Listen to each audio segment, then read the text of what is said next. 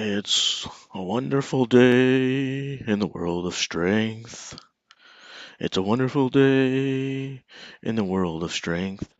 Except to those who are sitting there right now and listening to me sing, not a wonderful day for you. But for everyone else, it's a wonderful day in the world of strength. It's a wonderful day in the world of strength. Yay! Dun dun dun dun dun. Gonna watch a World's Strongest Man. Spreadsheets. Text on a screen. It's just as good, right? It's just as good. Yeah, it's just as good. Not quite, but I mean, it's what they give us. It's what they give us. All right. Wait for some of y'all people to show up. I'm here. I'm ready to go. I'm here. I'm not there. I guess, considering this is streaming out to the world, I am sort of everywhere. I mean, if I'm on your screen, I guess I am there. I'm Martins. Apparently, I am Martins. So, I'm here. And I'm there. And I'm everywhere. I'm Martins. I'm Martins. Except I'm not. I'm Jace, the Jace man of Jace Lift Strength. Waiting for some of y'all to come on in here and say good morning, because I have a feeling that a couple of you might. If you pop in here, say hello to us.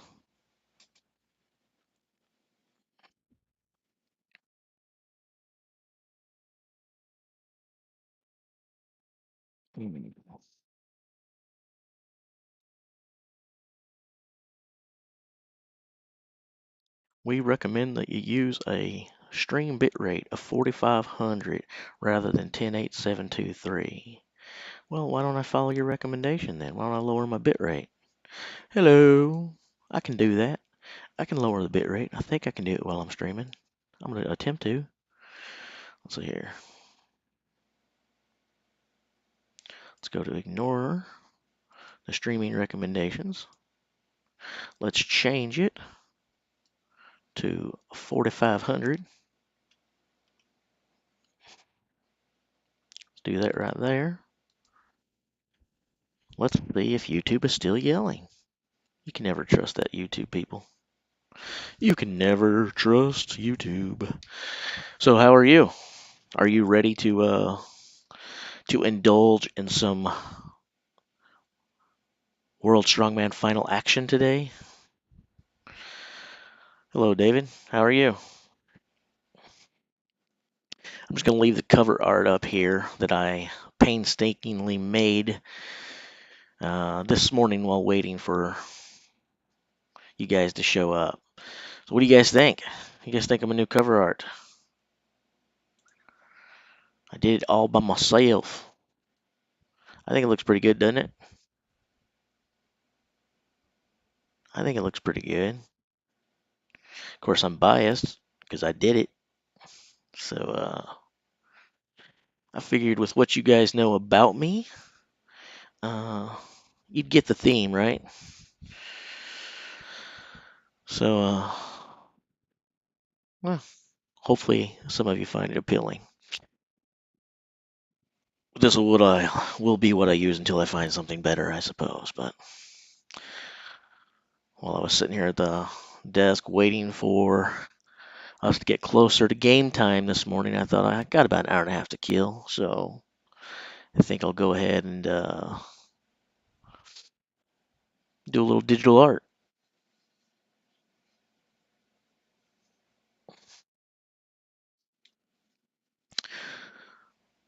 Um, I'm going to hold off on answering that until we get some more people in here, David. Someone yesterday gave us a wonderful idea, too. Obviously, we'll review what my predictions are again. Most of you probably have already seen them. But we're going to review my predictions for 1st through 10th, podium, all that wonderful stuff. But someone actually told us yesterday what we should do is we should go ahead and fill out the leaderboard first through 10th places before the results start coming in for each event. And I kind of like the idea, so I think we're going to do that. And and that's going to be interesting. So what we'll do is, I'd say probably at about, well, at 8 to 8:10 Pacific, because it's going to take a while for the results to start coming in. We know how it works. At about that time, we'll go ahead and we'll start discussing who we think is going to place in the NAC medley. And once we get all the results there, we'll do the same thing for the deadlift, and we'll keep doing that. So about each time each event should start, we'll make our predictions. It'll give us plenty of time to put the predictions in and talk about it before WSM tells us anything, because we know how they are. We know how they are. So, ugh. Hope everybody got a good night's sleep, because we're going to need it sitting here in our air conditioned homes, comfy chairs, with all of our beast hydration system. Eddie approved. Uh, those guys out there today, they've got to be wimps out there in the heat picking up heavy objects. Sissies. They don't have it hard like we do. We know who the real athletes are. It's those of us sitting here staring at screens talking about them. We're the ones that have it tough, right?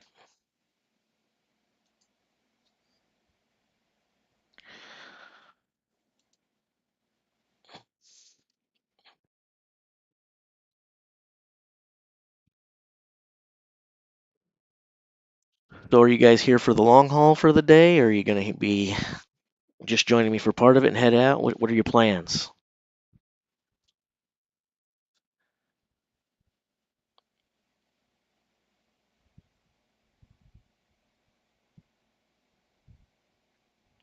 I did watch the Hooper interview with Laws.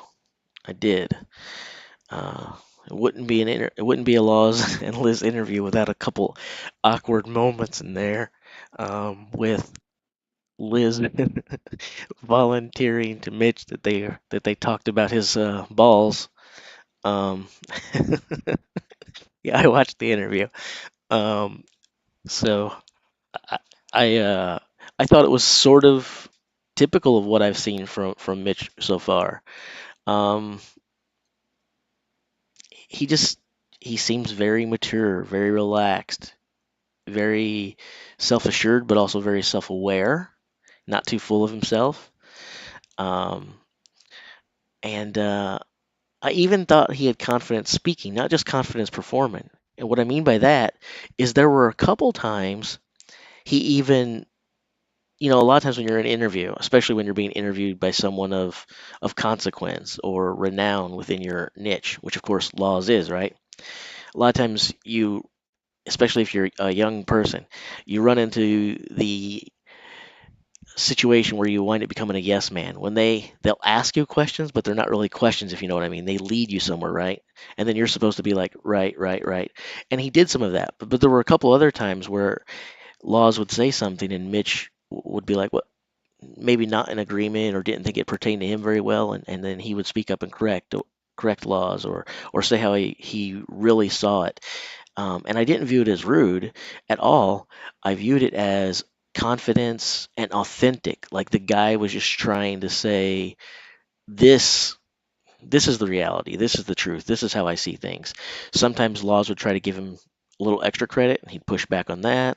Other times he would say, "Well, this is the way I see things," when maybe someone might have been trying to let him off the hook a little bit. So I I just loved him, and the guy seems incredibly real, incredibly genuine.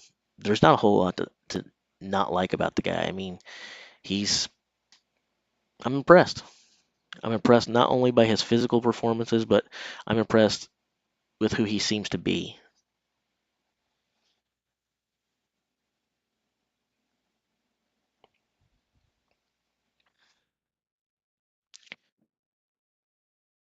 Oh,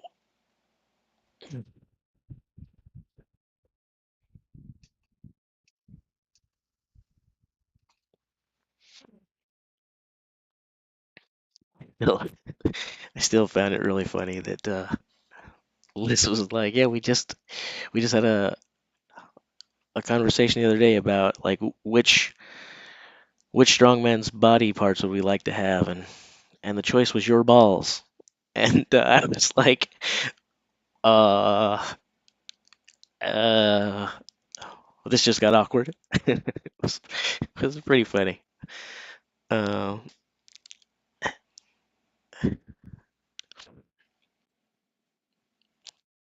I think the thing that made it, I think the thing that made that Liz's comment there even better, the thing that made it the best to me, not only was it an awkward, funny, engaging moment, but it was the fact that for 95% of it, it was a Laws and Mitch interview. Liz was nowhere to be found, and then she swoops right in at the end of the video and starts talking about Mitch's balls. And like, like that's the anti Liz that I know and we all love. That's fantastic. Uh,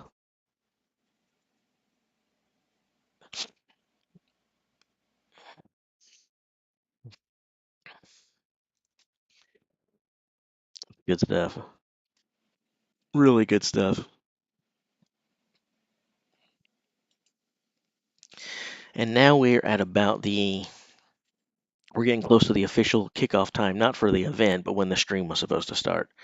I kind of was bored after doing my digital art, sitting here by myself, so I fired the thing up a few minutes early. Figured better early than late, right?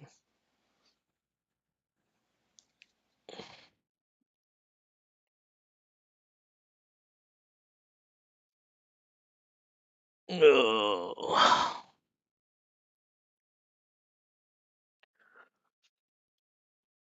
oh man. Has everyone got their water bottles close by? You better. Gonna need it today. You're gonna need it today.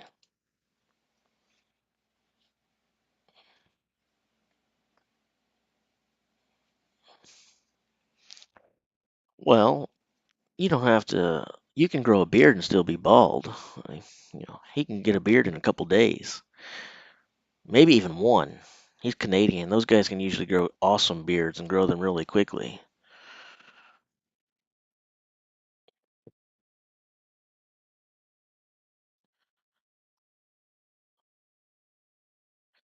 Yeah, that was one of the interesting things that I saw about Mitch with the interview too. They talked about it, and there are quite a there are quite a few of these things that he has never tried or has only recently tried or tried while he was out there.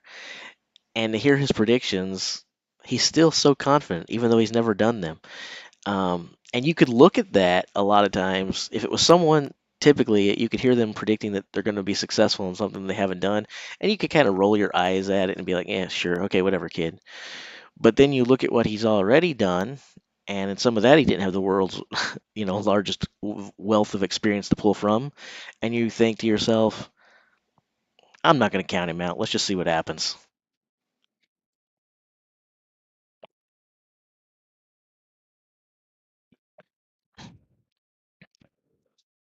Well, in a second, in just a second here, Dave, I'll go ahead and not just show the Canadian predictions. I'll go ahead and show exactly how I think that all 10 spots are going to fill. And actually, we got 15 minutes or so to kill before things kick off. I actually posted a short little, I think, 6-minute video. I think that was that one. Could have been the other one that was 10, but either way, we got plenty of time. There's a video where I go through who I think is finishing where and why that I posted last night if you wanted to check it out as well. But we're going to go through the same material in just a minute. So, whatevs, whatever you prefer.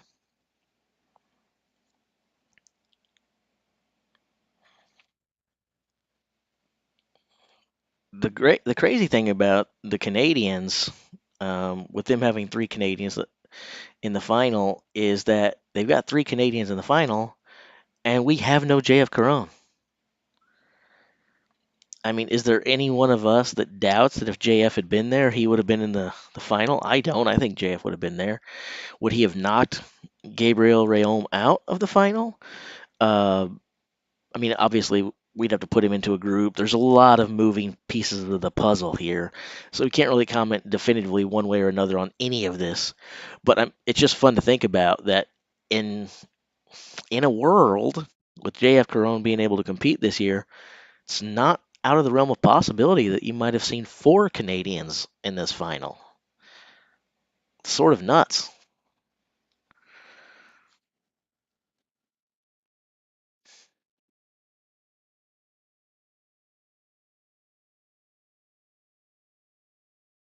Oh. I'll go ahead and open up some files on here that I can share in just a moment. All right.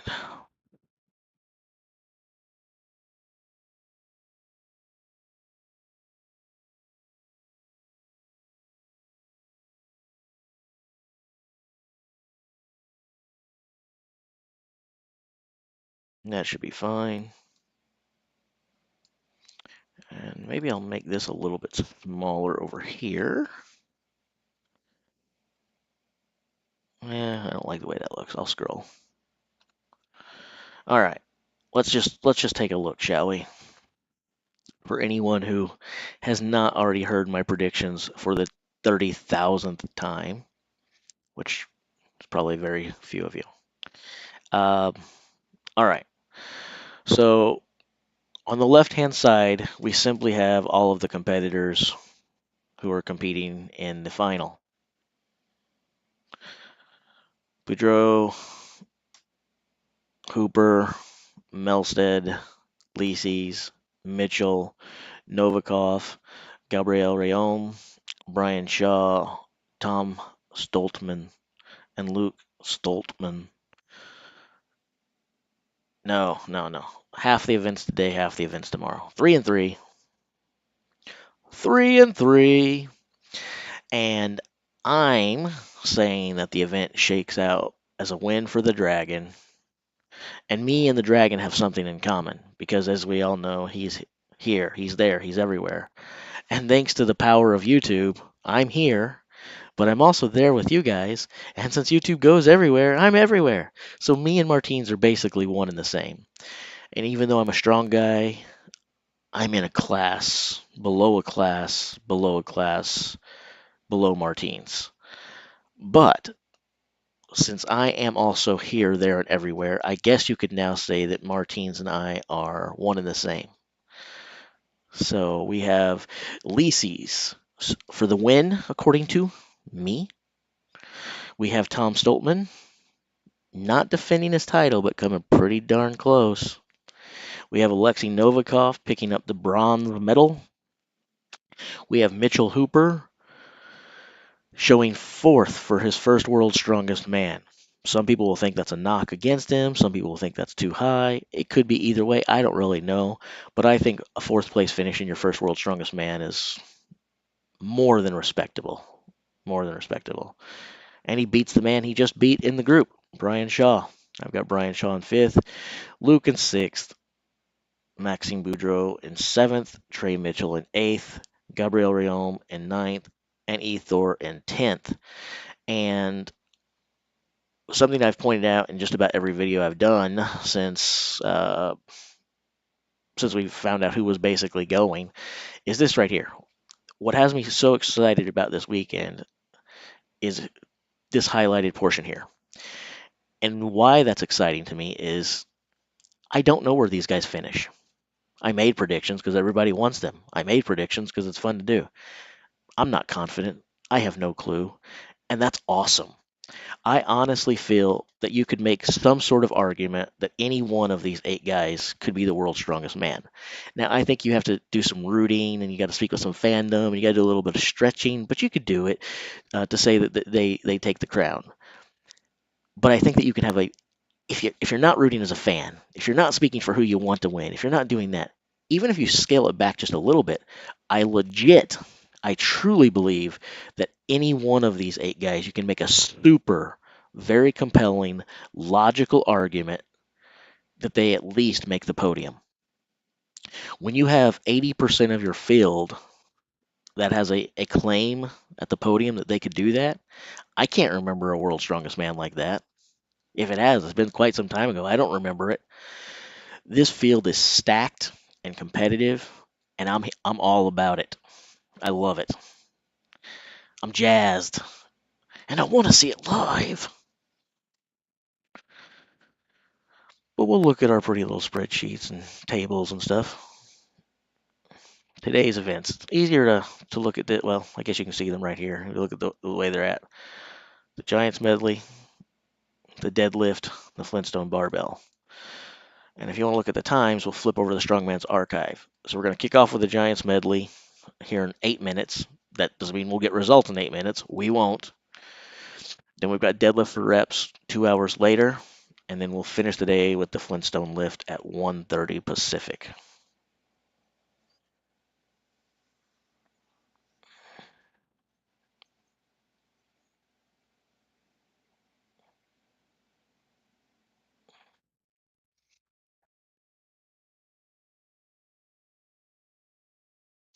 This is going to be fun. This is going to be the most fun a bunch of people can have staring at a screen with very little movement. And basically, I'm that movement, and I don't move a ton. Mitchell Hooper may be an endurance athlete and may like to move a lot. This guy doesn't. I'm pretty much stagnant and stay still. So we're going to do something better than my prediction of who wins each event. Before we start getting results, we're going to actually attempt to place all 10 people in each event. And what we're going to do is I'm going to turn it over to you guys first. Let you guys talk, let you fight amongst yourselves. I've been taking the lead all week long. I'm going to do it a little bit different today. I want to hear more from you guys. I want this to be as much your show and your channel as it is mine.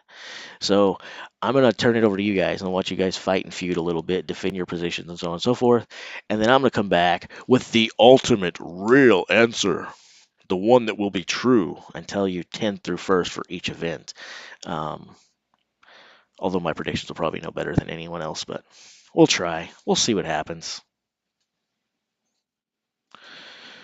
In a couple months.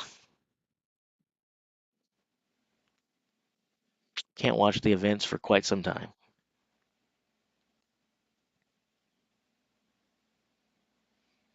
It's rather ridiculous.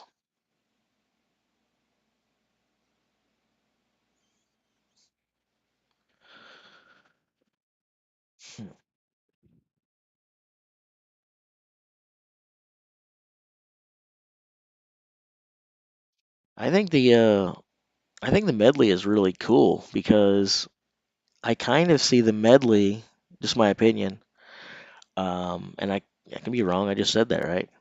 But I kind of see the medley as being indicative of this entire final. What I mean by that is just like I think the final is wide open and it's almost anyone's game, I sort of view the medley in a similar capacity. Maybe not that every one of these guys can win it, but I think there's a lot of things that could happen here in this medley. The medley to me is we're starting off with a very very good first event for a stacked field that's going to be a highly competitive weekend because I think the medley plays perfectly into that.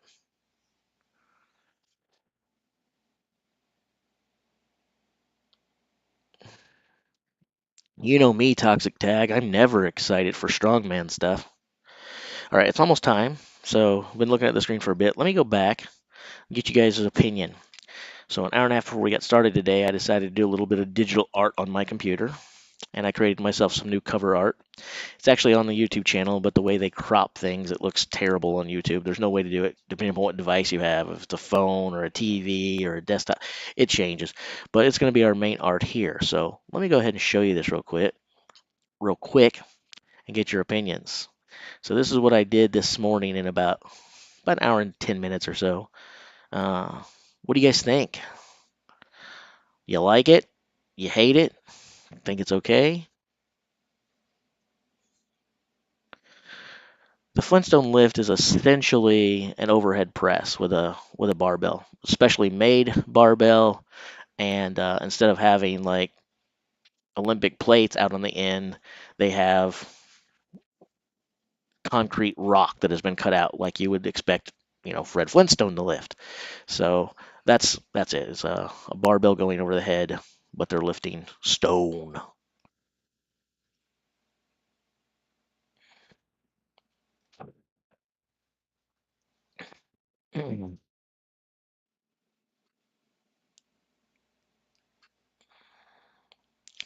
Sheriff Bullet's wasting no time. I said we're gonna let you guys make all 10 placements and fight amongst yourselves. I thought I was going to drag it out of you. Sheriff Bullet says no. I'll give you my 10 predictions right now. Um, wow.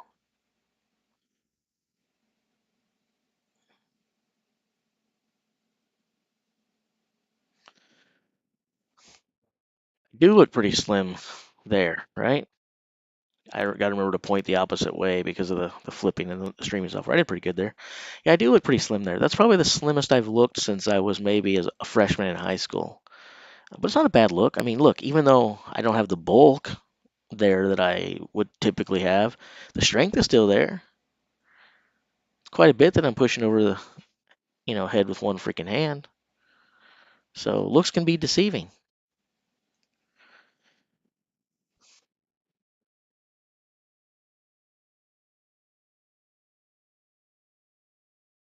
All right. So we see Sheriff Bullet is going to giving those results more than once. So very confident. Spam the channel with them.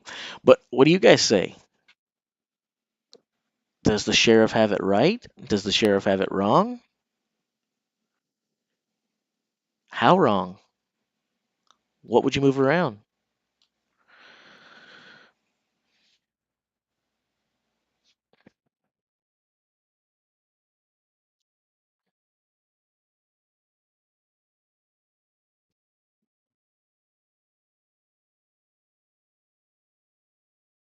All right, let's go back over here. So we are all here today for what? We're here to see these 10 guys square off in combat, but not fisticuffs. Move heavy stufficuffs. That's what we're here to watch these guys do. Move heavy stufficuffs, which is a very extinct dinosaur, I think. It's close relative to Dino, I believe, which is why the Flintstone Lift is in the final. I believe there's some sort of sponsorship going on there. But anyway, we're going to see Brian and Martins and Alexi and Tom and Luke and Max and Trey, Gabriel and Eythor and Mitchell.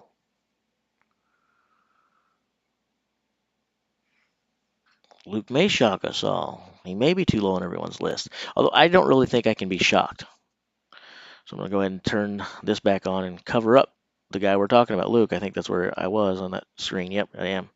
So I'm going to talk about this real quick. I don't really think it's a shocker if he does well because I've already told you what my prediction is, and I think most people agree. Most people agree, not with my predictions necessarily, but with what's highlighted here. Remember, my running dialogue right now is that any of the gentlemen that I have in these first 8 positions are capable of going out there and winning the dang thing. Some a better chance than others, of course. But once we get away from that first position, I think just about any of these 8 guys have a legitimate shot at the podium for sure. So even though Luke is 6th on my list, I am publicly claiming he could be anywhere from 1st to 8th. So if he comes out there and wins the whole dang thing, I wouldn't consider myself shocked, maybe surprised, maybe look a little foolish because it would totally ruin my podium predictions. But I'm not going to be shocked if any one of those guys do it. The only 2 guys that really have the potential to shock me today are Rhéaume and Melsted, I believe. And same for tomorrow, really, basically. But anyway.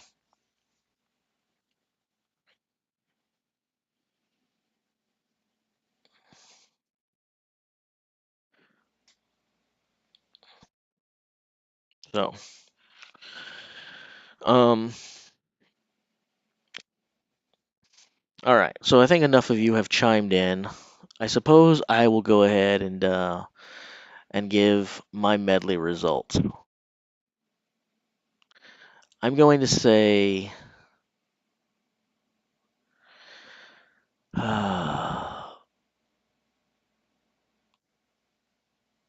oh man, what am I going to say? um, gosh, man, these are so tight. Um, mm, you guys don't really care about my opinion. I'll just keep your opinions out there, right? You guys don't want to hear from me, do you? I'm trying to get off the hook. Are you guys gonna let me off the hook? You guys don't want my opinion on the first event, right?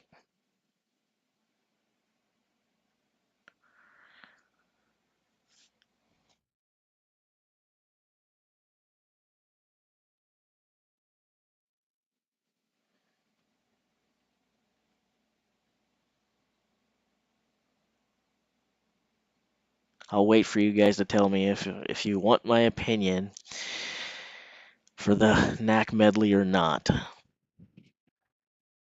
But I'm trusting you guys will go, no, we can just talk about it amongst ourselves, and I'll be like, that's a good plan. I agree with that.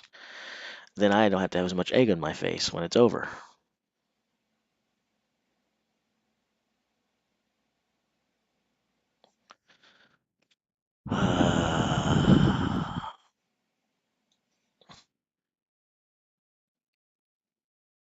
Okay, I'm gonna say Novikov, Licis, Hooper, Novikov, Licis, Hooper, Tom,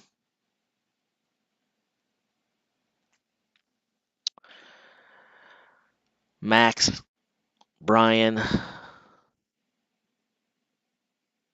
Trey, Gabe, Eythor. I'm not sure I got everybody in there. I should have been making little notes along the way. I think I got them all. Did I get all 10 or did I leave someone out?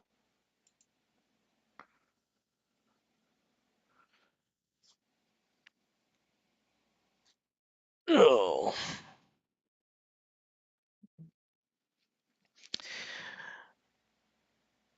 Stop calling me Shirley. And don't call me Tom either. And definitely don't call me Tom Shirley. I didn't say Luke anywhere. Well, it's not my fault. Shouldn't have your brother in the competition with you. It makes it too hard to remember who's in it. Just stick Luke in there somewhere. Because if I go back and tell you the positions again, they're going to be different the second time. Not just they're going to be different for me to put Luke in there. They're going to be different anyway. My first one and two are going to be different. I don't have a freaking clue, man. I don't have a freaking clue. I I enjoyed picking the qualifiers more. I think that was well, with the exception of Mitchell Hooper. In many cases, it was easier. Mitchell Hooper made sure that it wasn't very easy. Um, he blew up everybody's bracket right away. But I'm so excited about today. I don't really care about my picks. I'm excited to see some stiff competition.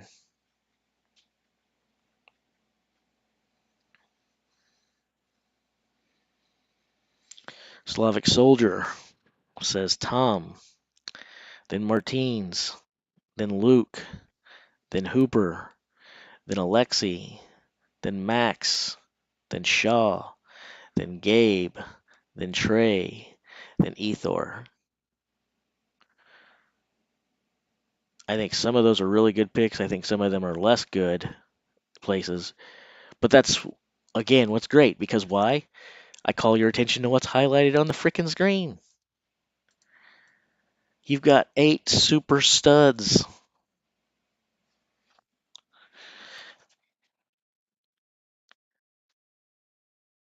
When people are like, saying, this is definitely going to happen, or this is surely going to happen, like our sheriff right here, I pretty much know that they're way more confident in their picks than they should be. This competition is way too close to feel confident about picking in any round, in my opinion. And that's not me complaining. That's me doing the opposite of complaining. That's why I am giddy. I'm like a little schoolgirl right now. I'm so happy that I don't know what's going to happen. In the past, when I've watched the World's Strongest Man, most of the competitions, my predictions have been eerily accurate, scary good.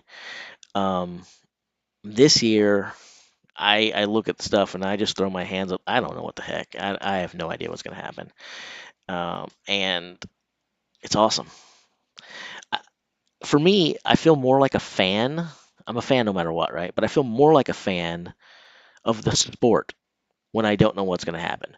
When I know what's going to happen, sometimes you feel like you're more of a fan of a specific athlete or two, even if you don't mean to be. Like I know a lot of people, most people, in fact, have their favorite guy or two, the people they root for.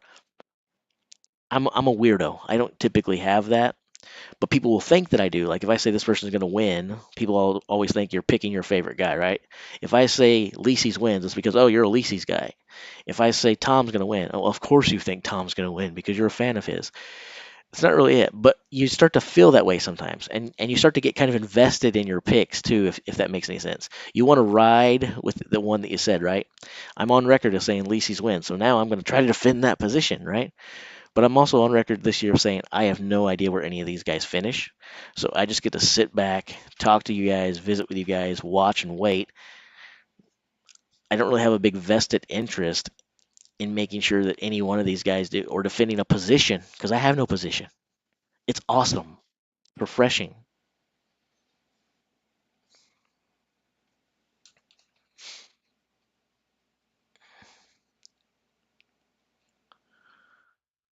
Let's see. Toxic Tag is picking Luke first overall, then Tom. So you're giving both of the Stoltmans first and second place with Luke over Tom.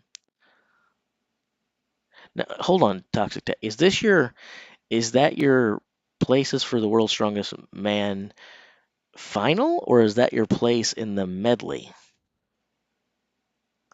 Either way, I'm interested in your picks. I'm also curious.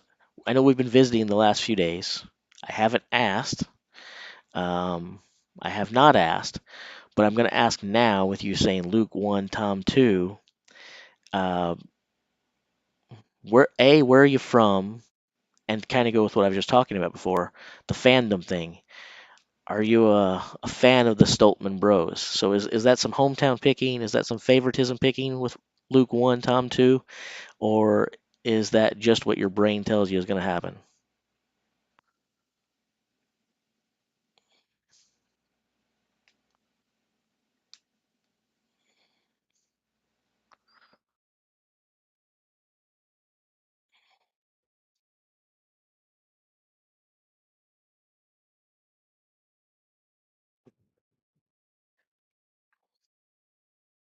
I'm going to move this over just in case something starts popping in here. And of course, we're going to go back here as well.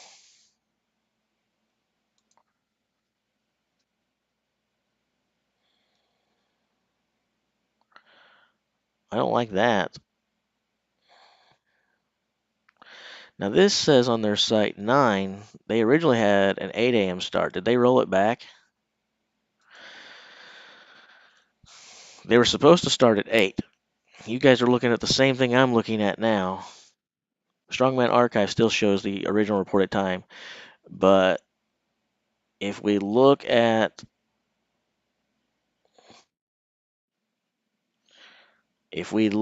what's on the official The World's Strongest Man site, it says 9 a.m.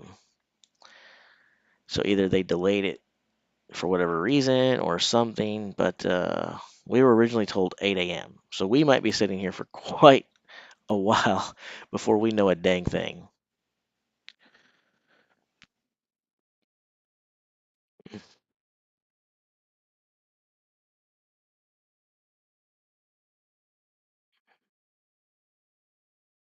So you're a Scot. Yeah, so say no more. It makes total sense that you have Luke and Tom 1 and 2. Um, and hey, man, for your sake, but mainly for theirs, not really for your sake, but but for your sake, I hope you're right. I hope your Stoltman bros do it.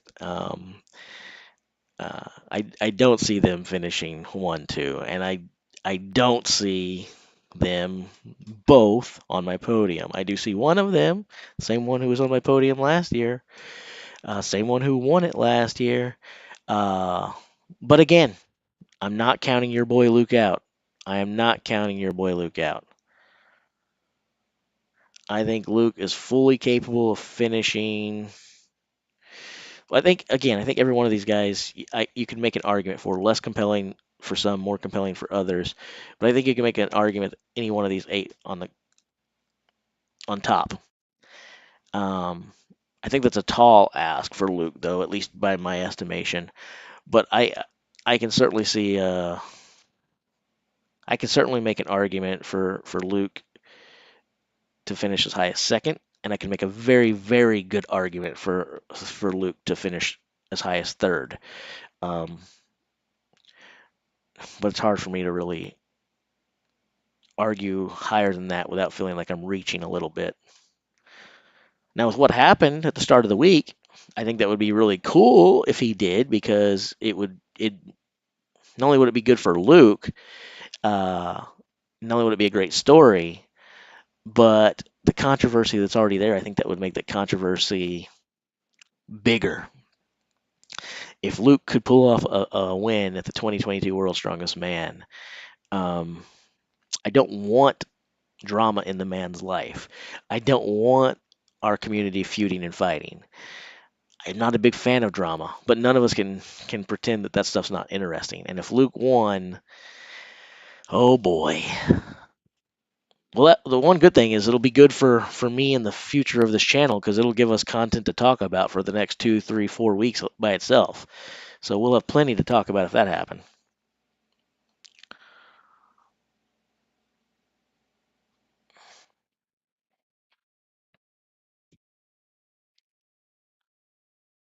How old is Luke now? Is is is he 38 or am I making him older than he is? How old is Luke?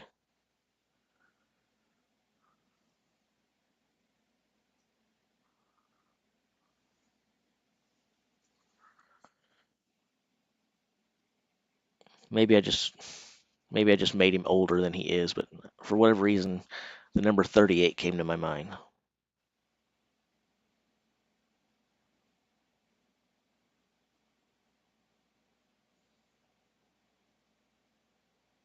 It's probably too old. I don't know.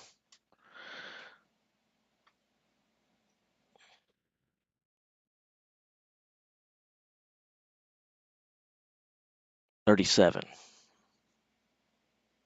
Well, I guess I didn't age him much then. Okay. All right. 37, 38 puts him kind of in the same ball game. So I guess I would say this. When you say Luke can win, but the wrong events this year, I don't necessarily know that I disagree with that. But whether he's 37 or 38, um, if he's going to do it, he needs to make it happen this year or next at the latest. Because as we all know, it doesn't get easier. It doesn't get easier. Even when the events favor you, the older you get, the events might favor you, but the calendar doesn't.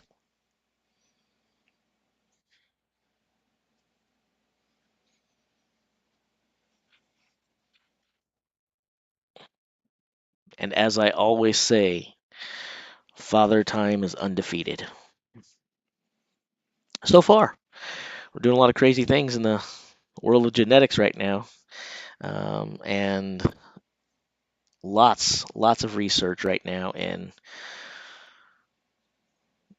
age manipulation and fighting the process of aging and even reversing the process of aging. I think if I was born today rather than 40 plus years ago, my life expectancy would be quite shockingly different.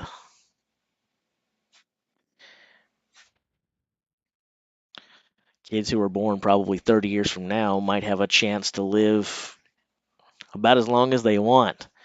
Not that they can stop aging at that point, but they can probably reverse it to the point where they can slow it down enough that there'll be another advancement in 20 years that they can take advantage of. And by the time they've bought themselves another 20 years, in that 20 years, there'll be more advancements and so on and so forth.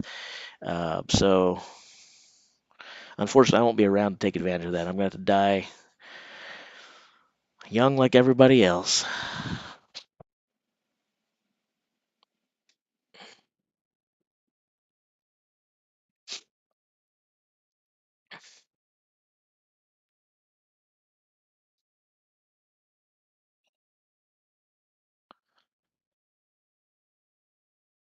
Does anybody know what time Laws and Liz are scheduled to start their stream today? Because I thought I might not abandon you guys for them. We're here for the long haul, but I kind of wanted to dip in for a second, so you guys will see me stream his stream for just a second. We're not gonna go over there. You guys better not leave me for that either.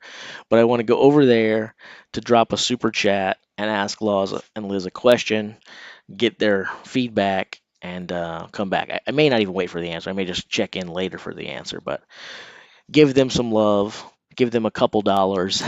Not that Laws needs my money, and uh, and I want to ask a question.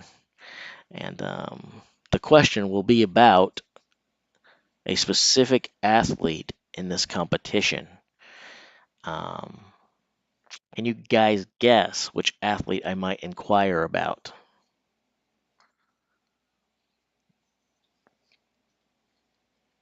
Mm. Are they on now? Let's see here. If they are, I might go ahead and spend a little money now. Uh, it helps to spell YouTube. Don't ask what I just typed into my browser.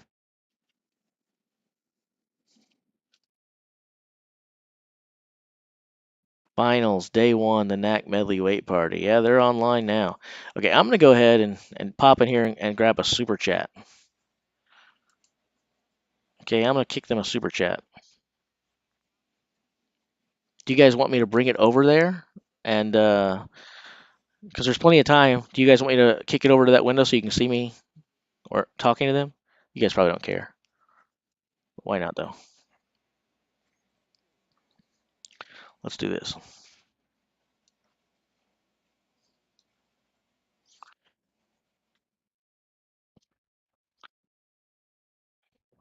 I'm gonna mute Laws and Liz, even though I like to hear them, because I want to talk to you guys. It's kind of weird to talk when other people are talking.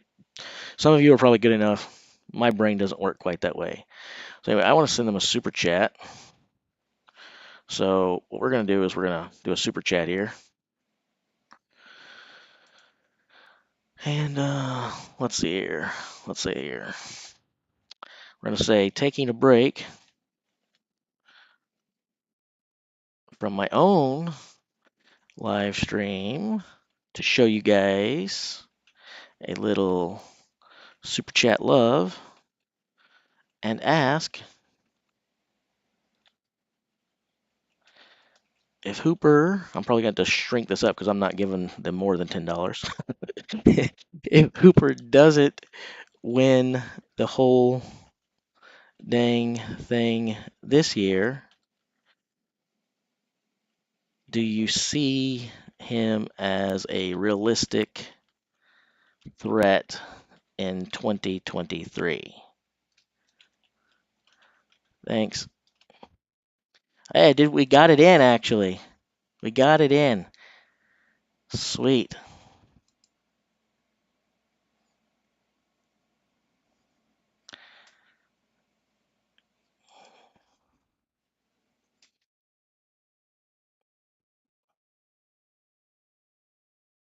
Investing in still viewers away, Cosmic Brain.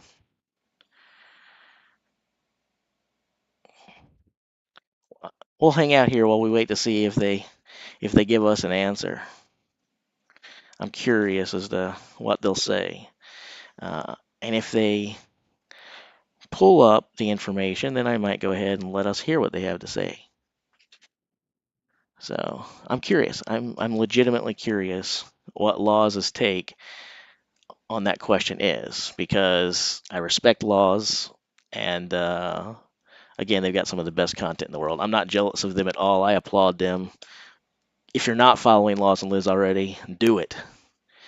I'm not trying to poach off them for what you. No, you feel free to leave me for them if you want to. That they have great content. I don't mind, and I have the utmost respect and admiration for Big Laws, and you know he's done just about everything there is to do in the sport, with the exception of win the world's strongest man. So I feel like he can speak more intelligently as to what it takes to be the world's strongest man at this, than I can. I can speak about strongman in general and what it takes to succeed, of course I'm passionate about the sport, not just because I train and do little things, but because I just love it, right? But I do. Um, I'm mainly speaking as a fan, right? Laws gets to bring a completely different perspective to things than I do. So, um, 9 more before me at the moment. Well, in that case, John, if you're watching, can you do me a favor, pal? Will you let me know when it gets back down to 3 or so? Because I kind of want to keep it on the um, spreadsheets in case something comes in and maybe they do start at 8 like they were supposed to instead of 9. So I'd rather keep it on the results screen because I don't want to miss something while they're talking. But can you let me know when we get close?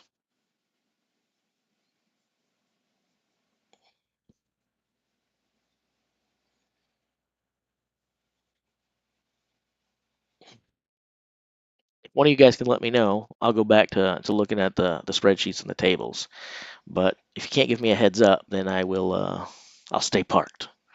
All right, then I'm going to go back to the tables because I do not want to miss anything that comes in. And I'm glad I did. Look, results are coming in. So they did lie to us.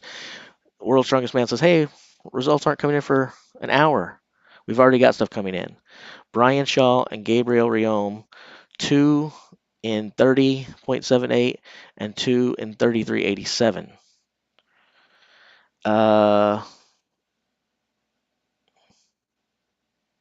Uh-oh.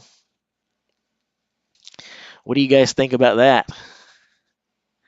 2 implements. 2 implements.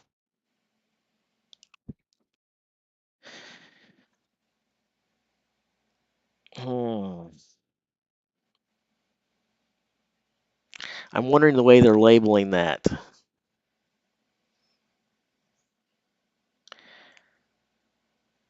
From what I was told, they're loading 2 boxes and then taking it there. So at minimum, from what I would be expecting, that would be 3. Unless my understanding is wrong or the way the reporting is wrong. I'm not sure the answer to that question, Toxic Tag. I'm I'm wondering though, because if the final has started with Brian failing to actually complete it, um, oh boy. If that's the case, I'm not stepping out and saying the case until we see some more names pop up here and I can figure out what's going on. Um, if that's the case, though, this will be adjusted really, really quickly, really quickly. Um, and I'm not wishing ill on Brian. Not has nothing to do with my rankings. I want all of these guys to kick butt. I could understand is I can make an argument that they could say 2 implements. The way it was explained to me what they were going to be doing, I would have expected to say 3. But I guess you could say 2 implements. 1, loading it up, and then 2, hauling it over there. Um, so, I guess you could make an argument that that's 2. For Brian's sake, I hope it's 2. Down to 3. All right. Uh, we're going to go back.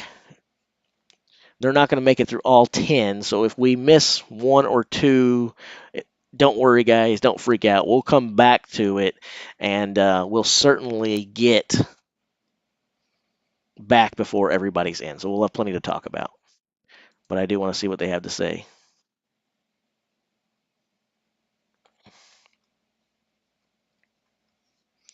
So let's see. Bromspad. If they're talking to Bromspad now, where is Bromspad at?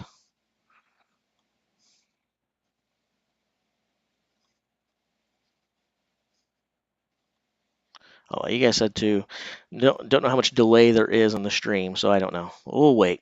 Hopefully it hasn't already been addressed.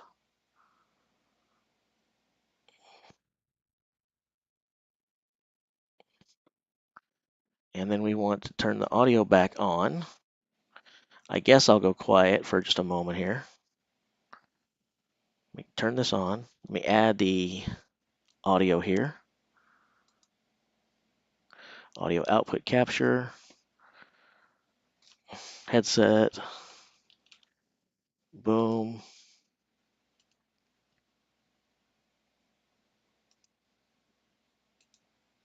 And we should be able to hear what they say now. And then we've got Jace Love Strength. Thank you for the super chat. Taking a break from my own live stream to show you guys a little super chat love and ask, if Hooper doesn't win the whole dang thing this year, do you see him as a realistic threat in 2023? Thank you, Jace. That's very kind. Thank you for coming to join us, Jace. And yeah, absolutely. How can we say no now? Like, you know, with more experience and confidence, as long as he can keep his body safe and injury free, then there's absolutely nothing to suggest this man isn't going to be in contention for the title. I just want to see him around, see him do lots of competitions and compete with all the other top guys, and we'll really get a good idea of how good he really is. Definitely. Matthew Payne, thank you for the super chat. Is there a final event which you think we're going? All right, there you guys have it.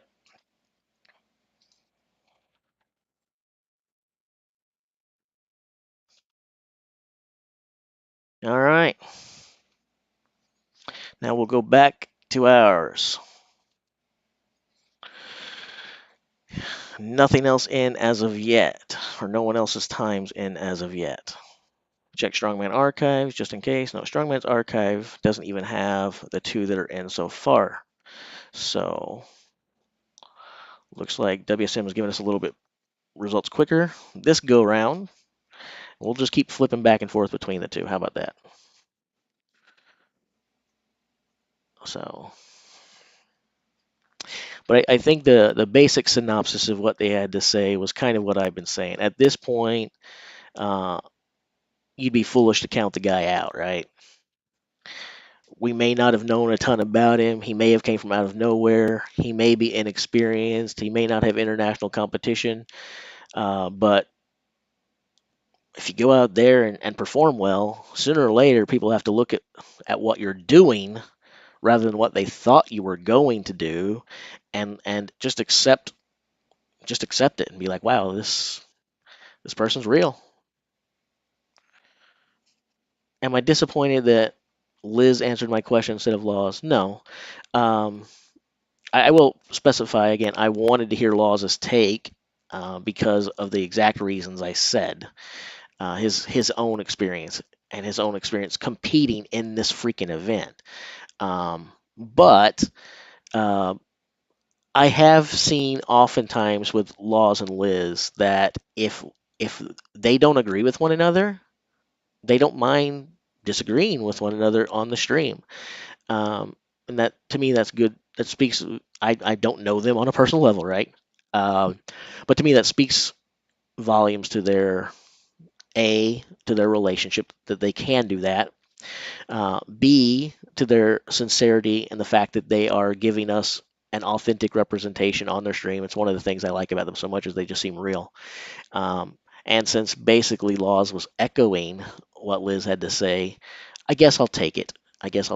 I did specifically want to hear Laws' take. Yeah, again, you're keen observer. I did want that because I wanted that World's Strongest Man competitor thing, but I will assume that his nodding along and saying yes, exactly, and so on and so forth I'll assume that's that, and perhaps that is even an element of what they have talked about one-on-one, right? Maybe Liz spoke what she and Laws have talked about when the cameras aren't on. Does that make any sense?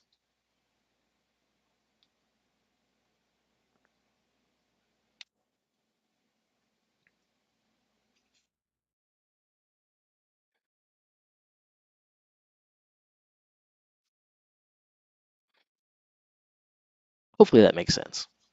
But no, I'm not. I'm not overly disappointed. I did want to hear Laws' take, but I'm happy with that. And again, I love their channel. They've given me great entertainment value and uh, and a lot of insight. And I may have even stolen a line or two from them. so I didn't mind handing them $10. How's it going, Peter?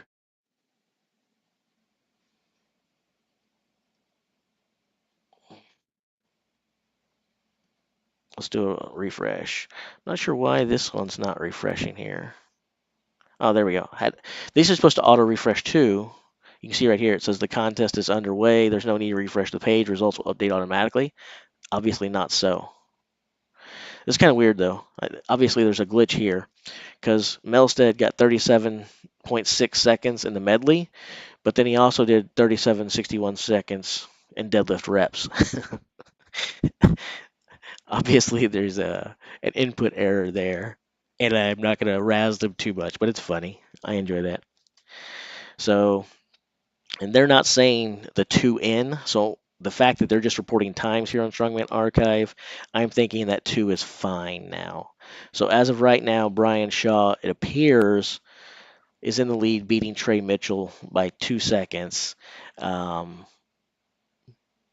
the quicker feet are still to come, right? Our speedsters are still to make an appearance.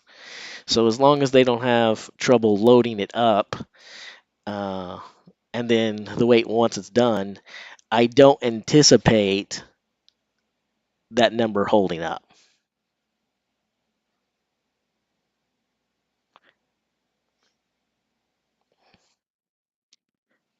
He's on top right now, but I don't anticipate that number to hold.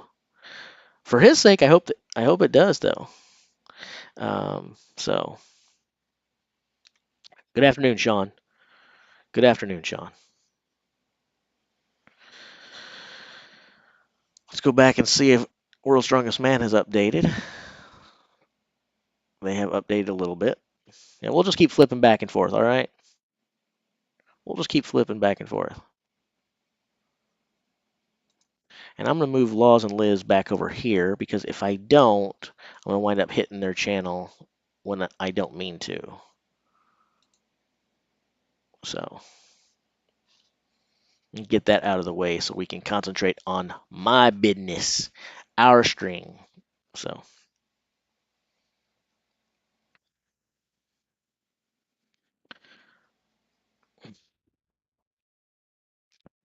what's your thought why Mitchell Hooper performed so well till now? His athletic background, his strength, talent, mindset, academic knowledge.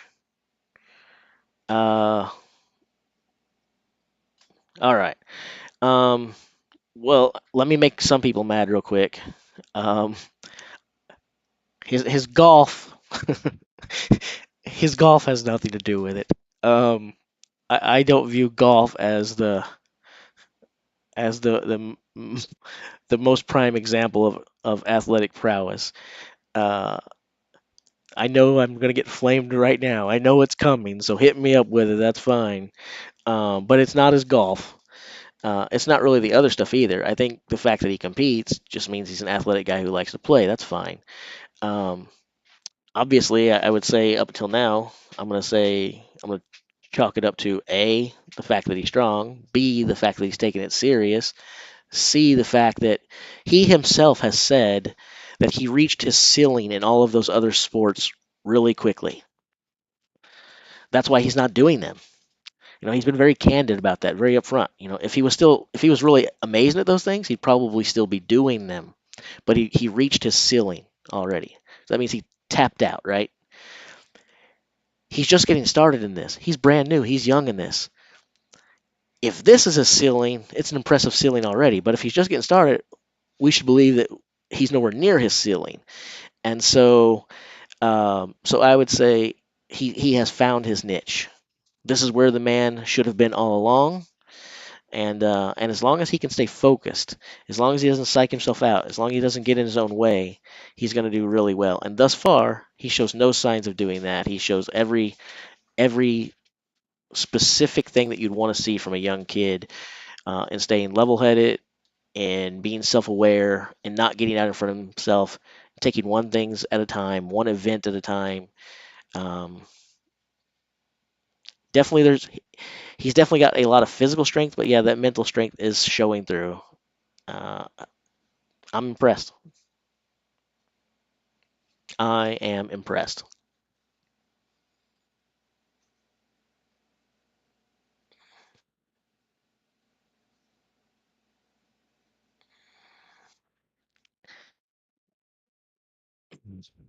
I'm sure he did say that golf was great for his spinal rotation, but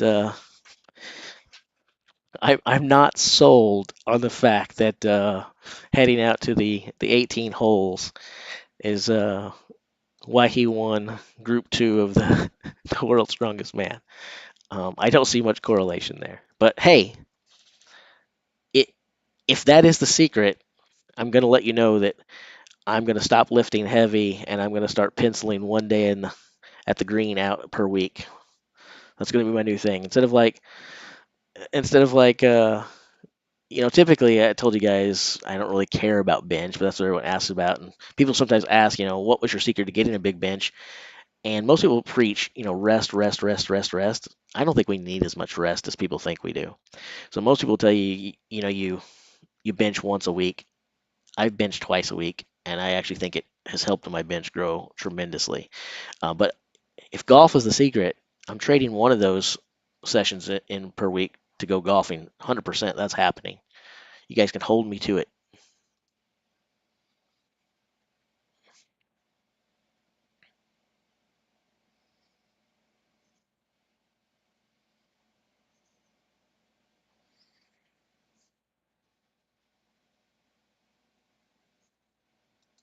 I would say he's basically come from nowhere, Sean.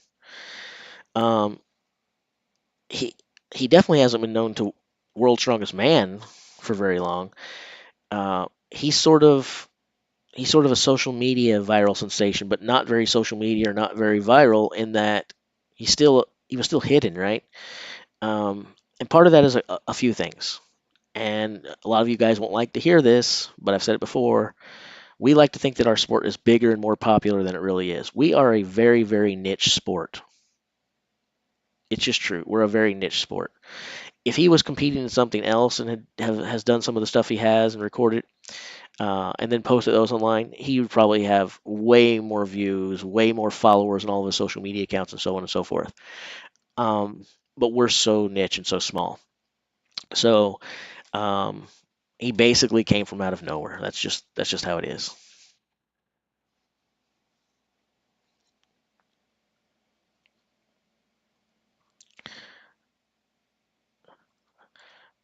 Are you get? Did you just get a result? Yeah. Okay. So takes over first place. But yeah, I like the way John worded that better. Into the lead. I don't really want to say takes first because I don't think that time holds up either.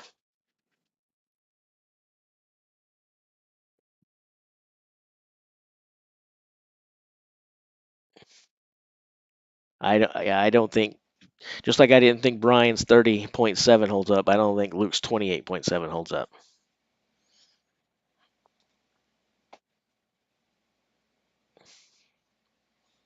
Maybe I'm just expecting all these guys to come out here and do something otherworldly because of what we saw in the qualifiers. What an impressive qualifying week we had.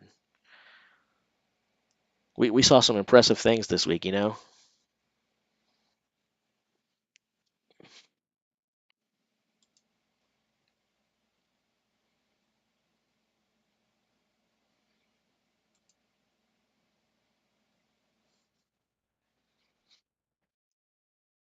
Hmm.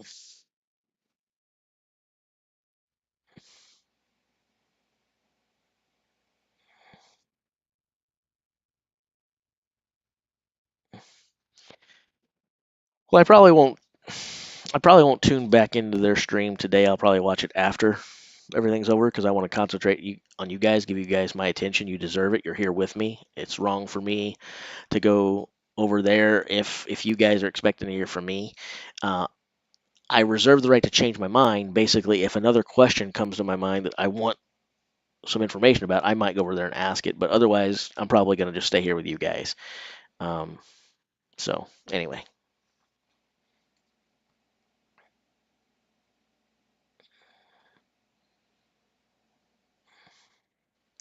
who do I predict wins this event?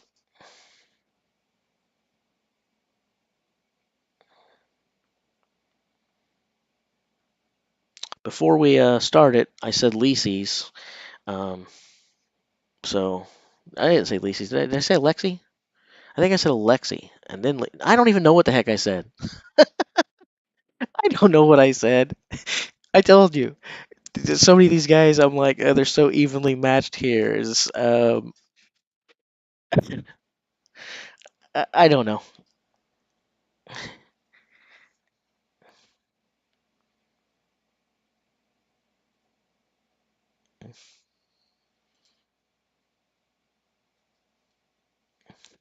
Your English is great.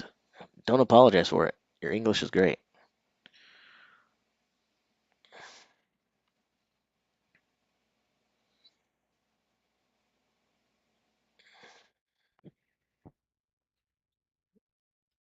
All right, if I said Alexi, then I'm sticking with Alexi. Now someone says I said Licis. So you guys don't even know what I said either. Here's my new pick. I'm sticking with this one. I won't change my mind, okay? I think that the winner of this Giants medley will either be Luke Stoltman or Mitchell Hooper or Martins Licis or Alexei Novikov or Tom Stoltman. That's my final answer. Either Luke Stoltman or Tom Stoltman or Mitchell Hooper or Martins Licis or Alexei Novikov. And I won't budge from that. One of those guys is going to win this event. I I do not think that Melsted, Max, Gabriel, Trey, or Brian Shaw are going to win. And you can hold me to that.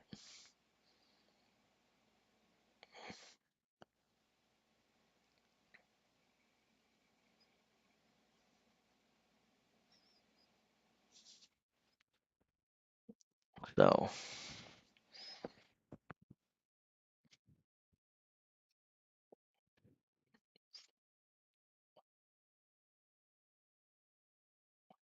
all right, guys. Yadav official, please Parmot me.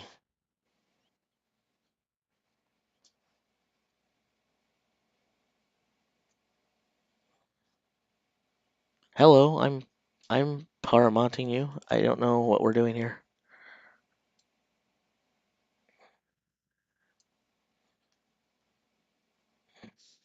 Oh, we might start getting spam soon.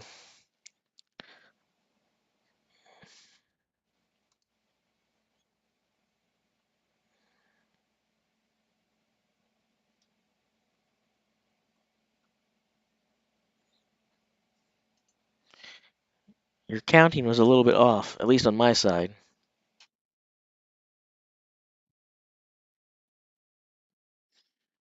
You might have got it right.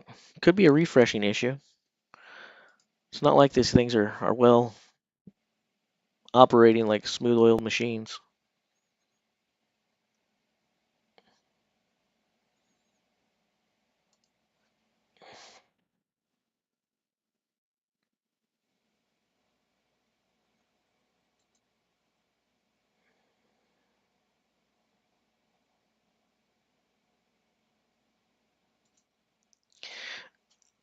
So are you trying to get people to leave this stream and go to yours, Mukesh? Is that what you're doing? I mean, I guess on one hand I don't mind, but um,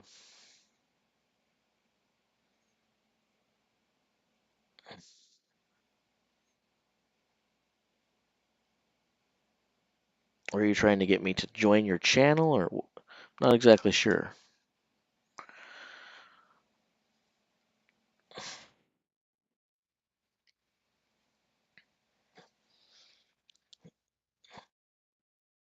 We are waiting and waiting and waiting some more. By the way, guys, if you have not liked and subscribed yet, this would be a great time to do so because you're not doing anything else right now, right?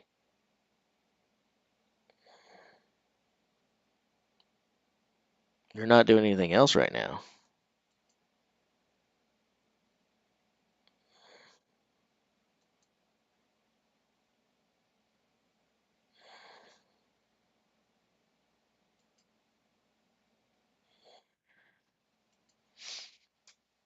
So, staying here with my fellow Americans, thank you very much. There's only a few Americans here. I think we're a very international group. That's pretty cool. There's probably some Canadians here. I mean, there should be. They should be rooting their guys on. They got a stacked lineup, right? I can't see through my glasses at all. Any of you guys out there wear glasses, and do you have the same issues I do, where it seems like if you clean them, 2 seconds later, you look at them again, and the glasses look at you, and they're like, "You've never cleaned me once in your life, bro." I can't keep things clean. I feel like if I clean them nonstop, 24 hours a day, 7 days a week, they would still be filthy.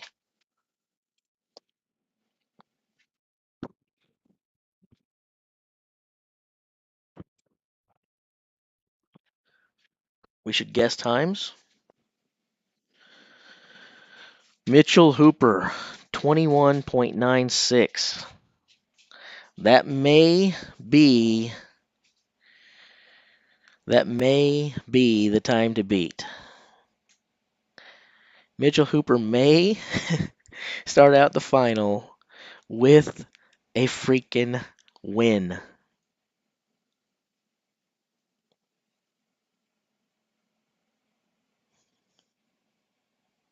This is crazy, man. This is crazy.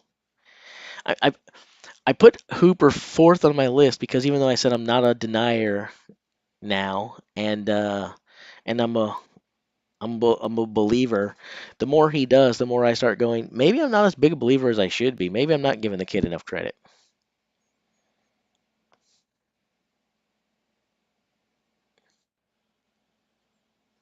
That's just crazy. So Licis and Novikov are the only guys who can come in here and change that now. And back here in World's Strongest Man, it looks like they still have Brian Shaw on top. So they're really slow to change this.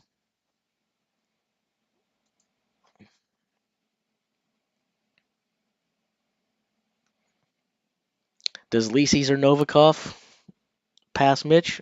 What do you guys think?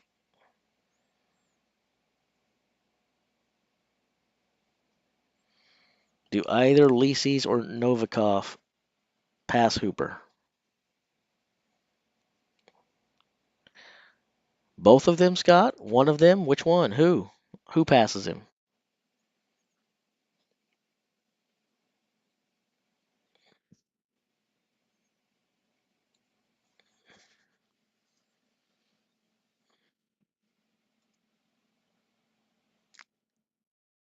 It didn't need to refresh. Just came back. They're just slow.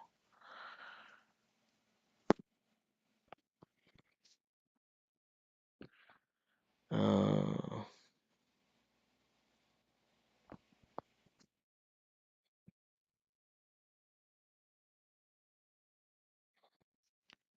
I don't actually find Martins to be very slow, but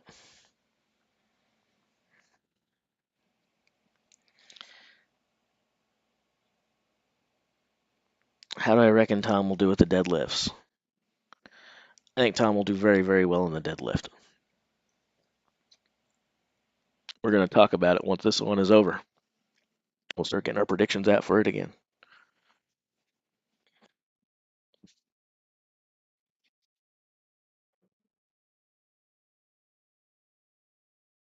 Is the running order based on group points total for this first event? Probably, but I don't know that. Yeah, Martins is not slow, not in my opinion. He may be a little bit slower than he was before adding about 30 pounds of bulk. But I mean, he's still he's still one of these athletic strongmen. He's one of the newer breed. It isn't just about mass for the sake of mass. He still wants to be athletic, and he still has a motor. I would not call Martin slow.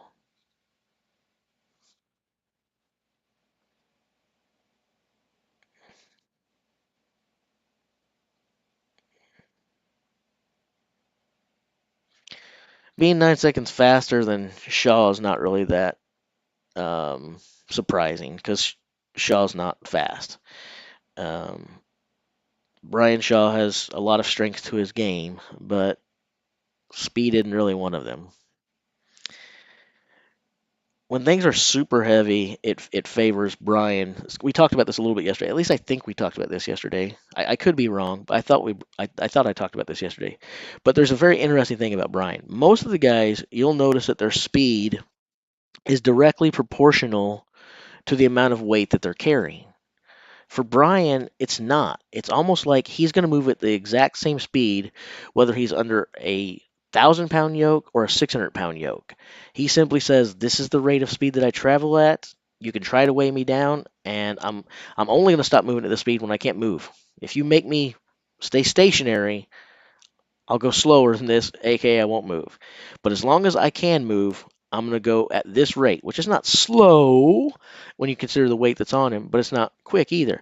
But you start taking weight off of it, he still moves at the exact same speed, whether it's a yoke, a farmer's walk, or just about anything else. He just kind of has his rate of speed, and that's just the rate he goes along at, and the weight doesn't seem to really change it too much.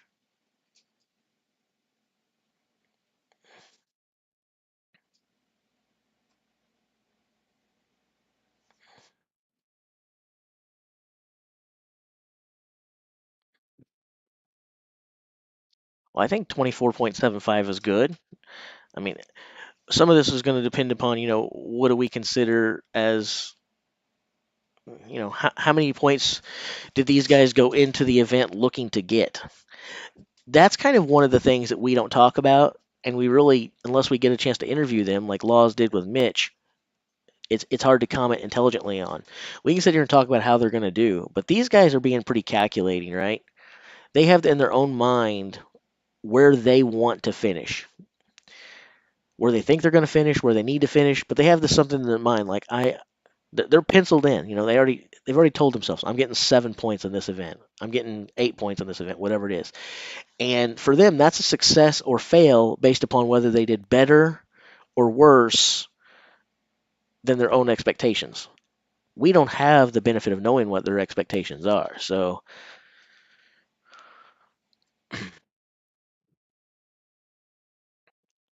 the second event will start um, pretty quickly after this one.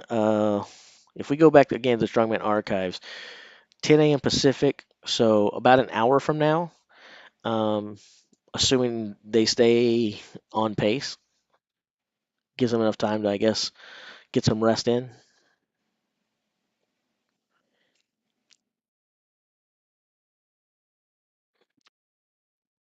Martinez. I'll assume you mean Martins.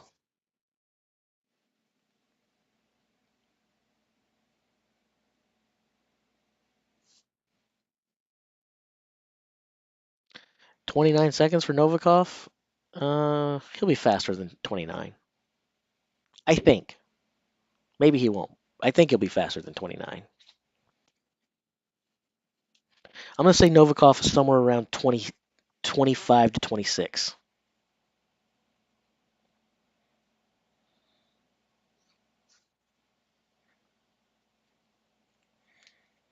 Some of it may depend upon, too, how tactical he is with those boxes.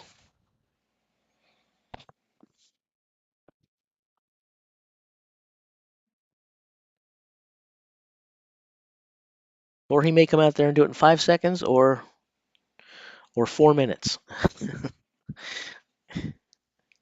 The truth is, not a single one of us here have any clue what's going to happen until it happens, right? That's why they actually go out there and do this rather than do it in the mythical world. Although since we're not getting to watch and we're just getting to look at spreadsheets and tables, it feels like we're as much responsible for their success as they are.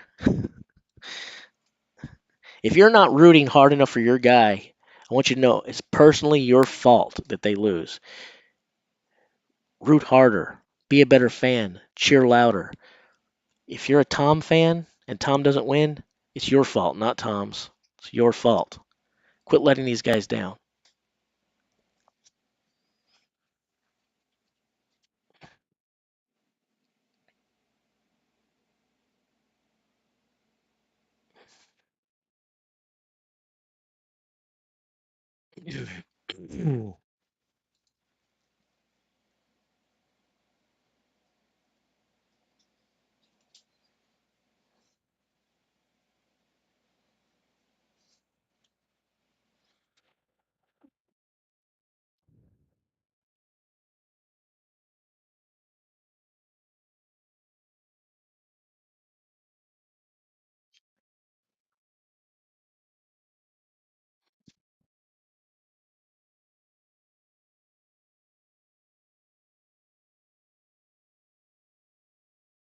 Let's see here.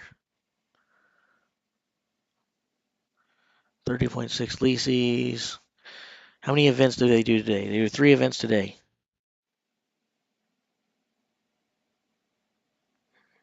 Yes, correct. Strongmen are only as strong as their fans in summary. That's just factual.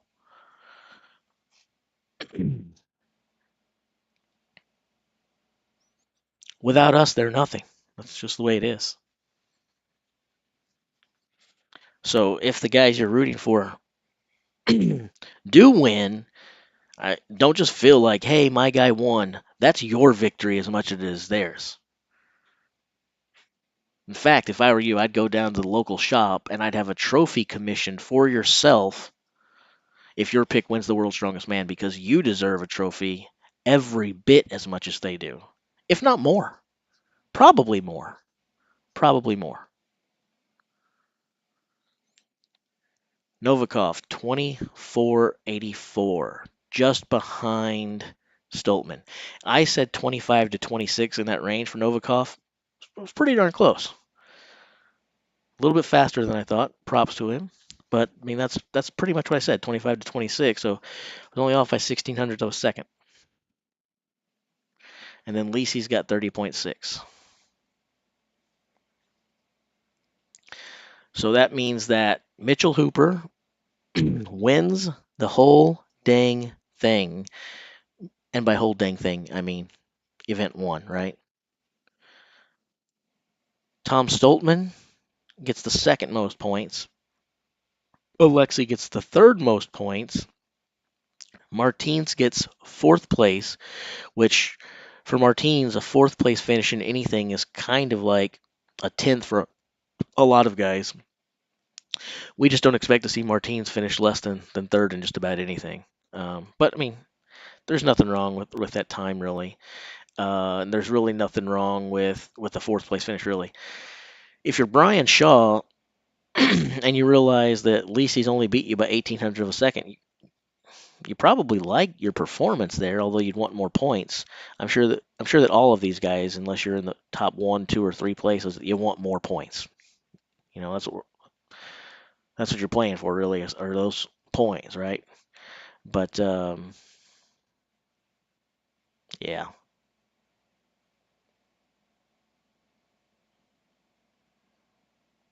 Now they just took Alexei's time off there.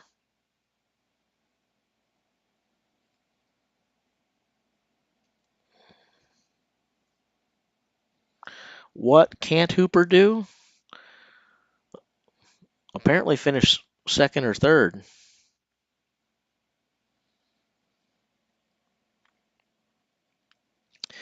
Mitchell Hooper is the new Tim Tebow, and now there's going to be this great ESPN jingle about him. All he does is win games. All he does is win. Do you guys remember the Tim Tebow "All he does is win" jingle?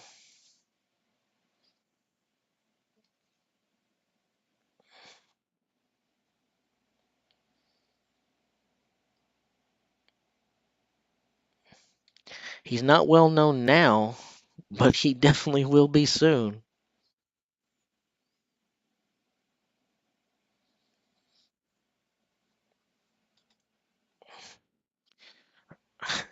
I'm having fun watching the Strongman Archives folks have trouble with their spreadsheet.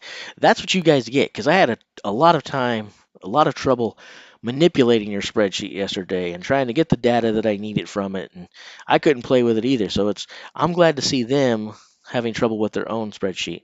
That does my heart a bit of good. Not that I'm petty, not that I wish ill on people, but to watch them struggling with their own spreadsheet after the trouble that I had with it yesterday, I'm getting some kind of sweet satisfaction out of it.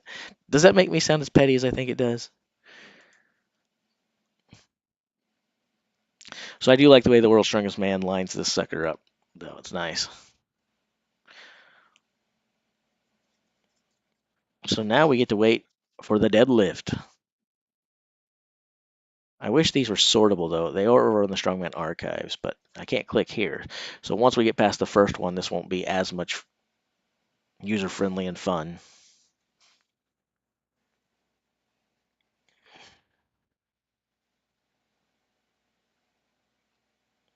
Can I go to which page?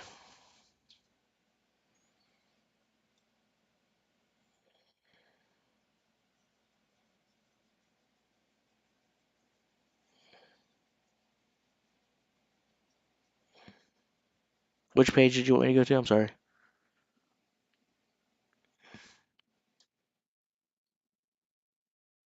All right. Yeah.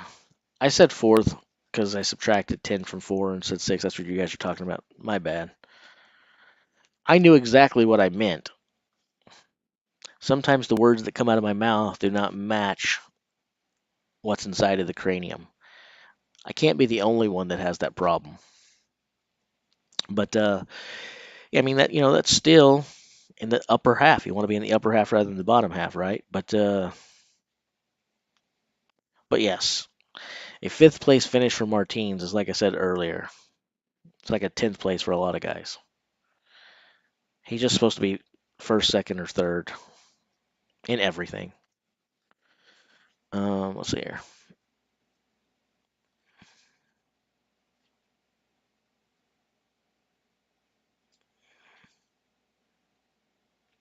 Am I right in remembering thinking Mitch maybe only weakness here may in fact be the truck pull? Well, we can't say that. We can't say that. He's not sure how he's going to fare in the Flintstone lift, although when he said the total he thinks he might pull, Laws kind of laughed and was like, if you do that, you're going to do a whole lot better than you think. He had really never did he really never did power stairs. He did them for the first time on his rest day, and he got them all to the top, but he never did it before. He said he watched a lot of other guys and they were struggling, so he thinks he can beat them. But he's really never done that. He doesn't know much about Atlas stones, which is a staple. He said I've thrown them around the gym a little bit. So the scary thing about this kid is he's coming here having done some of this stuff never, or having played with it a little bit, or asking guys for tips while he's there on what to do. And he's still doing this stuff. It's really kind of uncanny. It almost makes me feel like the joking cries of the fake weights, like maybe it's not that. Uh, Maybe he really did stop by Brad Castleberry's place and grab some fake weights. And look at that, guys. The second event is already off. So there was like no freaking delay. And that event actually is getting started early from what we reported it would. So maybe we're going to get out here early on time today, guys. Not early on time. Maybe we're going to get out here early today, guys.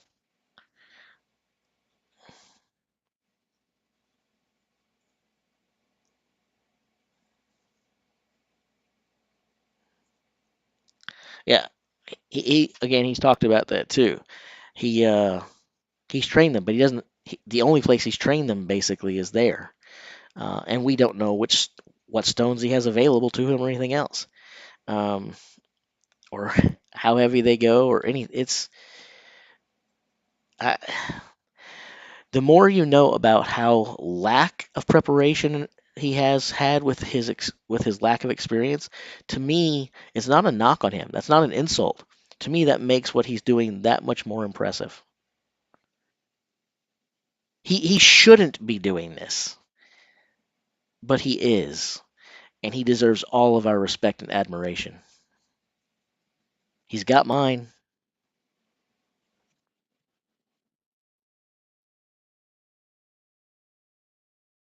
Novikov, go first. Did you get bit by the auto incorrect?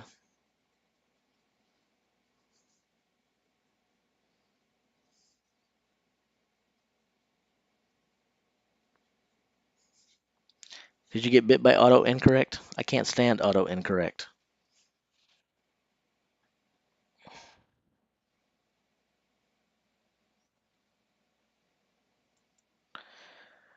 So the Flintstone Lift is, instead of them having a barbell with typical plates on the end, they yank the plates off and they take these stone cutouts and put them on there, like you would see Fred Flintstone lift. So it's the yabba dabba dabba do now, yabba dabba dabba do now. They're lifting bedrock over their heads, but it's on a bar that's specially made and crafted. Supposedly, from what Mitchell Hooper was saying in his interview, I hadn't really seen the bar. I don't know if what he's saying is accurate. I mean, I would think he lifted it. He has better call than me, but he says it has a lot of bend, a lot of flex to it, more than a typical bar. And then his analysis seems pretty right on too. He talked about why that make split jerking a bad idea, because that kind of bounce. He explained it differently than I would, but basically that kind of bounce would give you a lot of reverb coming back at you, right? It'd be hard to hold steady. If that is true, the guys who were really trying to iron out their form to have more like Olympic style lifting, it may backfire. It may be the wrong approach.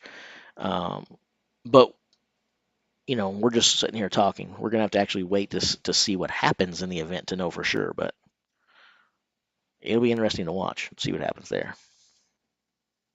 Yeah, shoulder press.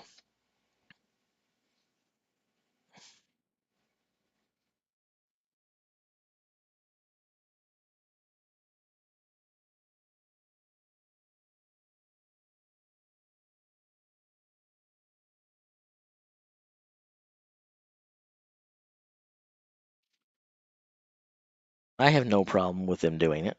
I'm not gonna say it shouldn't be allowed. I got no problem with it. Uh, but again, what I was just saying, if what Hooper was saying is correct, Martins may not want to do that. It uh, it could backfire and be a really bad strategy if the bar has a ton of bounce on it. Because if it's got a lot of bounce, when you do that split jerk, basically you're going to cause that bar to shake. What happens when that weight bounces like that is it's going to be quite shocking to your hands, to your forearms, and most definitely your shoulders. It's going to hurt and it's going to really cause issues with stabilization. It's also going to cause you to lose your balance. If there's a lot of flex in that bar, split jerking Mitchell is right, is probably a bad idea. Now, how much flex is in that bar, I don't know. He said it's quite a bit, so we'll have to see. But if the bar is as flexible as he was speaking about with his interview with Laws, then I would say his analysis is pretty spot on. A split jerk would not be something that you would probably want to do. It sounds to me like that would be a really bad idea.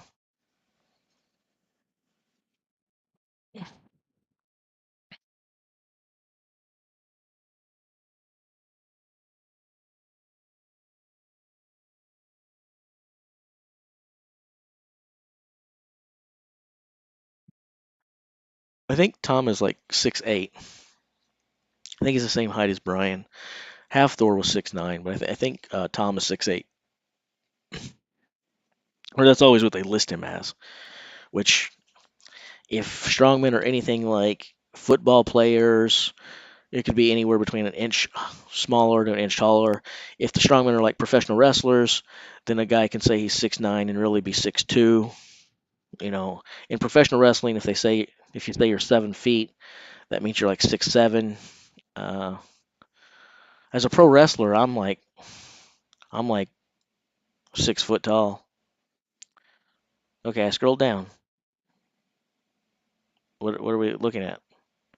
You just wanted to see Gabe and Max there? I'm actually gonna go back to the Strongman archive real quick. So they took away. Well, wow, they removed the standings on the Giants medley completely, and Novikov's 8 reps are now conspicuously absent as well. So did they falsely report Novikov with 8 reps, or should we sit around and guess as to what happened, because that's always dangerous with them, right? Figuring out what the world's strongest man does or why. But again, Strongman Archive, everything that they had is gone now. Guess we'll have to be patient and wait.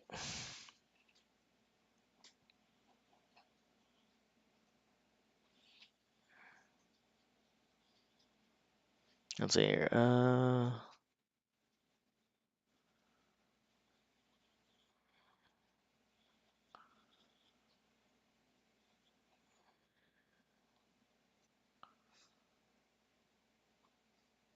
Oh, okay. Cool. Did you get what you needed?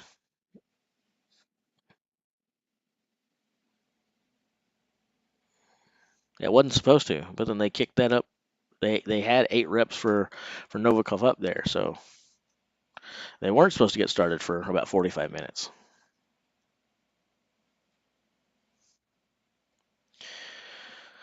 You guys are going to stare at that screen for just a minute. I'm going to do a little bit of research on something real quick.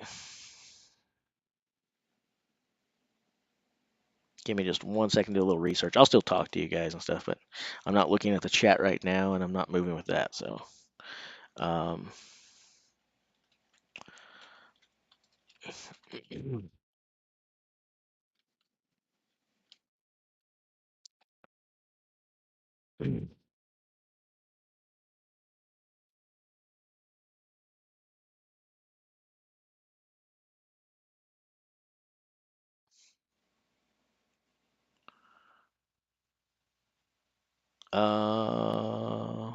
trying to get some information to a couple of the questions I saw asked, but I'm not finding the information.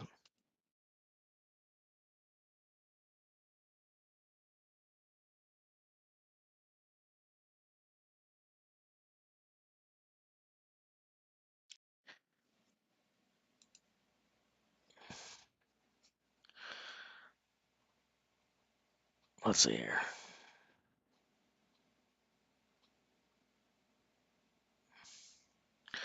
That makes sense. 8 points, and they did 8 reps. You might that's a pretty good guess. That sounds very logical. Good thinking there. As far as the question about the height of the deadlift and the weight, I don't know the weight. I thought I did, but I was wrong about a couple of things I said yesterday, and I'm tired of quoting wrong information to you guys. So I'll let someone else chime in with the weight since I don't know. But I don't think this is a high bar deadlift this time. I think that this deadlift is coming from more like a standard height. It's definitely not like an 18-inch deadlift. As soon as I said that, now someone's going to go, "You're exactly wrong, Jace." But I believe I do remember hearing that the deadlift event was like a standard height this year. And personally, I think it should be. I think that like an 18-inch deadlift for reps is. Well, I think an 18-inch deadlift is kind of weird anyway. I don't like it. I don't like it for these guys. An 18-inch deadlift for me is great because basically a bar that's 18 inches off the ground, that's pretty much at my waist. It's already waist high, so I don't have to pick it up. I could set an 18-inch deadlift world record just by walking up to the bar. If they make it a 22-inch deadlift, then I could set the overhead press record. You guys know what I'm saying, right?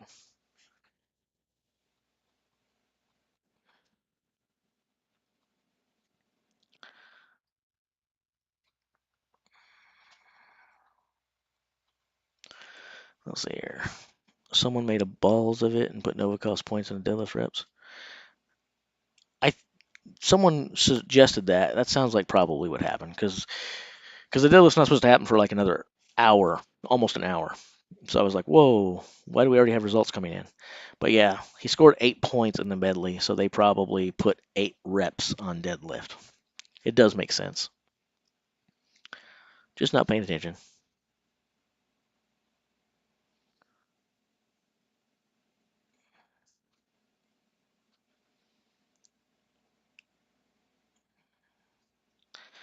I I, I don't really I don't really know. Um, I don't really know elite. I think it's very much like a standard deadlift. But I'm sure I'm wrong because there's been very little I seem to have been right about. Some of you guys may be keeping track of what I've been right and wrong about. Uh, and I don't know. I feel like I've been wrong about everything I've said. Hopefully, I'm doing a little better than I think because in my own mind, everything I've said has been wrong.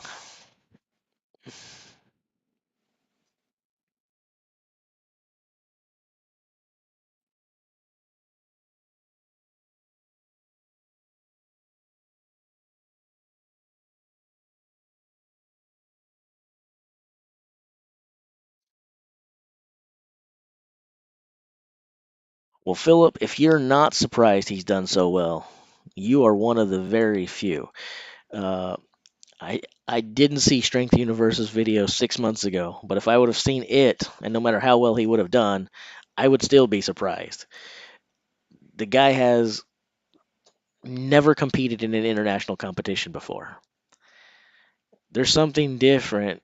Laws has talked about it, and he's 100% right. There's something way different between doing something in a gym, doing something with people around you, uh, doing some really cool displays, and then showing up to a competition and doing that. Especially when you're showing up to a competition filled with a bunch of people who have been doing it for quite some time.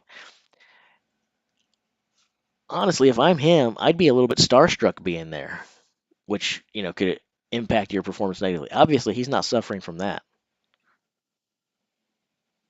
He respects all these guys, but he saw himself as their equal on day one. And for some people, you would think that was arrogant or cocky, but the way he comes off, you can tell that that doesn't explain or equal who Mitchell Hooper is at all. He's not arrogant or cocky. He's got a quiet, cool confidence. He's self-aware, still humble, still respects the other guys.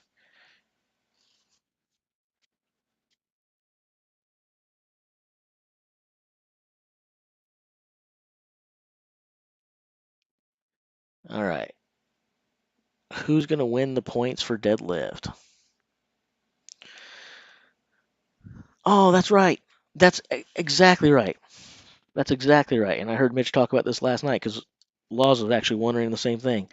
So the height of the deadlift is very standard, and I think the thickness of the bar is pretty. I think the thickness of what they're holding is pretty standard as well. So there's a car and it's on a sort of like a handmade jack, a seesaw, a lever, a fulcrum. So it is a lever. And they're going to walk up there and they're going to pick the car up as many times as they can, which those things are fun to watch on TV or live, either one. And that should be really cool in a couple months when we get to see it. Once we no longer care because we've now seen 3 or 4 other events. but but that should really be cool for the people there and pretty cool to see on TV later.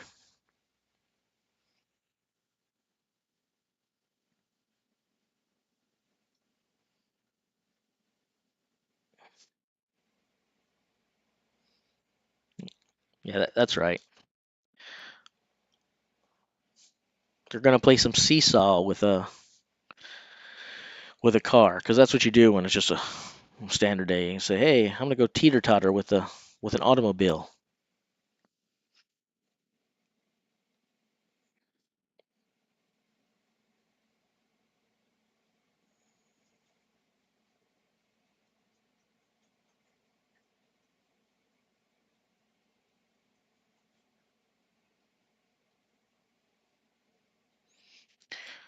A little over half an hour before the next event starts.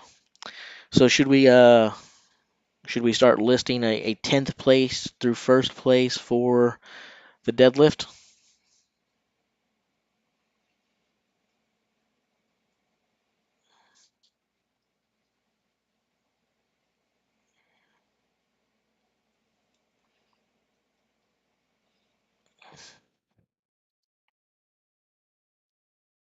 We should try a 10th through first.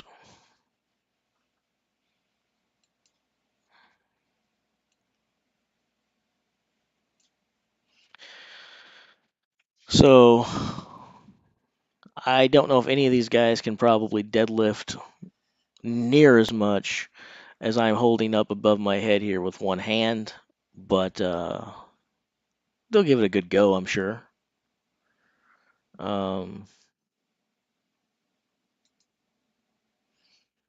Let's see here.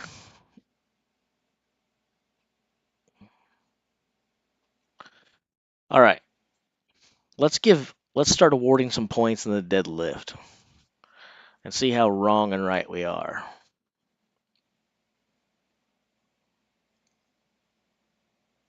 There's a lot of good deadlifters in this group. Well, Mitch definitely thinks he's going to finish first, or at the top.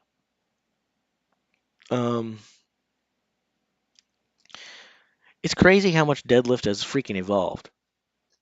Do you guys remember like a time? You should be able to, because it wasn't that long ago, where if you could pull 475 off the floor, you probably had one of the top 2 or 3 deadlifts on planet Earth. Now a freaking 400-pound deadlift is standard. That's almost warm-up weight for a lot of these guys now. And it wasn't that long ago when I said 400 pound. I meant kilograms.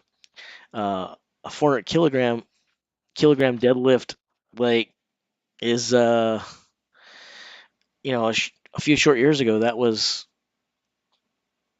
it's going to get you top 10 in anywhere you went, top 5, probably a podium.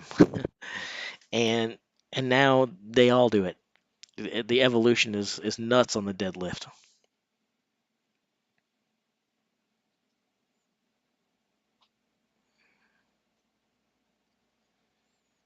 Um,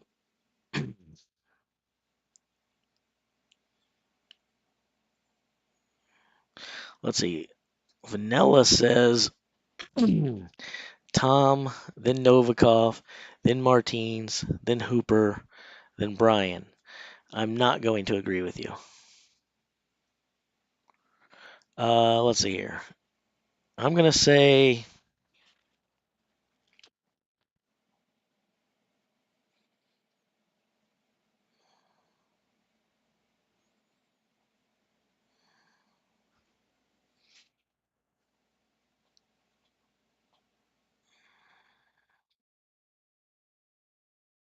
what am I going to say?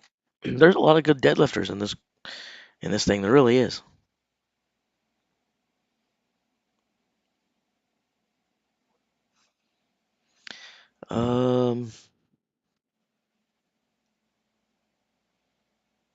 Man.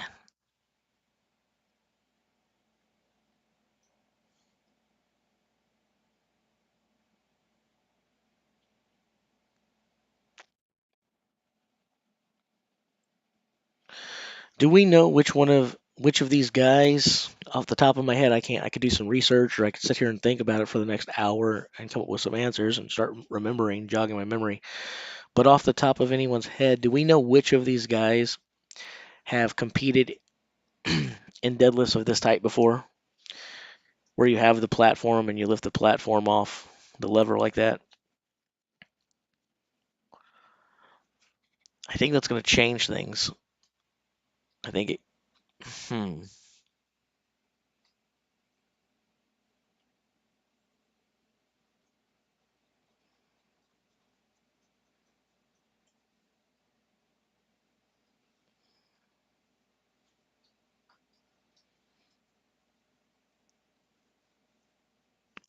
I like the idea of Trey.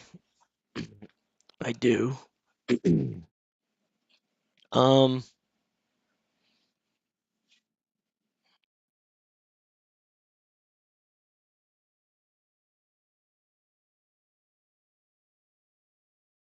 if Bobby Thompson was in this final, I'd be knock it off.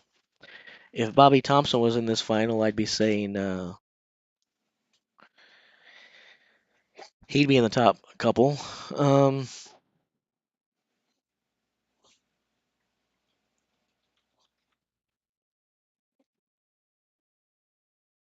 oh boy.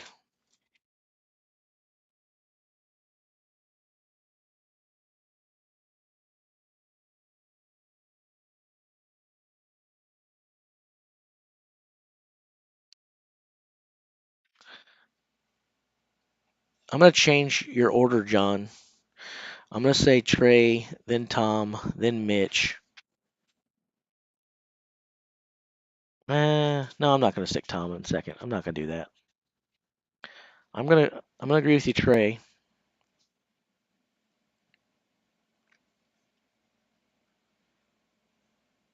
I'll give Hooper the second spot.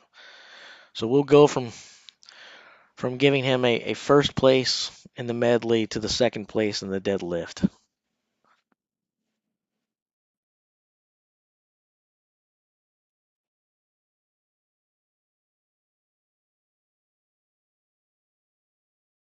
And Novikov is a much, much, much better deadlifter than a lot of people give him credit for, although he tends to like the bar higher. Um, but I mean, he's done some good deadlifts anyway. Honestly, guys, I think the deadlift is really hard to call here.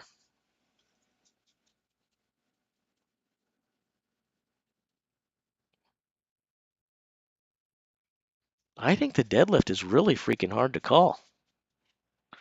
You've got a lot of monstrous deadlifters here. There was a time in Brian's career where if we weren't saying he'd be first here amongst this group of competition, there are other guys it's different. But with the group that's here, there was a time in Brian's career where we'd be saying that he'd probably win this, probably convincingly so. And if he didn't, second place was the worst you could possibly see Brian finishing. But this is not that time, and this is not that Brian Shaw. Um, hmm.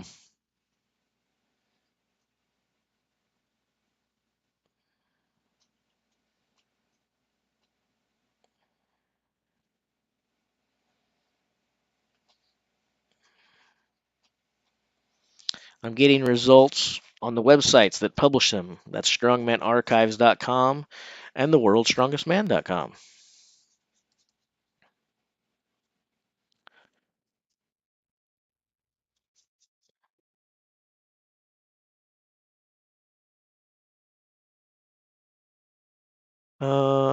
Hold on.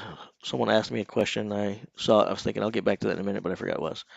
Oh, my favorite strongman? Like currently or ever?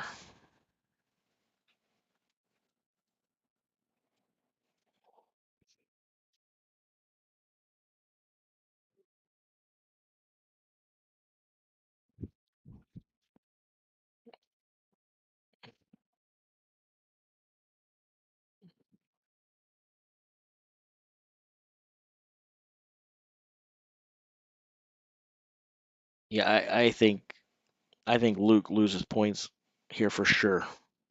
I know that the Stoltman fans don't want to hear that, and they want it to be Luke and Tom in either order on the podium, 1, 2, or certainly taking both spots. Uh, and I know that the Luke Stoltman fans don't want to hear this, but this is really not a good event for Luke. I don't see him getting good points here. He's going to lose some points here.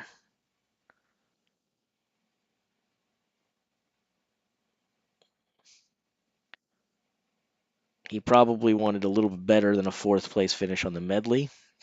Because he only got fourth there, unless he does better on the deadlift than I predict, he's going to have to make up some points later. But that being said, you would expect him to do really, really well in the Flintstone lift. So even if assuming there are no super consistent performers at the top of the chart for all three of the first events, let's say Mitchell Hooper, he did well here, right? He does well on the deadlift. If he falters on the Flintstone lift, that's great. Same kind of thing with Tom. Maybe Tom did well in the medley, does well in the deadlift, perhaps, and maybe he falters on the Flintstone lift. Whatever. Same kind of thing with Alexi. Basically, whoever's in front of Luke, he wants them not to have.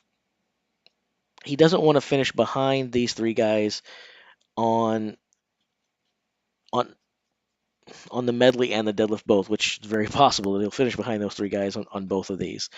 Probably will. But he can beat all of those guys in the Flintstone lift. You would suspect. The question is, how much ground can he gain? If they're all doing that, you're only going to pick up 1 or 2 points in the pack, unless they do really bad. So I don't know, but I do think that I don't think Luke gets great points here on the deadlift. I don't.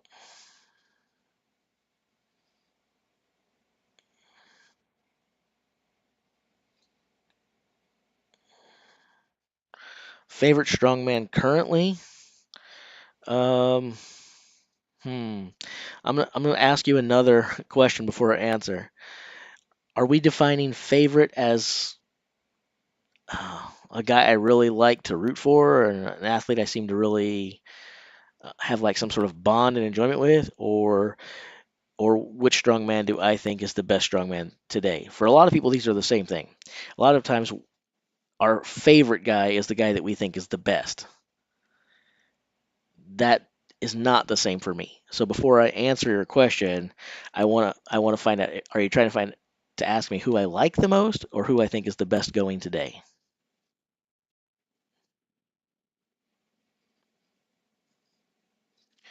If someone has the same reps, will they tie points or will they go to the time for reps?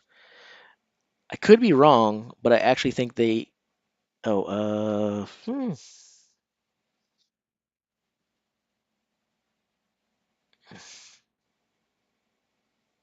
um,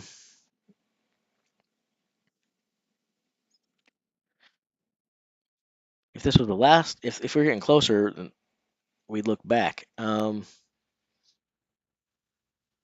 I think they split points. Well, if the question is who would I drink a beer with, and that's an easy one. None of them. I don't drink, so I wouldn't have a beer with any of these guys. And that may be a very unpopular answer with the chat, and maybe with them. Some people think if you won't sit down and drink with someone, then you got an attitude problem, or you're not very sociable, or what. I just don't drink, and I wouldn't compromise that for anyone in the competition. Wouldn't compromise it to meet any of my heroes, and a lot of these guys are my heroes. So I wouldn't have a beer with any of them. I'd have a Diet Dr. Pepper while they drink a beer and have a conversation. Um, wings, okay, great, great. Um, I'd like to sit down and eat wings with Brian Shaw. If I have a favorite strongman today, as a human being, as a person, as a guy I think I would get along with, as a mind I would like to pick, uh, as someone who has my respect as much outside of the sport as in it, it's Brian Shaw. Um, I don't think I'd share the most laughs with him. He's not the funniest fella in the world, but I just like him. If I was going to sit down and maybe find someone to hang out with because I wanted to laugh and chuckle a lot, I'd probably hang out with Martine's group. They're fun loving. They like to have fun. They're funny. They entertain me. Um, and if I ask who I think is the best strongman on the planet right now, it may be Martine's again. But if I'm gonna say, I'm gonna kind of hedge my bets here. I'm going to wobble a little bit and apologize for it, but I'm going to say it's a toss up between Tom and Martins is who I think is the best in the business today, which makes sense when again when you look at how I predicted the world's strongest man was going to go. Licis 1, Stoltman 2, and I don't feel very comfortable about it. You can flip a coin, I think. I do think that they are the two best in the world at this current date and time.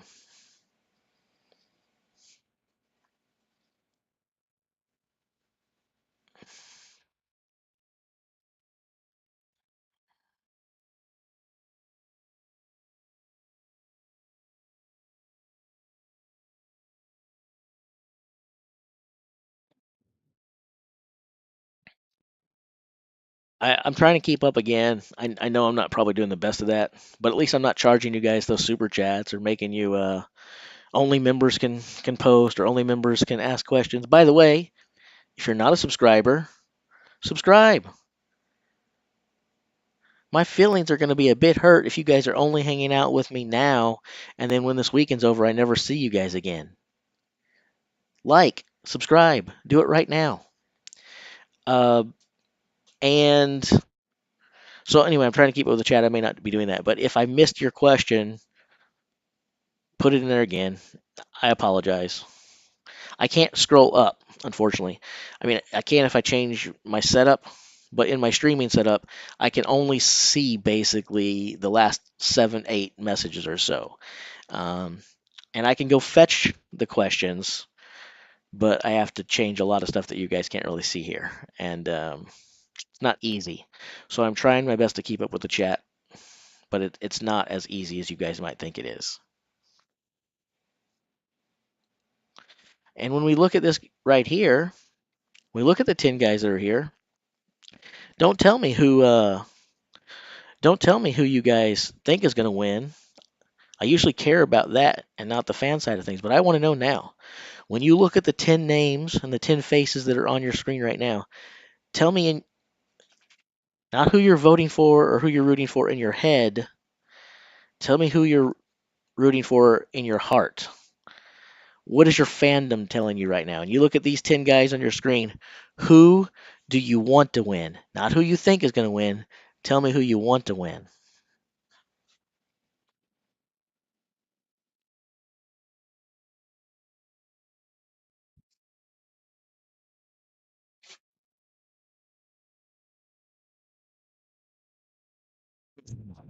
And we're about 20 minutes away now from the deadlift kicking off.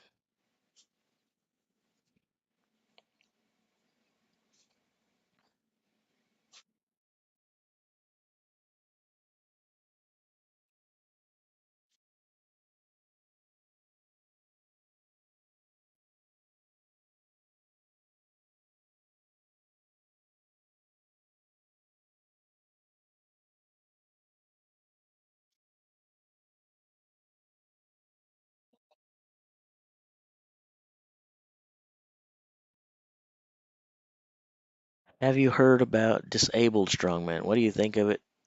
If you have, I want Mitch to win. I've heard a lot about disabled people competing in many sports. What do I think about it? Boy, you asked the right person this question. You really asked the right person this question.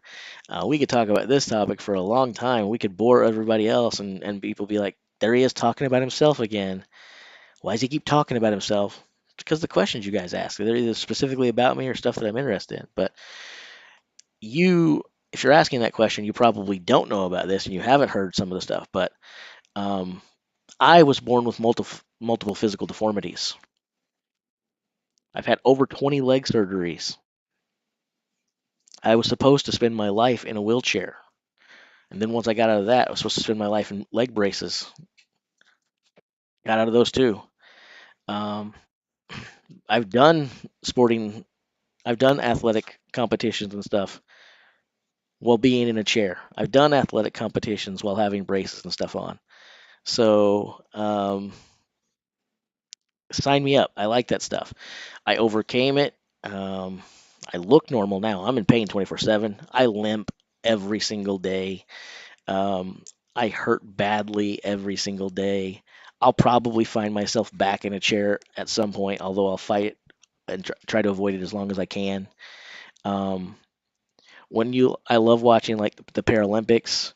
I love seeing videos of people doing stuff in the gym that you shouldn't be able to do that. There's no way that guy can do that. That's inspirational to me. Some of it may be because of where I come from, maybe personal, right? But sometimes I just think we all like to root for the underdog. Who doesn't like to root for the underdog? All of us do, right? And all of us like to see people achieve things that other people told them they couldn't achieve. So that's how I feel about your question.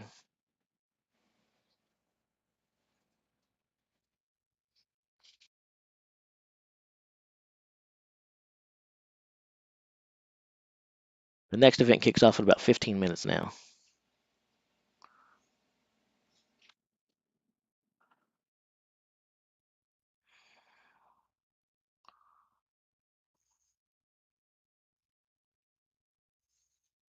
I think, I also think that when I just asked who are you rooting for with your heart, not your head, there was a shower of Brian Shaw in there, right? And I think that goes to show a couple different things here. It goes to show the respect that people have for him, the type of dude that he seems to be, um, the admiration that comes from having such a long run at the top, and the fact that when I've been asking who do you think's going to win, there are people who still say Brian because you can't separate that. Again, some people can't separate the who they want from the who they think. But it seems like this group, most of the people here can, because Brian has not been mentioned first place or on that podium very often when I've asked who do you think is going to win. So the fact that when I say pick with your heart, lots of Brian Shaw fans. When I say pick with your head, not very many people picking Brian. I think that means that I'm pleasantly surprised to see that there's a lot of grounded people here and a lot of people who are stepping back and accepting what reality, data, and recent history are telling us rather than what would be nice to believe is true, which is that we're all ageless. And I think sometimes that's another thing. People don't want to admit that Brian is getting older. You know, one of the reasons that people don't want to admit that Brian is getting older? Because if we admit that Brian is getting older, then we have to start admitting that we're getting older. And I think sometimes when we look at these athletes that we admire, right? And we get this mindset where we don't want to accept reality. We want to believe that they can beat the clock. We want to believe that they will defeat Father Time. We want to believe that these things will happen because if it's true for them, then potentially perhaps it's true for us too. Um, but reality is reality. And that's just the truth of the matter.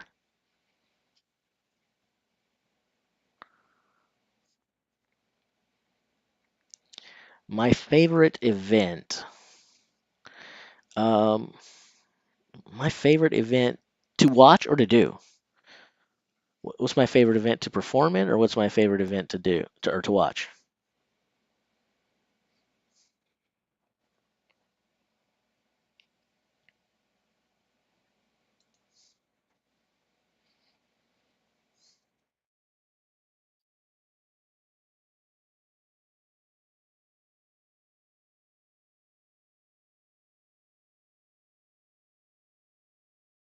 I'd love to talk to you about that offline sometime, Dave, if you're interested. If you're not, that's fine too. But um,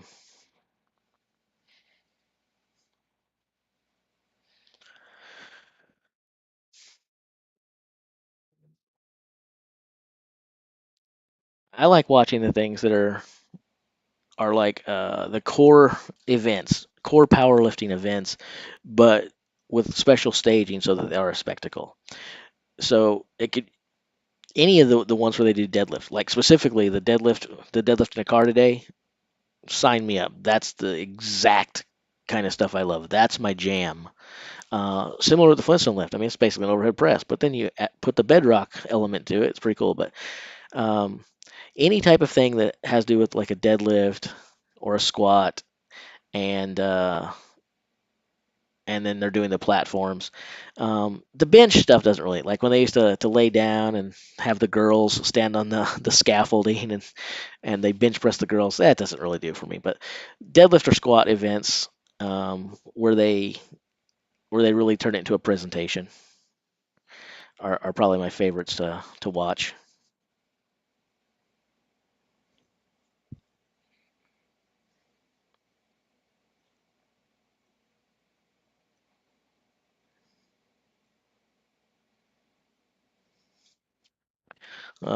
Twisted clear showing will win one day. Let's go back to 2015-16. Watch Brian's worship. He dominated those events, but I understand he's older now. Won't finish.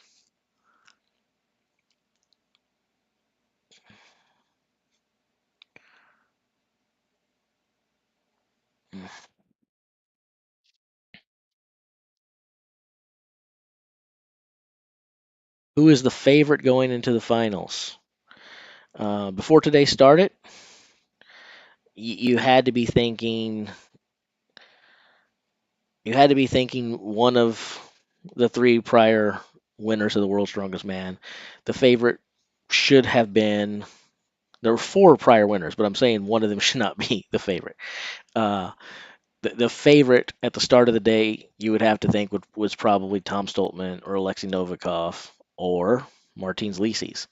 And again, you guys have already seen my predictions, and those three guys just happen to be on my podium. In some ways, though, they're kind of safe picks, though, right? It's not like I'm not really stepping out on a limb here. Oh, Jace, your podium are the three guys who have most recently won the World's Strongest Man. You're really taking a risk there, aren't you? You're really stepping out on a limb there, pal, aren't you? No, not really, but that seems like the smart money, and I don't think I'm alone in that. So I think the favorite going into today would have to be one of those three.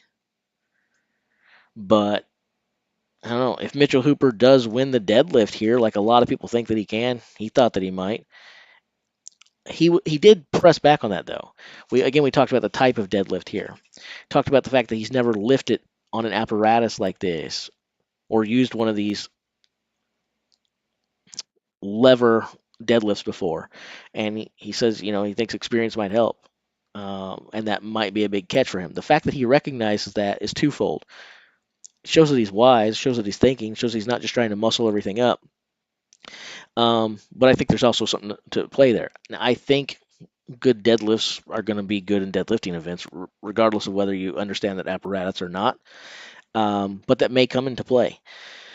But if Mitchell Hooper takes 10 points here, and he took 10 points in the previous event, I think you have to start looking at him. Maybe not as a favorite, but if he does well in the Flintstone Lift, which he's really expressed the things that he's most concerned with are the Flintstone Lift and the bus pull. So if he ends well today and starts well tomorrow, I go from thinking the kid finishes fourth to he hits my podium, and I may actually pick the kid to do the unthinkable. But he has to end today well and start tomorrow well. And I realize that's a big, tall ask of anyone, especially someone in their first World's Strongest Man. So, but I think the favorites right now have got to be Stoltman, Novikov, and Licis.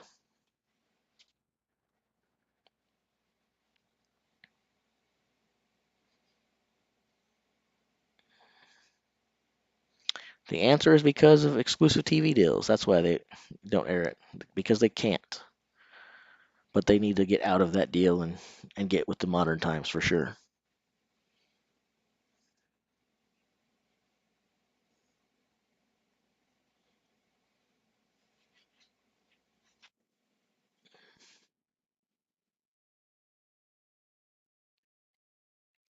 All right, let's see this real quick.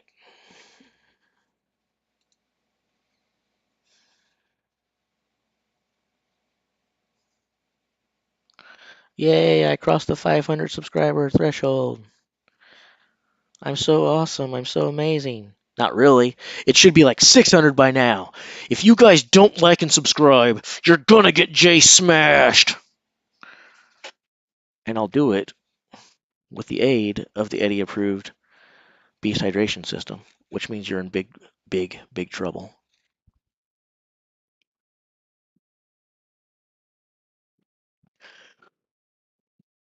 Ugh. We hadn't made mention of that in a while, so I had to get that out there, right?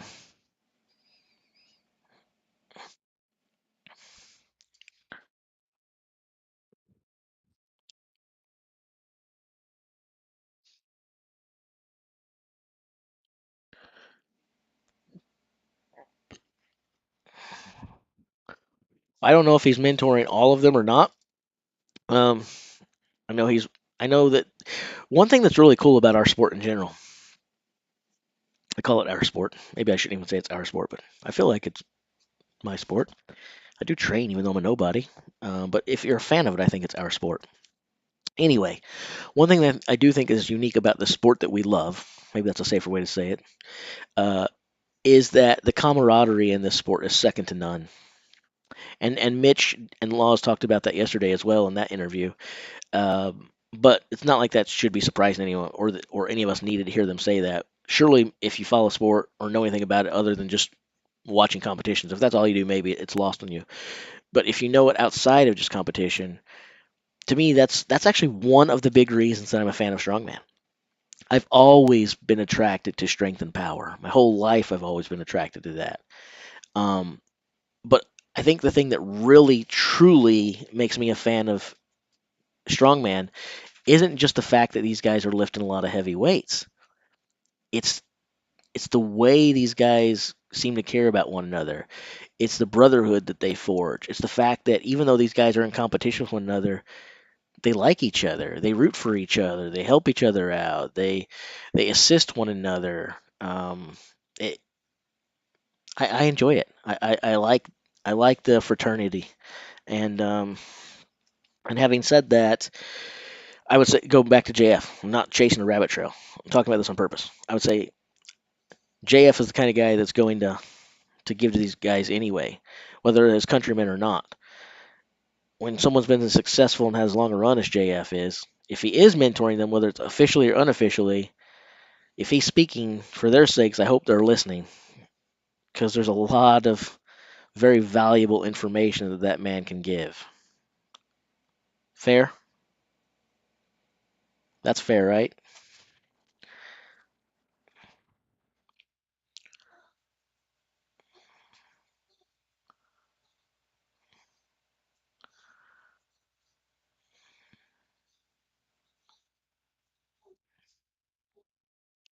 You shared the stream with your grandmother? That's pretty cool. But of course, I have to yell. If you don't yell, you can't actually be a streamer on YouTube, and you definitely can't be a streamer for an alpha thing like Strongman. Being loud and obnoxious and demanding people like and subscribe and all that stuff, that's par for the course, man. I think it's a requirement. You're contractually obligated to do those things if you're going to stream.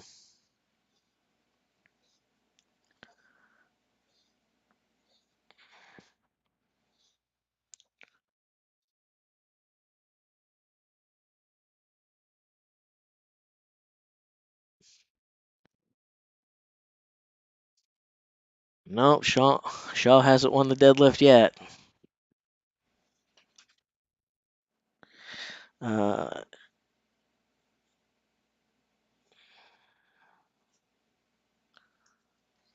what? Why are you whining?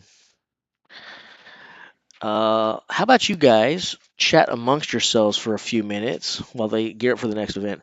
Because my dog is crying. I don't like it, and I'm gonna see if I can figure out what's wrong. I'll be back in just a moment. So we're taking an unofficial, official intermission.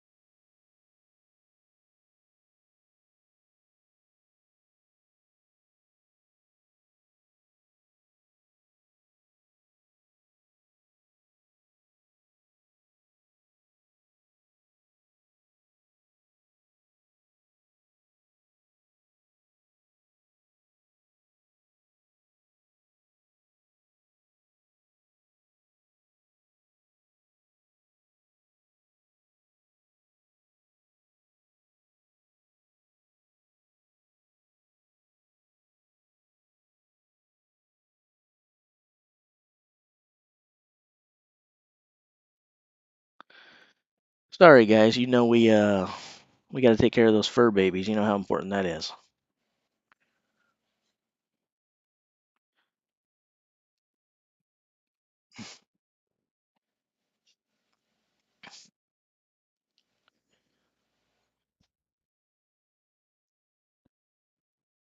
Oh, let's see here.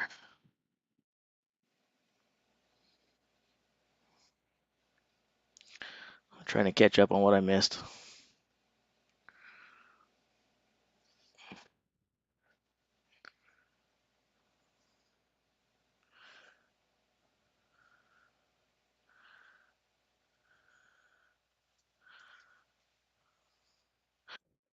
As far as people keep retiring Brian goes, um, let me address this. So there's a question here.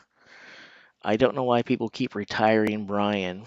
Why can't he be another Mark Felix and keep competing way into his 50s? So I'm going to try to address this from more than one position. And we should start seeing some deadlift results coming here in a moment. But so here's what I'd like to say about this question. Okay, on one hand, I agree with you. Brian should be able to do whatever he wants, and Brian can do whatever he wants. He's earned that right, and he can go for as long as he wants to do whatever he wants. On the other hand, I think the answer to your question is twofold. Number one, why can't Brian be another Mark Felix? Because Mark Felix is no Brian Shaw. That's the other thing. They're completely different athletes, completely different stories, completely different records. You shouldn't want Brian Shaw to be a Mark Felix because Mark Felix, no disrespect intended. This is going to sound disrespectful, but it's not meant to sound disrespectful. But Brian Shaw and Mark Felix are in different hemispheres, different stratospheres. It, Brian Shaw is something special. He's a once in a lifetime, a once in a generation strongman. The same cannot be said of Mr. Mark Felix. He's a great strongman, powerful guy. Longevity is something to be desired and all those things, but it's a completely different thing. And that also is the answer to the other one. I don't think anyone should be telling Brian to step down. We shouldn't be speaking for the man or his career. But if you're a lot of Brian Shaw fans, you're going to fall into two different groups. One, there's the group that I think are kind of disillusioned into believing that Brian is ageless and can always be as competitive as he once was. Nothing has changed. They're the same people who think that Babe Ruth can come out of the grave tomorrow and hit a home run. Our heroes never die. Our heroes never age, so on and so forth. On the same At that same time, there's another group of Brian Shaw fans, and those are the fans who are realistic. And then I don't think Brian can tarnish his legacy or would tarnish his legacy by hanging around. But that's what some of his fans worry will happen. It's kind of like, we got to see Brian at his best. And for some of his fans, it hurts to watch your heroes when they're not performing at their best. So that's part of the answer. And then the other part is outside of you finding, oh man, that really sucks to see Brian struggle. Some of them wonder, what impact can or will it have on his legacy if he goes and goes and goes forever. My answer to that is I don't think it would negatively hurt his legacy one iota. You can't take away what he's done, no matter what he does from here or what happens from here. The history book is already written on him. His success is already there. But it could still be painful to watch a guy that you love and admire struggle. So I think that's a very respectful and very thorough answer to your question, Makis. And Big Laws has started, so I assume that means I just lost a visitor or two, probably Carson included. Let's see here. 720, he's a real ambassador. You got to decide.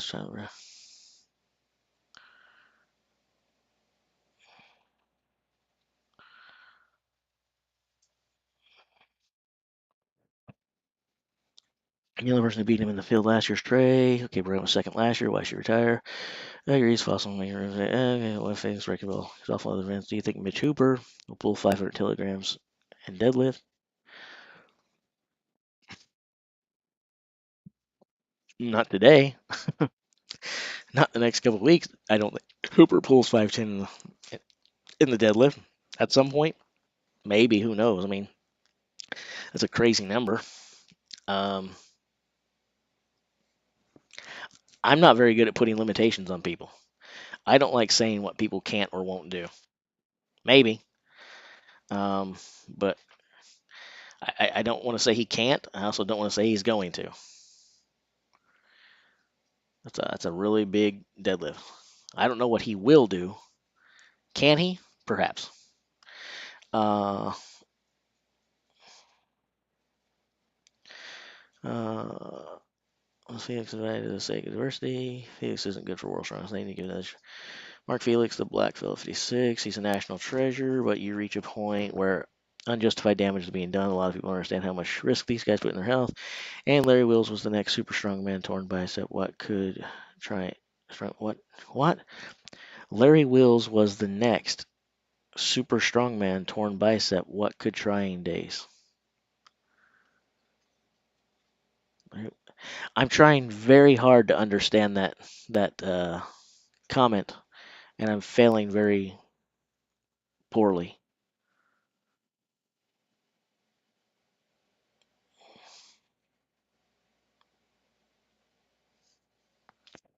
All right.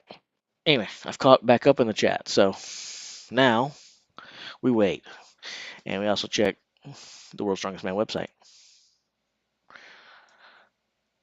All right. No results yet. Hit the F5, even though these are supposed to auto update, because you can never tell. Nothing there. Hit the F5 here.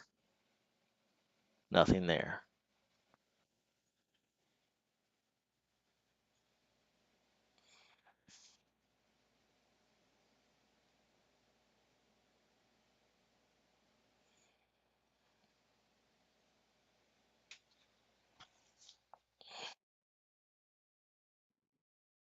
Oh.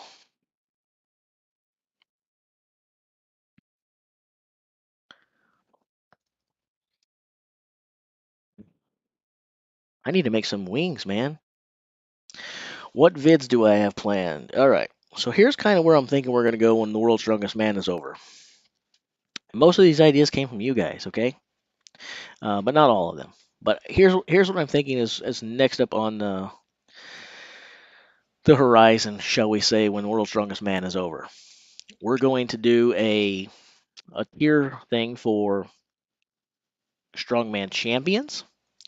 We're going to do a tier thing for popular strongman or strongman on social media these days, and like who deserves the platform based on like I think the way I'm going to do it is we're not going to do one of the tiers S, A, B, C for that. We're going to do a different type of thing. And it's basically going to make a lot of people mad, probably. Everything I do is going to make people mad when you compare these things. These are all, they're not just clickbaity, they're fight inducing. And hopefully I don't lose people for it. I want people to get along, but I want people to discuss things. And it's fun to see people get passionate and feel something. But basically, we're going to look at who has channels and who has active social media through YouTube, Instagram, so on and so forth. And what we're going to do there is we're going to look at their followers. And I'm going to rank and answer for you whether I think their followers come from them being a very entertaining individual or from them being a supreme athlete. Because I think that there are some people who have a lot of followers because they're very entertaining, but maybe not the premier athletes of their sport. There are other people that I think are the premier athletes in their sport, but maybe not as entertaining. And then to go along with that, I'll also throw in a third group in there, strongmen that I think you should be supporting. Strongmen who have small followings and smaller channels and so on and forth that you need to give some love to, that you're not for whatever reason. Let's see here. Will you cover more comps this year? Yes, I'll definitely cover more competitions this year. So this up is fix later before it goes on.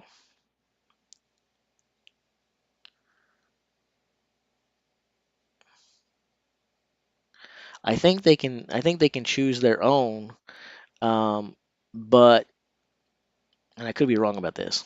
Based on the way Hooper answered that, his answer was kind of confusing.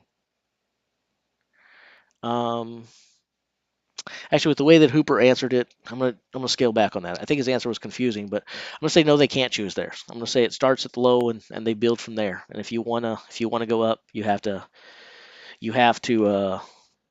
if you want to lift 220 kilograms and 210 is the previous, you got to do 210 or you don't get an opportunity for 220. Basically, what I got out of the answer that Mitch Hooper gave to Big Laws, but I was a bit confused. But I think that's the way it works. All right. Then after we do that, we're also going to do a video where we talk about, like I said, I'm trying to get an interview with Mitchell Hooper. We have exchanged a few messages, but I haven't got him to sign on yet and lock down to say he'll do an interview for us. But I also told him not to answer until he gets through with this weekend, and I wanted to focus on this. We'll see if he gets back to me. Hopefully he does on that. But whether he does or not, will just depend upon how hard my research is. But with these young guys who are coming in the sport that we don't know a lot about, like I said, I want to know about them. So that's some videos that we're going to start looking at on the quick horizon. And Mitchell Hooper will probably be the first one we cover just because of everything that's happened this week, and there's tremendous interest in him right now. That's the hot commodity, right? But we're also going to do that. We're going to start asking who these guys are and try to get to know some of these guys outside of the sport. Also on the soon to be horizon after that, I think we're going to take a look at what events I think it might be interesting for us to look at it like this. Not what events do I like, not what events do I hate, but I think we're going to look at what strongman events I think equals a good strongman. And what I mean by good strongman is what events do they compete in that I think has good carryover to other events. So not necessarily like what's a good all-around event, but like some of these events are very specialized, right? Like if you're good in this, fill in the blank, that's really what you're good at. But there are certain other events that if you're good in that, those same muscles, those same techniques, those same skills that you need to be good in that event are going to carry over and help you be good in other events as well. And so we're going to focus on what I think are those events that have that best carryover potential. Because to me, if we can look at athletes who are locked down and good on those, we can kind of look at who I think is going to be at the top in the foreseeable future, because those are going to be your athletes that have the best chance of being more all around like Martins Licis. If you can be good on those carryover events, you're going to get good points in any competition you're at. Because even if your favorite event isn't there, you're likely to find yourself in an event that's similar enough to it to score big points. Does that make sense to you guys?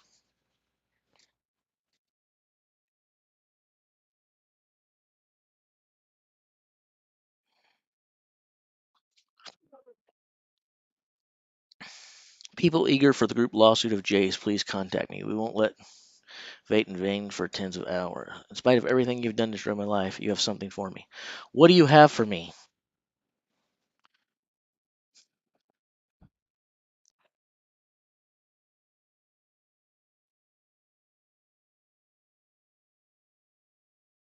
Me, mighty Missouri midget. You know, midget is considered a very derogatory term. It's not exactly PC. They prefer to be called little people, unless they are pro wrestlers, in which case then they endorse and really love the term midget. It's like a term of endearment. Uh, does anybody care about what I'm talking about right now? Probably not. Has anybody cared about anything I've been talking about from the very beginning? Probably not. Do I need people to care about it to talk? Definitely not. I'll just talk and talk and talk because that's what I do. I just talk. No one has to be interested. Anyway,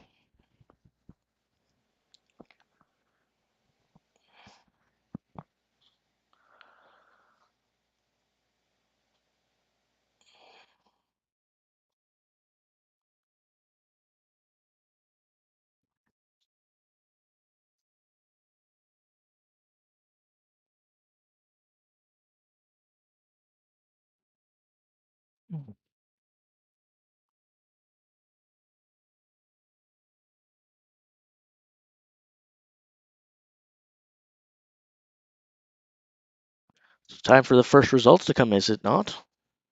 I think it's time.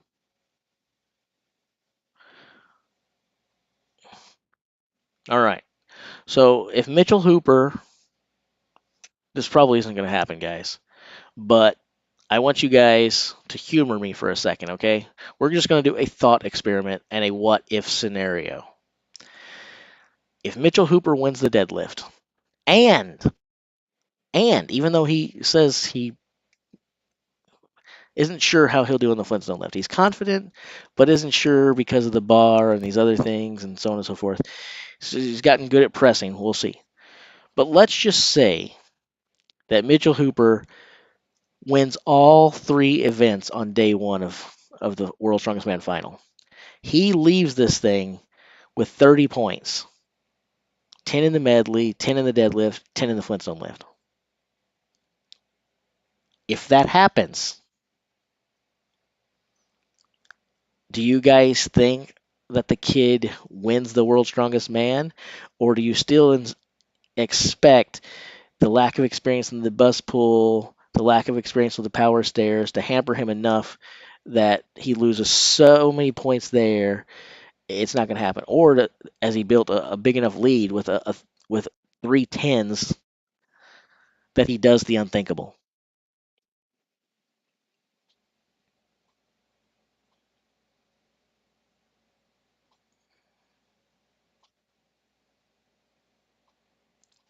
I have done local competitions, amateurs with a bunch of nobodies showing up there. There's one guy who used to compete against me in some local shows by the name of Brian Beanland. You might want to look him up. Brian Beanland. He used to own a gym that I worked out at. He's a little bit taller than me, which means in the world of strength competition, he's awfully short. Because being taller than me is not a badge of honor. Um, but he has actually performed in a lot of much bigger competitions than me, and he has some lifts that I've seen in competition and in the gym both that are mind-boggling. Like I actually thought I was a strong dude for people my size until I met Brian. And once I met Brian Beanland, I was like, all right, my time to brag about anything I've ever done is over. It doesn't happen anymore. Now he also does some things in the gym that I don't care for, and he lists his max in like things like bench and squat and deadlift. I really only care about raw numbers. I don't want to hear about how much you can bench in a suit. I don't want to hear how much you can bench with a slingshot. I I I dismiss those numbers. When you tell me that that's how much you bench, and I see you doing it with those, and I've seen him do it in the gym, and I've told him this to his face, uh, I don't want to hear your numbers. You tell me your number without that, and that's what I recognize. Now, make no mistake about it, he doesn't need those things either. He will outlift me in any of the core events with or without the aid of specialized equipment. But when you tell me like what your bench is with a bench shirt or a slingshot, I just go, okay, bro, cool. Come back and tell me what you can do when you don't have that stuff, because that's the only number I recognize.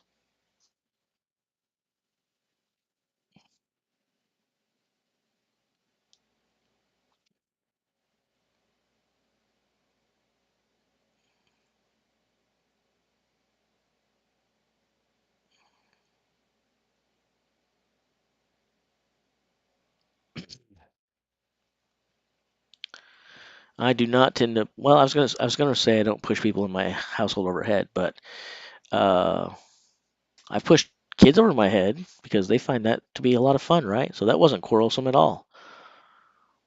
Um, but I don't typically push adults over my head because that could be a source of quarrels. And if they're over my head, that means that they're in prime position to maybe kick me in the face. So that doesn't seem like a very intelligent thing to do.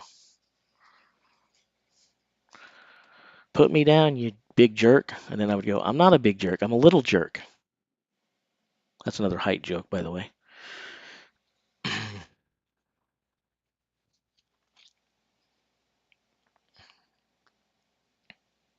I actually don't have a problem with sumo deadlift. Probably. They probably have started. We just don't know. Let's check the World's Strongest Man site just in case. Nothing yet. We'll hit the F5. And nothing there. We'll hit the F5 on the Strongman Archives. Nothing there. So they probably have started, but we're still waiting. Emphasis on the words like probably.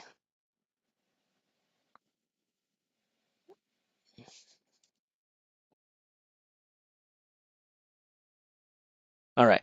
So I let you guys know some of the videos that are probably coming up and some of the ones that are in my mind. Let me flip it back to you. Let's play a little game of ping pong. You guys asked me to keep this channel around. You guys said, hey, keep streaming. We like your content. You're a good speaker. You're passionate about the sport, blah, blah, blah. Again, it's your channel, not mine. I'm just hosting it.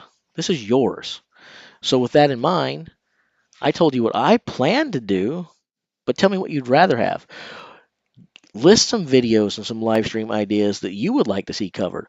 What's some content that you keep sitting there going, how come no one out there is telling us fill in the blank? How come Laws and Brian and so on and so forth, these guys who give us content, how come they're not telling us about whatever? What do you want to see? What should I bring to you guys? What interests you in the sport?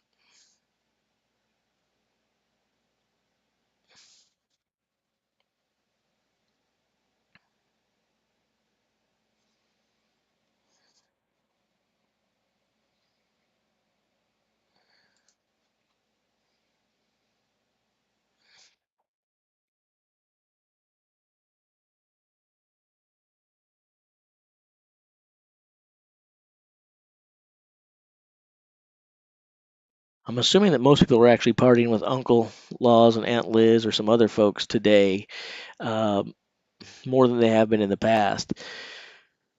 Because during the qualifiers, we had view counts up to like 700, 800 of us on simultaneously. We've never crossed. I don't believe we've had more than 150 online at any today, and I'm a bit surprised by that. I guess other people are viewing it elsewhere and hanging out with other people, and that's cool. I have no problem with that whatsoever. But I was kind of thinking that we might have more people here for the final than we had here for the qualifier, which surprising to me, maybe not to you guys, but it's surprising to me that that has not been the case. More people checked out the qualifier than are tuned in for the finals. Could also have something to do with the fact that it's weekend. People have lives. Don't want to sit here and watch spreadsheets on the weekend like we do. I have no life, so this is fun for me.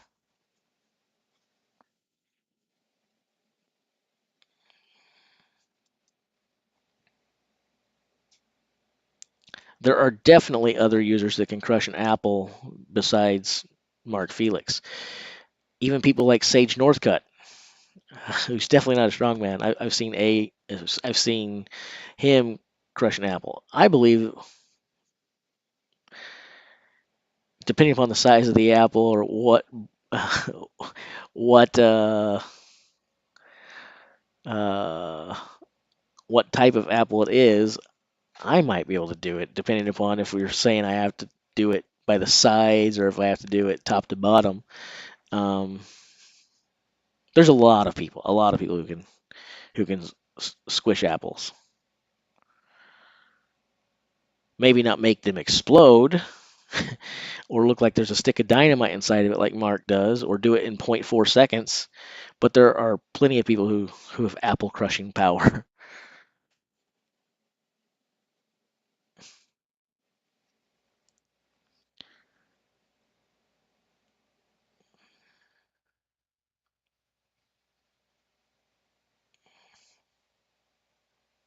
No, I can't crush an apple for you right now. I just said depending upon the type, I might be able to. I didn't say I could. Number two, I don't think we have any apples right now, which now you guys have got me bummed out because an apple actually sounds really freaking good. I kind of like an apple right now. I would love an apple. And if I had one, I think I would eat it rather than squeeze it because it sounds yummy. So Melsted, 8 reps.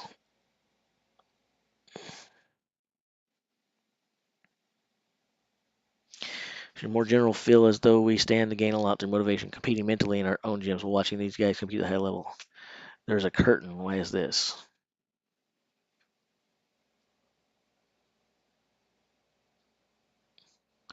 Can you expound on that just a little bit more, Brandon? I think I know where you're going, but I want to be sure, and I do think that could be interesting.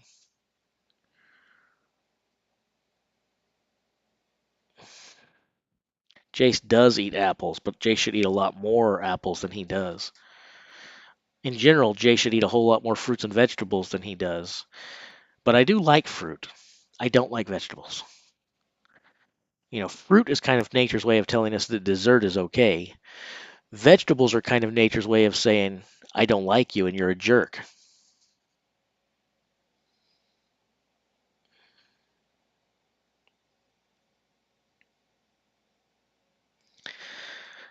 So the best advice I can give to you, other than the one I already gave Sean, which is just work hard, is you need to trust your own body for sure.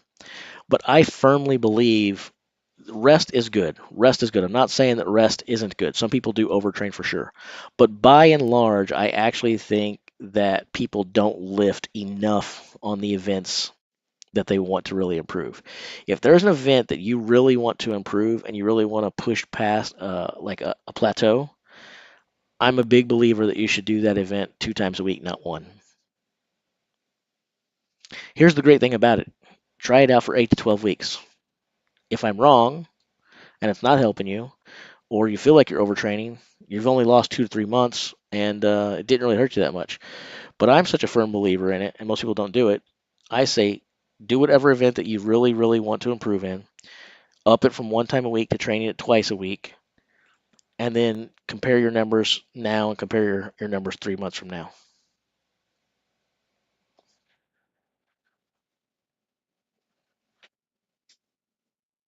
I do like bacon.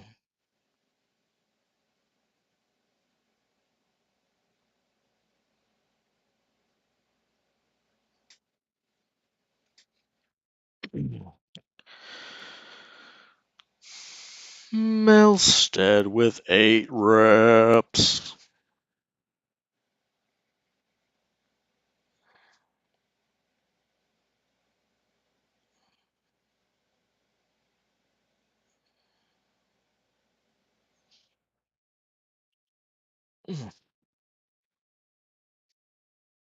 All right, guys. So how do you feel about the 8 rep number?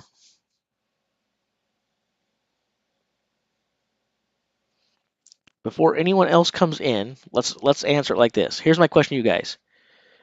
8 reps. Forget where how you thought Eythor was going to do on it. Now you see the number. Forget the person who did the 8 reps. Just the 8 reps itself. Tell me, what position do you think 8 reps winds up in? Where is that? What is 8 reps good for on this list?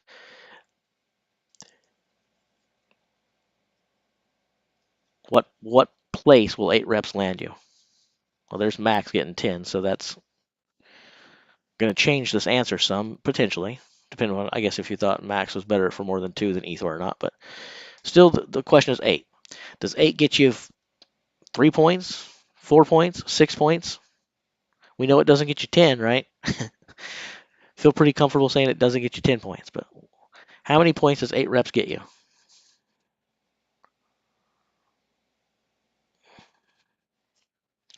Where do I hope World's Strongest Men goes after Sacramento? Well, since I'm in Missouri, I would like it if they came to Kansas City or St. Louis because it'd be good for me. And it's not going to either of those either. But I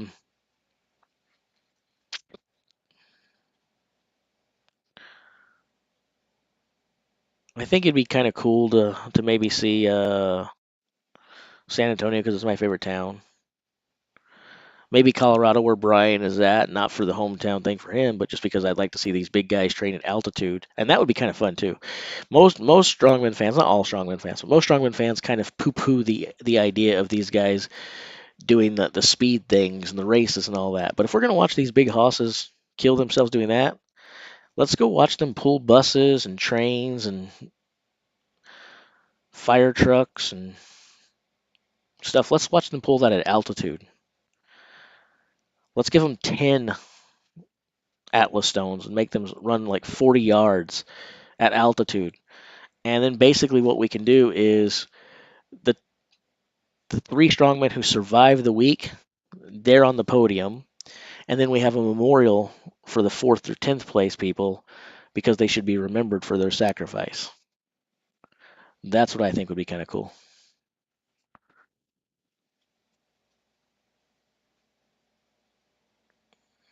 I'm 42, not 43. Let's not make me any older. And I haven't competed in even an amateur local. I mean, I've never competed in anything other than amateur, but I haven't done any kind of competitions in 2 or 3 years. It's been a while since I've done anything.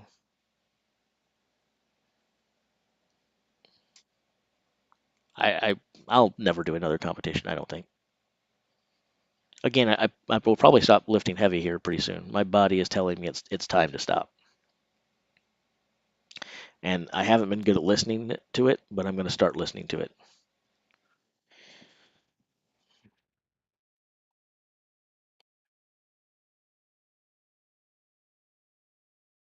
I have never left the United States of America. Now, if you ask where I'd like to go, that's a much longer list. But thus far, I have never left my home country.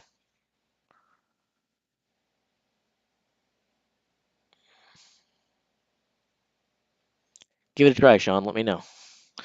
Go to squat twice a week and see what happens.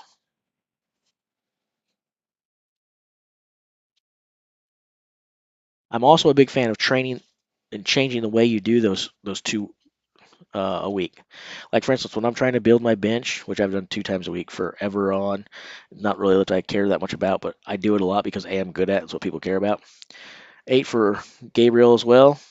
But if I do it for squat or deadlift, same kind of thing. But what I'll do is basically 1 day a week, I do extremely heavy. I basically just do sets of 2 and 3 reps, not necessarily going for 1 rep max, but I work up until I get to what I feel like this is where 2 or 3 reps is. And then I'll put in as many sets as I can for 2 or 3 reps.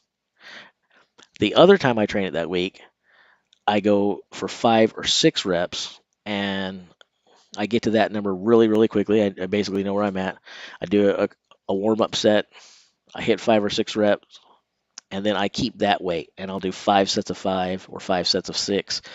So neither of these are exactly high reps, but if you're training for strongman and stuff like this, usually we don't care about the reps. We're not.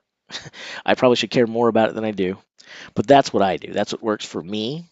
You do your own thing, but I recommend that you don't do the same workout both times. So 1 time a week, it's basically trying to get 5 sets of 5 to 6 reps. The other time, I'm going as many freaking sets as I can, but they're all like 2, 3 reps is very max. If I'm doing 3 reps, it typically means that I should put a little more weight on the bar. I want 2 reps to be pretty hard, and then I just go as many sets as I can at that weight.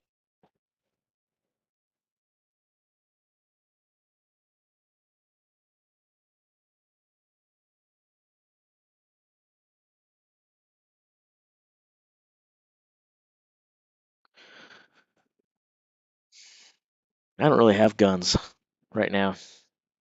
I'm just a fat man right now. I've looked decent once upon a time. This is not once upon a time. I look like crap right now, and I'm well aware of it. No disillusionment for this guy.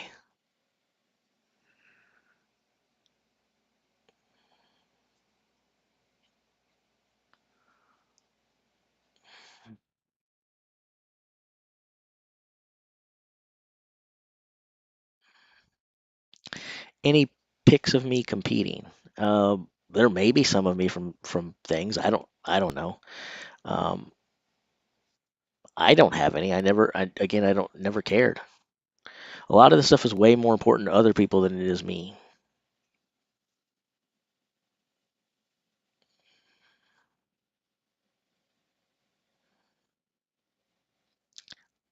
I don't personally think that I've taken training wise or otherwise.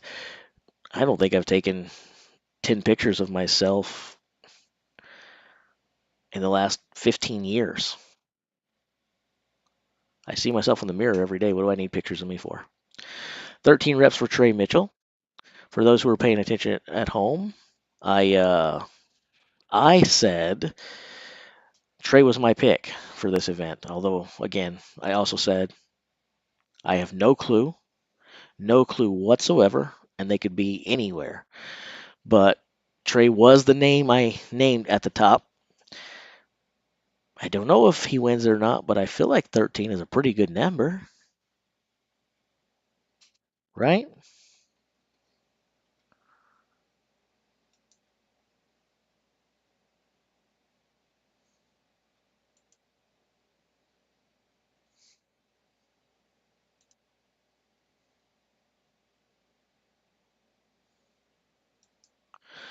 Um, it sounds like you guys are more interested in content of me training than I thought you would be. And again, I'm not interested in me.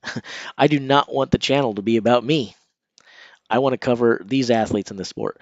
But because you guys seem super interested in that, I guess I'll give you guys some of that content. But that's going to be a few months out if and when we get to there. Because again, right now I'm nursing some very, very, very bad injuries, and I'm not proud of the amounts I'd lift, and the stuff that I'm lifting right now, you guys wouldn't really care to see anyway. You guys want to see me do the numbers that you've heard, right? You guys want to see the 600-pound squats and deadlifts. You guys want to see the 450-pound bench. You don't want to see me go up there and throw in 330 on the bench or 400 on a squat or something like. You want big numbers, right?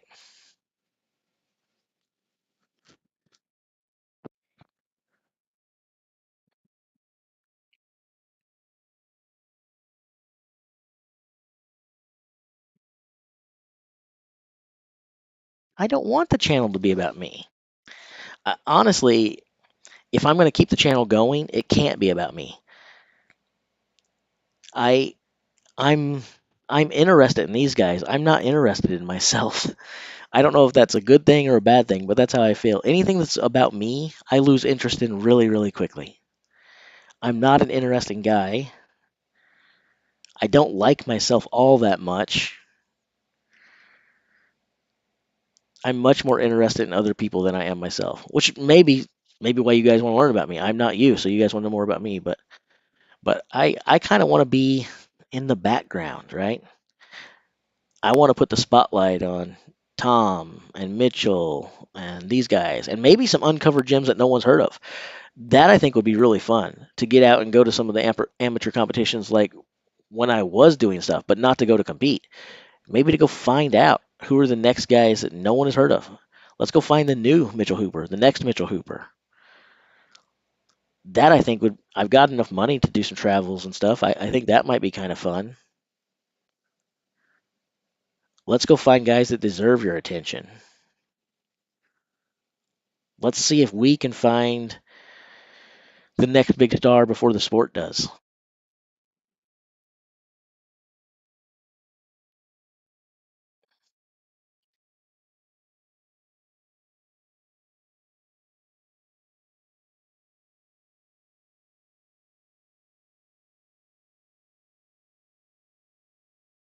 Yeah, I'm well aware. I'm well aware that the following is gone as soon as uh, the event's over. I don't want it to be.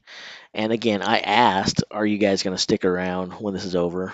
And most people were like, hey, "I will."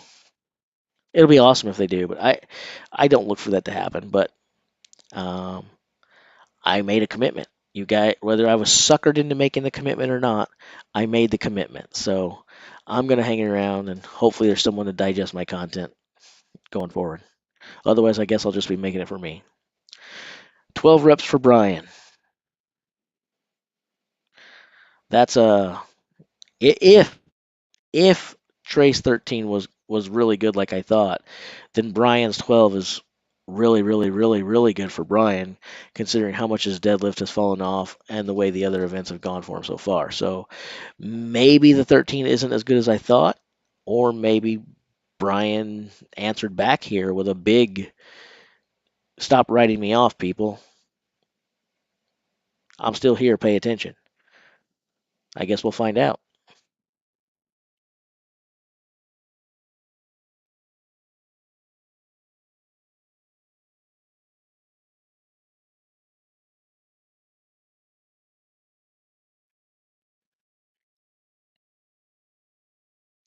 I think there's a lot of stuff that we can do besides me lifting. There's a lot of competitions going on. There's a lot of athletes out there. This probably won't be the channel to come to, like if you don't really like the sport. I'm passionate about the sport. Very few are as passionate about it as I am. But if you are passionate about the sport, I'm not worried about running out of ideas. I can give you guys a lot of content and a lot of interesting content. I would just rather not be the subject matter of the content. If I delve deep into who these athletes are, for instance, we just look at the world's strongest man. We had 30 athletes. If I give you like a 30-minute auto or 30-minute biography of each one of these athletes, that's going to take a lot of time to put together. That's a lot of information. If I could do that, and I did it one a week. Not saying I will, I'm not committing to that, but if I did, that's almost a year's worth of content right there.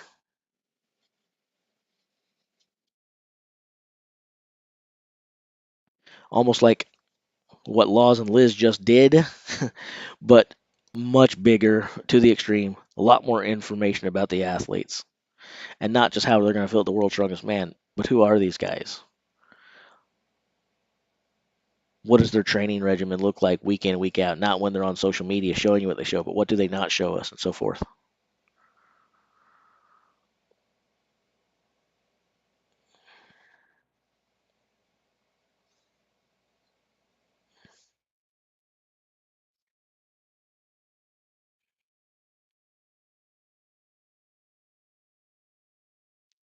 The sport really hasn't done that. World's Strongest Man in many years. I'm not sure this is one of those. Everybody keeps saying that, and well, there are some numbers coming up here. I don't know what people want to see. 2, 3. Maybe just want to see people do basically 1 rep maxes on everything. What's the biggest weight you can pick up and put down? Um, but it's not so much the sport of strongman has done that as much as this particular competition, the World Strongest Man. There's a lot of other contests out there where the focus does seem to be more on brute strength.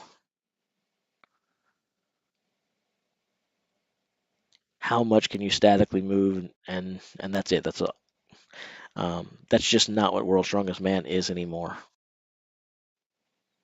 Maybe it'll be that again one day. Maybe it won't. I don't know.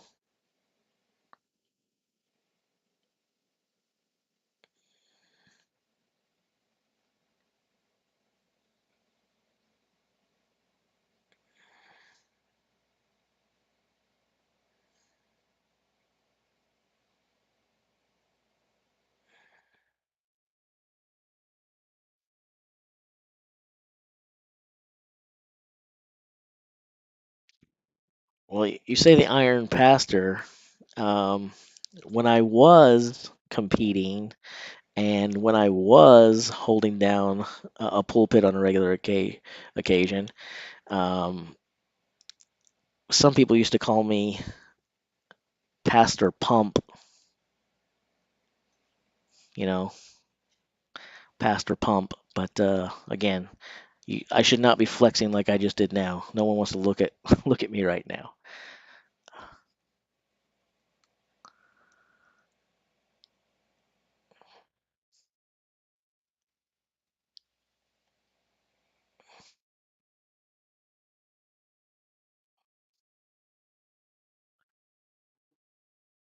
Oh.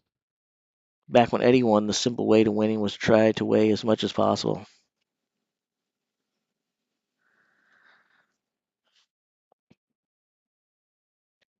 Yeah, we've talked about this a lot. You guys know how I feel about that. I I, I want to see who's the strongest, right? And I definitely think that size does matter. I wouldn't say it doesn't matter, but I do believe that there is a point of diminishing return where you're just adding size and it doesn't help you that much and can actually become a hindrance. But outside of it being a hindrance in sport, it's not good for them. Again, I care about these guys. Licis gets 12 as well. I don't want these guys shortening their lifespans and walking around having bad hearts and bad lungs for my entertainment, and then they die younger. I would like them to be healthier men. Yeah, I want to see the strength. Maybe I'm asking them to entertain me less. I don't know, but I worry about the health of a lot of these guys. I think most of us here know there's a big difference between being strong and being healthy.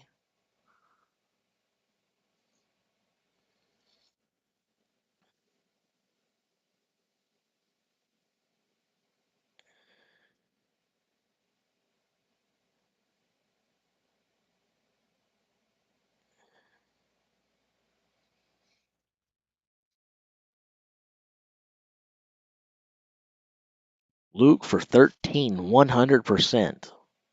So how much do you want to stand by that 100%?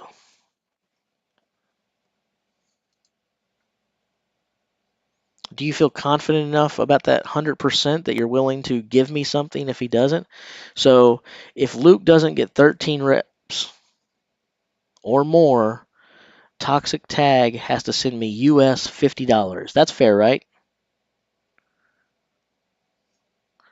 You think everyone agree? If Luke doesn't get at least 13 reps, Toxic Tag has to send me $50 because he did say 100%, right? And at least.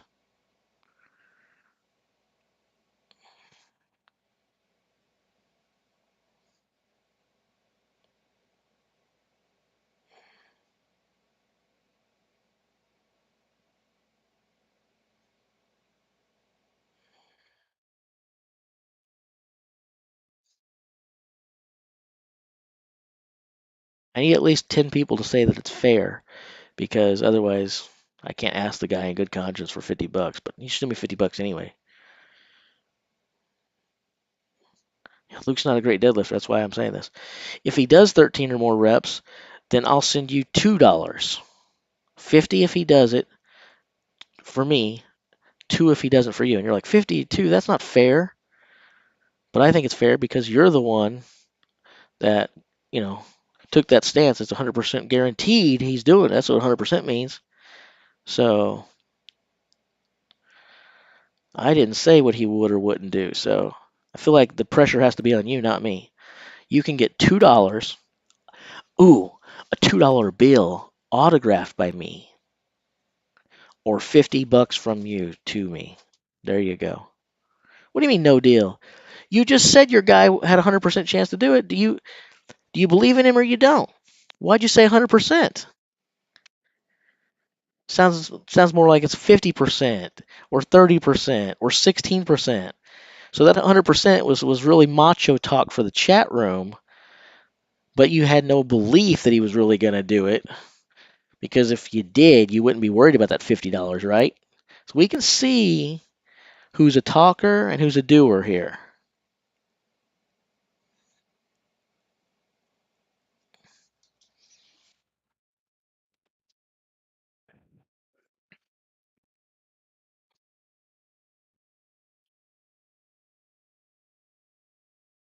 Nine reps. 9 reps. Now, they might do math a little bit different over there in Scotland, but here in America, 9 is actually less than 13.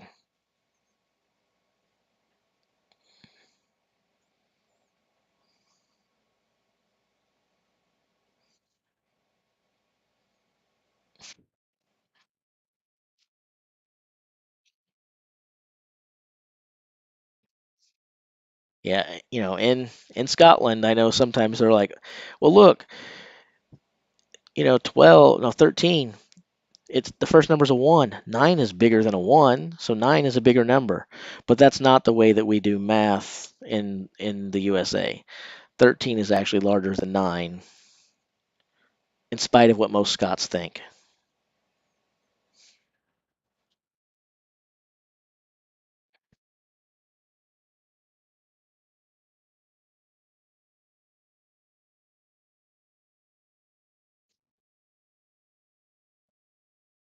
All right.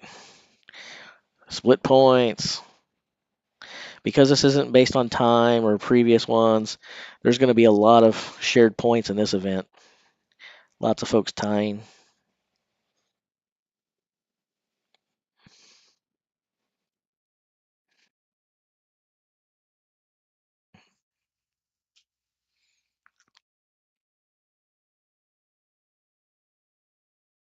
I know why Luke didn't get 13 or more.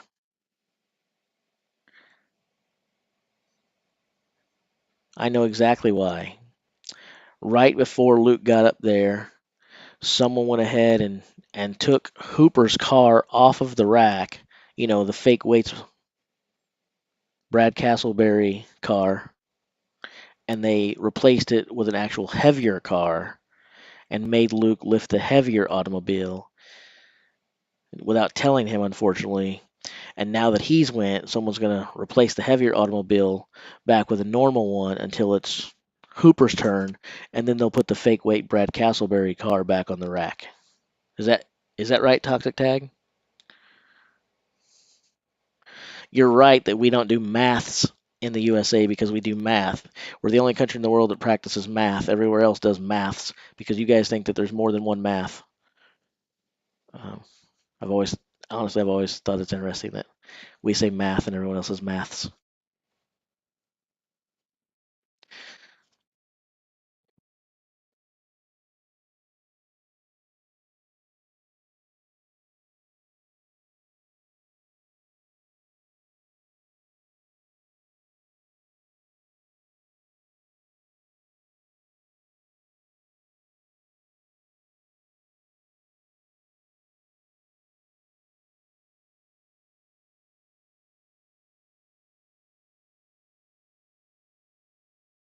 There are 6 events total.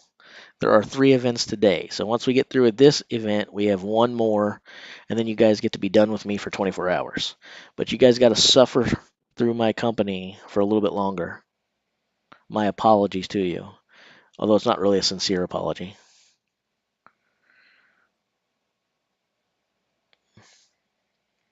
So we finish up the deadlift, then we have the Flintstone lift after this, and that's where today stops.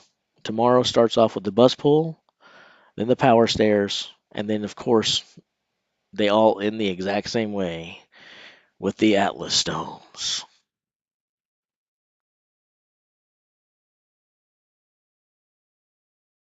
What are they in terms of what is like like what is the Flintstone lift? Is that what you're asking?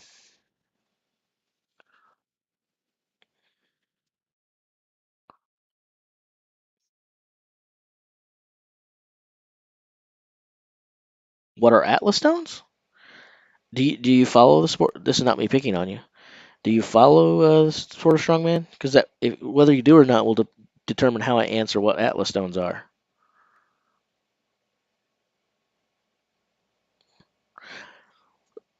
So I feel like I do need to comment on this. Do I like Atlas stones? Because I feel like some people may have misinterpreted.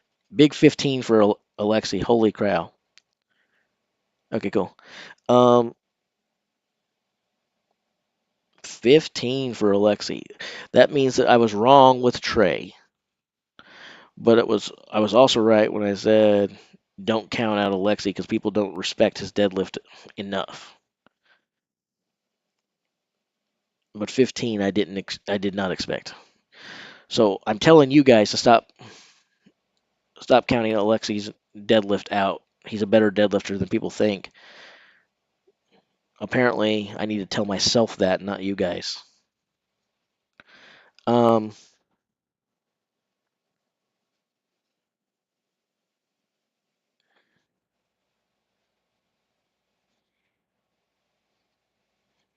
wow.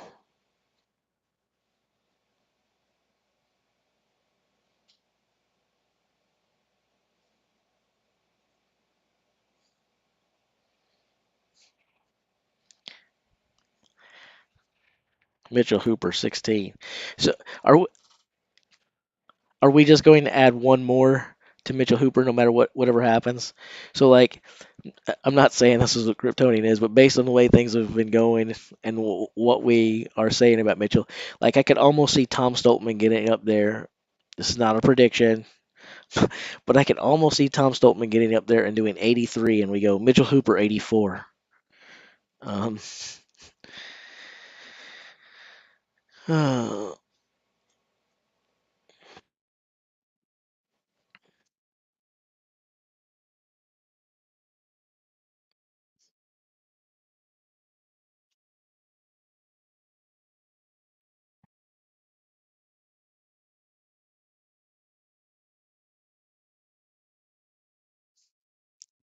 I almost don't know if I'd want to win the deadlift at this point.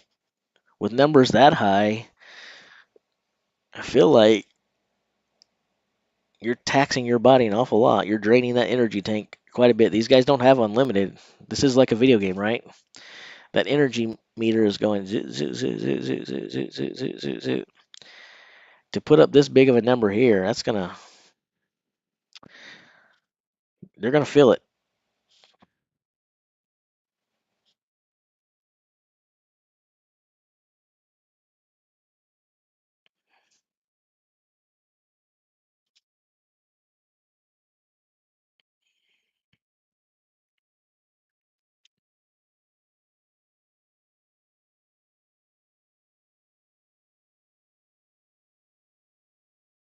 How on earth can you have more fun than this by looking at spreadsheets and tables?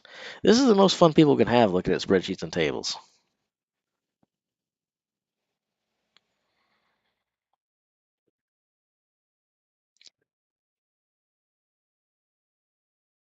Well, Martine's finished fifth in the medley. If he has two middle of the road performances, I'm not loving this anymore. And it's very not Martine's the way he does. Pencil the man in for third place finishes across the board, or fourth if he really struggles and drops a bar or something. Something goes wrong.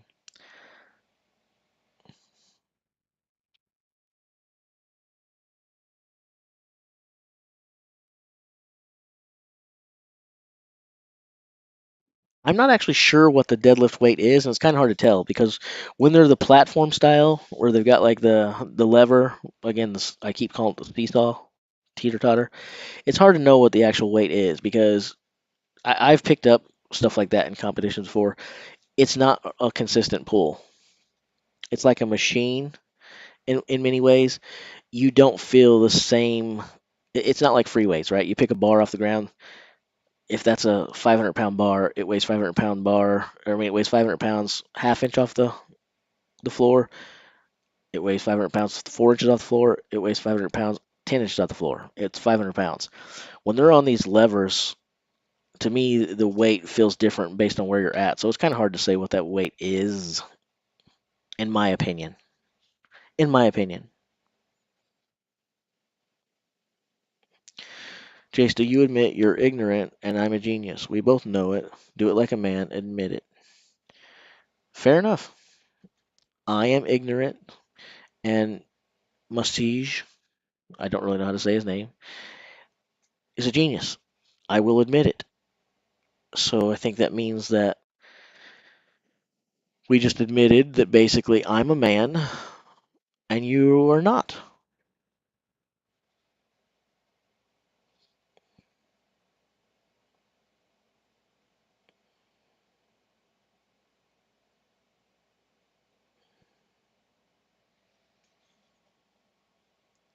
"13 for Tom." All right. So the eyes are on Mr. Mitchell Hooper now. Will Mitch tie Alexi, pass Alexi, or finish somewhere south? I guess we're about to find out.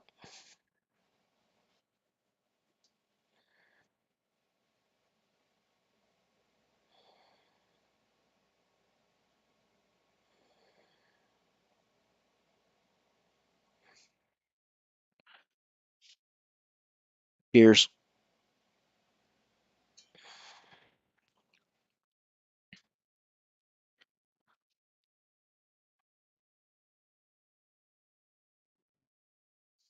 I have a feeling something crazy is about to happen. Mitchell Hooper needs 16 to win, but just so that we can all start putting him in comic books and movies and continue our folklore of him in the chat, he's going to put up 19. Not for the win, but just because. Why not? Besides, we found out that he likes active recovery. So 16 reps will be for the win. Reps 17 and 18 and 19 will be for recovery. You think? You think?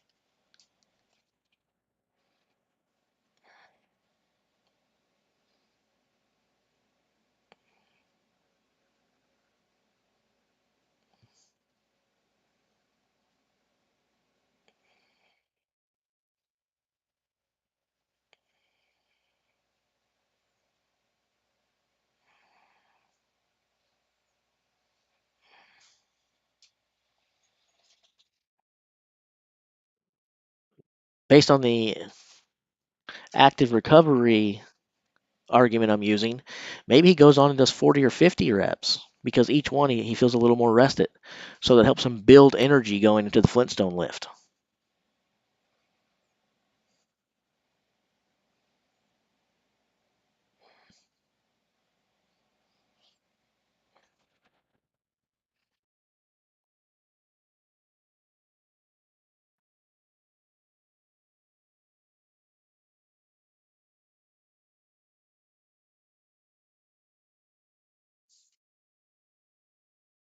I feel like there have never been 200 people staring at a screen waiting to see a number with so much anticipation before. I know you're all staring at my screen and I'm staring at my screen. We're all like, what's the number?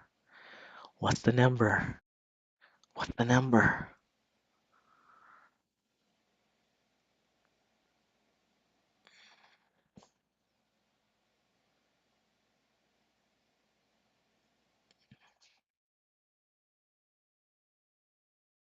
$50. I told you. I knew it.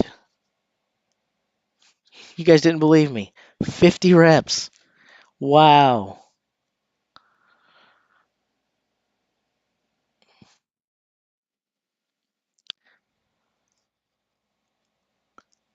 Twelve. 12.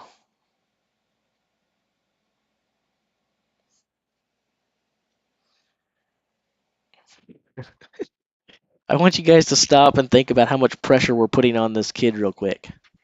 Someone in the chat just put, and this was probably the feeling of everyone. He only got 12. Only 12. That's the pressure that we're now putting on this kid. Oh, the Flintstone is for Max.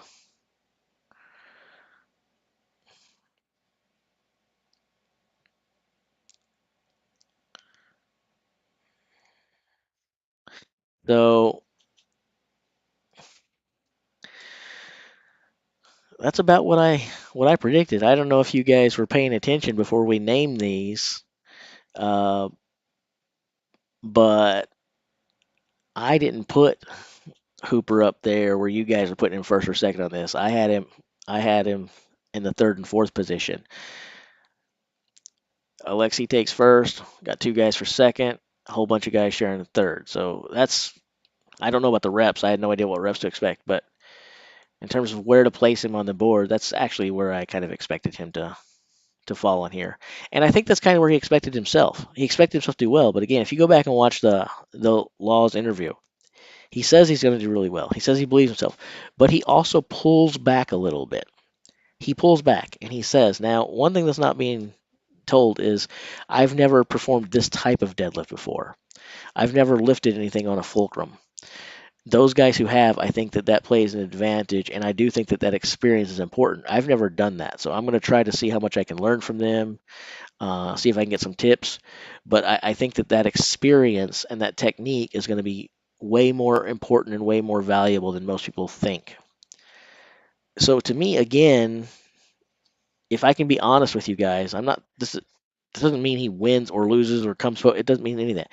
But to me, it goes back to again to what I was talking about before: his maturity, his level of self-awareness. He seems very methodical. He seems very intelligent. He doesn't seem to have an overinflated sense. He seems to be at least looking at things realistically. Um, so props to him.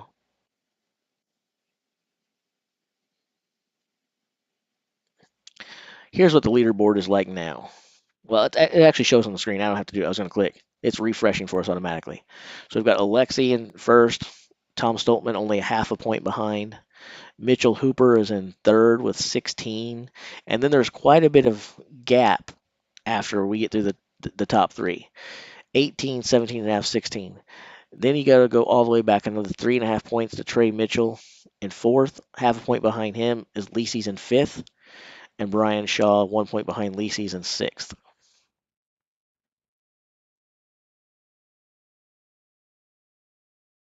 He did say he thought he could be top three, but he also said that he wasn't sure how the fulcrum, this particular style of deadlift, would impact him. You can't pick and choose which parts of what he said. You have to take it all into account. And technically speaking, he was top three, depending upon how you look at it. 6 points here is good for a third place finish. Novikov wins first. Tom and Trey, second place with 8.5. And then that group of 12, which Hooper's a part of, is third. Now, you could say it's fourth if you want to say that the other two guys occupy second, third. That's fine. I'm not going to argue the point. But I'm going to say you could certainly make an argument that technically he did finish third. But he also said that he expected that experience and his lack of experience there to matter. I would say that Mystic Mitchell, as I'm going to start calling him, again, is pretty right on. His predictions seem pretty good, in my opinion.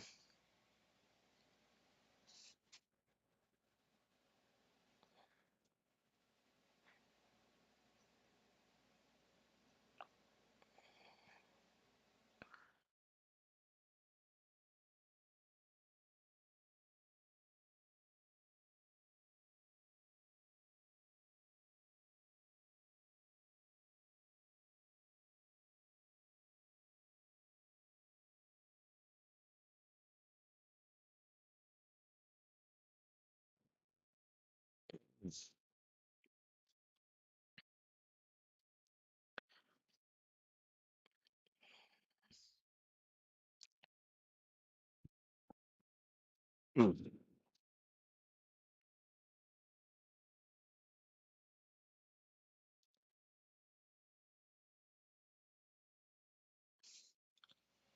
Well, only a half a point separating Novikov and Stoltman.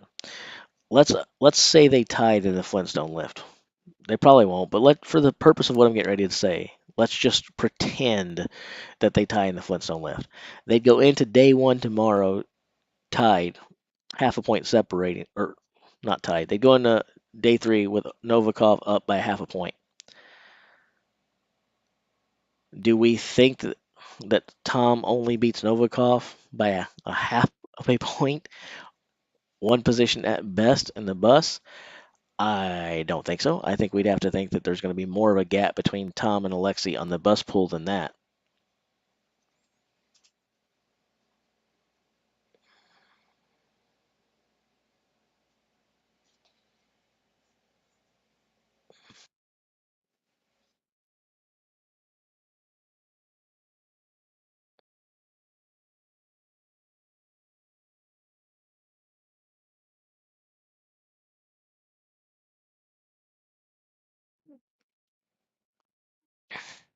So, what do you guys think so far? Is this what? Is there anything you're surprised by? I've got a bunch of questions for you. Let's start with that one now. What are you guys most surprised by as of right now? It can be an event. It could be a person. It could be a specific result. But As of right now, what is the biggest surprise to you guys?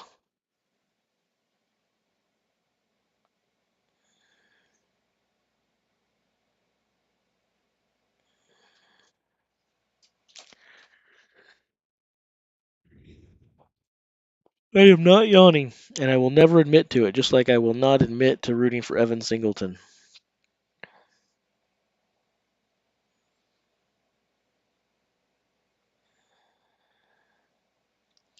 I have not been watching it since 1980. Um, Theoretically, I could have been because I was born in December of 1979. Um, Maybe I was watching it then and didn't know I was watching it, but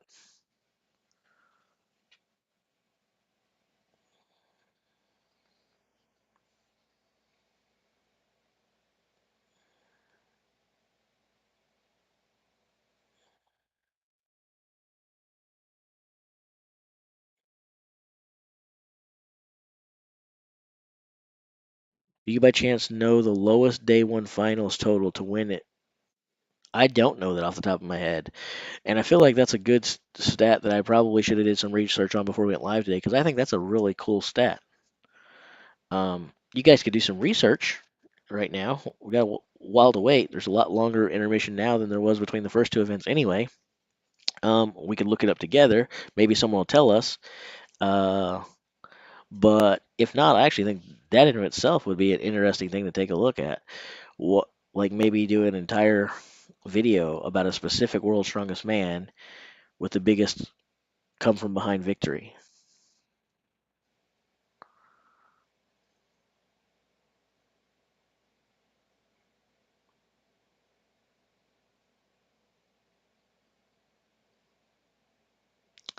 Two votes for Martins Licis.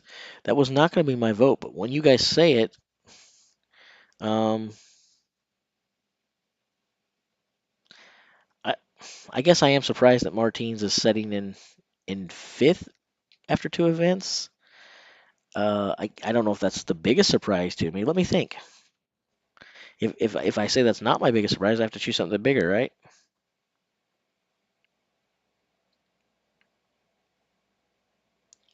Um,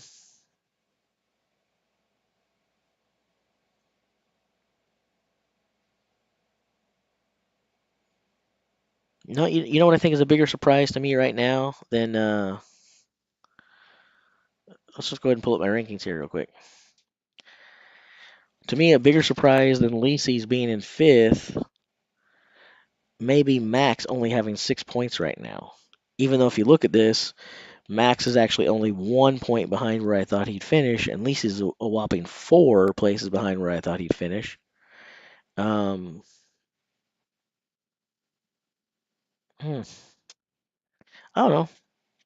The, Here's another question. Let's ask: is what we're seeing a case of some guys underperforming or some other guys overperforming or a mix of the two? What is really at play here? I don't think Hooper being in third right now is more surprising because I had him at fourth before the day began. Um, and I thought these first two events coming out of the gate were tailor made for him.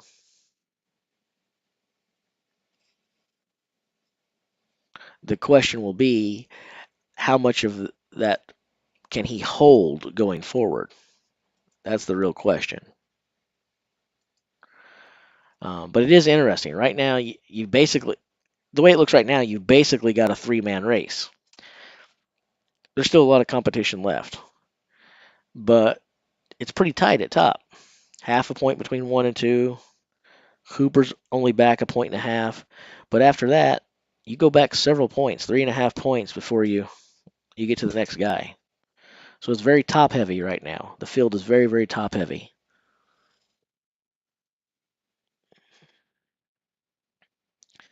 The girls are here, but these are not the HD girls. I only get excited when it's the HD girls that are here.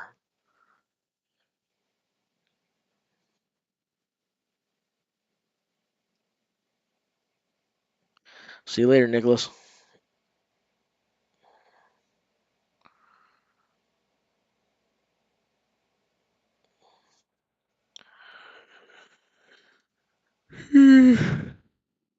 I'm gonna have to go get something to drink, some sort of sustenance. I should have already put some wings in the oven. I didn't do that. I could do that now. Or my meats came yesterday. I told you guys that. Maybe I should try my first camel burger. Has anyone here ever eaten camel before?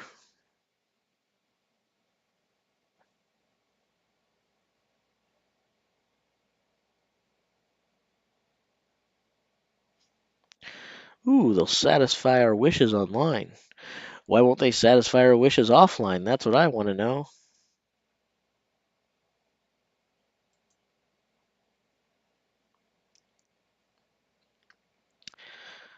The best in the Yabba Dabba Do lift. I think it depends on a couple things. The answer to that depends on if the bar is as thin and has as much flex as Mitchell Hooper said, is one, and the type of technique that they use. If the bar has as much flex as Hooper said, and you've got guys who do the split jerk, I don't think they're going to perform that well. It's probably going to go to whoever has the best straight press. Um,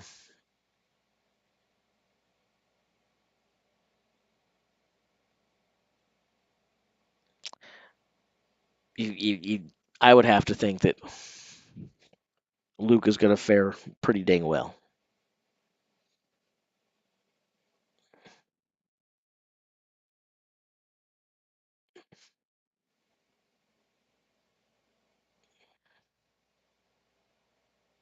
The next event will be about an hour. Oh, let's see, 1:30. That's 3:30. Oh, a long time. 2 hours from now. Go, go grocery shopping. Go to the gym. Go get your workout in. Go to a restaurant. Go find a significant other. Date for 10 months. Propose. Get married, and then come back. There's plenty of time before the next event starts.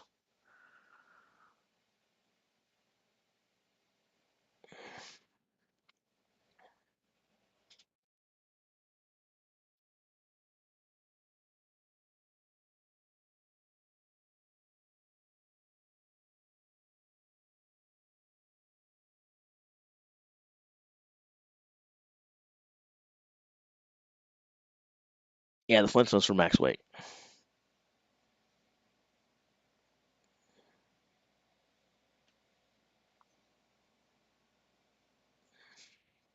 I'm not sure I'm gonna. I'm not sure I'm gonna have the wings. I might have the wings tonight for dinner. I'm kind of actually thinking about having myself some camel or antelope.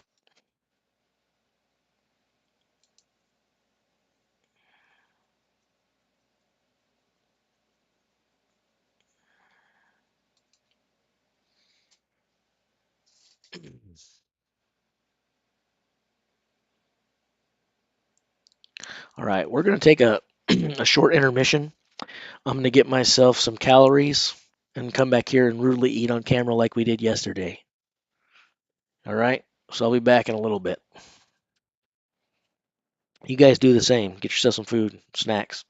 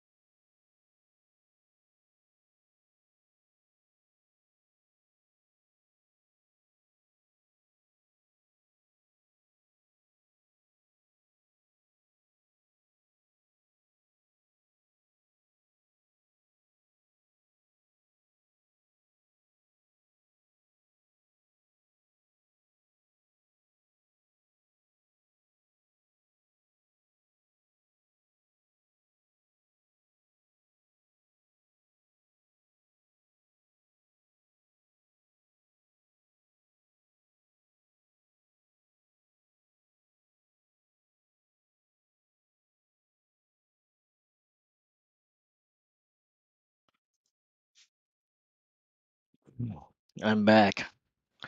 So I did see someone complaining about the shape of my webcam. I guess now the question is, do I care enough to fix that? Do I care enough to make some more alpha masks? Maybe I can do that.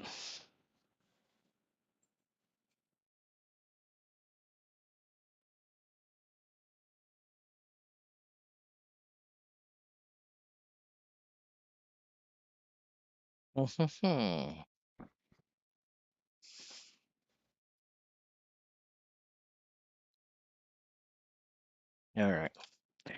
I think what I need to do now is create a new layer, a new image here. I think I have to do these reverse based on the way the software is.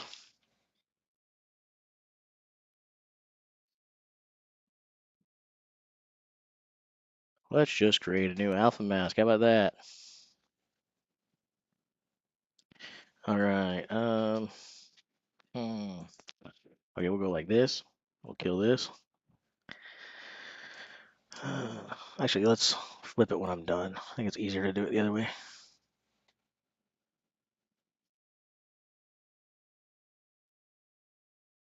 I'll flip it when I'm done. All right. You guys got to watch spreadsheet action yesterday. Now you get to watch like this kind of stuff that no one cares about. No, you need to stop whining, Tucker. I'll take you out in a second. I just got back so that I can leave again. Hold on, pal.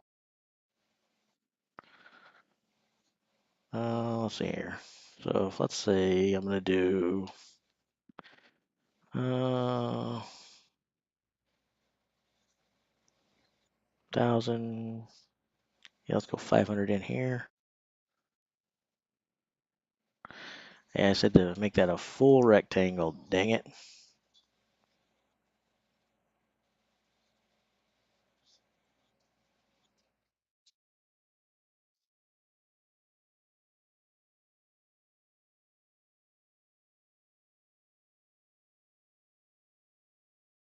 Yeah, that's supposed to be filled. There we go. Let's go like this. All right, let's go another layer.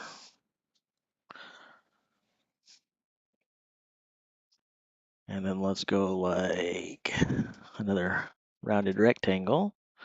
Let's make it thicker.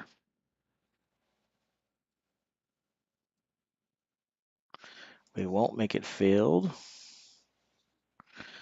Pizza. No, not pizza. Not pizza.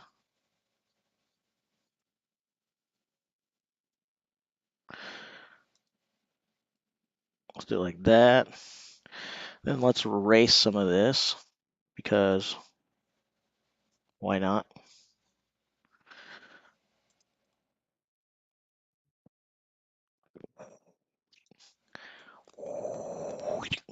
Just random erase marks.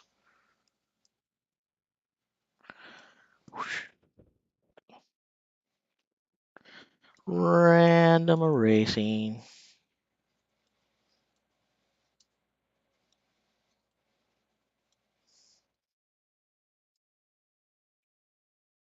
Okay, now rotate.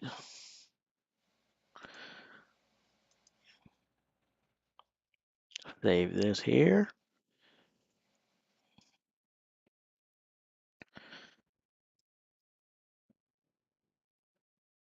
Wear alpha mask.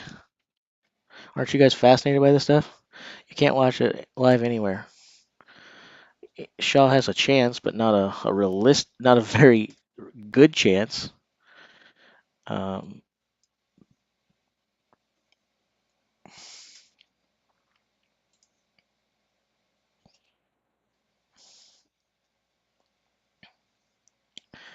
All right, that should take care of that.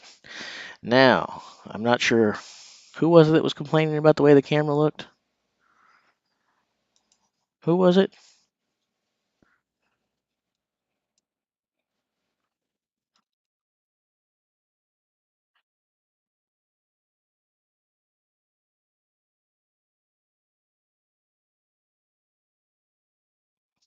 How is that? Is that better to the old person's eyes that was complaining? Because I'm not gonna build these all day long, but I had time to kill. Guess it was kind of reasonably okay. Is that a better webcam image or what? And where did the person go? They probably left me. That's fine. I did all that for nothing.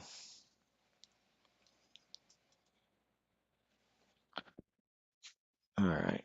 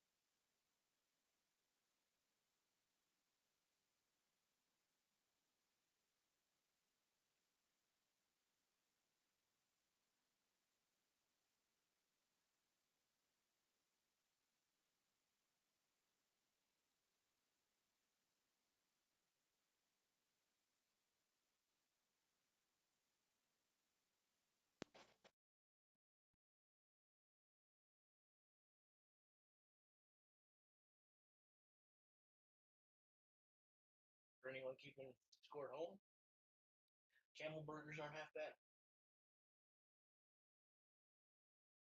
I'm gonna go ahead and rate camel a. Try it if you haven't.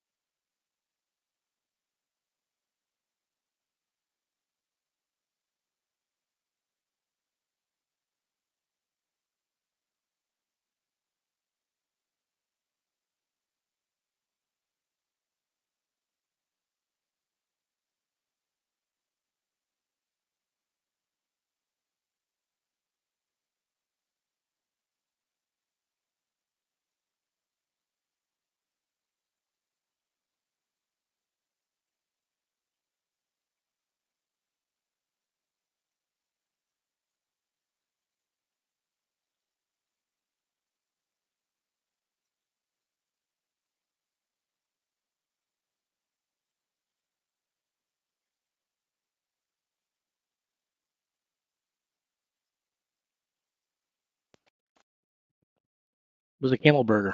I don't know that I would say it was amazing, but it was pretty good. First time I ever had camel. So who sat here and watched me play graphic design and make the webcam mask?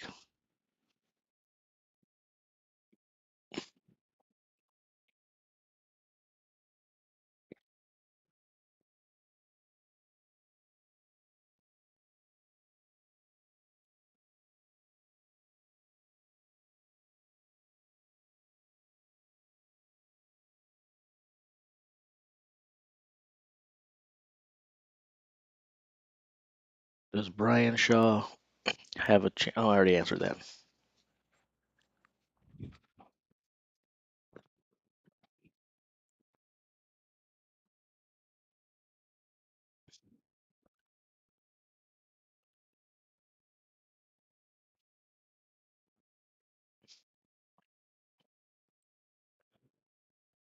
You didn't miss much.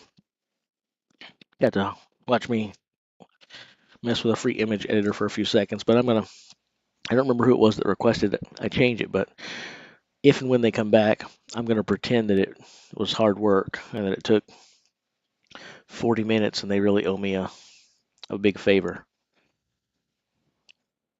even though it took like 2 minutes and was ridiculously easy. But they said, "Isn't there another template you can use?" I don't use templates. Does it look like anything on this stream is a template? All the stuff is handcrafted by me.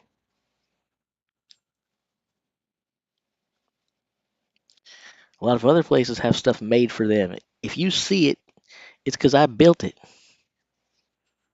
Like this screen right here.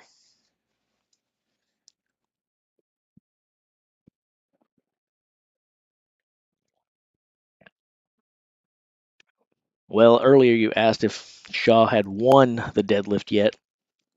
The deadlift is over. The answer to that is still no. So everyone's gonna come and ask. Everyone's gonna come ask about Brian now, and here's where everybody calls me a hater. Here's where I get to be mean. All right. So currently,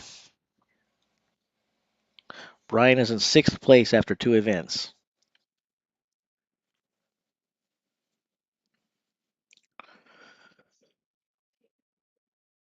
He had 12 reps in the deadlift that tied him with 2 other people for 3rd in the deadlift. 2 people had 13, and then Alexi was your winner chicken dinner with 15 reps for max points there. Anyway, as of right now, Shaw's in 6th. It's a 3-man race so far. You have Alexei Novikov with 18, Tom Stoltman only a half a point behind, Mitchell Hooper a point and a half behind them, and then there's a 3.5 point drop before we get to the next class of competitors. So the top 3 guys are enjoying a relatively comfortable lead. Still a long ways to go, but Shaw's got some work to do. Right now he's 5 points behind Mitchell Hooper in 3rd. He is going to enjoy the bus pull, power stairs, and Atlas stones, obviously. For those who weren't here for it earlier, this was before the day how I predicted the world's strongest man would end up. Licis with a victory. That's, I guess, still possible, but you've got to say that Martins is underperforming thus far. It's going to be tough. Tom Stoltman in 2nd, Alexei Novikov in 3rd. As of right now, it looks like it's between Novikov and Stoltman. Stoltman's only half a point behind. He's going to make that up big time in the truck pull over Alexei. Mitchell Hooper in 4th is what I said. Hooper's in 3rd now. I had Shaw in 5th. That's doable. That's definitely doable. He could move up 1 spot, and he's got some strong events coming up. He could move up 2 spots. He could go up to 4th. He could go up to 3rd. That could definitely happen. And before the qualifiers, those of you who were around originally, I said that Shaw would finish on the podium 3rd. I think that's not likely now. Not likely now, but it could happen. He could still wind up 3rd, but um, he needs to put something big on the board at this point. there's a couple of them do. More so than him because he wasn't really expected to contend by most people. I mean, obviously there are certain fans of his that are going to expect him to win every time, but I don't think most people had Brian winning or sitting in the second place this year. Maybe a few others like me originally had him third, but even that I think was pretty high for most.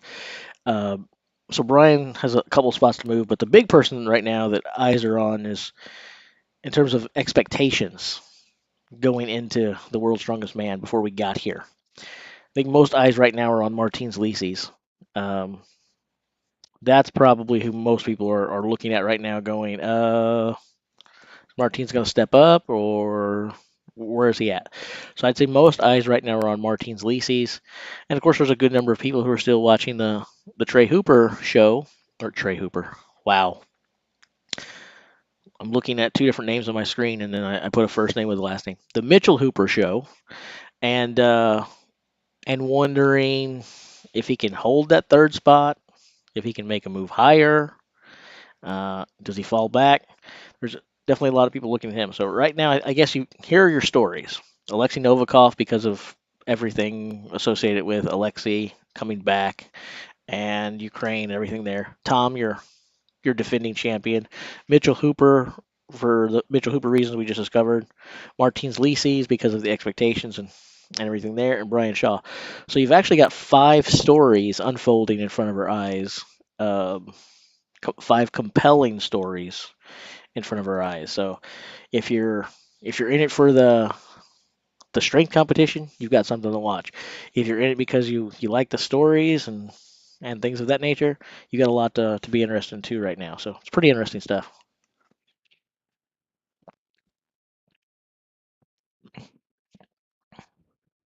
There's a lot to like and a lot to watch for. I guess I could turn that scrolling text off since I'm back from lunch, right? Although I might take the dogs out in a minute. I should have did that before, but I'm a terrible host and didn't do it. Nope, the Flintstones event is not running. It's too early. It's quite a bit too early. We have been having 2-hour intermissions in between events, but today, between event 2 and 3, Deadlift and Flintstone Lift, there's a 3.5-hour break. So we're going to sit here and look pretty for a long time because there's not a whole lot to do for quite some time.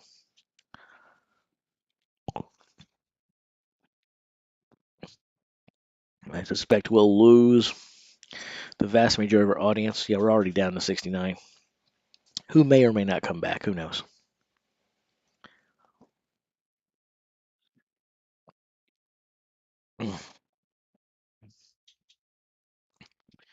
I might eat some pork rinds in a minute. That sounds like a good idea. What points are left to gain? A ton of them. Today, you got one event left, so you've got a max 10 points hanging out there for today. And we'll do some playing with that 10 in just a minute and talk about what ifs. But then you've still got 3 events tomorrow, so there's a lot of points remaining, a ton of points remaining. We're just a third of the way through.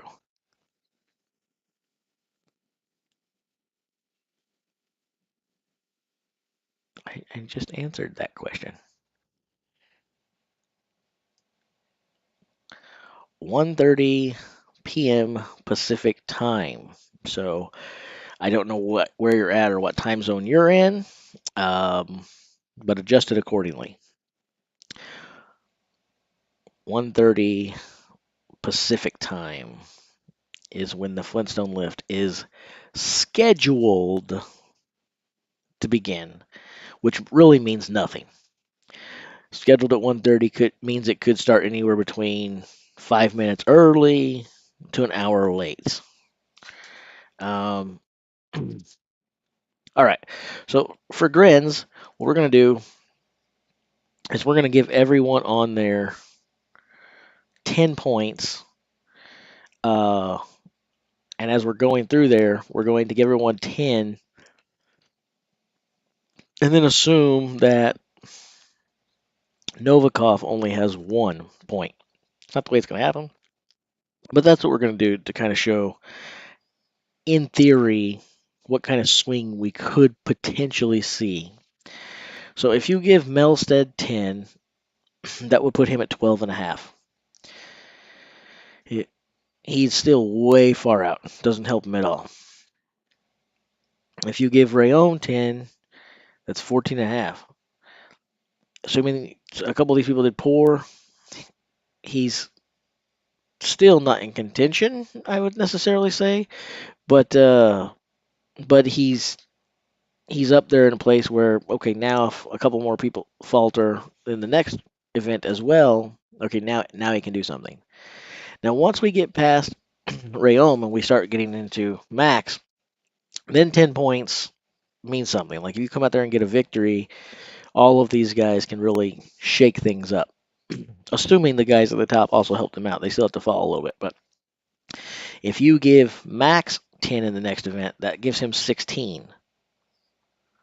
Obviously, Novikov, Stoltman, and Hooper, they're going to score something, but you can see where it could really push him up there to like that 4th, 5th place, assuming my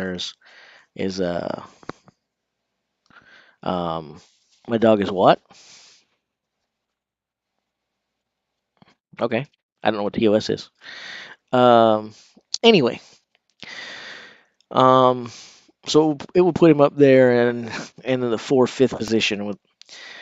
Then if you give 10 points to Luke, now he's at 20. If you gave Novikov that 1, he would actually vault over him. If you gave Big Brother Tom 2, he'd vault over him 2. If you gave Mitchell Hooper 3, he'd vault over him 2. Now, I don't expect Novikov, Stoltman, Hooper to finish 10th, 9th, and 8th. But again, if that happened, Stoltman at 10 points, that's literally where you could start to see someone with a single victory leapfrog the field and have a new leader. So if you're keeping score at home, that's the 7th place position. So right now, mathematically speaking, the 7th place position is still vying for contention with the 1st place spot. Mathematically speaking.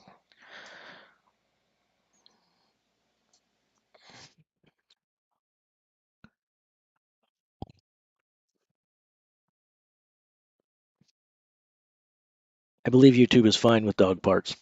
I just wasn't when I made that video.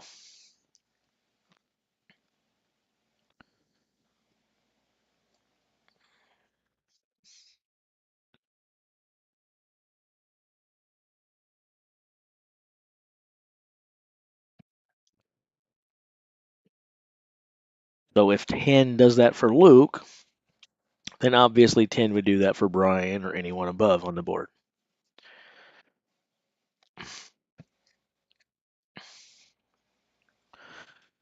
But realistically, anyone down in the 5th, 6th, 7th range, there were 2 events in. They're probably 2 events from now. End of today, start of tomorrow. Flintstone Lift, bus pool, before we really start to see any kind of shakeup at the top. And that's because there's a big enough lead at the top. You have to give them time to fall with the guys lower to raise. So they're not so close that just doing well does something for you. You need to do well and they need to fall. So that can happen over the course of 2 events with small victories over them, or 2 events if you win impressively and just win by a little bit on each. But more than likely, you realistically need, if you're in that if you're in that 4th, 5th, 6th, 7th position, you're probably 2 events away from challenging, realistically speaking. I just showed you mathematically it could happen with 1, but not very likely, to be honest.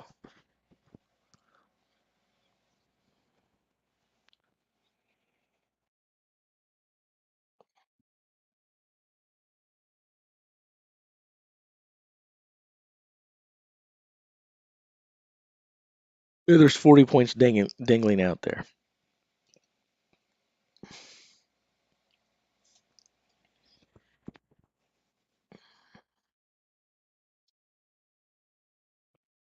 I guess we should say a max 40 points because there's a whole lot more points out there, but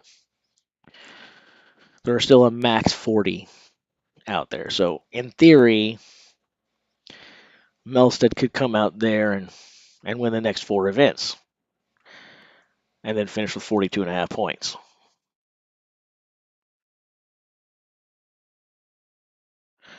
That would not be a guaranteed victory, by the way, because if you go ahead and give any of the top guys 9 or 8, they'd still beat him even if he did that. So even if Melsted went out there and got nothing but first places from here on out, that still wouldn't be a guaranteed victory and probably not all that likely of a victory, even if that happened, which let's be honest, it's not going to happen. That just doesn't happen. But just kind of throwing that out there to kind of show what the field looks like from that 10th position, very similar from the 9th position as well. And Max Boudreault, with only 6 points, like I said, he's got some work to do, and he needs to start doing it now. He can't wait any longer. He needs Max, if he's going to do anything, now is the time he'd better work. So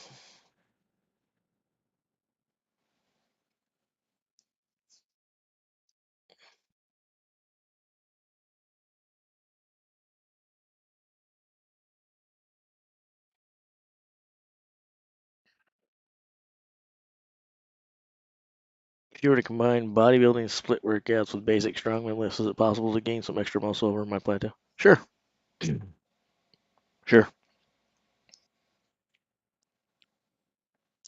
I'm a pretty firm believer that if you work, it's possible the gains will come. How quick? I don't know. Guaranteed? No. But you put the work in, stay diligent, stay there. Stuff happens. Could Shaw be holding back to go ahead and advance he's strong at? Could he? Sure. Is that what's happening? Probably not.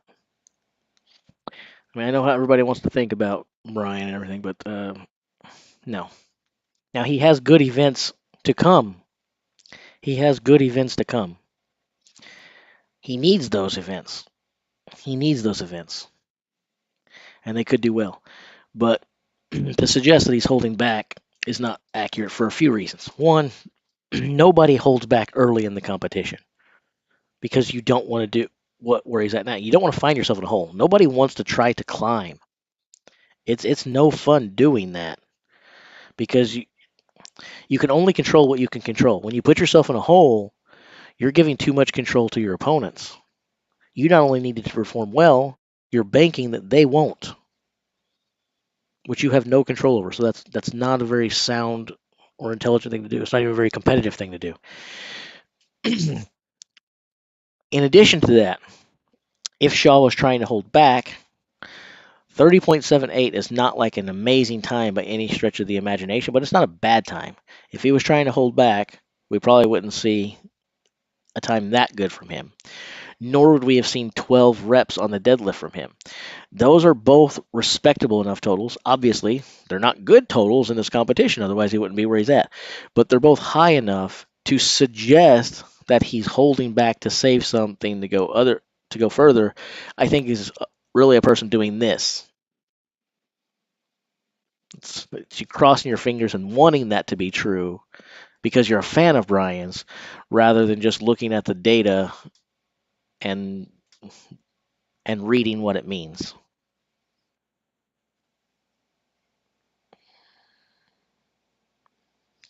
Could Shaw win if he does third or better in all events upcoming? So look at this. We're going to look at. I can't give you an answer without telling you. Again, it's not all up to him. So we're going to do this. We have to look at the points that are at play, do those, and then also look at what would be required from the others. And I guess we have plenty of time to do that. But so a third place finish is 8. So there are still 4 events to go. So that's 32 points with standing. If we give 32 points to Brian Shaw, that gives him 44 points.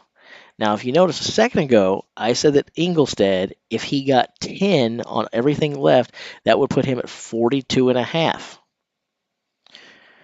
Brian Shaw would only have a point and a half more with third place finishes than Melsted if he has aces. As I just said, could Melsted win with 42? He could. But it's not very likely because the guys at the top have to falter quite a bit because they have those same level points available to them. So again, does Brian have a chance? Mathematically, yeah, he's got a chance. It's not very likely at this point that Brian walks away as the 2022 World's Strongest Man with a 5th title. It's much more likely if you're a Shaw fan and you're wanting to keep hope alive to believe that he could still podium 2nd or 3rd. It's not out of the question that he could win it, but he's far enough behind now that again, he's giving himself a hole. You don't want to do that. He goes out there and gives himself 8, 8, 8, 8. Great performance, right? But that gives him 44 points. Let's just look at what happens if we give Hooper, in this case, let's go ahead and give Hooper just 7 points on each of the remaining events, okay? So right now, Hooper's at 16. If we give him 7, so 4th place finishes across the board, that's 28 points. You add 28 to 16, that's 44.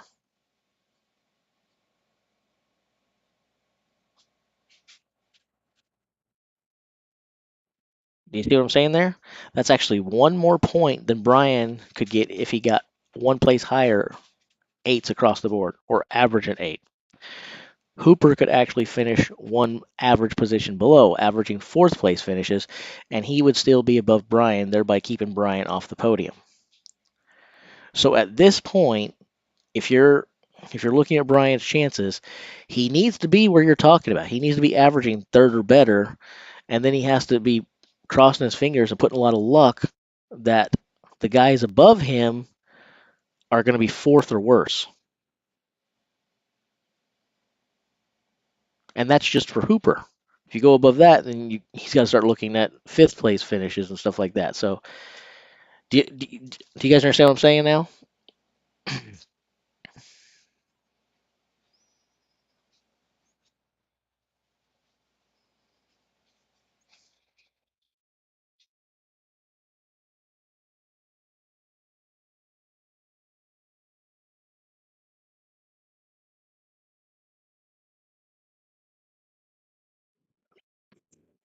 If for you, mathematics means how many points are available, and if he takes them, can he win? Then the answer is yes.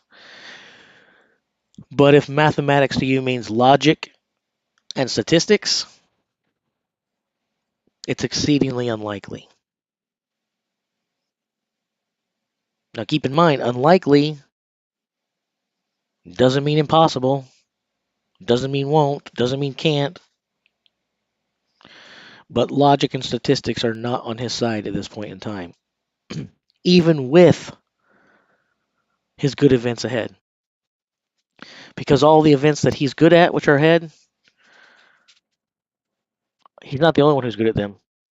And Tom Stoltman is arguably as good, if not better, than Brian in all of those. And he has a 6.5 point lead on Brian already.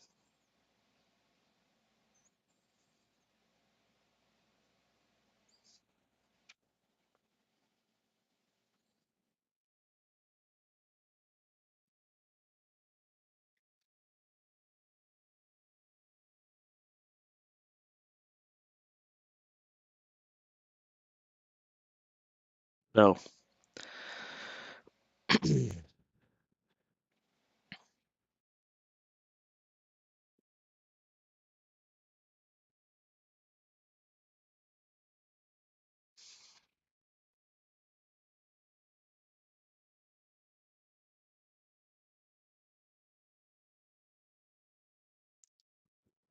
when does it start?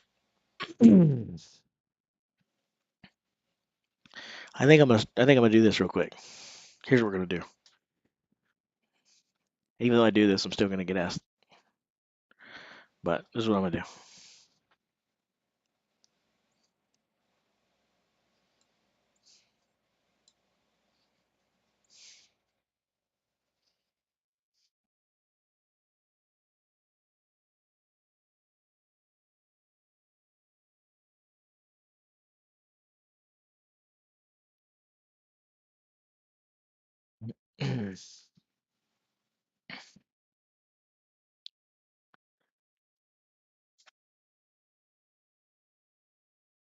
I guess I should move that a little. Oh, I already moved it enough. Okay, good. I hate waiting for the delay to catch up so I can see what's actually happening. It'd be nice if live real time streams were actually live in real time.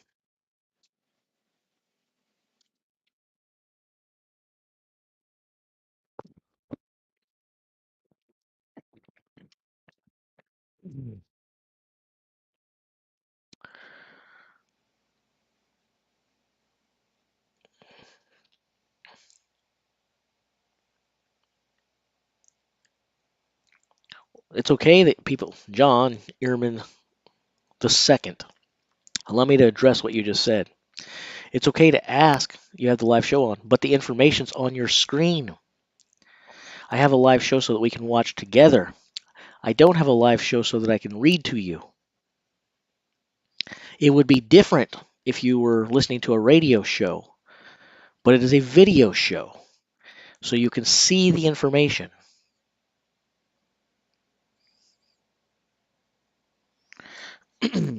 I don't mind answering. I do not mind answering.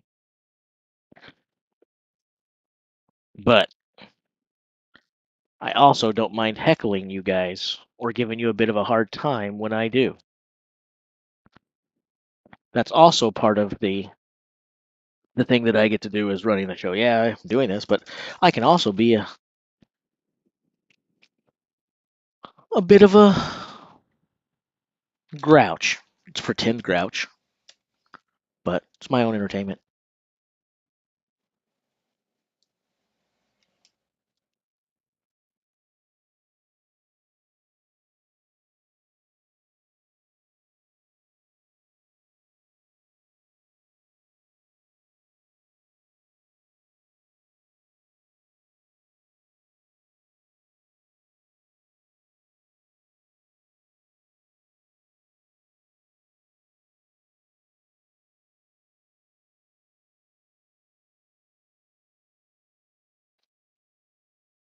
Yes, the info is very small, although not now because I ballooned it up, right?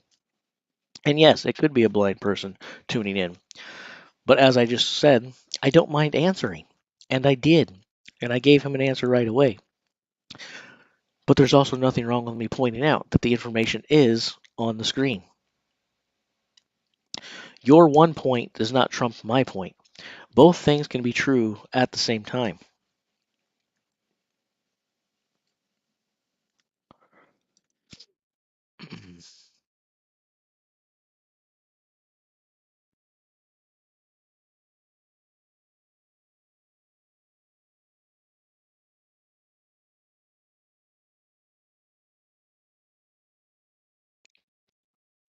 When you say, do I favor anyone, what do you mean? Like, is there someone I want to win?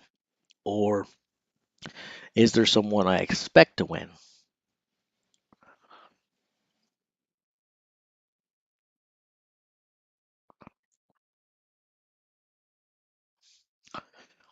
And I also love Laws's channel and stream. I go there all the time, as I've mentioned before. I've encouraged people to head there. So my feelings aren't hurt if you or anyone goes there. By all means, do so. It's good stuff. You're not going to hear me complain or whine about that. But I do believe that the biggest thing that his channel has going for it over this one, other than the fact that he's a name and he's competed at World's Strongest Man, it's a pretty big thing. But I do think that the two-person stream is a big help. You can actually sit and listen to a conversation between Laws and Liz. They can have dialogue back and forth. This, basically, you can just sit and listen to me run my mouth, which a lot of you have been doing it. and that's cool. It's really awesome, but uh, I would think that it wouldn't be as fun to sit and listen to one person pontificate as much as it would be to hear dialogue between a couple of people back and forth. I do not have anyone that I want to win really. Um, as long as the competition is good, I'm happy. I would. There's a couple of people I would be happier for if they won than others, but I'm not like rooting for it to happen. I'd be really happy for Brian if he won for the same reason that most people would be happy for Brian if he won, right? I'd be really happy if Alexi won. I'd be happy for him because of what he's had to put up with this year, the challenge that that's meant for his training schedule and everything else. It'd be a really cool story, and so if there was a feel good moment in my heart, I guess I would be with Alexi or Brian. But at the end of the day, I just want to see good competition.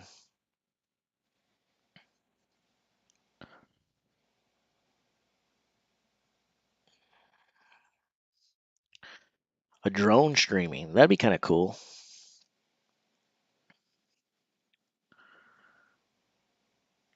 Carb loading belly looks like the Atlas stones.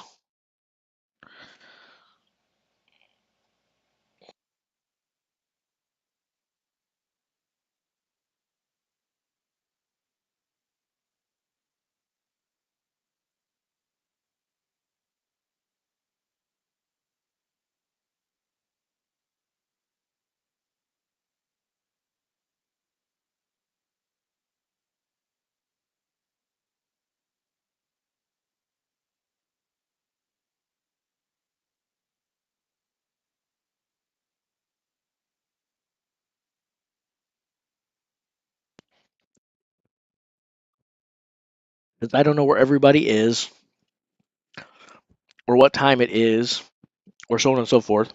You see, I'm sitting here munching my face, enjoying my little pork rinds as my dessert from my lunch. What did you guys eat? If did anybody eat while I was making myself some food, and if so, what did you have? Anything that can rival my camel burger?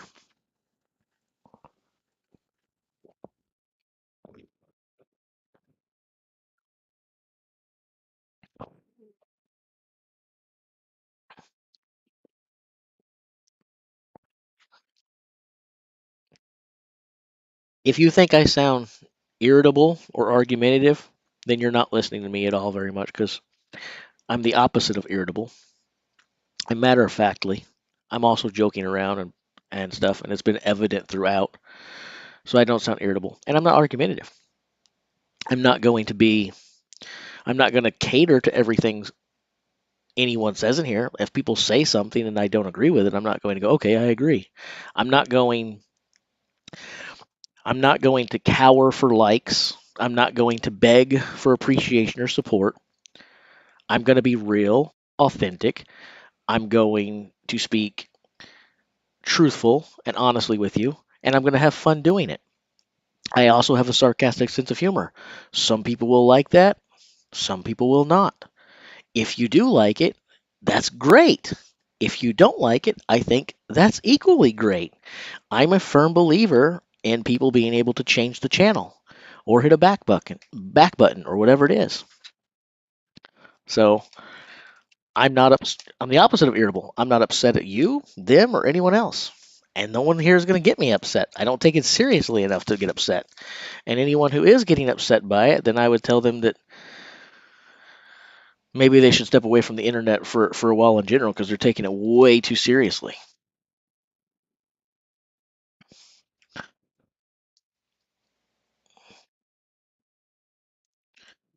Uh, Anybody knows how much time is left on the TV contract? I don't, but I can tell you how much time I wish was left on the contract. About -4 years. I'm really getting tired of having to wait month after month after month to watch it. And I do watch it after the fact. Probably a lot of you do too, but exactly the way I said I felt the other day, I still feel like it. I watch it because I love the sport, and so I'm addicted. That's really pretty much it is. I'm addicted to it. But it's a major letdown watching any competition when you already know what happened. I mean, spoilers for movies and TV shows, they suck. But spoilers for sporting events, they suck even more. And I'm sure everybody feels the same way. And if you do, you might be thinking it's kind of weird that we'd be sitting here watching this or watching the stream or me sitting here waiting. And it's true. And I think the only reason people do that is because you know that you've got to wait a couple months. It's hard to avoid a spoiler for that long of a time. You kind of got to live under a rock to not find out what has happened. So if you know you're going to find it anyway, if you know it's going to be spoiled, I guess most of us feel the way I feel, which is might as well find out on the day of. I did not get upset. I did not get irked by that. I did not do that. But it's nice, Gary, that you know into my mindset. It's nice, Gary, that you know how I think. It's nice, Gary, that you know more about how I feel than I do. I did not get upset. I also did not speak down to him or anything else. What I simply said was, it's on the screen. And then I blew it up so that anyone could look, because I said people are going to ask again. So I blew it up. And then I explained to that person that you're right, you did ask, and I did answer. I didn't have to. I could have ignored. I didn't. I answered. And then I also said, in doing so, in the future, yes, he can ask, and yes, I can show it. But I can also point out the fact that, like I did, that it's on the screen. It's not a radio stream. This isn't audio only. There's video. It's up there. You can look. And yes, like you said, maybe the person is blind. Very true. That does not erase what I said, though. That's not being upset. You don't know how I think. I wasn't upset in the slightest. I'm very confident that I know more about how I feel than you do. There was nothing rude about what I said. I spoke matter of factly while at the same time offering biting sarcasm. I'm playing because I'm hosting the show, and I've been sitting here speaking for 3 days, and it gets kind of boring listening to yourself talk. And that's not the first person I've played with. There's multiple people in the chat that I have jabbed with and have jabbed at me. Because I'm mad? No. Because we're having fun. People have taken lots of shots at me. And most of the shots I've taken have been at guess who? Me. Most of the negative or mean comments I've said have been at myself. They've been self deprecating. So if a person can sit there and listen to me rip on myself, but gets a little bit upset if I say something that's not, hey, let me pat you on the back and hand you an ice cream cone, fine. Leave.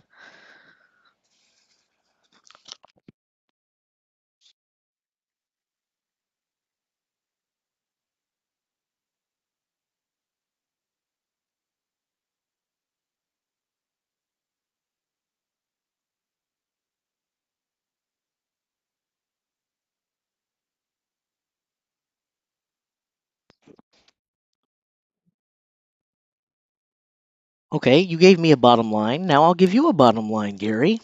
Again, I'm not here to make you happy. I'm hosting the stream. If you do not like the way I'm doing it, if my style doesn't work for you or that person, I've already told you what you can do.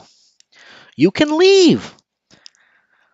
If you don't like the way I'm presenting, I'm telling you right now, this is what you can expect. It's not going to change. I'm going to continue doing it the exact way I am now. If that's for you, great. If it's not, leave. It will not hurt my feelings. And if that person got hurt, I'm sorry they were hurt by it. I don't intend to hurt anyone, but I'm also not going to tiptoe around or walk on eggshells or constantly worry about how everyone feels. You can't go through life that way, and you definitely can't set up something in an entertainment channel, which is what we're trying to do here, while worrying about constantly offending people. It's pretty much impossible to entertain anyone if you're second guessing every word you do or every action you take. I'm not going to do it.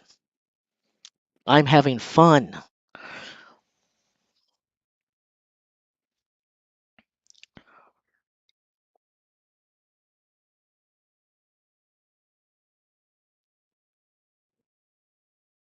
See, I'm in England. Has the event been pushed back an hour, or is the time you're ahead of Sacramento? So I'm actually 2 hours ahead of them. Um, so the time that you're seeing on screen is the time that it's supposed to start there. Basically, what that means is about 50 minutes from now. Gary, you can keep arguing with me if you want to. The common courtesy thing was I answered his question and I blew it up on the screen.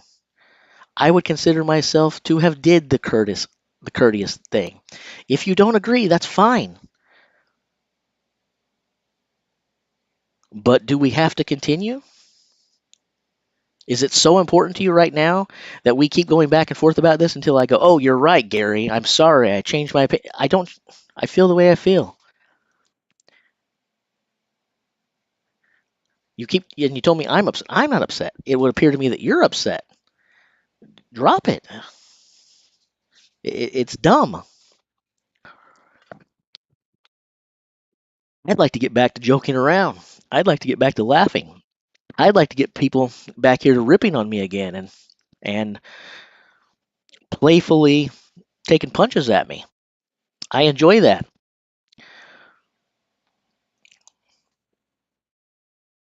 That's much more entertaining to me than trying to defend the fact that I pointed out that someone could look at the screen.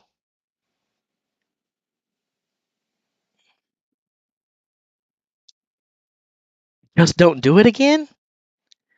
Did you really just tell me not to do it again?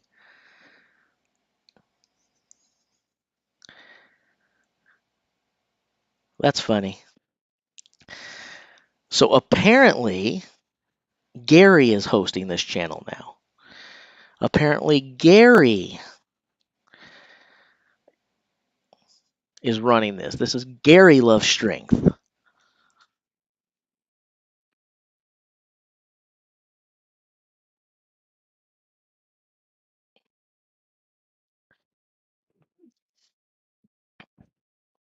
And we're not even watching a strongman competition. That's the funniest part.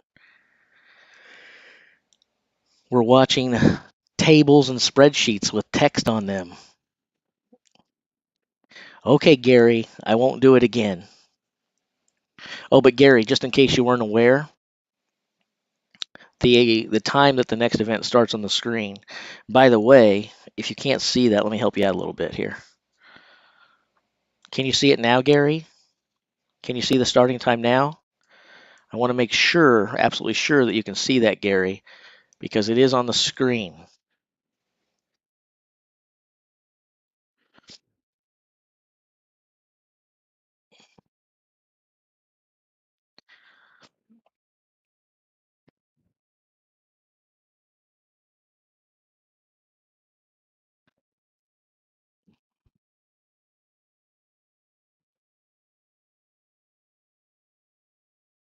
Probably the first merch that will drop on the channel if we stick around, and if anyone does stick around after World's Strongest Man, I'm going to get some Gary shirts printed up, and we'll sell those for $19.97 a piece. They'll just say Gary. That'll be all that's there. And 10% of those proceeds will go to help the manatees.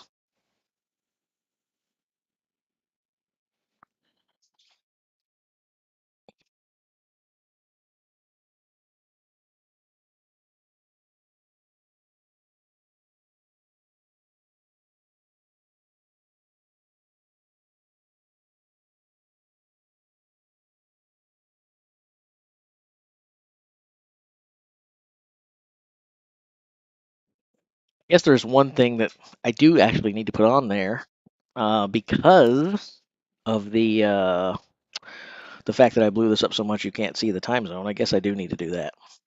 Let's do this. Because while I'm having fun, and I don't hate if people think I'm a jerk. I don't want people to necessarily think I'm a jerk. So what I'll do is I'll keep the time on there, but I'll also add this.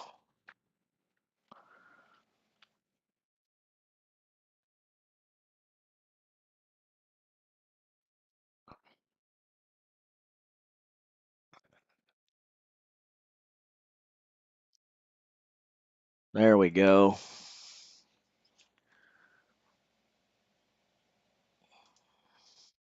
I guess I can't make it blue, unfortunately, and keep the notepad on there. Darn it. Oh well, I tried. I tried. Maybe I should position that below. That's probably better.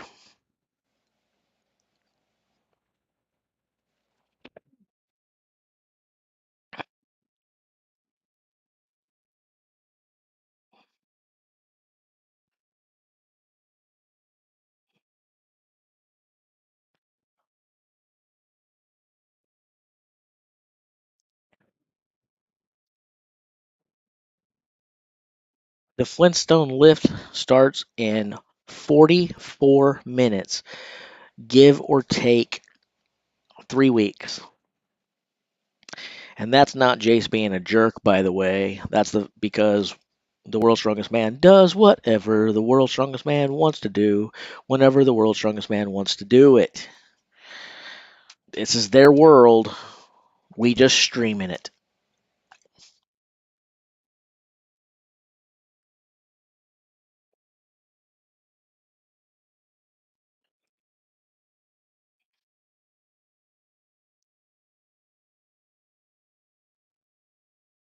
I do watch WWE, although I don't watch it often. I used to never miss it, but I have found that the bigger of a fan of MMA I became, the less of a fan of WWE I became. However, if you are a WWE fan, I did get to do something pretty cool. Uh, the Royal Rumble this year was in St. Louis, my hometown. I did go to the Royal Rumble this year, and my seats were impeccable, even better than I thought. I thought I got good seats, but they were better than I thought because they were right next to the aisle and in the back row of the aisle. So I got to see basically every entrance from the best possible view. So the Royal Rumble was pretty cool from where I was. Could have been a lot closer to the ring, but I actually think I preferred it because of the Royal Rumble, and the entrances are such a cool spectacle and such a cool part of that. So that was pretty cool. That was pretty fun.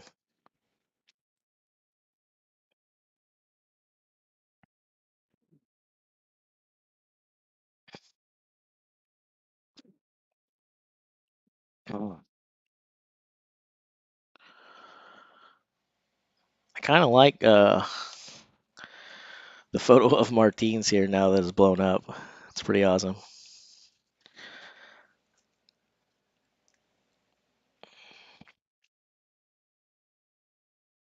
Stone Cold wrestled at WrestleMania. I don't know if we can call it a match, but or do you mean once upon a time you saw him wrestle? Not this time. I don't. Maybe I shouldn't have assumed what you meant. Perhaps you simply meant you one time saw Stone Cold have a match, and that match happened to be at the Royal Rumble.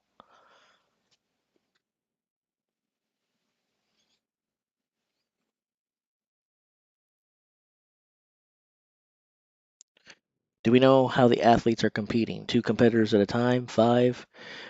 In the next event or in general? Because thus far, it's pretty much looked like everyone's going one at a time. One at a time.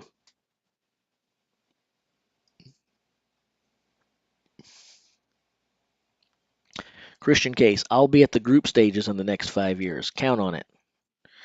Uh, you'll be there like attending, or you'll be there competing?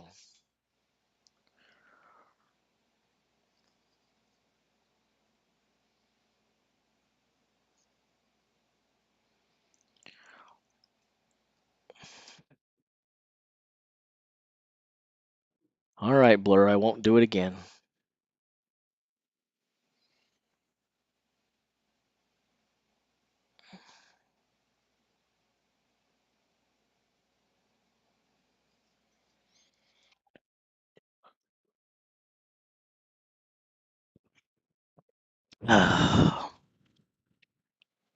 Speaking of which, you guys asking this question, I just realized I totally let myself down. I totally and completely let myself down. And the WWE talk has just now made me realize I totally let myself down. When the results came in, I told myself earlier, if Mitchell Hooper wins the first event, I told myself I was going to do something. And what I was going to do was this right here.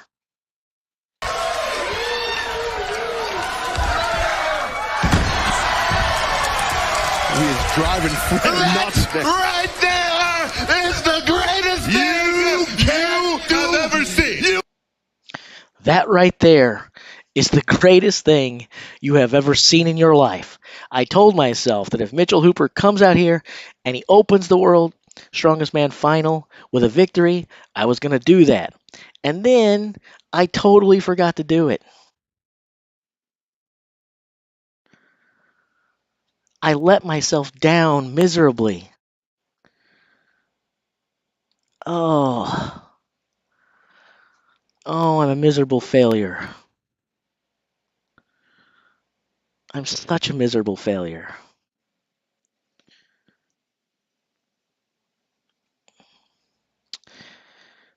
I don't have an Instagram for this channel, and I think I actually have my personal Instagram hidden right now.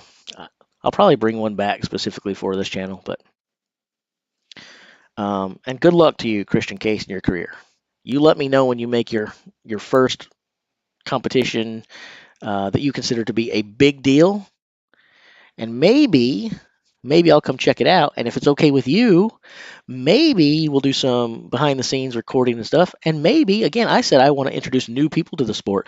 I want to show people who's up and comers. If you believe in yourself, I'll believe in you, man. And so maybe we'll do a sit down interview if you'd like that. We can let people get to know you. I want to interview the young guns. So you call yourself a nobody now? I'll interview you if you're open to an interview. Would you like to be interviewed?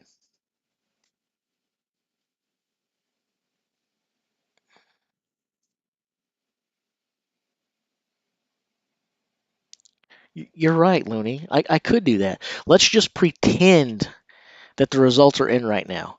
We're just going to pretend that the deadlift didn't happen, and I'm going to rewind it. I'm going to be like, oh my God, guys, we do live in this world. It just happened.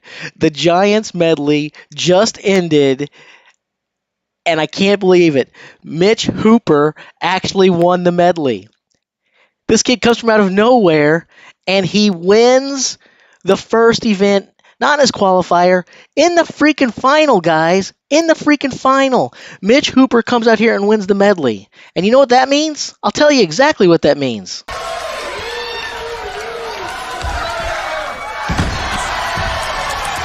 He is driving Fred nuts. Right there is the greatest thing I've ever seen. That's right. I've got another great clip for when we see something else spectacular and amazing, if I don't forget about it.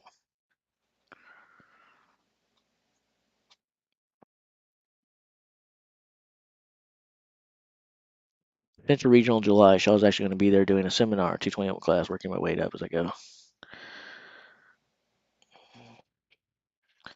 Well, you stay close when we're done today, Christian. We'll try to exchange some contact information, and I'll interview you, pal.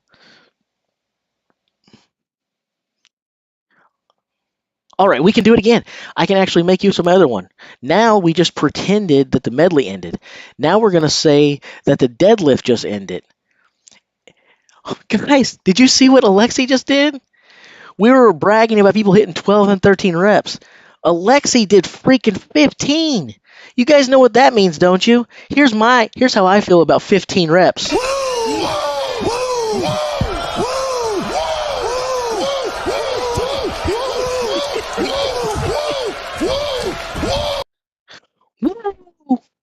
That was probably really loud in your ear, wasn't it? Woo. Woo. How about that? That's probably better instead of screaming in the mic. All right. Anyway.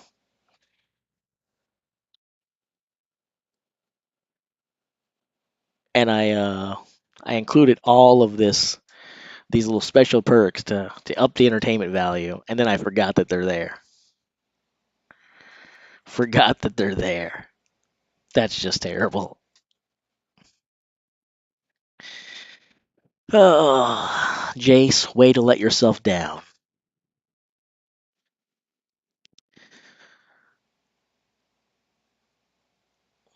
I do plan to be at the Shaw Classic, so that should be fun.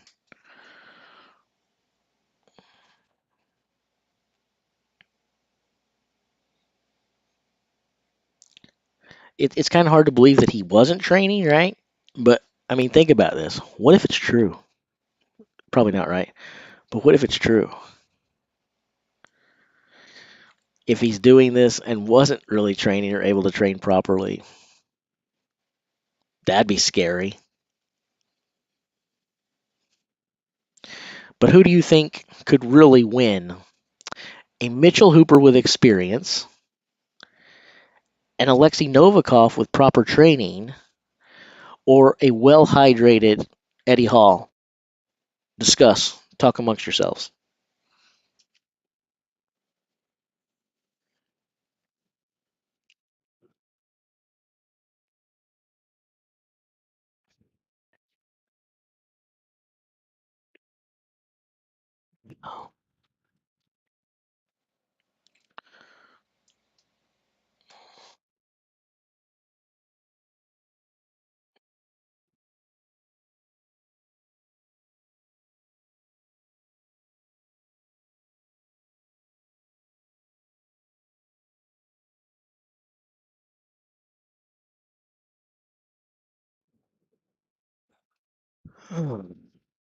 It's on the screen, Joey. It's on the screen. I hope Gary's not still here because I just broke my promise again. How many times have I broken that promise now?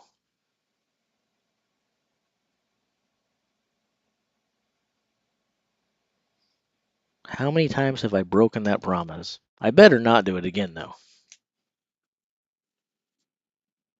I'm serious. This is your last warning, self. Don't you do it again, Jace. Don't do it again.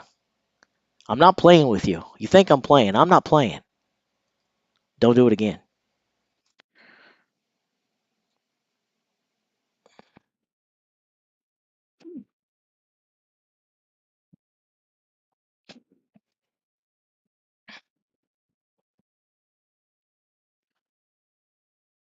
The bar set too high. I don't know, but I do know that for me that it is. All bars are set too high when you're 5'3" tall.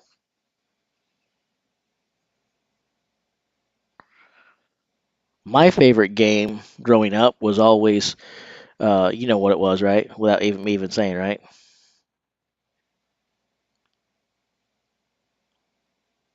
Come on, you guys can guess. You guys can guess.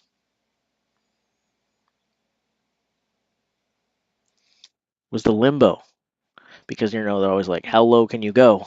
And I never had to duck or be flexible. I just walk right in there, whatever it was. I still do it to this day. I don't think I've ever lost a limbo in my life, and I never will.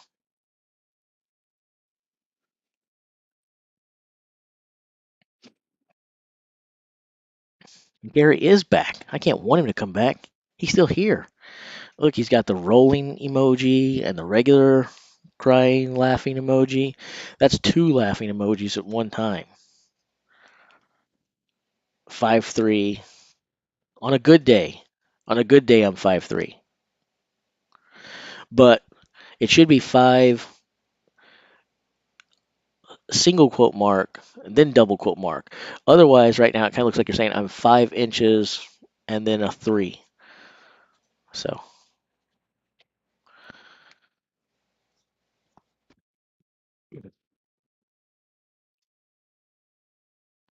I didn't get shoved into too many lockers.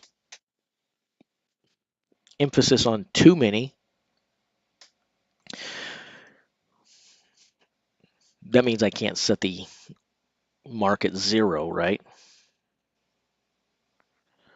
But many is rather subjective, wouldn't you say? I mean, some people would get fed up if they got shoved into 10 lockers, and they'd be like, that's enough. But I think, you need to be more patient than that. You need to have a little bit of resiliency and be able to take it.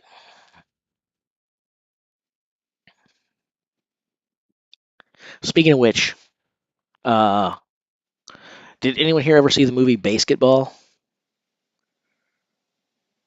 There's this great part in Basketball where they're picking on the little guy, the little guy like me. Well, I look big because I'm a bulky guy, right? But bulky doesn't have a height. So yeah. But anyway, they're picking on the little guy, and they keep calling him Squeak and Little Witch and stuff like this, and they just keep hanging into him. And he decides he's gonna lay the law down. He's gonna let them know that he's not gonna put up with it anymore. So he tells them, he says, Jesus, I don't even know why I hang around with you guys.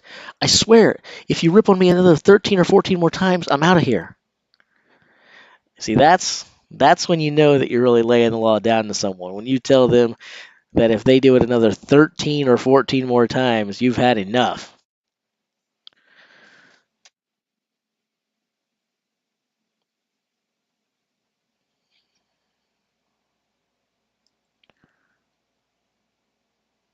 Who's I don't know who we're talking about now. Who was 160 pounds?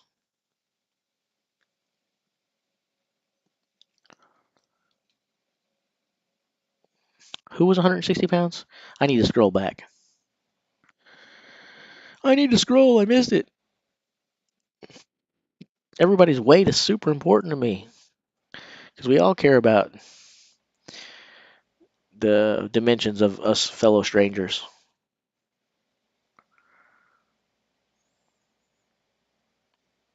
I don't remember who was 160 pounds. I don't see it when I scroll.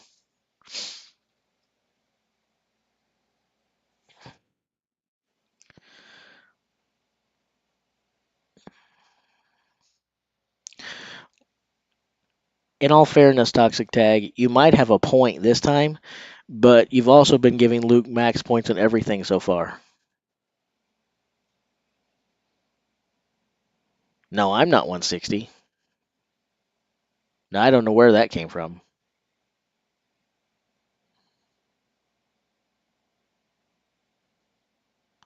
Yeah, I'm a lot bigger than 160. I'm like 230. I'm bigger and short. So the 250 at 6, no, I if I was 6 feet tall at this, I'd probably be about 300 pounds.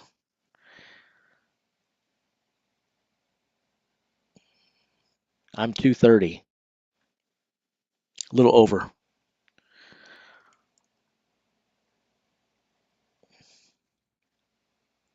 Pounds. Maybe if you're talking kilograms, then you're still off. If you're talking kilograms, then no.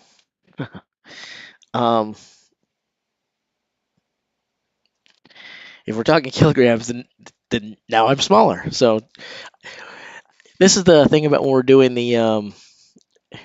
these streams and not knowing where anyone's from.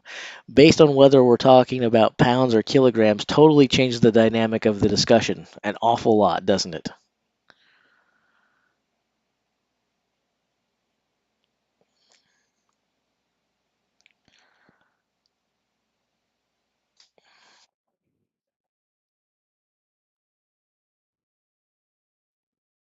Moral of the story, anyway, is I'm small this way. I'm not small this way. I didn't weigh myself this morning. It's the first time I haven't weighed myself all week. I don't know why I didn't, because you guys have been asking every day. I ate pretty dang well last night, so I might be back to where I started the week at 234, 235.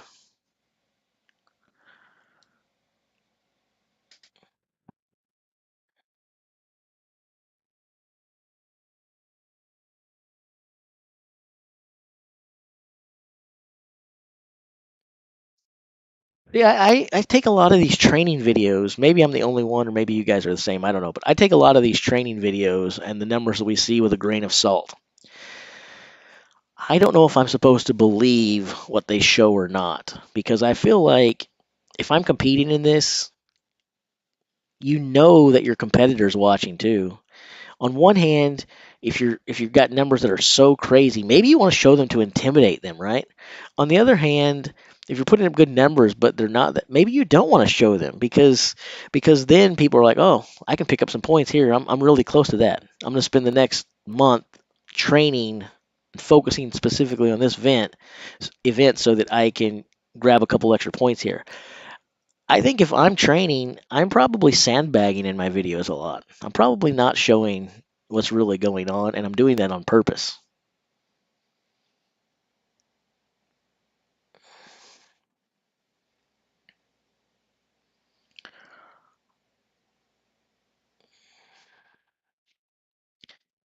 Six five 320. That's big. I missed no, I missed it. Should I scroll up and look? Was it important? Let's see. I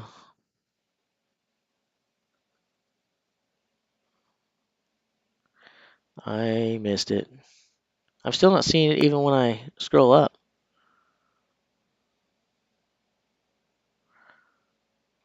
I see nothing, so I don't know what I missed.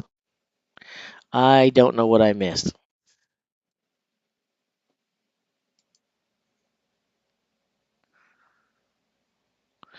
I don't think there's anything wrong with being skinny fat. I've been skinny fat before.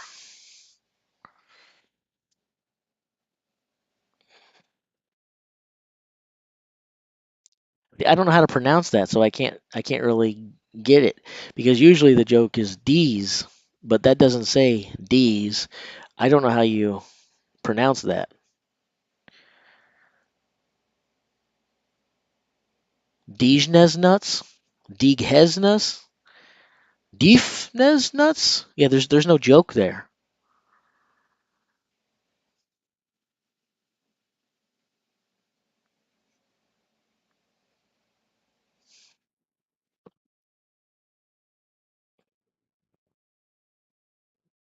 Oh.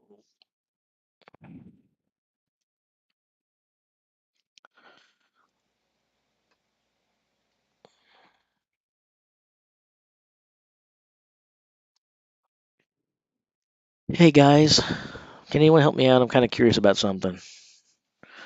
Can anybody tell me what time the Flintstone Lift starts?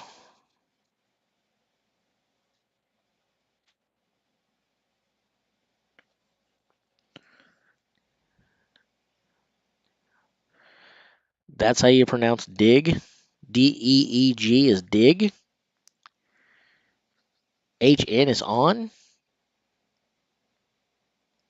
I can almost see easy being the Dijon. Yeah, I don't get that out of there. I'm thinking hooked on phonics didn't work for someone. Maybe I maybe I'm too eloquent and too well spoken to get the joke that is trying to be played, but it looks to me like it was written by someone that doesn't understand linguistics.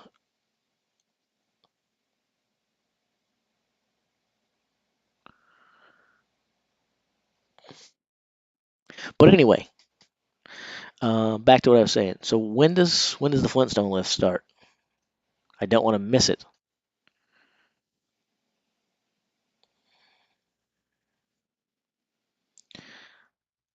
5'9", 200, pulling 500 for 9 raw.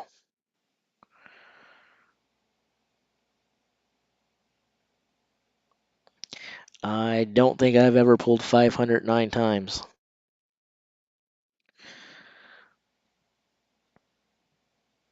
If you're pulling 509 times, then props to you. You're beating this old man.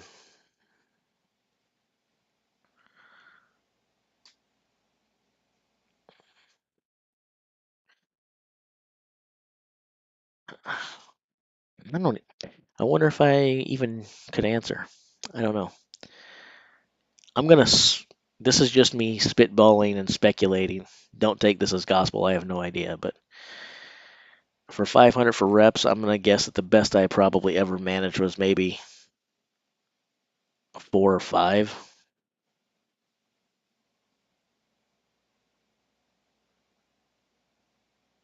Nine seems like a pretty big number. It's an awfully big number.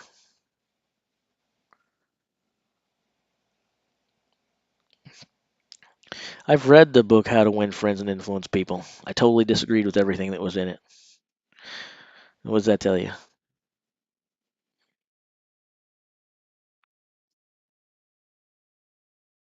I've also read Who Moved My Cheese, for the record, just in case you're getting ready to suggest that. But I think Sun Tzu's The Art of War was better than both of them.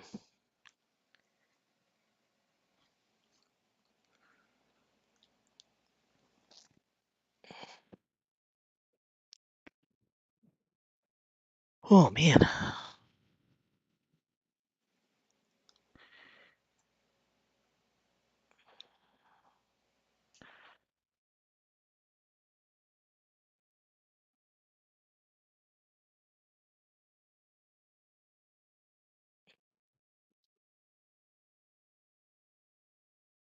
That's not true. I read all kinds of books. And I don't read that many books about big burly men that pick things up and put them down. I don't know that they write that many books, but those are usually the picture books that I look in. You know, the ones that I read for the articles. Um, Funny story for you guys though. You know, that's always the thing. Like when you think about like the old Playboy magazine or everything, everybody was always like, "I read it for the articles, right?" I can remember being a kid and I had some friends over, and my dad said something, someone asked about magazines or something, and my dad said, "Oh yeah, I have that, but I only look at it for the pictures." And I don't know why, but I found it hilarious. The honesty was on point there. You know, my dad's like, "I only look at Playboy for the pictures." So I was like, "All right then."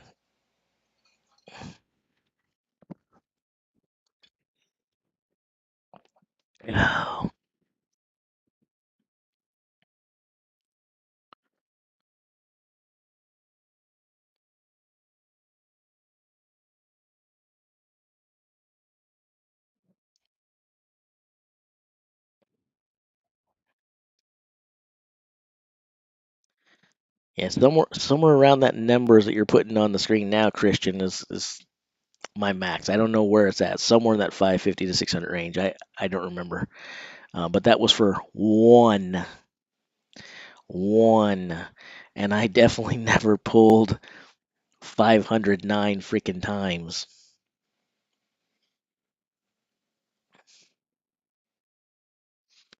I don't know if I've ever lifted anything 9 times. My warm ups are probably 6 reps.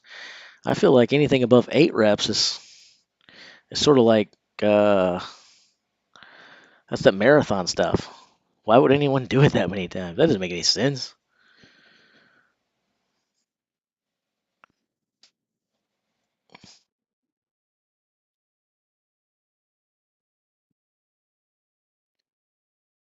The only questions that are allowed here are weird questions, I think. Well, weird questions and what time does the Flintstone Lift start? Those are the only 2 questions I allow at this point.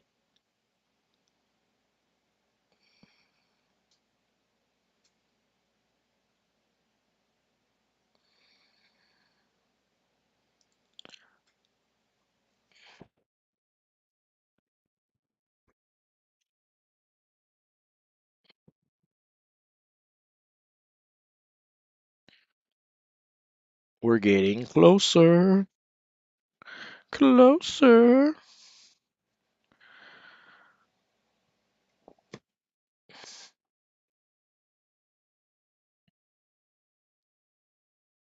TNT. I'm Dynamite.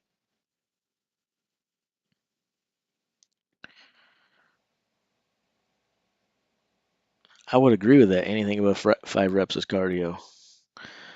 But I almost feel like even that is stretching. I kind of feel like anything above 3 reps is cardio.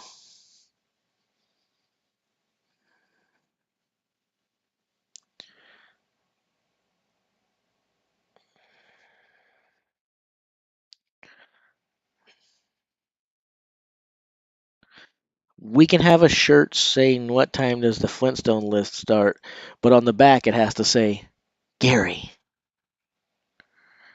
So it's a 2-for-1. So I guess that really means that's how much I'll charge for it. That'll be a $40 shirt and worth every penny. I will send Gary a free a free shirt because he deserves it.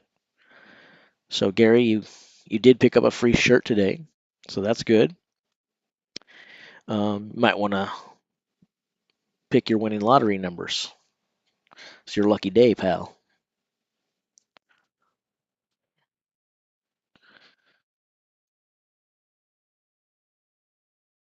That Clash on the Coast competition was pretty awesome. I liked that competition.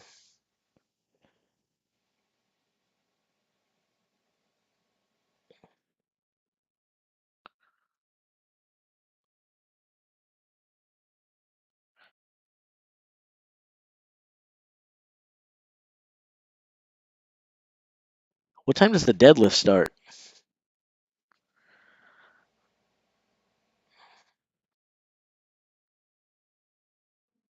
Oh, any recent Brian news?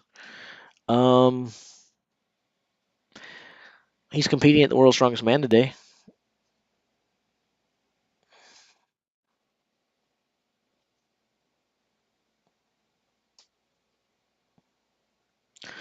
I don't think that's true. Not that I'm argumentative. I mean, you already accused me of that. So, not to be argumentative, but I would actually think if it's got your name on it, you did inspire the idea. Your mother and or father probably inspired the idea because I seriously doubt you chose your own name.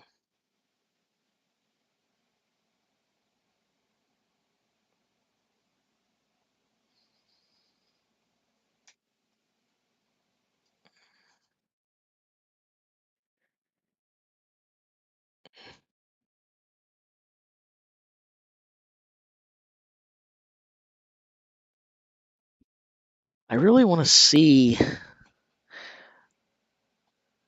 that avatar bigger. The Bana app. I want to see that avatar bigger because it looks like Casey Leiden. Casey Leiden. I'm sure that's not who that avatar is, but that's the way it looks when I'm seeing this teeny tiny number 2 pencil eraser sized image on my screen.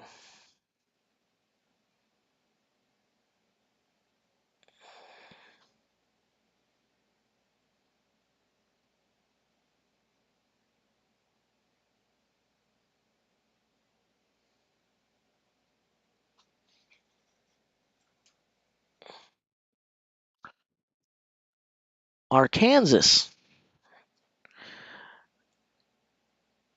Arkansas isn't too far from me.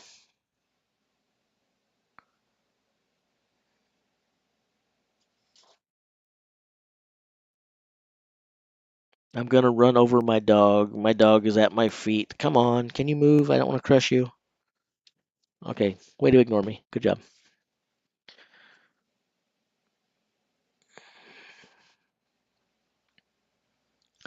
I didn't even know David Wilson was here. I would have been talking to David this whole time if I knew David was here.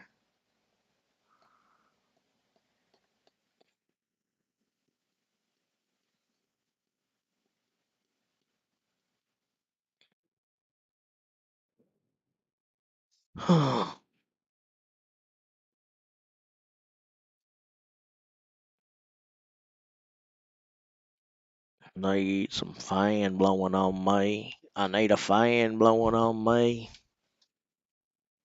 Fan blowing on me. Fan blowing on me. Let's hear. Not talking Russian, we're talking Chinese.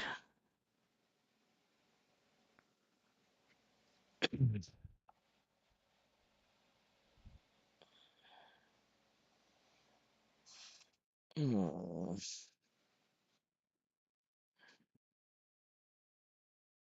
There's not many conversations I won't engage in. But you guys have had a couple of them that I won't engage in, and I'm not touching the I'm not touching anything having to do with race or nationality.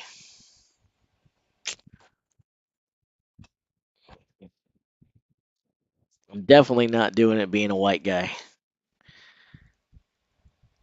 Because anything I say can and will be used against me in the court of public opinion. If I say something complimentary, it's still going to be used against me in the court of public opinion. So I say nothing.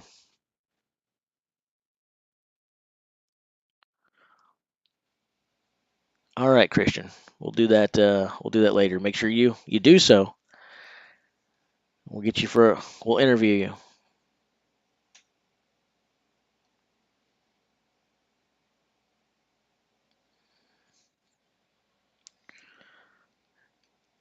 $10 minutes away, guys. 10 minutes away.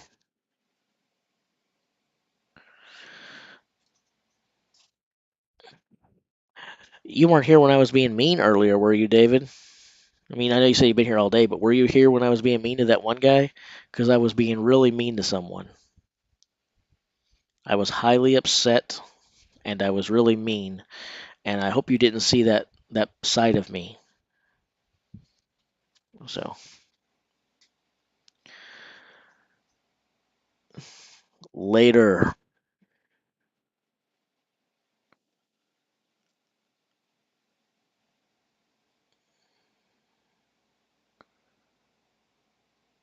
Well, he's definitely inexperienced. It's kind of hard to say he's ill prepared because he's already doing well. There are certain events coming up that, through his own admission, he has never did or tried for the very first time this week. That's an awfully tall order. I'm not willing to say there's anything that this kid can't do at this point. I'm watching the show. I'm here for it. I'm all about it. But I'm not so much. I mean, no matter what he does, I'm impressed. But kind of like the question I asked Big Laws earlier, I'm really I'm focused on next year for Hooper. I want to see, because this kid is obviously right now he's competed nothing internationally. There's no way that remains true. He's going to get invited to everything under the sun at this point, and hopefully he chooses to go to some shows and do a lot more of them. I want to see what Mitchell Hooper can do in 2023. That's what I want to see.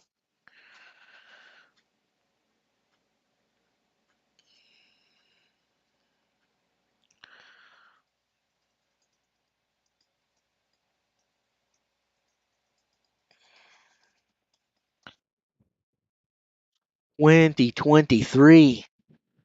All right, I'm going to go ahead and minimize this zooming back here. We're going to put it back where it was, which means there's still 6 minutes left for me to get highly irritated and tell people, geez, man, what are you asking me that for?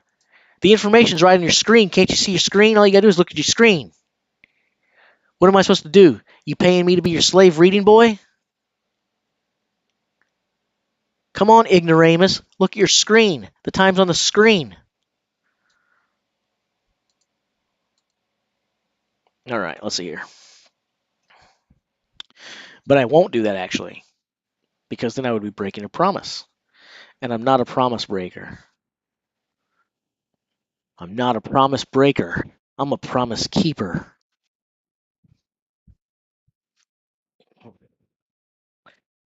And a big eater. And a horrible pool player.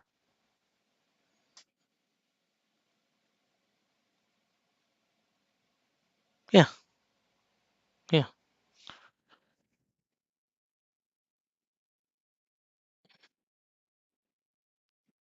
Dun dun dun dun. Dun dun dun. Dun dun dun dun dun dun dun dun.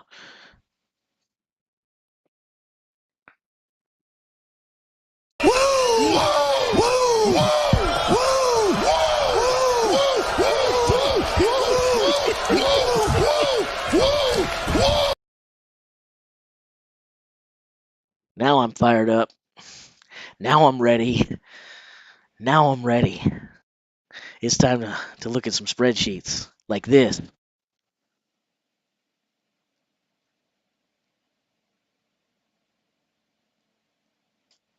I mean, that's serious focus. That's laser focus.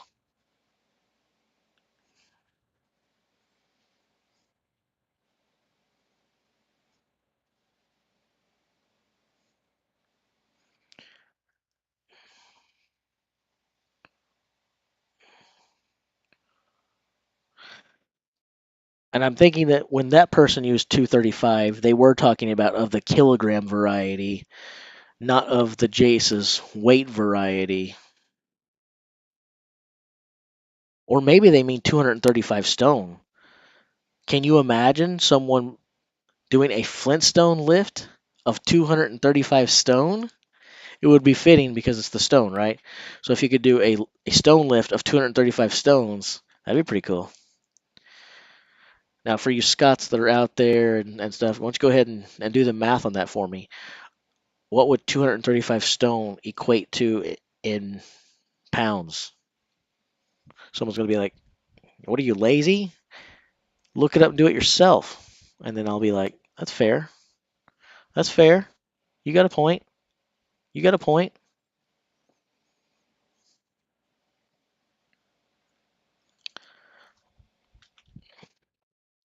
Stone to pounds conversion. I'm doing it right now. 235 stone would be a meager 3,290 pounds. So I don't have that yet, but that's the new goal. There we go, guys. This is my new goal. So I told you guys I don't care about PRs anymore. I don't really care about the numbers I've put up now or in the past or anything else. But that's changing. There's my new PR goal. Overhead press. I'm going to shoot for an overhead press goal of 235 stone. That's fair, right?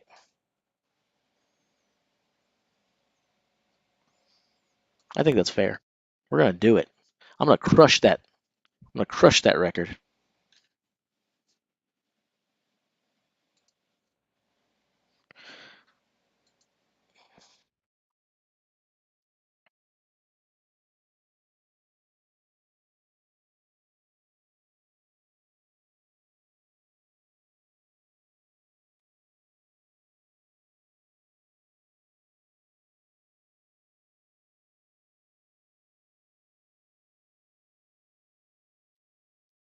Dun dun dun dun dun.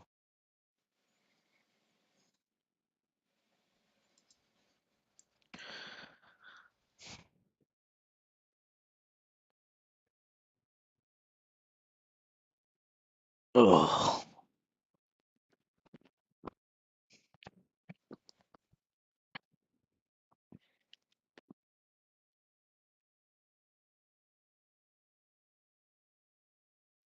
Apparently, we're still discussing the question about why certain people aren't in strongman major tournaments and stuff, but I don't know. Toxic Tag, you're not supposed to be saying that Tom will smash every event. I know you root for both, but it's all been about Luke, Luke, Luke. So don't change, or I'll call you a bandwagon jumper.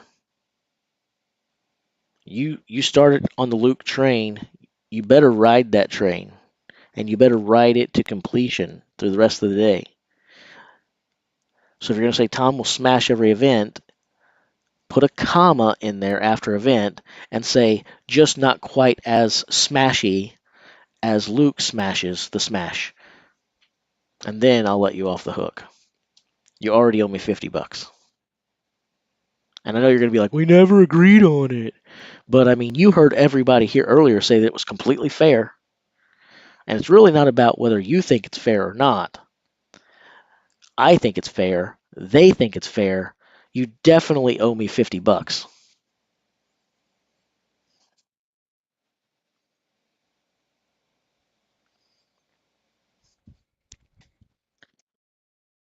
Because someone said, Luke gets 13 reps. 100%. Does anybody remember that? Does anybody remember that? Or, I mean, maybe I was asleep, but I seem to remember that. So I'm owed $50, right? Someone back me up on this. Someone back me up.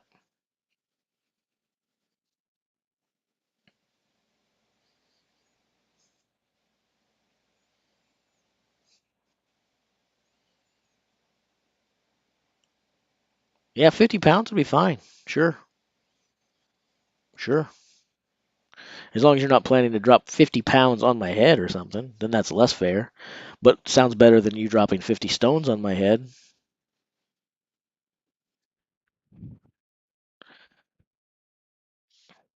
Oh, so as soon as we cross paths, then I get to collect. That sounds fair. That sounds fair.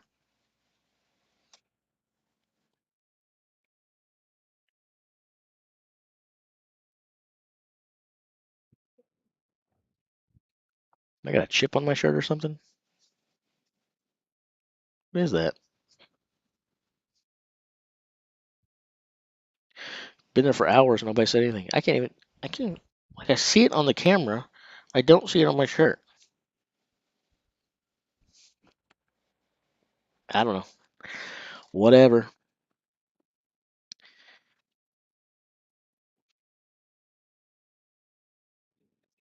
50 hits, you can take it. What kind of hits are we talking about here? Like if I had like a bunch more subscribers who were surfers, or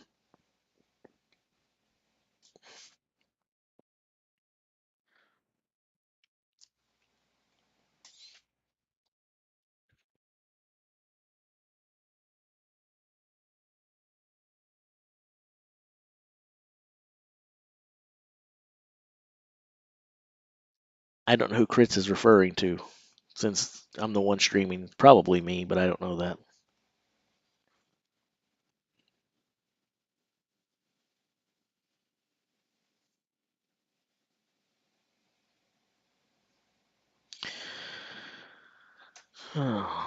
Well, you can try. You can try to pound on me.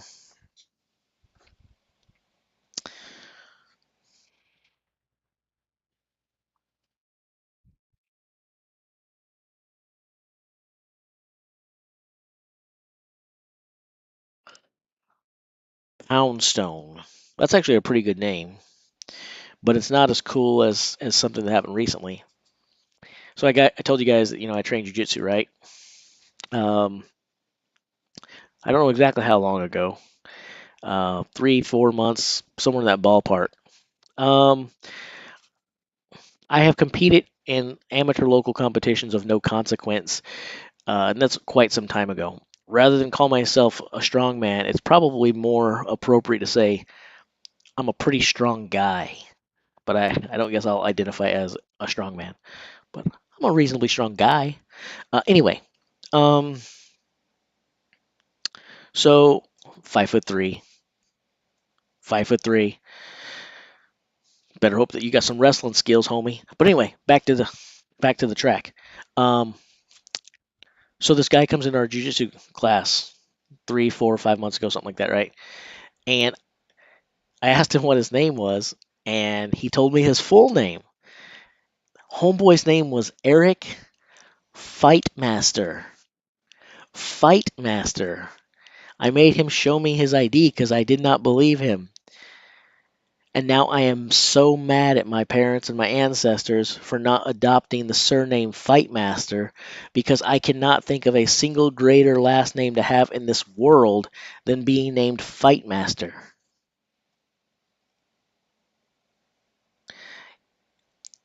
Best lift. I only competed in one thing that did like a simulated bench press, and again, I hate those in competition, but I didn't hate it in the competition I was in because I did better in it than I've ever done in anything before. So yeah, we had we tried. We tried. We didn't have the money to really pull it off, but we built one of those platforms and we loaded it up. I was hoping we'd get to bench press like Pretty Girls and stuff like they do on TV, but it wasn't. It was a cart full of watermelons, and so I finished I think second in the bench competition at that meet on our little watermelon press. Um, Outside of that, I've done decent on some deadlifting events, and by decent I mean not bottom. Typically, I'm not gonna lie to you guys. Just I got nothing. It doesn't matter. Typically, when I have gone to compete, if I'm not in last place on an event, I'm within the last one or two, at the very most three, depending upon how many people are there competing. Um, it is what it is. I'm small. I'm too small.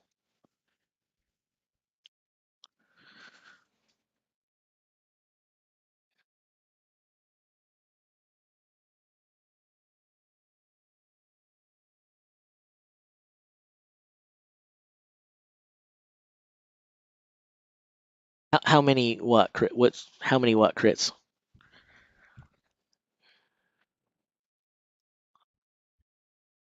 You're probably asking the question that everybody's asked me over, like what are my powerlifting PRs? Bench, deadlift, squat, right?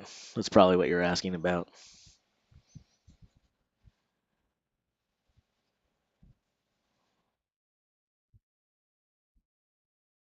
If you are, I'm sure everyone thinks that I'm kilograms. I'd have to do the math. I'd have to divide everything by 2.2. Everyone thinks I'm dodging the question. I don't know. Um, I can do pounds. I'll let you do the conversion yourself. Um, Bench, my max bench is somewhere around 440. I might have been able to go a little higher, but that's without me lying or making something up. That's the most I can ever remember benching. 440. And then deadlift and squat. A lot of guys are really good at one or the other. Most people can deadlift more than squat. There are a few people who can squat more than deadlift. Mine were always right around the same, and my one rep max was in that 550 to 600 range, around 575 to 580 for both. But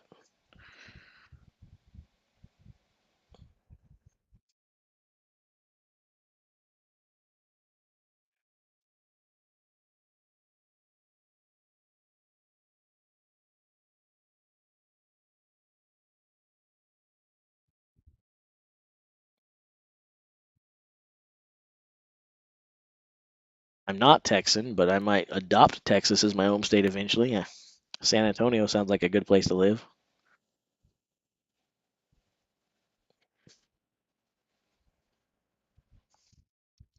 Come on.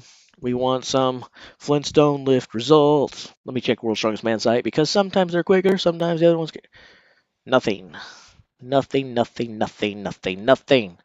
They're holding out on us again.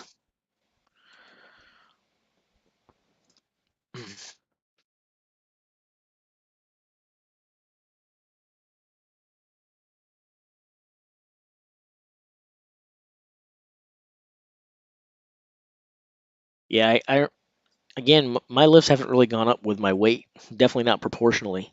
I mean, I lift way more than I used to when I was like 140, 150 pounds, but my lifts were way more impressive than they are now. But I can remember like back when I was a little guy in terms of weight too, not just height. That's what most of the big guys in the gym would tell me. That of course my lifts were good. They could lift it too if they were only 5 feet tall. Um, and I'm sure undoubtedly it helps me in some lifts, but it also works against me in some things, like strongman. My height sucked more often than not.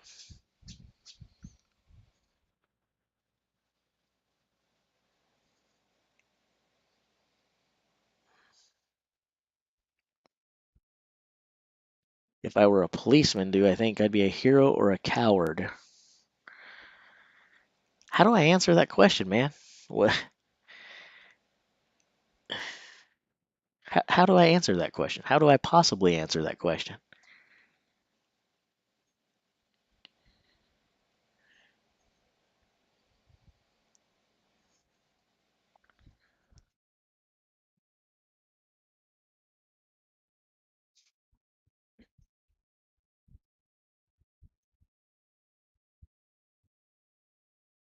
So Olympic style weightlifting, powerlifting. I've never done meets like that. Now, as I share with these guys, my name is all over our record board in high school, but I don't want to live on my Al Bundy days and talk about that stuff. But that's what I actually should have done. I chose wrong. I chose wrong. I definitely should have did powerlifting. I definitely should have done Olympic style lifting. Um, that's what I should have done, but I didn't do those things. I didn't do either of those, and I should have. Although I have to also admit that the snatch, I've never tried it once in my life, and I I don't see me ever trying that. That lift scares the hell out of me. I think the snatch is scary.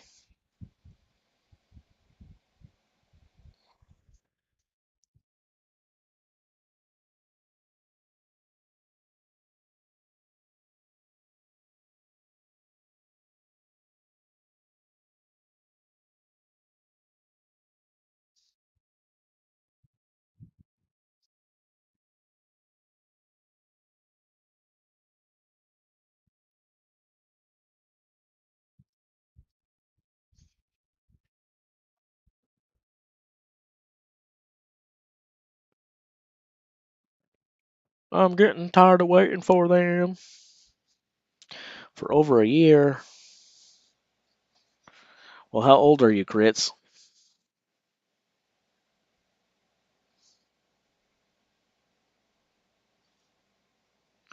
Well, I agree that it's impressive to watch, but I'm scared to try it. I guess that goes to the question I was answered a minute ago about being a hero or a coward.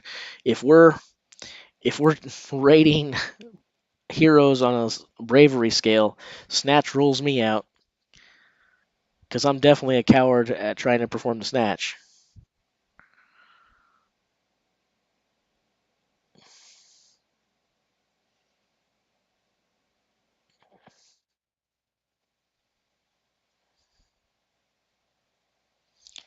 I remember 20 vaguely.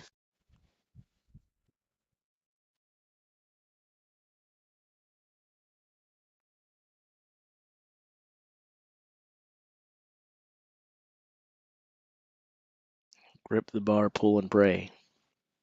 Oh, it's ugh. That snatch scares the crap out of me, man. I think even if I hadn't dropped that weight on my skull that you guys heard about, even if that hadn't happened, I'm sure I would still be terrified to try the snatch.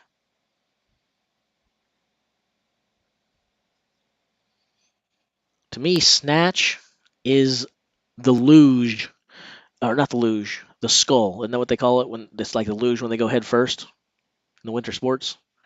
Isn't that the skull? The luge head first down the bobsled ramp. Anyway, I'm not 100% sure what I'm talking about, but anyway, I think the snatch is the weightlifting equivalent of that event in the Winter Olympics. It's basically what I'm saying is I think you've got to be certifiably insane to do that lift. Not care about yourself at all.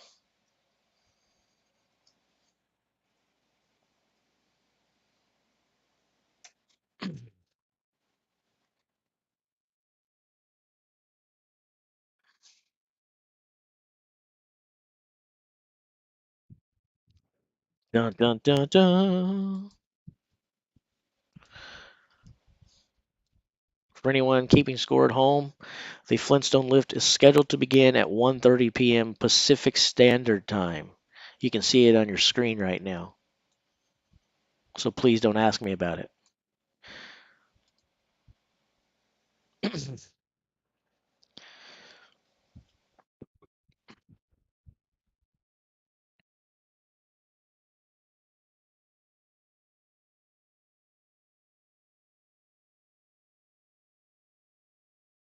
Yeah, that'd be right at that. Yep.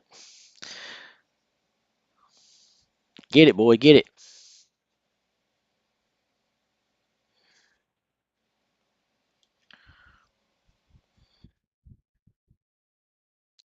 So after this event,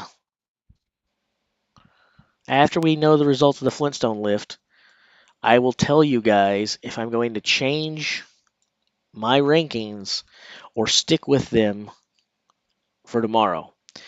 I have a sneaking suspicion that I will change this stuff up because I will be a coward who doesn't stick to it. But I'm not going to make any changes until I see what happens in this next event. And even if I do change, we're still going to have this as my official picks. This will always be my official picks. And well, or fall on the face. It is what it is.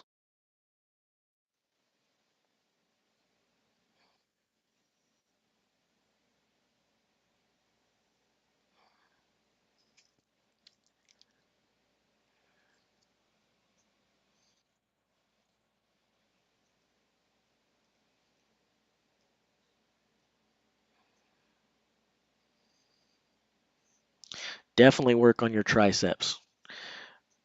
Again, I'm a very good bencher, and I work on my triceps, and I have great triceps, probably my best muscle. I don't think people realize how much your triceps go into that lift. Do dips. Do a lot of dips. Dips, and more dips. Do weighted dips. If you want to watch your bench climb, do them.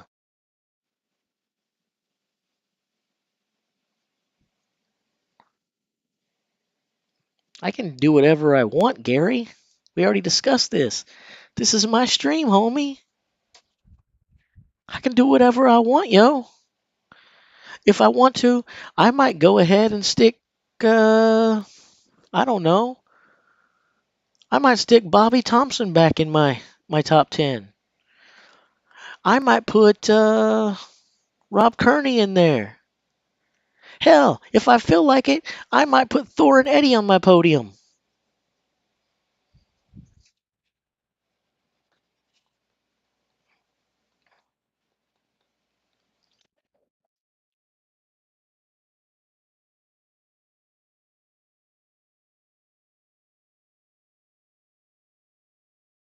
I do not have any methods for doing that. If you get one, you let me know. If you get one, please let me know. I want the answer too. Probably the best thing to do is the thing that I've always stubbornly refused to do, which is rest and not work through it. But that's probably what's best for you. Don't work through it. Rest. But I don't know. I'm not smart enough to do that.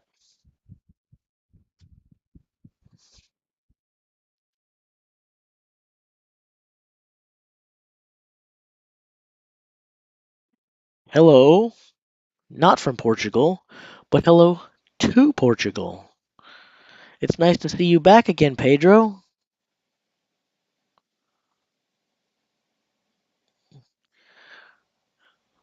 Do I really have to dignify that answer or question with an answer? Where's the fun in the game when you change the rules when it suits? That is the fun. It's called victory. Winning is much more fun than losing. If you change the rules on a whim, you win a lot more. That's the fun.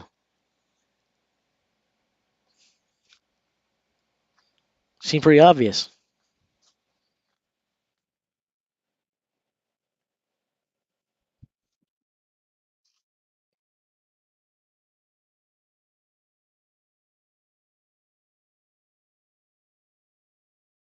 Well, this room's not quiet, but it is awful. So if you're, I guess it doesn't eat you up. It's whatever is the halfway point between being eaten up.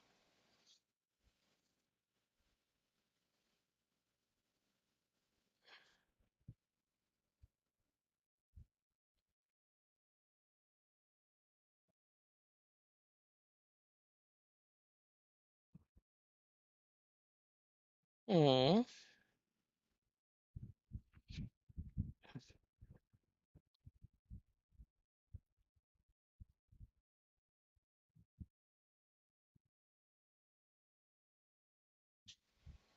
nothing wrong with cheating.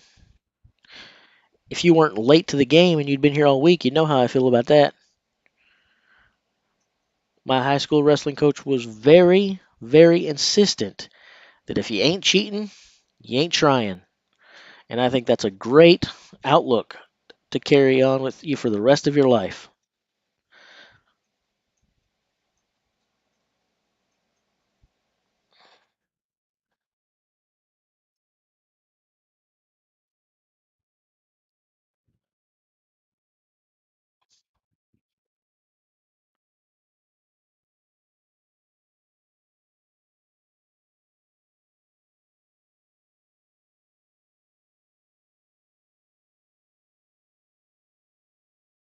Oh, oh man, the neck and shoulders are starting to get super stiff and sore. Oh. Random question that has nothing to do with strongman at all.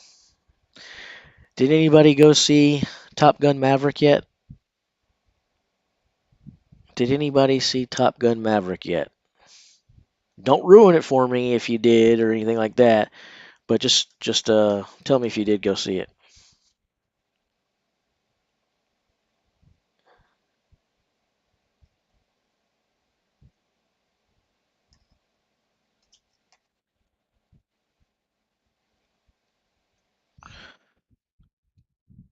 That's a very safe approach, David Wilson. Mathematically speaking, that's an excellent answer because after the Flintstone lift, we will be 50% finished. If you're in the top 5, you're in the upper half with half of the competition to remain. So I feel like that's about as outstanding an answer as you could possibly give from a mathematics point of view, which I think you should never argue with the math and science. So I feel you, David Wilson. I feel you.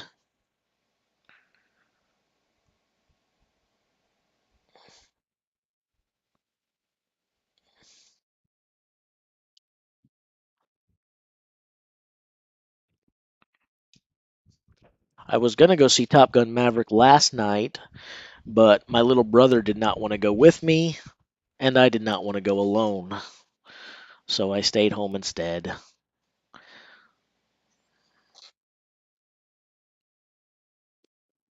Well, anything can happen right now, but after this event, anything may not be able to happen.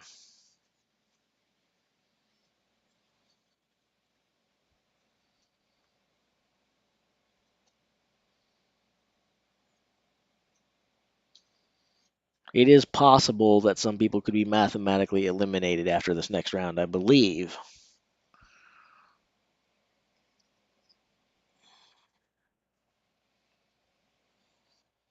Let's see, 28 there, 29, 30, 31,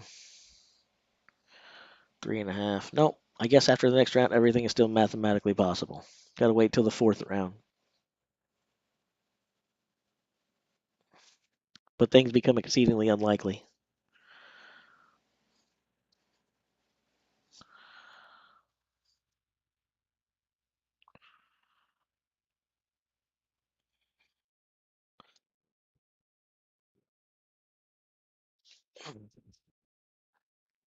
I think I need to munch on another pork rind.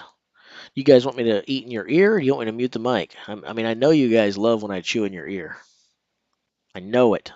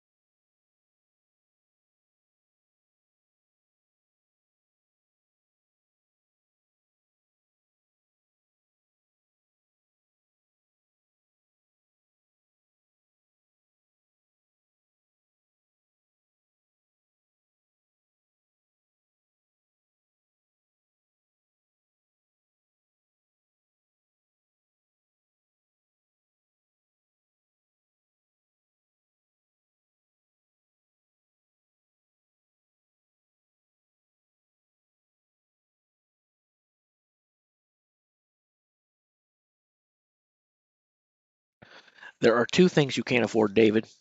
You can't afford a bad event in this company, and you can't afford gasoline anywhere.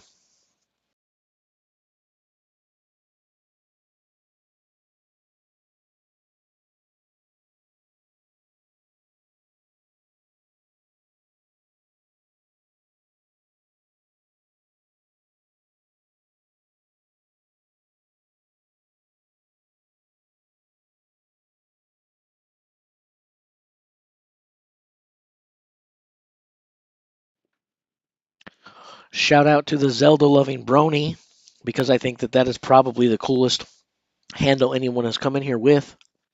We've seen some great handles, but I think that's my new favorite one. The Zelda-loving Brony.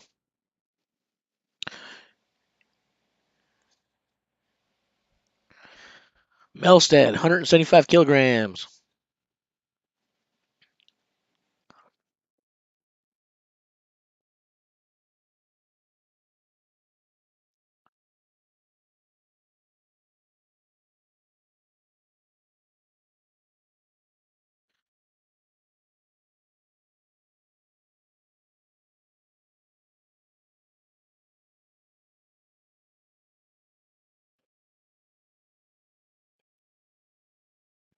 I don't know where it's cheaper or where it's not, but I think that cheaper is the wrong word anywhere. Maybe we should just say it's less expensive somewhere. I think cheap is a word that has no business being placed in the same sentence as fuel.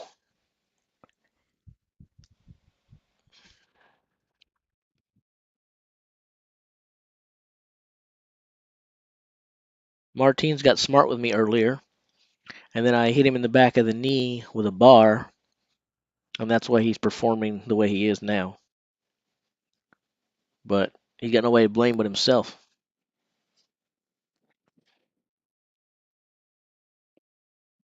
"175 kilograms for both Melsted and Rhéaume." So they take the bottom two spots again, it looks like. Maybe. Actually, we don't know, right? The way they're doing this, they're probably not going to report to us. Or, I don't know. Are they reporting to us successful lifts or when someone has failed out? We're 30 minutes in, they're probably reporting to us the best lift. It's probably that's probably where they're probably out now.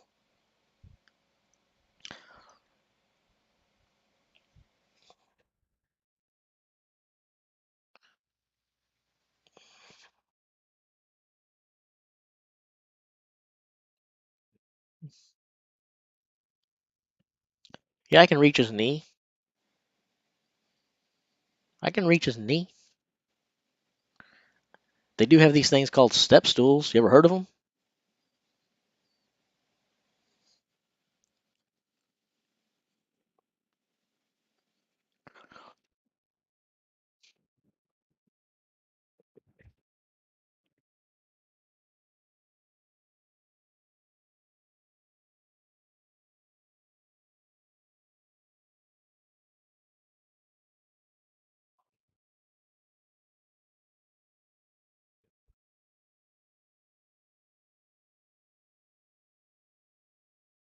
So the way it's working, based on what I was able to ascertain from what Mitchell Hooper told Big Laws, is everybody starts with a weight. Everybody has to, all 10 guys have to step up there and press the same weight.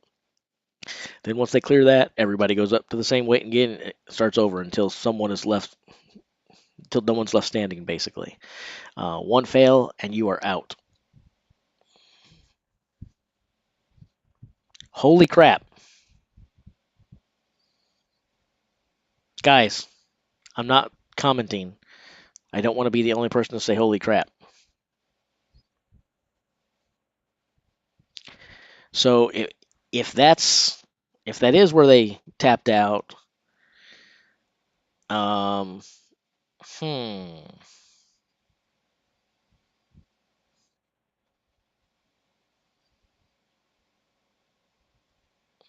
hmm.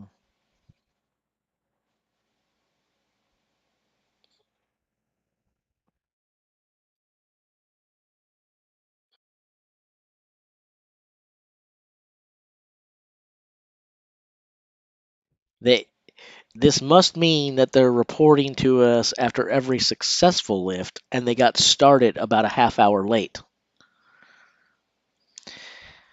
That's what it must mean. Everybody thus far has pressed the 175. Otherwise, that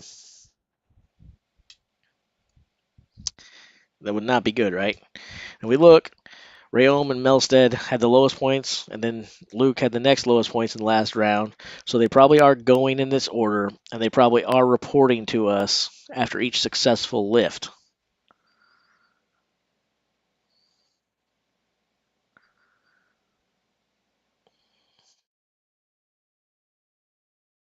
You definitely hope I'm right, Toxic Tag, because of that. But that must be what's happening.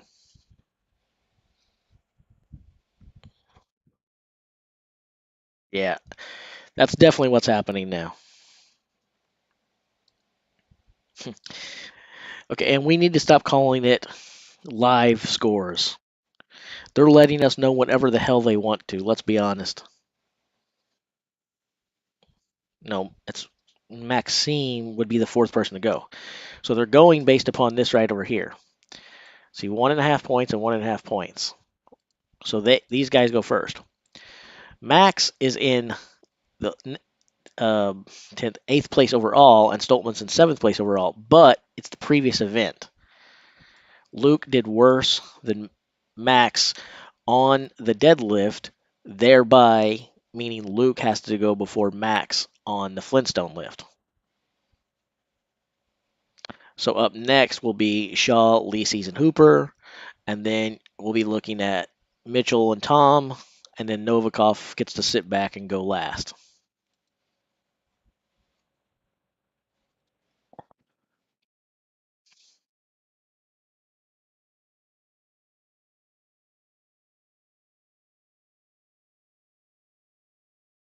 Yeah, this is going to be a long event. We should all settle in and prepare to make massive fun of me for a long, long time.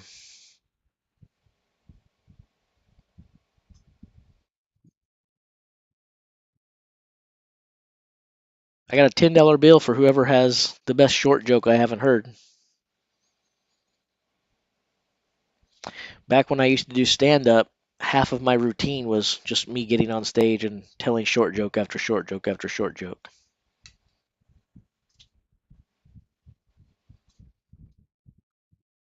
It's good to have a self deprecating sense of humor, is it not?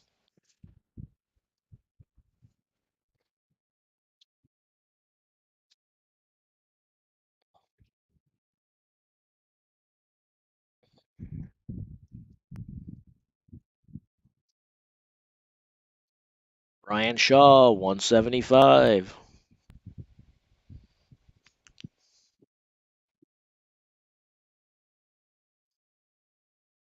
Speaking of which, I'm out of dehydration system right now. So after we make it through everyone getting 175, I'm gonna go refill my dehydration system. I can't believe Lab tried to sneak in here without saying anything to anyone. Like we wouldn't just notice it showed up. Half of my routine was getting on the stage. Do you mean because of I had to climb on it? Because if you're saying that, you would have had a point if I had to climb on the stage. But when you're coming from the back, you just walk right on. It's great. If I was climbing onto the stage from the audience point of view, that would not have been half of my routine. That would have been my entire routine. And I would have never done my first performance because there's no way I would have been able to successfully climb on the stage. True story. Jerry Pritchett. Talk about an awesome deadlifter. There's you an awesome deadlifter.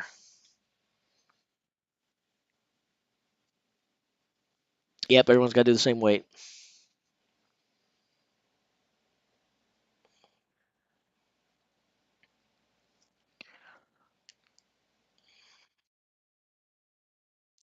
Yep. One attempty. Licis, 175.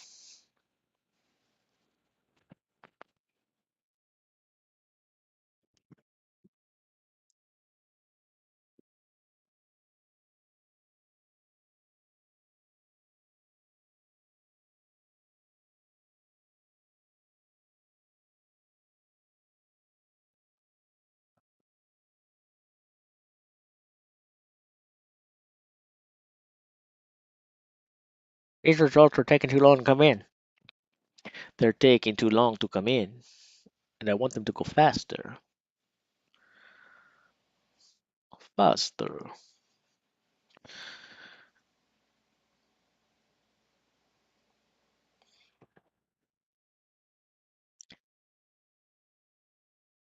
Well, an attempt, I think they have a certain amount of time to get it up, and they can do whatever they want. I think if it hits the ground, they can still pick it up. But if it hits the ground, they're not going to get it up. So I think the way they define an attempt is they have a certain amount of time to get it done. They can't just go up there forever. Um, but um, but once the time is exhausted, there's no go over there, take a breather, and come back. You're out.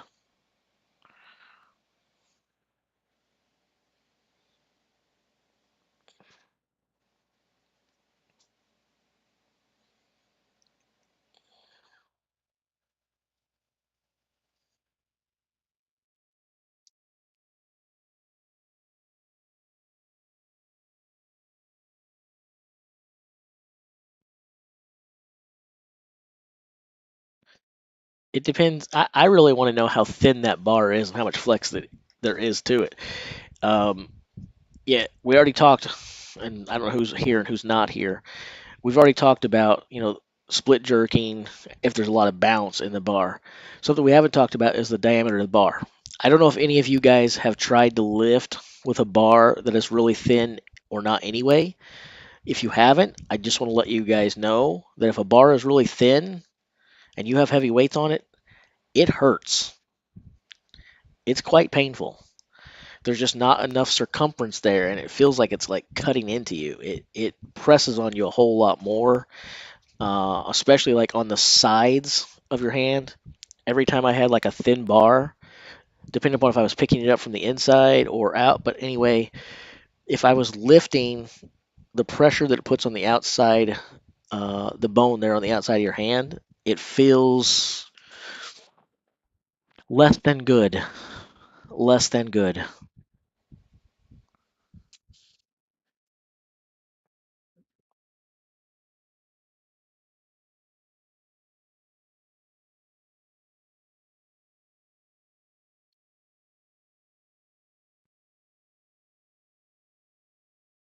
Diet Dr. Pepper. Diet Dr. Pepper. All right.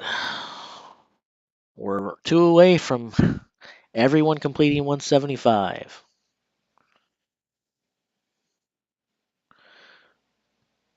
If everybody successfully lifts the first one and we don't have anyone miss like we had in the qualifiers, missing some of the first attempts, if everyone successfully gets 175, I think we should celebrate. Don't you think we should celebrate?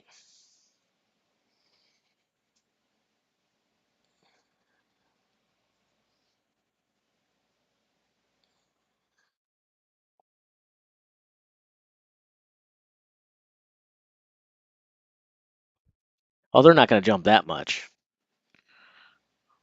Yeah, they're not going to jump 25. Now watch me be wrong. And they will do exactly what you just said, but I can't imagine them jumping 25 kilograms.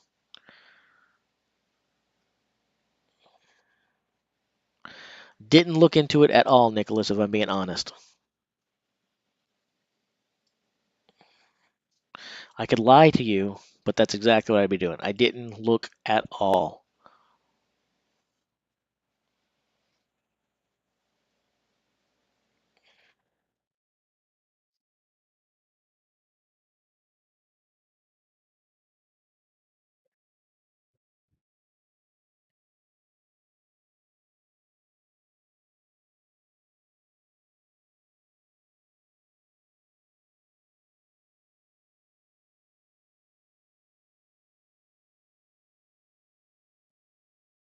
I'm not even going to predict or worry about it. I'm just going to wait to see what the next weight is. How about that? The greatest thing about hedging my bets is I don't have to take them back and when I'm wrong.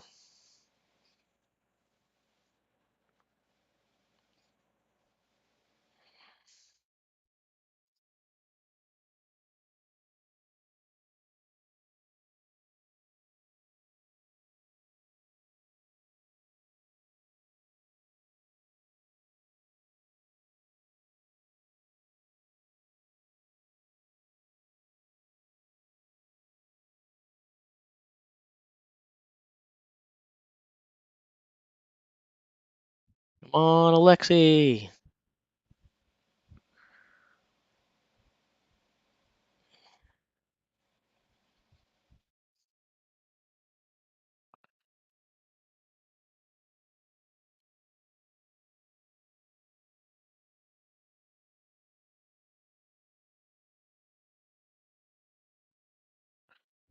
Yay, everybody does 175. It's time to celebrate.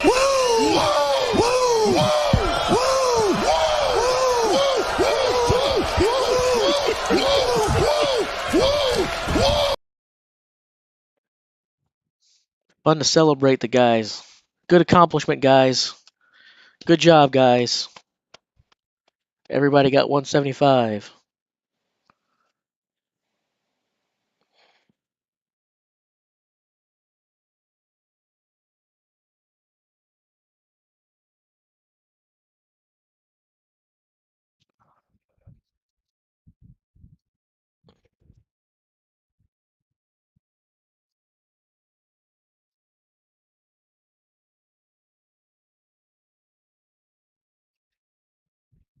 Well, that's what everybody's trying to do in this competition. They're trying to become the man by beating Tom Stoltman.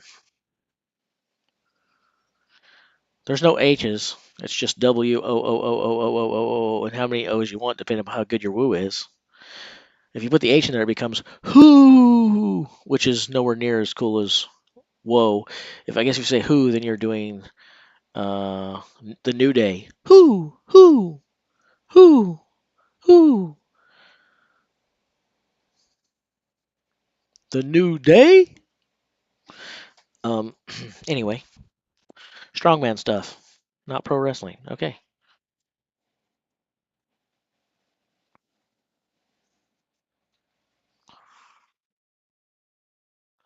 Woo.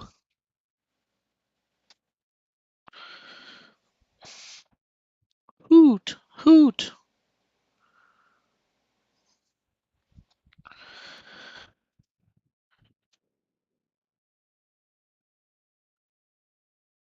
The world's strongest fan. YouTuber Eddie Hall.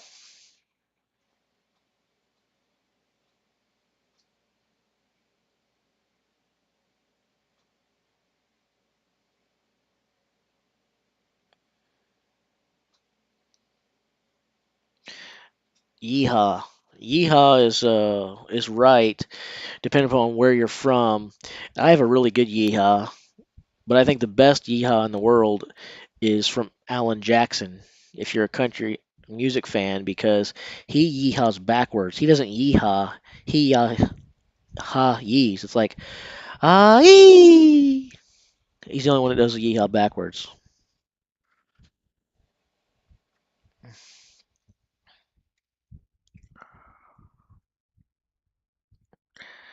I don't know what it is. I've been trying to like have exclamations. Some of the stuff I can normally do, I'm having trouble doing with this stupid headset on. Um, I don't know. I don't hear myself quite the way I normally would.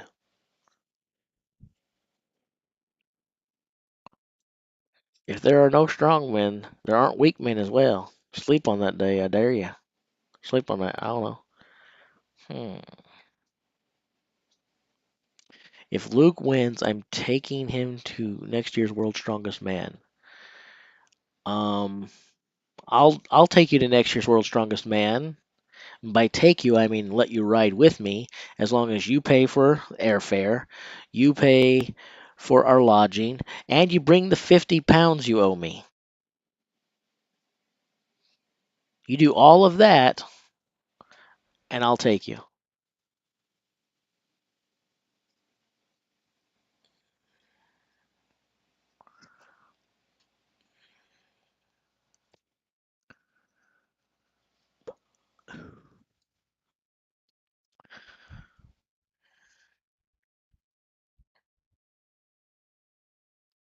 How many people we got watching now? 112, Rebecca 100. Okay, so here's what you guys missed earlier while we're waiting for the next rep. I ruined our stream. I want you guys to know I take full responsibility. This was supposed to be way more entertaining than it is. This is what was supposed to happen earlier. I told myself, that if Mitch Hooper comes out there and starts the World's Strongest Man final with a victory, I was going to do this as soon as we got the results.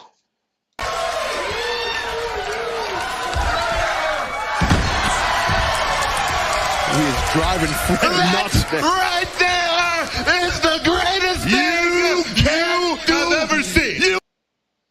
Because I kind of think it would have been the greatest thing I have ever seen in my life if he won the first event. But then he did come out and win the first event, and it was the greatest thing I'd ever not seen in my life because the World's Strongest Man does not allow us to see it. So it was the greatest number I'd ever read in my life.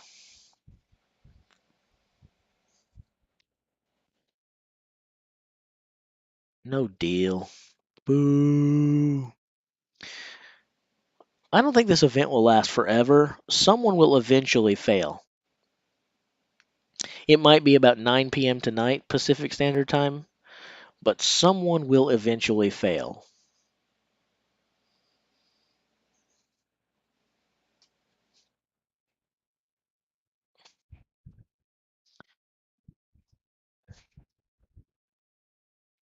I thought that 190 sounded good when someone said it earlier. I didn't believe it was 195 just because that's what Laws and Liz said.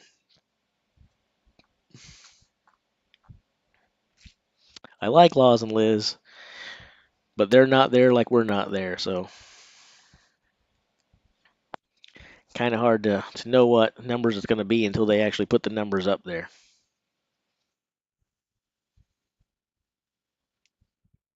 And I feel like 15 is a very good amount. That's still a big jump. It's still a really big jump. You jump too much and you really risk these guys hurting themselves.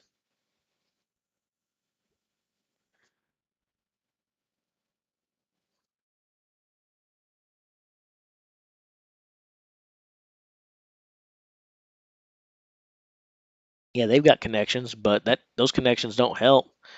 Most of the guys there don't know. Why? Because World's Strongest Man doesn't tell them until basically then. They go over the rules, but not always the jumps. And if you trust the people who are running it to level with you and be honest with you and give you good information up front, you haven't been following World's Strongest Man nearly enough.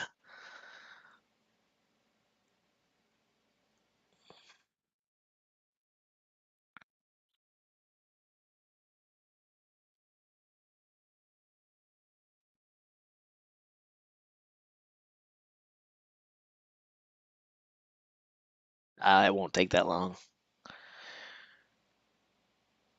It won't take that long at all. You might have one or two guys fail 190, to be honest. Uh, maybe more than one or two, but I wouldn't be surprised if one or two fails this. But on the next jump, you'll see several guys fail. I'm calling it now. Several guys fail the next lift.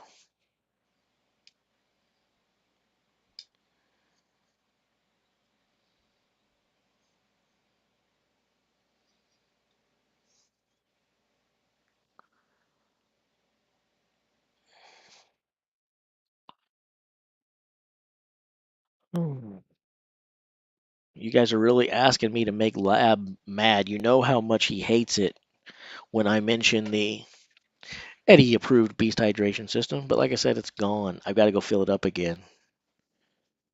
I didn't fill it this morning, so it was still left from last night. I think I'm going to get some flavoring this time.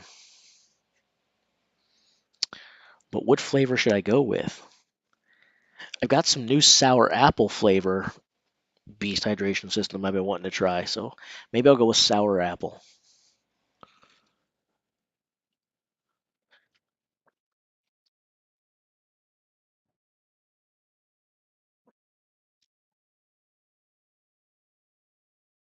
I don't know if anyone will fail the 190 or not, but I think some could.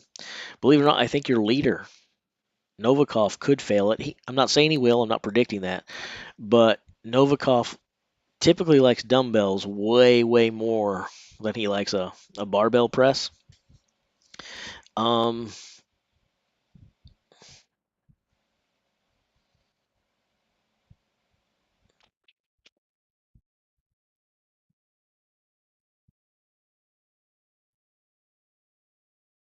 They might all get it, but I wouldn't be surprised if someone fails.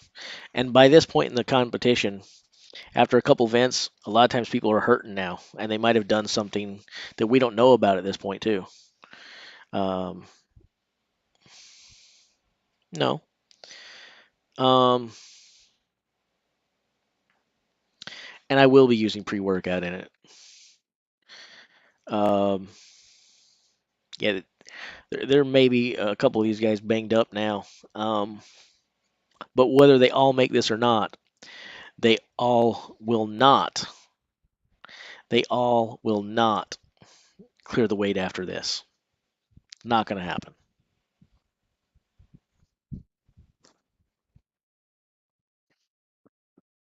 And I want to be wrong. I know we don't want to all sit here forever, but I want them all to do well. So I want them all to get this weight and the next weight and the next weight, and then I'll start losing my freaking mind, and I'll be playing that woo clip every 4 seconds at that point. Every time someone clears something, woo, woo,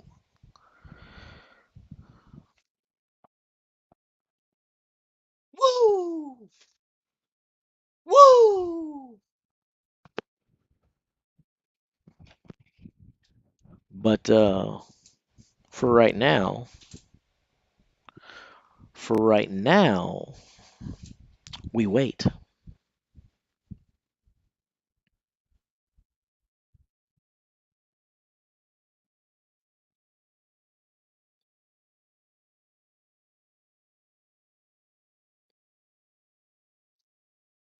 I don't know that Alexei will press the most. I'm skeptical of that. I'm very skeptical of that.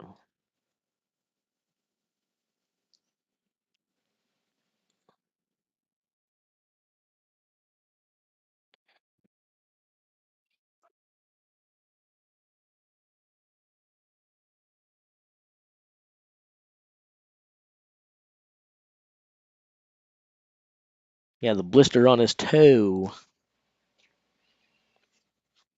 This is not a big water bottle. First of all, it's not a water bottle.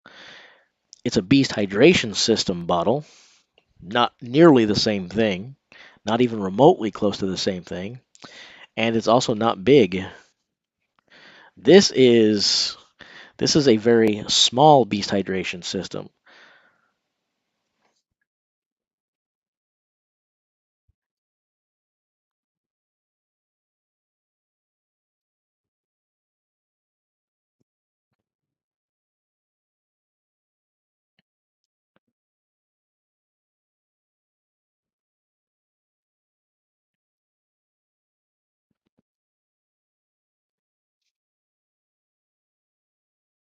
All right.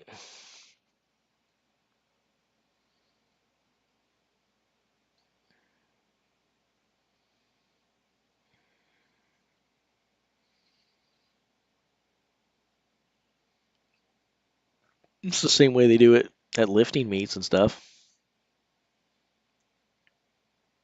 I mean, they get to select their weights and things of that nature, but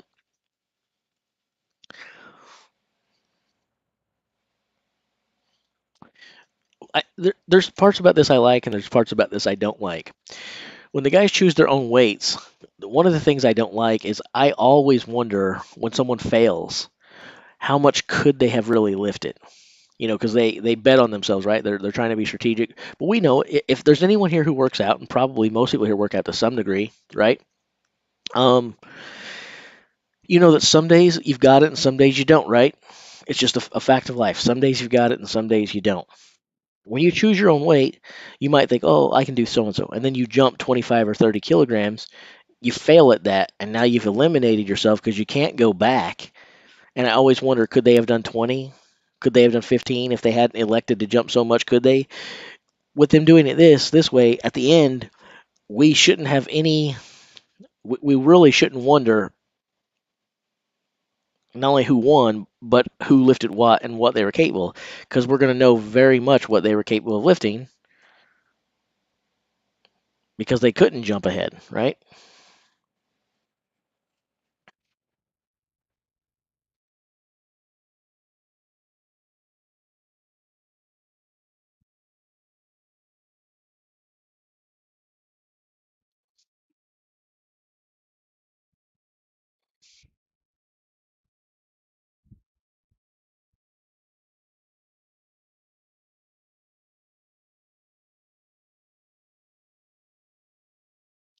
What about caffeinated cocaine?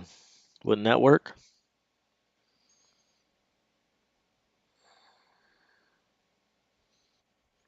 See, Lab keeps screwing this up.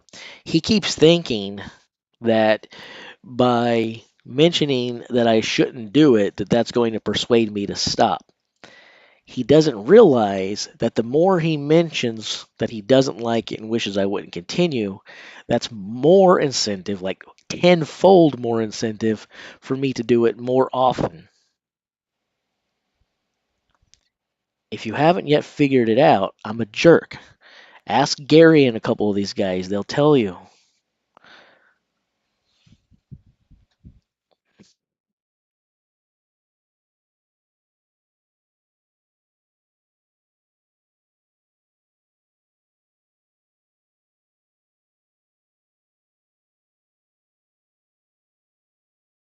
Mitchell Hooper with 190. And now we get to look at Mitchell Trey and not Mitchell Stoltman.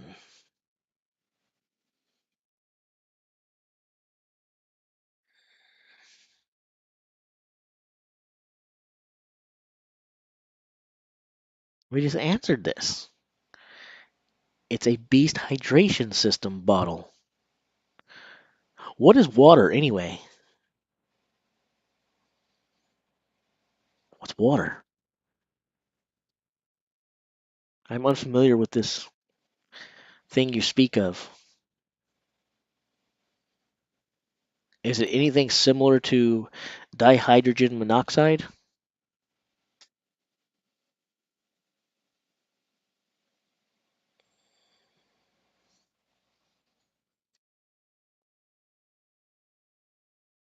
It's a lab pisser off.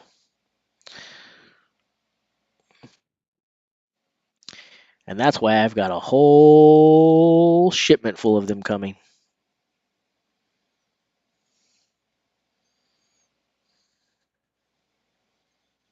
Every video from this point forward begins with me bringing in the palette of hydration system.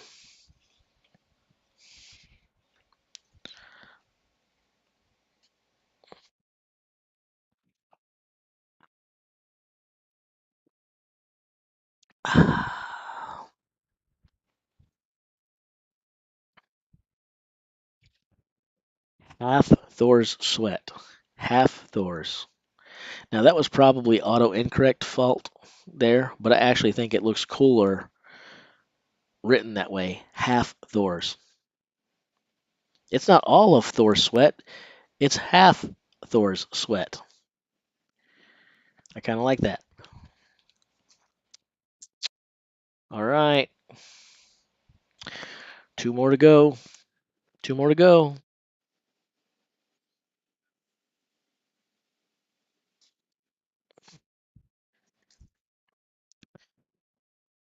I'm a space cowboy.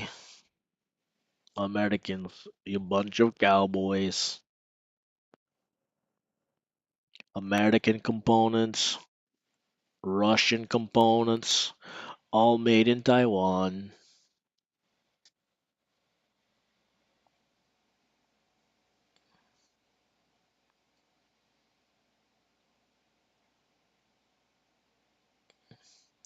Please tell me what I can do to get you to skip the middle and the half part of my streams. Oh, I'm really good at this stuff. Oh.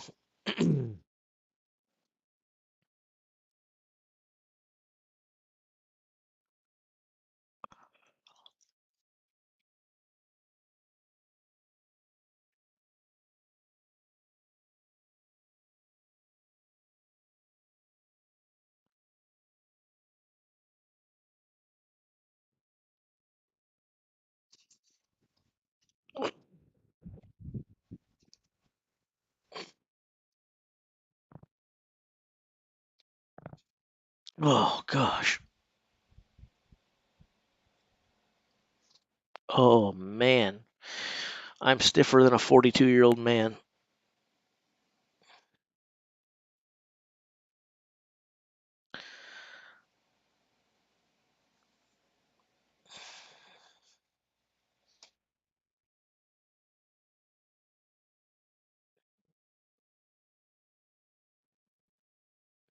Come on, Novikov. Come on, Novikov.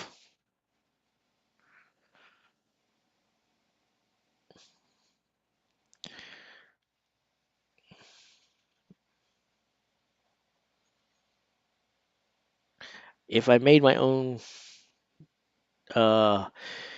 it wouldn't be as jokey anymore, and because I couldn't call it the Beast Hydration System without actually having to worry about maybe attracting attention.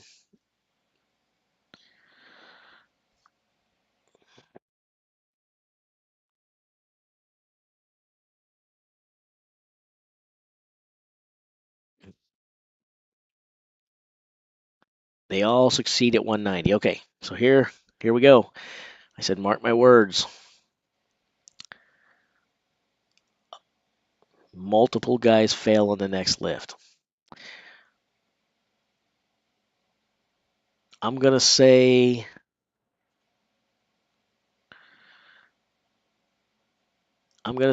at least 3 guys fail on the next lift.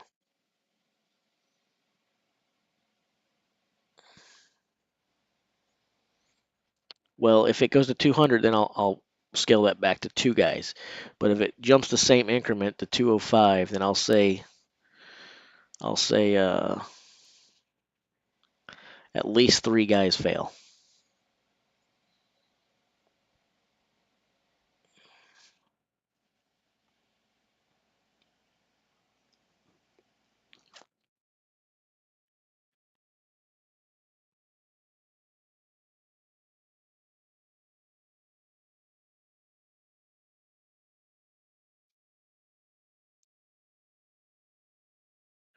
Instead of 191, maybe they'll go to 190.5.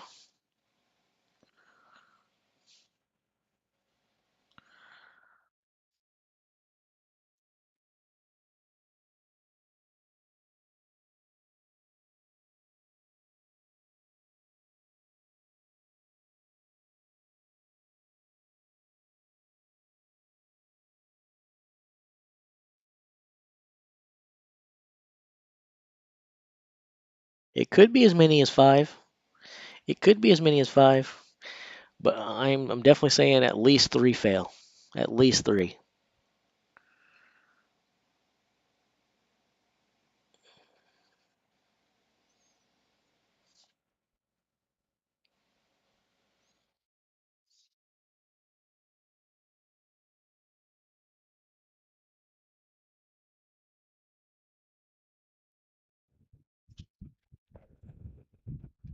Oh man.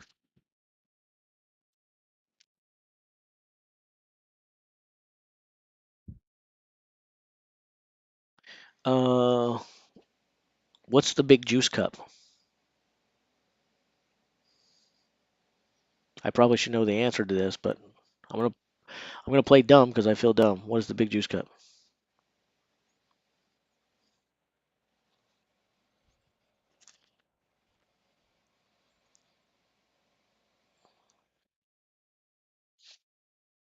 Mm. Sleepy, sleepy, sleepy.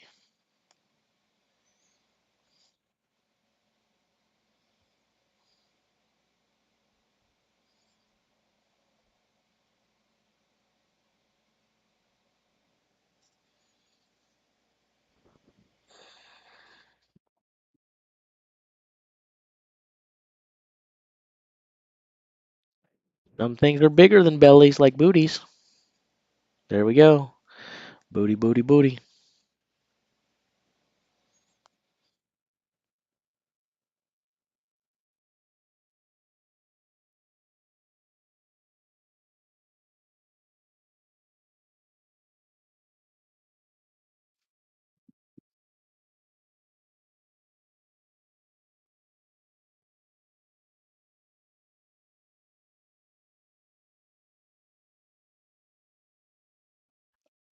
I love how they're calling this 2 stones rather than the weight. That's great.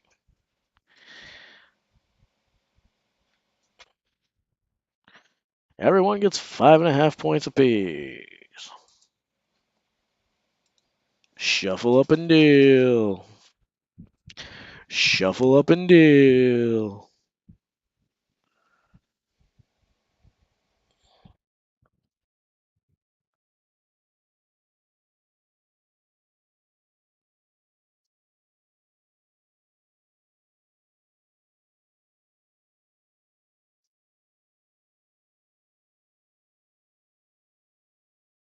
State of insanity.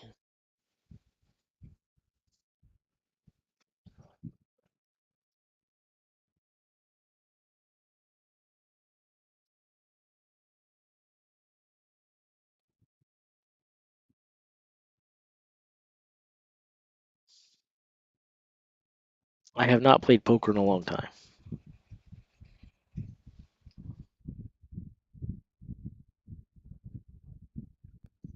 It was pretty dang popular for a long time, man. Those poker shows on TV for about 4 or 5 years there, they were like the #1 shows on television.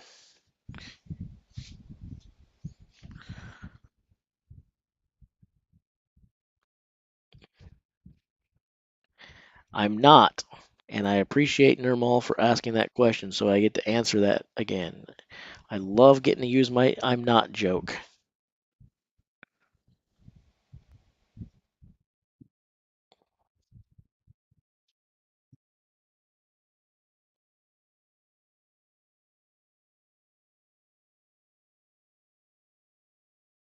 I don't see how it could be as big as it was in the late '90s and the early aughts.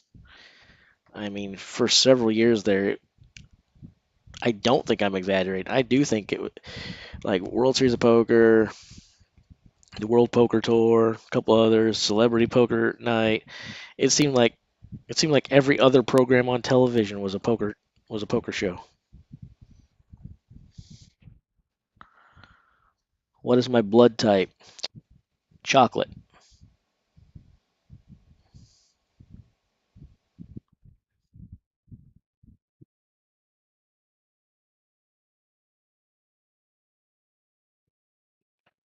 I shave my legs. Not now, but I don't mind admitting when I wrestled I used to shave them. I learned very early in my high school wrestling career that shaving the legs is a good idea because when you don't shave them, guys will pull that crap right out of your freaking legs. And we have our first elimination.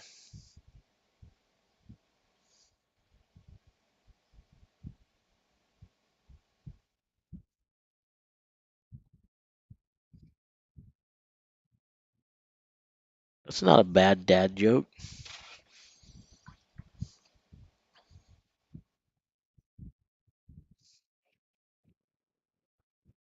Can you guys be trusted to entertain yourselves while I get something else to drink?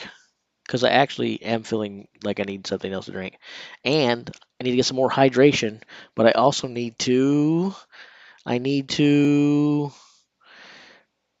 can someone say,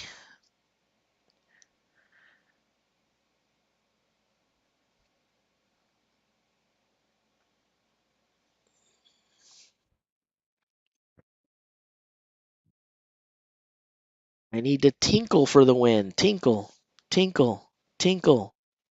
So I'm going to go tinkle and fill up the hydration system, and I'll be back in a moment. You guys sit here and behave yourselves.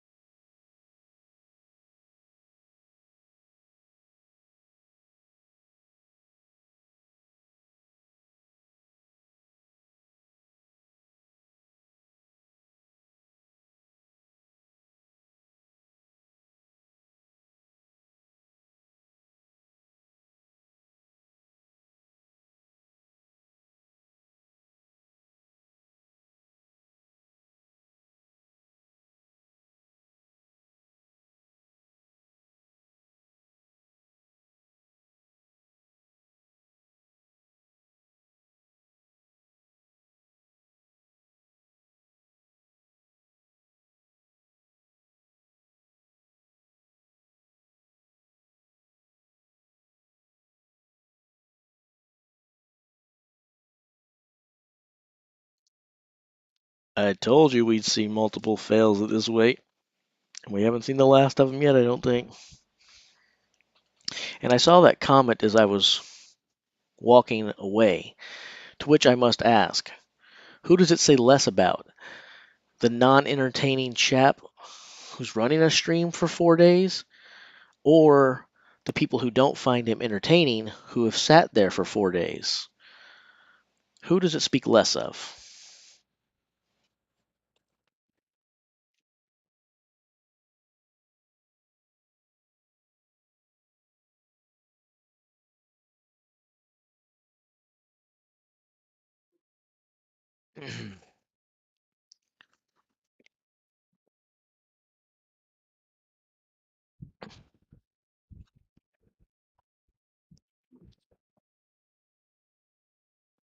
All right.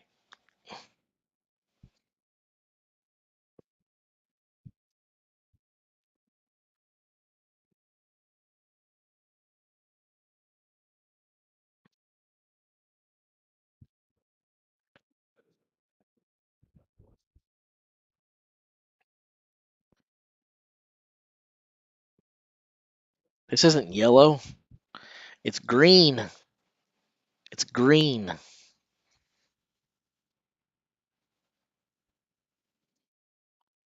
I don't get mad. I stay mad. We've already learned that. I'm an angry guy who's constantly bothered and upset. Everything upsets me.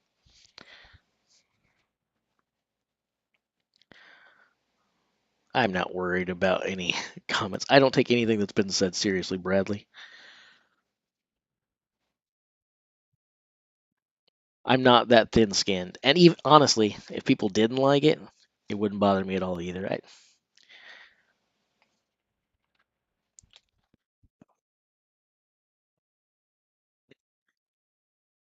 Good stuff right there. Hear me. Sometimes it's nice having a beard and a mustache. That stuff gets caught in your beard, and then even if you run out of stuff in your cups or your bottles, you can just keep sucking it out of your beard for the next 6 or 7 hours.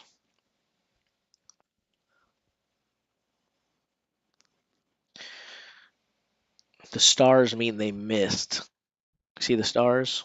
I'll blow this up for us so that we can look at it a little bit better because it's probably really, really well, it depends on what device you're watching this on. I was going to say it's probably super small on your screens, but it probably depends on what kind of screen you have, right? Is that better or worse or the same?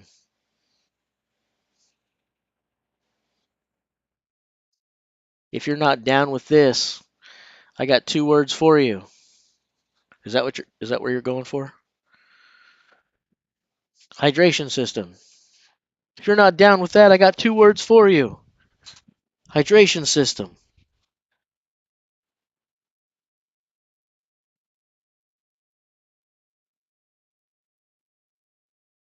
I saw that. I appreciate you for picking up the slack while I was gone.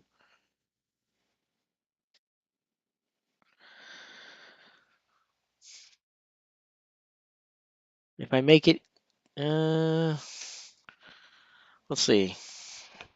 I don't want to make it so big that we can't see the names. Let me try one more level. I want to make sure that we can see all the guys placing on there.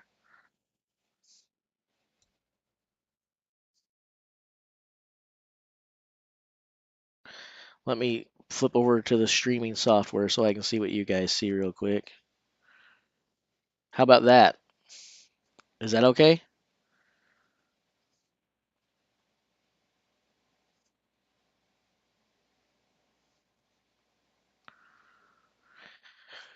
Stop calling it a water bottle! For the love of Valhalla, stop referring to it as a freaking water bottle!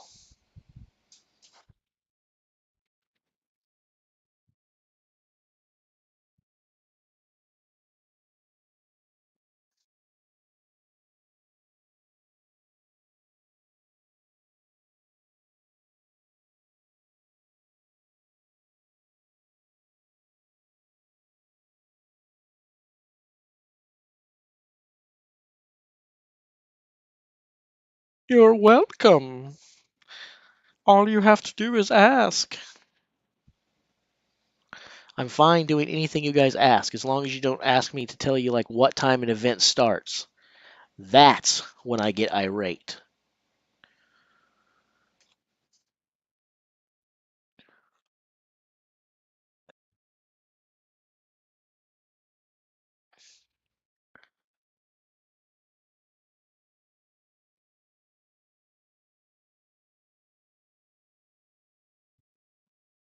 Right.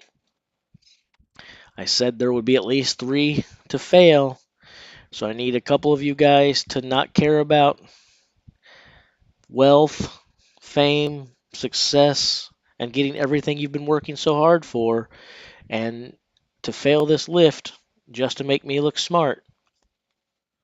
Can I get a little help here, please? Can you stop acting like a bunch of prideful jerks who want to succeed?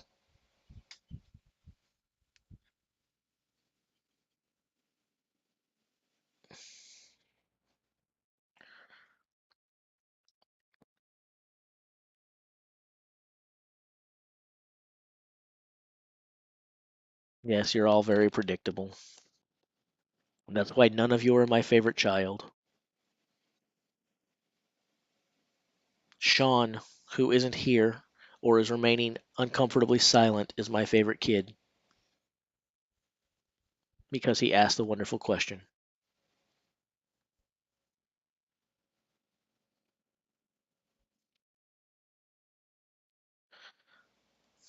Thank you. As I always say, people with bad taste are my favorite people.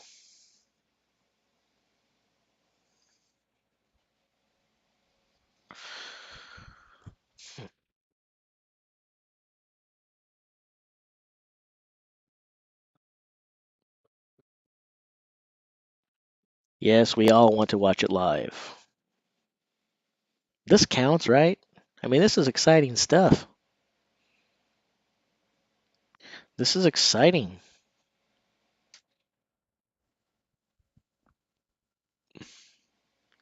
I'm kind of wondering, though, I'm not sure how the stream is coming through because I believe that World's Strongest Man is streaming this in 60 frames per second, but I'm only streaming at 30 frames per second. So what's the quality like, guys? It probably looks really bad because they're doing 60 frames and I'm only doing 30. Does the video still look okay? No tongues irritates me.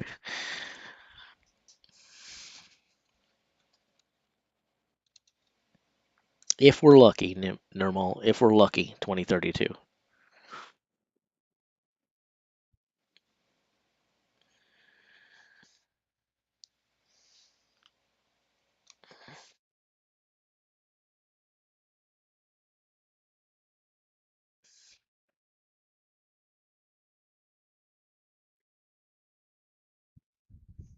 That's true, actually. Now that I think about it, thank you. I didn't say a minimum of 3 because I said a minimum of 3 if they went to 205. I said a minimum of 2 if it was 200, right? So someone just saved me. Someone just saved me. That was Toxic Tag who just saved me. Assuming that Stoltman and Novikov lift this. I appreciate that. I was sitting there praying that they would fail, but they don't have to.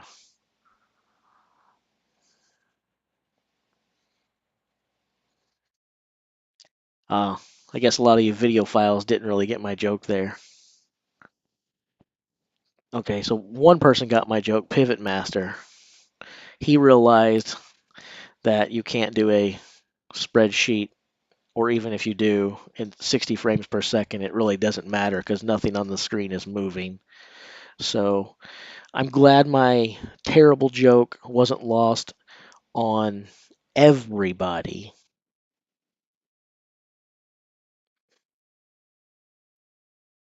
Ever been 4+ World Series, World Strongest Man champs in 1 year? No, I don't believe so. I do not believe there have ever been 4 champions competing in 1 year.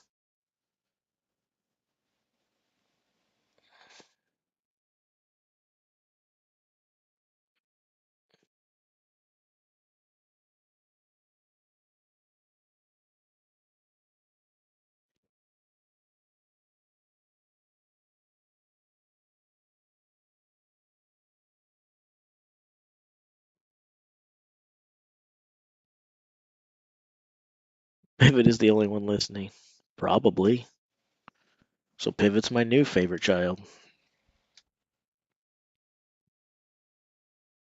And you guys should be better at pretending, because if you saw how I spoil the favorite kid, you'd pretend to care then.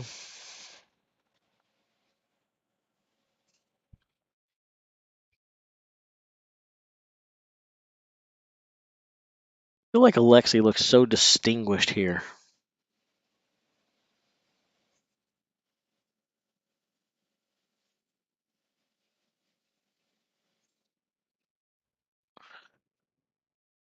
Oh,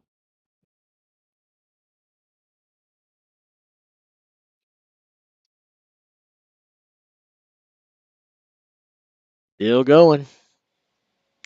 Still going. We'll lose a couple more on the next one.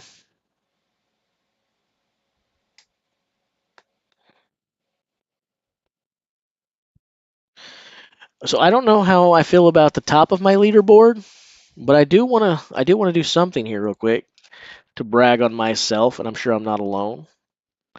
But if we recall, and I'm sure you guys recall because I haven't let anyone forget because we keep talking about the same dang stuff over and over. I said all of the top 8 people on this list had a shot of podium, making some sort of dent in this competition.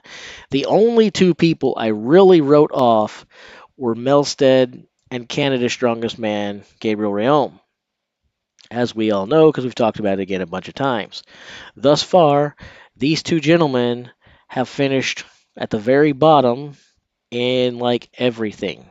Yeah, Max got between them on the first thing, but Gabe managed 3 points, big 3 points. But I mean, they're way further back than everyone else. So I'm feeling like at this point, me counting those 2 gentlemen out, I'm feeling pretty good about that. I don't know who's going to finish first through 8th, but I feel pretty good about that we have named 9th and 10th.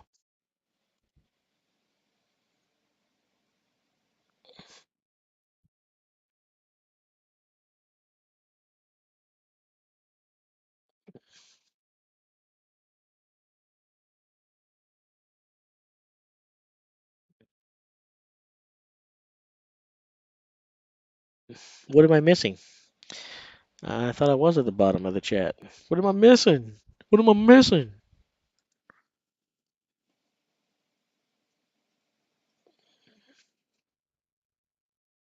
I don't know.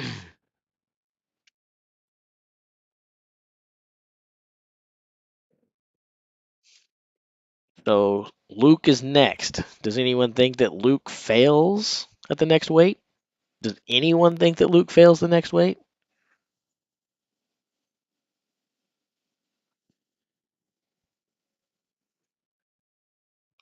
After Luke, it's Max. Does Max fail the next weight?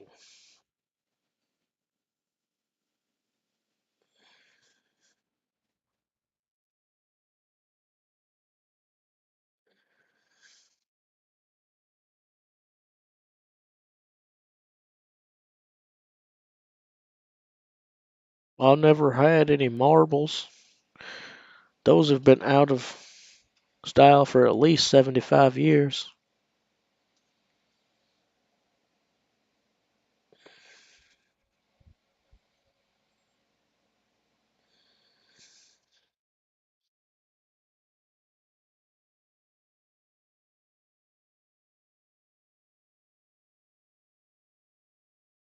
I don't know if all IT guys use Microsoft Edge or not, but all IT guys should use Microsoft Edge.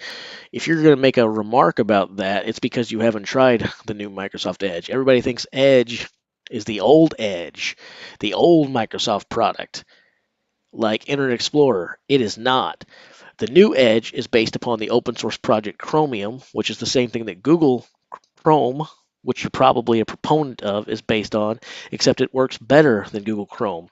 In the benchmarks that I have done, it uses about 35% less RAM than Google Chrome, and it's the same rendering engine. means effectively the same viewing experience. So, Mr. Smarty Alec Pants, I don't know if all IT guys use it or not, but this IT guy does use Microsoft Edge. Yes.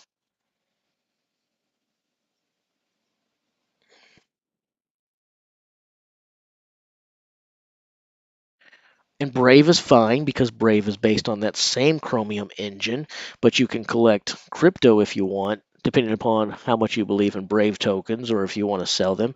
But again, we're going to keep talking about stuff that nobody cares about. But like I said, I am super, super geeky and nerdy. I have Opera too. I told you guys I'm in web development. If I if I don't have if I don't have my browser hidden from you guys right now, you would see that on my toolbar I have Edge, I have Chrome, I have Firefox, I have Opera or Opera, I have Opera, I have Opera, I have Brave, and I have others. I do web development, so I have to test all of my designs in multiple browsers.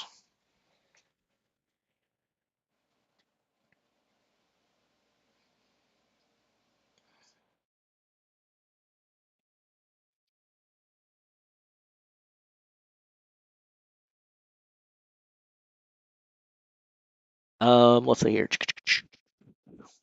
Video games, kind of. Um, I play old video games from like the 80s and 90s. I help that you guys were, in case anyone was actually curious how big of a nerd I really am, this will tell it all. I can't be any nerdier than this. Does anybody know what text based role playing games MUDs are? Does anybody know what a MUD is?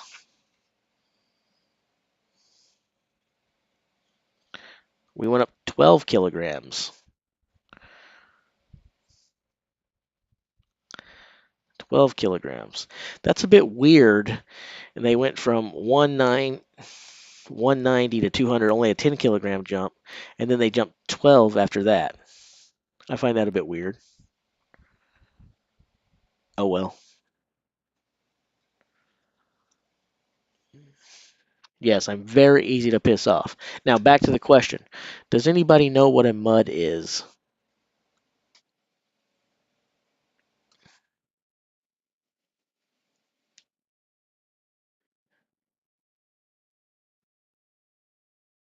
Nobody knows what a MUD is because I'm the only, only pathetic loser. I'm a proud loser though.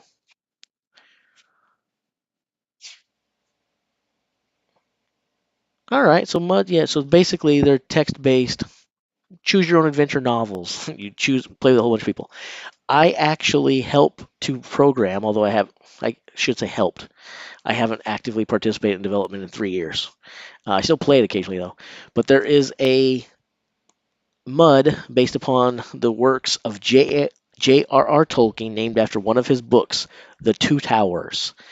And you can go find it at T2T2, the number 2, T2TMUD.org, and play that with a MUD client or in your browser. And the game that you see, I actually helped make. That's how big of a nerd this guy is. I write text-based games. That's pretty damn nerdy, right?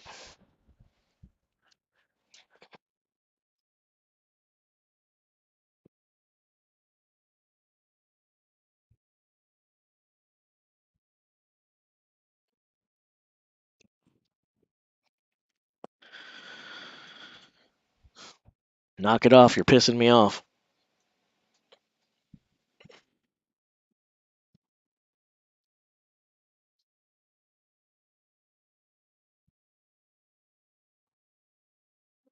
.212 is the boiling point.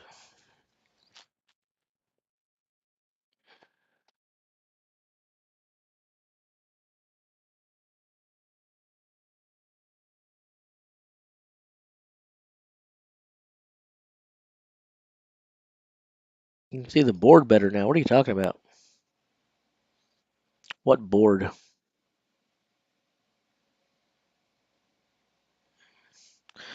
You must not be live. You must be watching a few minutes ago.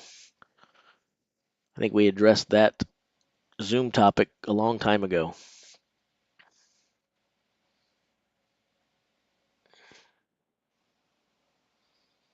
Up, down, north, south, east, or west. Hit, orc. Wield, sword. Search, bush.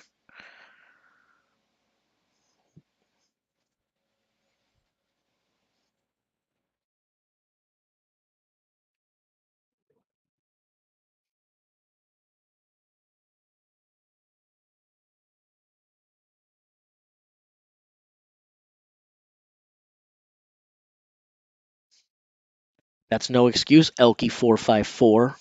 It's no excuse. Oh, you just came back. I guess that is a good excuse. Meaning it wasn't zoomed out when you left. Then you come back and it is zoomed. It's still not a good excuse. I don't want it to be a good excuse. And I want to be mad about everything because I'm easy to tick off. So I do not accept your excuse. That's all there is to it.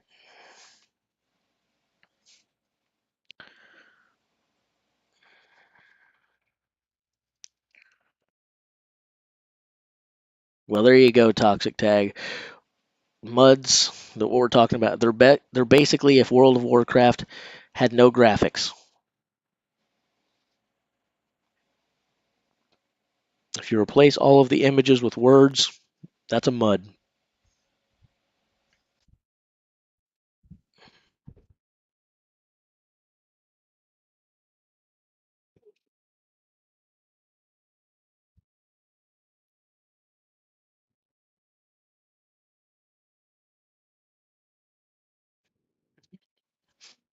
I'm sure you will.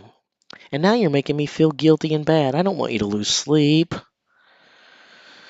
Okay, now I accept your forgiveness. Or I don't accept your forgiveness. I accept your apology. Will you accept my forgiveness? Or maybe no, I like the better. You should apologize. You should apologize. And then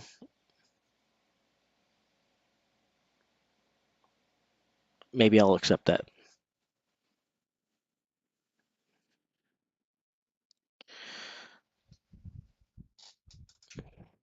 Uh-oh. These boys ain't messing around. These boys ain't messing around. Look at this. Everyone's pushing that 212.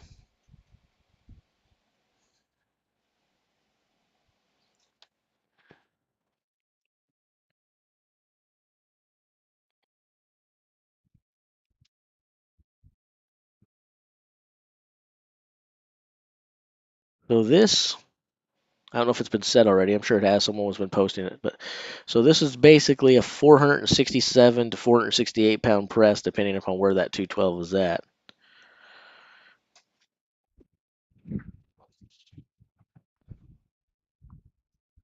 Some pretty respectable numbers here. Very respectable numbers here.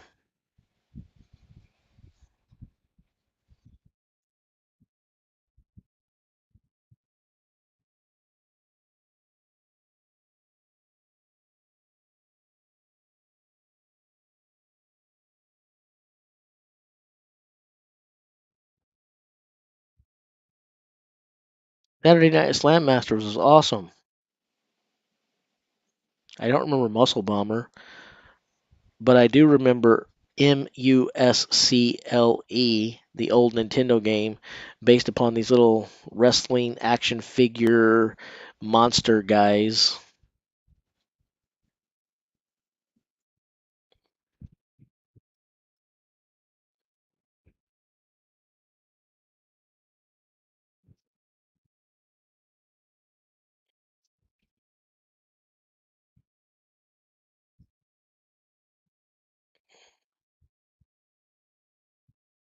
I don't disagree. I might be American, but I think the metric system is a far superior system. And I don't understand when Americans think it's hard. It's hard because we're not used to it, but it's not hard in any capacity. It's much easier to think in increments of 10 than it is just to think in increments of just weird random numbers that we chose.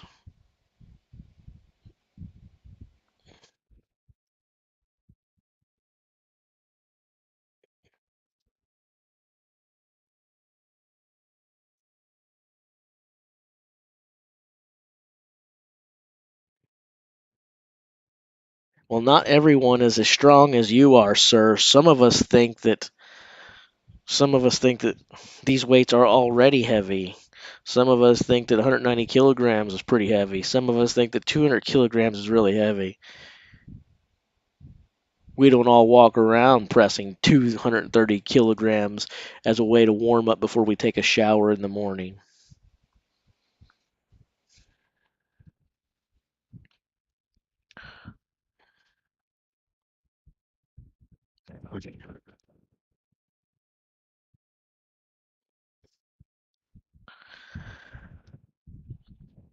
The Licis gets the 212 as well.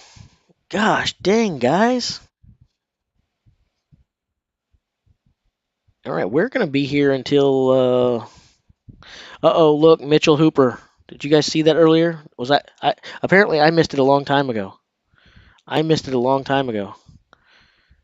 Apparently Mitchell failed, and all he got was the 200. Well, he would have been immediately after Licis. Never mind. I didn't miss it by a long time ago. It just happened just now.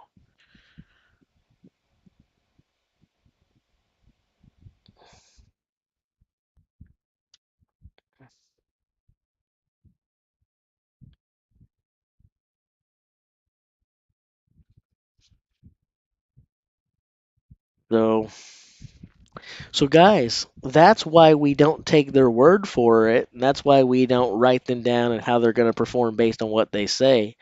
Just because you say you've got 215 or 221 in the tank doesn't mean you do.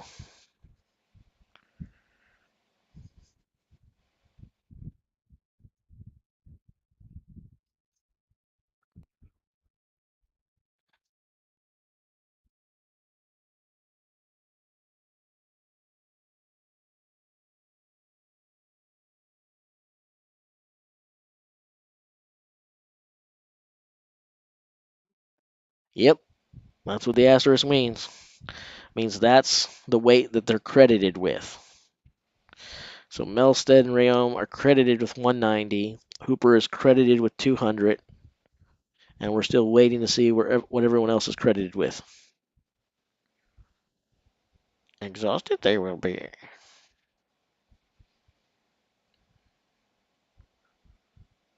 Lifting heavier weights they must.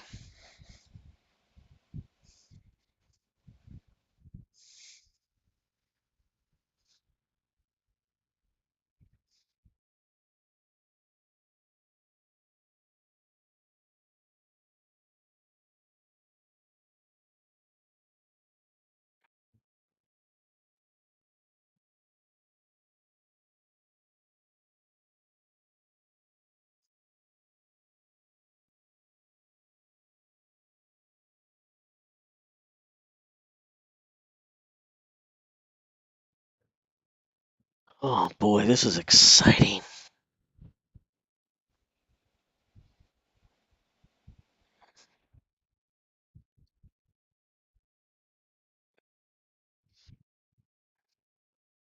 Come on. We need to know how the next person does. So Trey got his 212. All we need to know now is if Tom follows suit.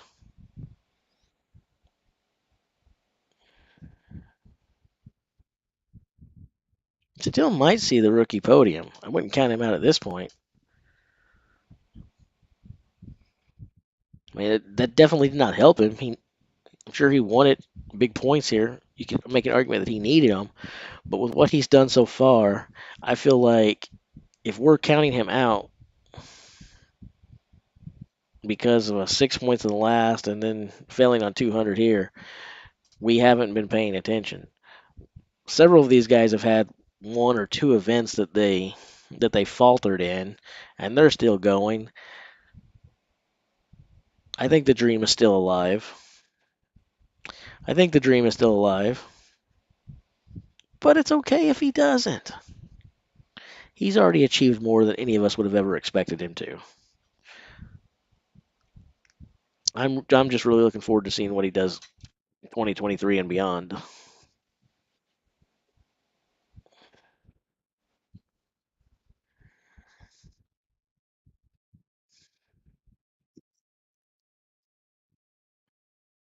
I don't have to refresh my page. It auto reloads. I know that. Every day I have to tell you guys. By the way, I'm speaking like this on purpose. It's not me being irritated for those of you who are now convinced that I'm so easily upset. Back into character. Every day I have to explain to you guys that if you're following along on a spreadsheet of your own and you're watching the video is not going to be up to speed with your personal web browser because the material from the video has to go from my place to YouTube servers back out to you. That's a lot more data than some text on the screen. So live is actually about a 25 to 30 second delay usually. Jeez, guys, come on. All right, anyway.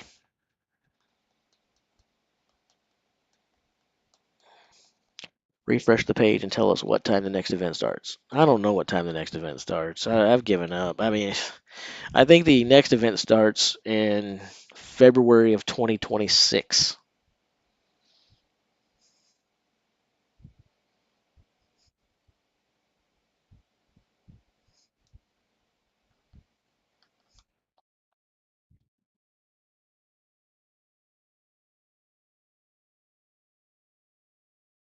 All right, we move on to the next weight.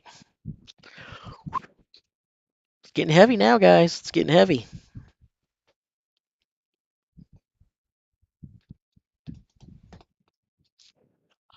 I predict that the next weight will be either I don't know. I don't really know what the next weight will be, but I'm going to go ahead and say it's probably heavier than 212 kilograms.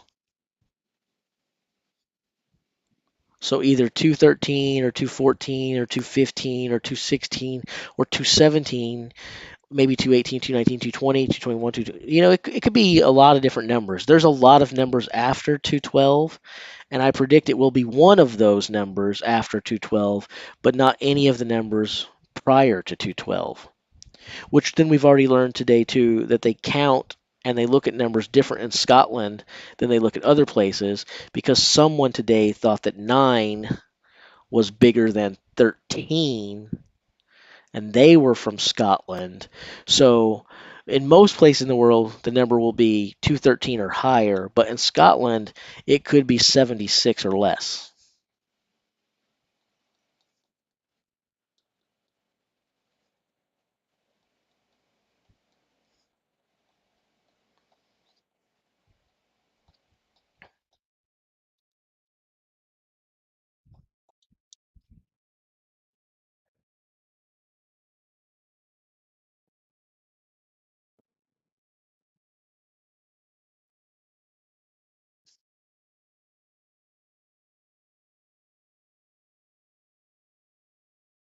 This is almost as much as my little brother weighs, although I'd have more fun making that joke if he was in here with us.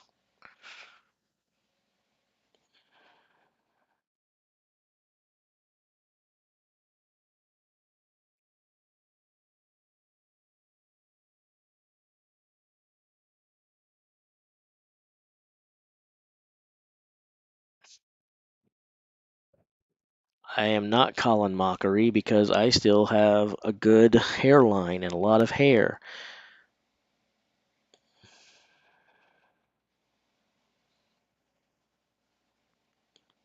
Thanks a lot, Ryan Stiles.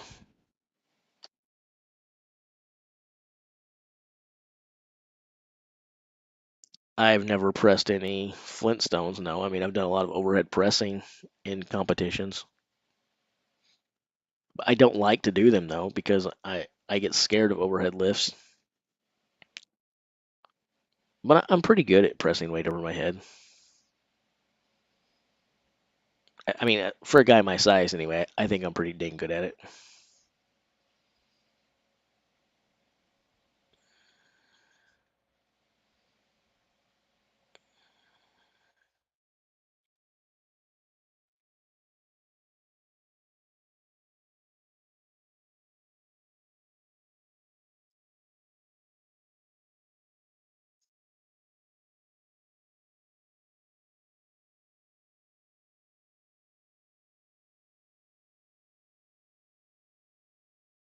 Would some guys risk resting for no injury tomorrow? Maybe.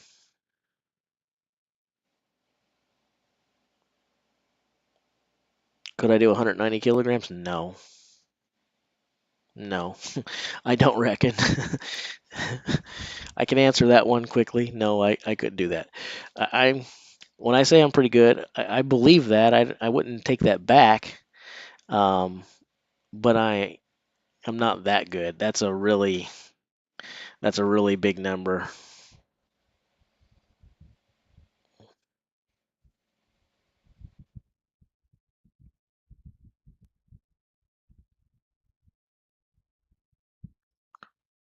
I'll do the conversion to kilograms real quick.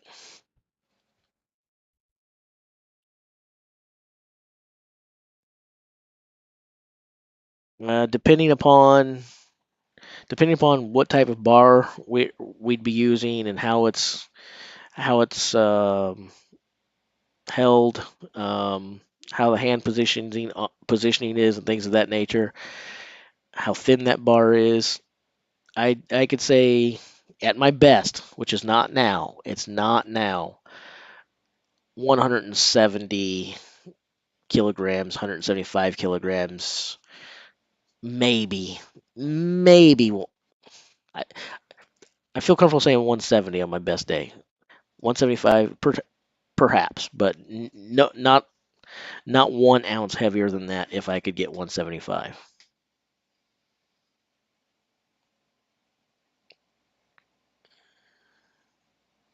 Which dog is behind me? Let me see. Oh, that's Caesar.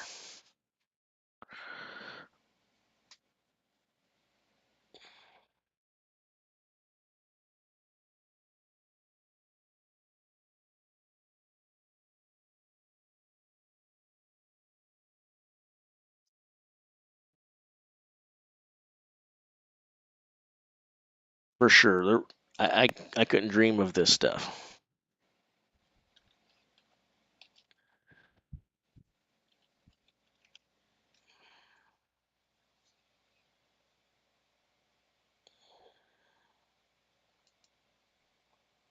I've pushed 360 over my head. I've pushed 360 over my head many times. That's not a strict press. It's not a strict press. It'd be what some of you guys would consider cheating. But I've pushed 360 overhead several times.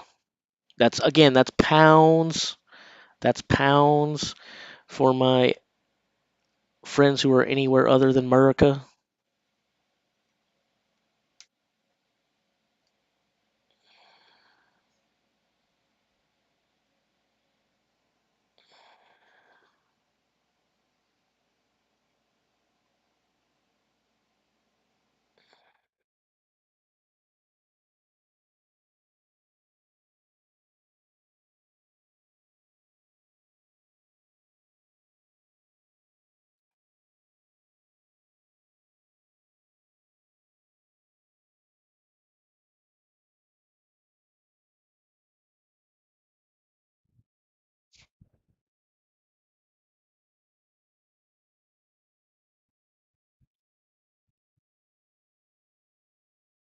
Yeah, the cat is in there with my brother right now.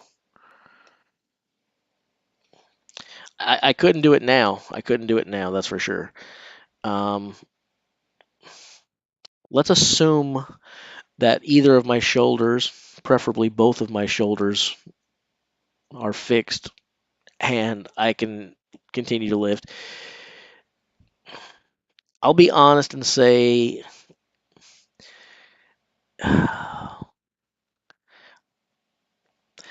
320 pounds. I think I don't think I could do that right now. Actually, I'm just too injured.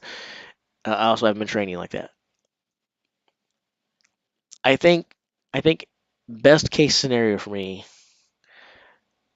320 pounds above my head is probably the highest I could, the highest I believe I could ever do again. And I'm not confident in that number, but I think anything higher than that number is talking out of my rear end.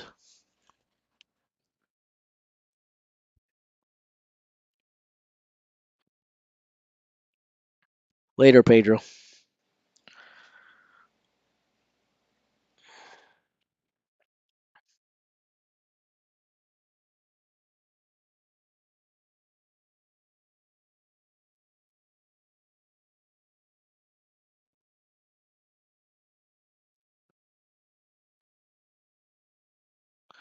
Yeah, make sure you don't ask any questions because I get very triggered and upset super easy.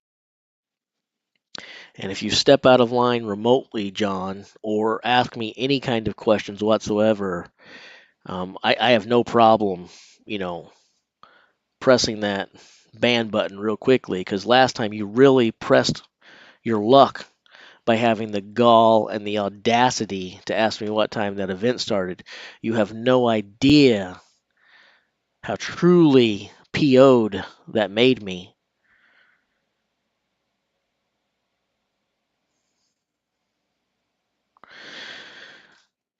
I believe Evan Singleton is up next.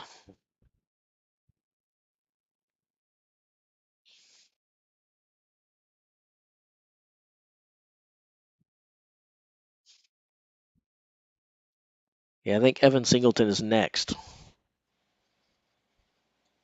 But I read somewhere that Evan Singleton didn't have to start unless the guys got up to 240 kilograms. They were going to credit Evan with 250, but he wanted to show that he didn't need the special treatment. So he said that he would jump in and start lifting with them once they got to 240. But if they don't reach 240, then they just give him the automatic victory and he gets 10 points with 240 kilograms. I believe that's what I read was the official stance coming from the world's strongest man. Maybe it was 241.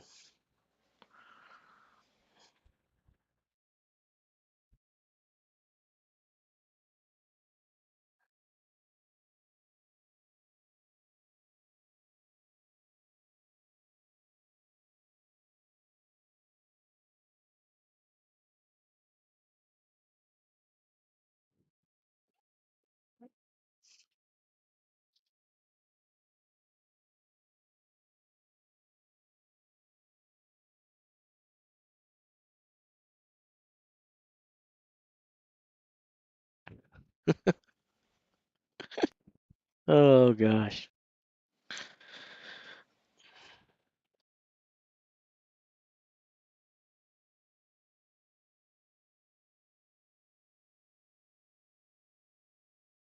Uh,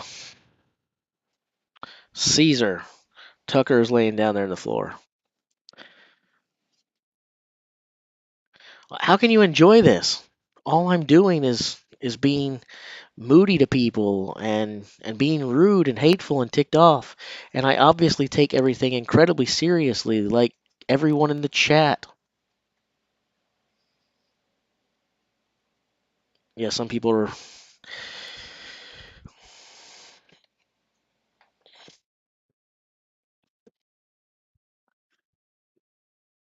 I do feel bad for you, Toxic Tag.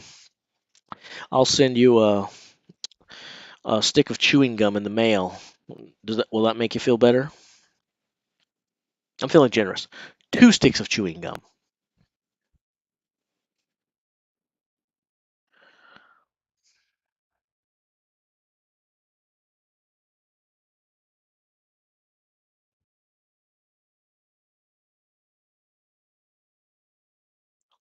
Ooh, wow.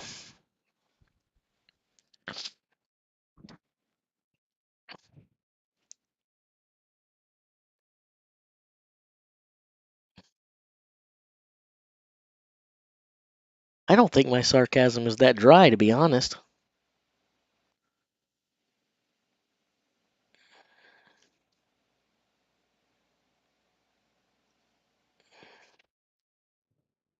The legit answer is some sour apple pre-workout.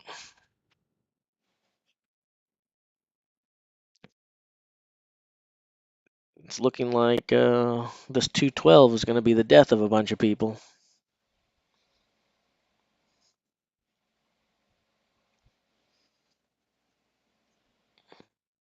Yeah, it's looking like the 212 is going to be the spot that people get and have trouble climbing up from here. We don't even know what the next weight is, really, because nobody's pressed it yet. So we don't even know what the attempt is.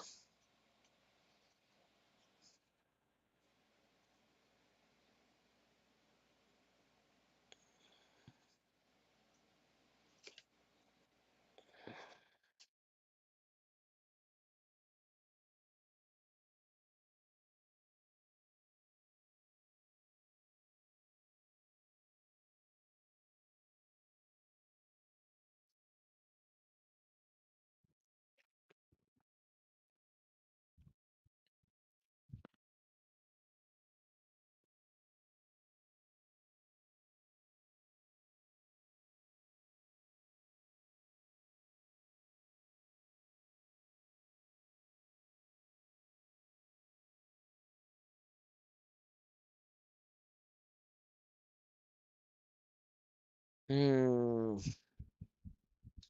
wonder if this will tell what the attempt is. No, they didn't say the weights on here. Just a number.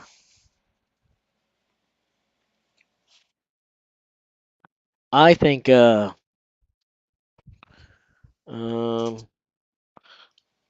not little. That dog is giant. And he's just watching me.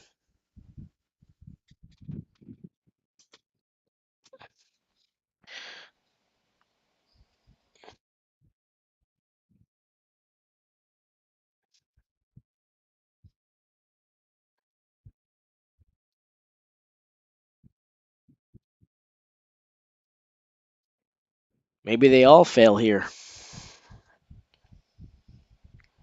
And if they do, they'd all be splitting. That'd be a it'd be a weird to see what point they'd all be splitting. I'm not gonna do the math right now. If they all top out at 212.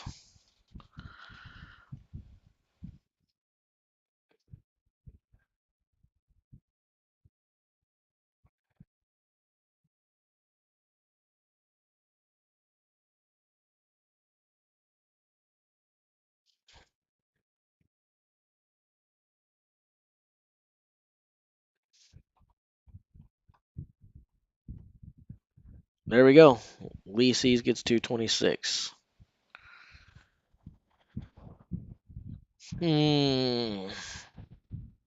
Well, Licis needed some points.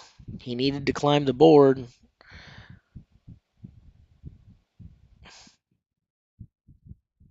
Probably just pick some up.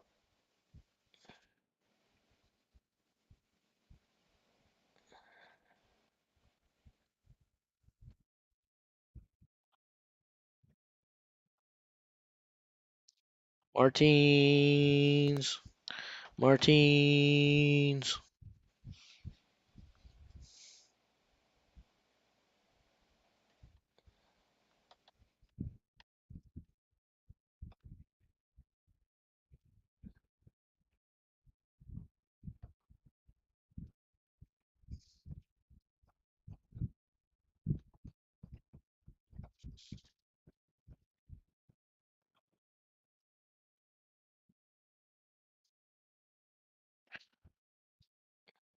Martini.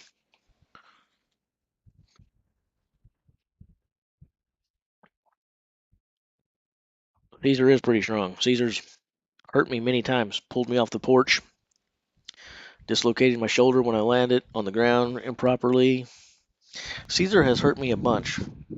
When that dog decides it's time to go, it is time to go.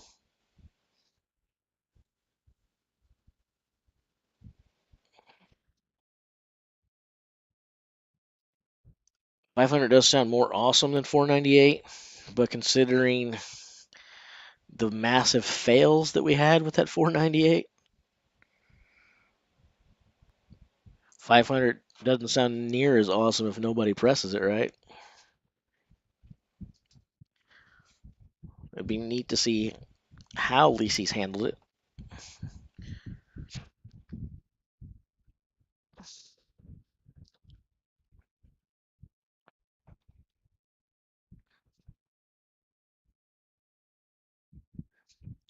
Hey, I'm all about keeping kidney stones away. We covered this. We covered this. I don't want any more of those dang things.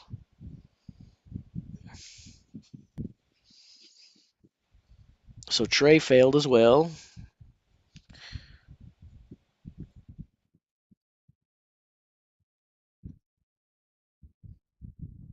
Martins really needed that.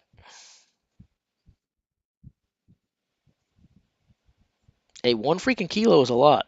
We talk about that, like, oh, it's just this, it's just that. But when you're at your limit is your limit.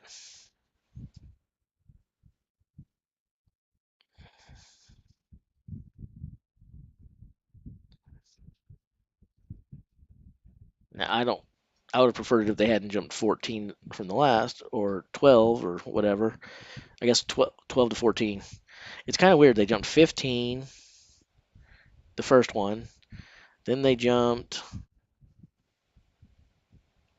what they jump? Start at 190.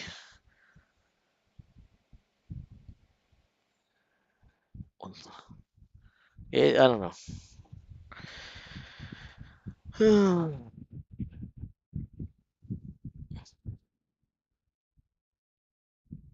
You can't. I do not know for a fact Martins was at his limit. I didn't say that either. I'm just saying it may or may not have been, which is why I specifically said it'd be interesting to see how easily he handled it.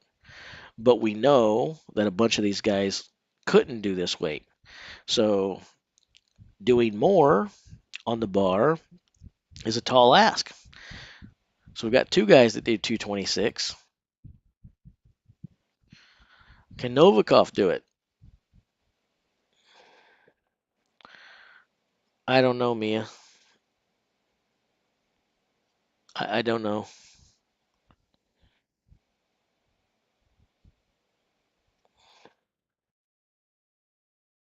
I did not do that, Elky 454. You are incorrect. I didn't insinuate anything.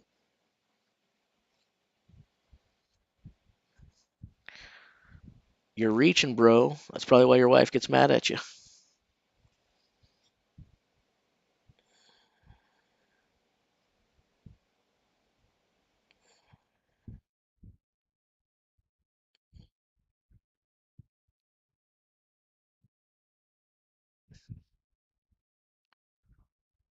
All right. Come on, Novikov.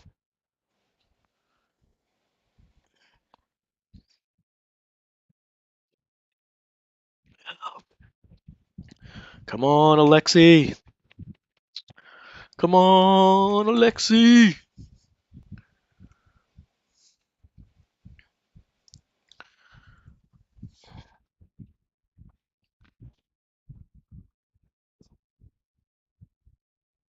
What, I think Mia is a big fan of my dog. A big fan of my dog. um, he'll get plenty of cuddles later for sure. Um, what, quick. I'm too lazy to open up a new tab and press 3 numbers in. What does 600 pounds equate to in kilograms? There we go, 272. Let's just kill these guys and jump straight to 272 kilograms.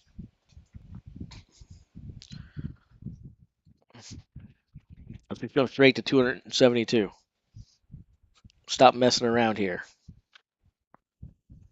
Good job, Novikov. I'm wowed and impressed by that. He hasn't looked that great with barbells in recent memory. He's been great with with dumbbells, but he's really struggled with barbells for some strange reason. It's kind of weird because you figure if you can do a dumbbell, you'd be able to do a barbell. Unless he just has exquisite technique with the single arm, but I'd find that to be much, much harder. Um, Props to him. That's phenomenal. That is phenomenal. You know what? I bet Licis was hoping and praying that Novikov was not going to make that.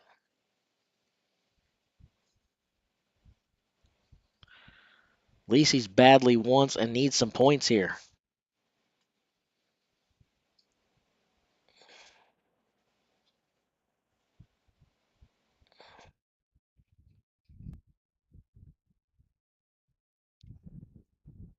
For his sake, and for my podium predictions, I hope that Martins can lift the next one. But man, these are some big freaking weights now.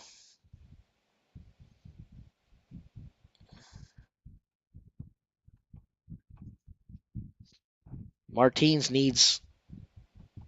really needs max points here. He'll do good in the bus pool. He'll do good in the bus pool. Unless that blister on his foot affects him tomorrow.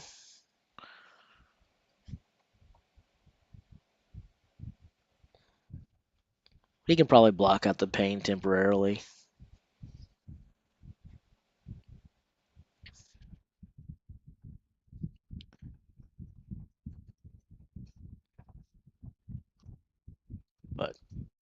But yeah, this is not where Martins envisioned himself. I'm sure on that leaderboard, he's gonna want max points here.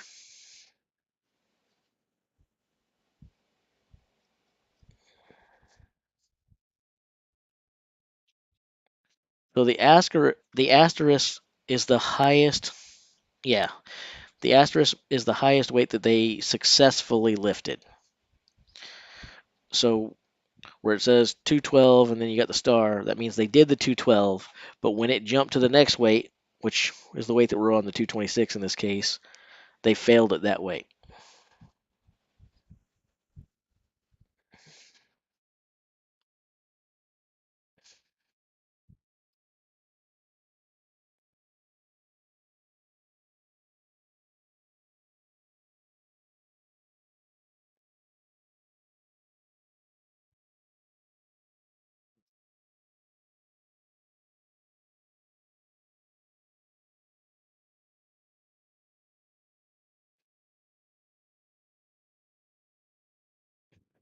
I cut the toe off or the blister.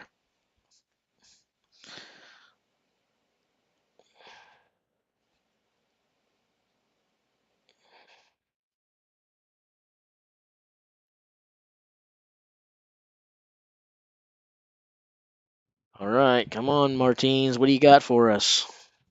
What does Martins have for us here? Some magic?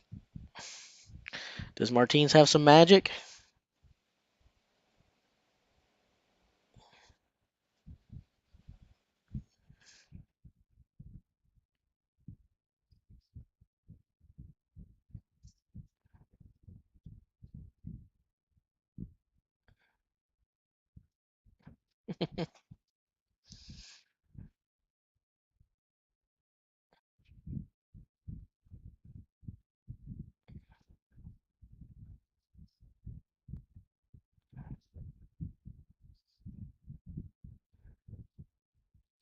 Will I eat the orange?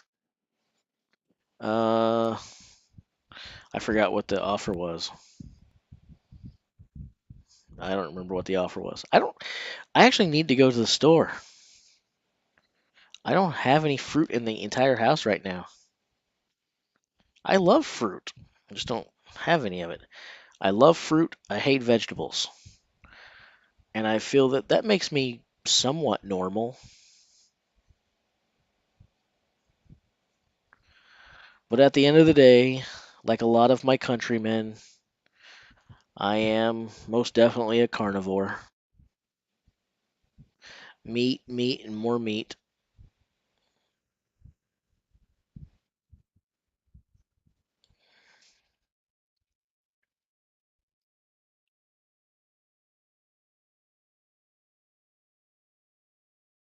Well, I don't have any oranges, but if you take my word for it, I'll say, yeah, sure, and then I'll go buy one later. But that I probably will not do that. But I'll claim I did. I like oranges.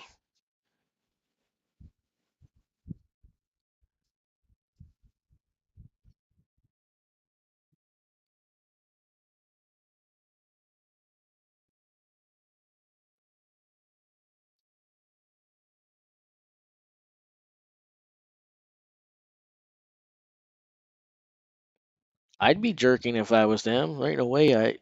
Well, I mean, again, depends on that flex on the bar. But apparently, Hooper's suspicion did not ring true, because the guys who have been succeeding seem to be the guys that were training. Well, not the guys. One of them I know was training for that. That would be the only hope I would have had at that opening weight at all in my best day, and I don't think I would have got it. But um, I have done that, but it was regular bar, um, regular plates, everything, not strict press.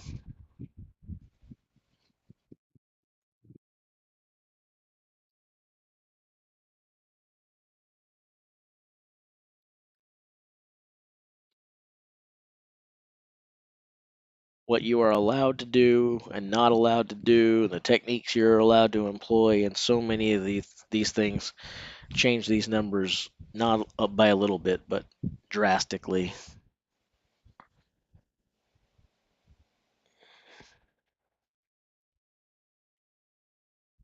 Okay, I'm gonna go borrow an orange. Should I tell them I'll pay it back? Like, hey, give me this orange. You can have it back when I'm done eating it. Something tells me they won't want me to give it back.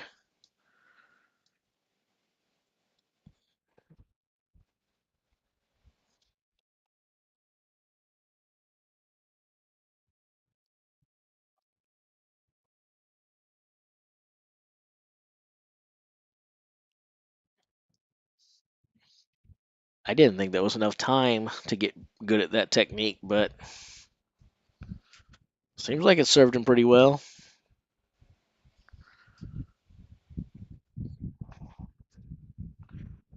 But if they all fail on this, was that not? Would that be 9 points apiece? 10, 9, 8. If they all get, if they all fail and they all get credit with 226, what do they get? 9 apiece.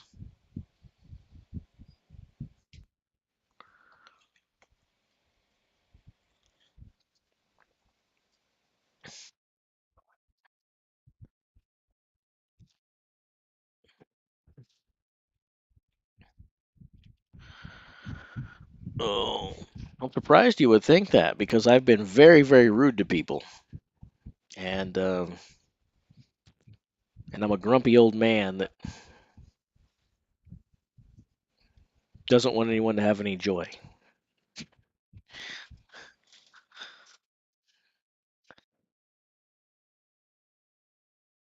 So how many points would they get if not 9 apiece? I feel like if there's a three-way tie, they'd all get 9.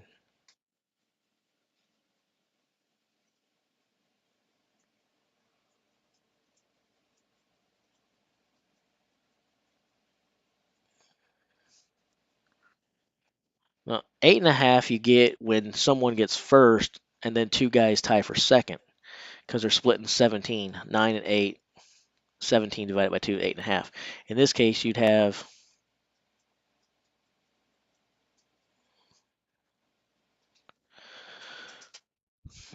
In this case, you'd have 10 plus 9, 19 plus 8, 27 divided by 3 is 9.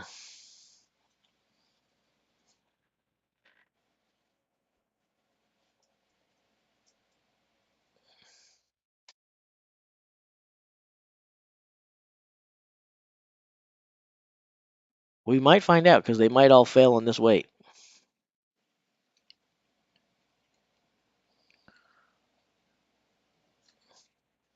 Sean says I'm right. And where have you been, Sean? I just told them earlier that you were my favorite child because they were all misbehaving. I was going to send them all to their room. I said they should all act more like you, and then you weren't even around.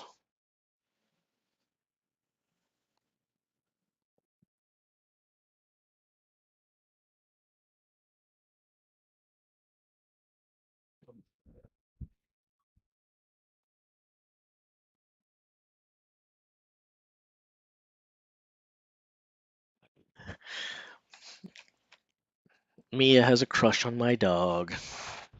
That's all right, Mia. I have a crush on my dog, too. Both of my dogs. And my kitty cat, little Kaz, which my brother needs to bring the cat to me because I'm missing the cat. I'm missing little Kaz.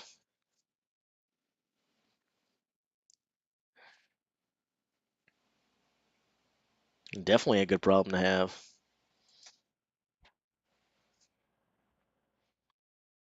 Super chat, super chat. Aw, thanks for the super chat. Aw, thanks for the super chat.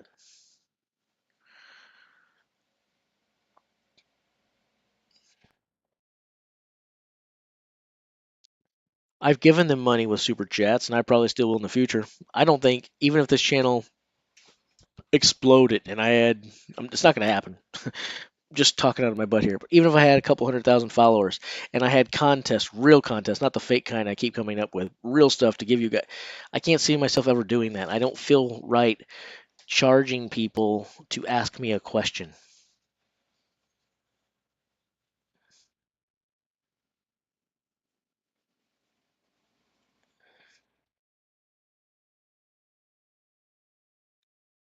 Now, on the other hand, I have to say this too, though, right?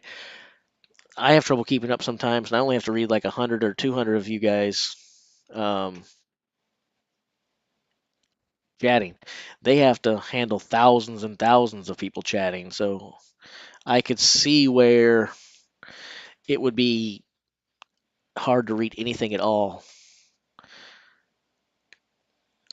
I don't think my photo is blocking anything really in this case. I don't think my picture is blocking anything on the screen, honestly, is it? I mean, we can't see the points, but they haven't been assigned yet, so.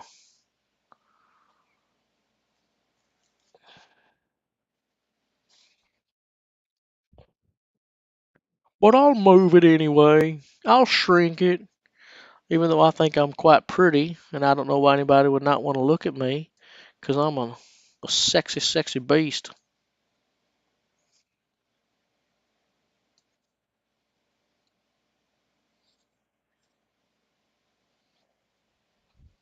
I'm a sexy, sexy beast. So Martine's got the 235.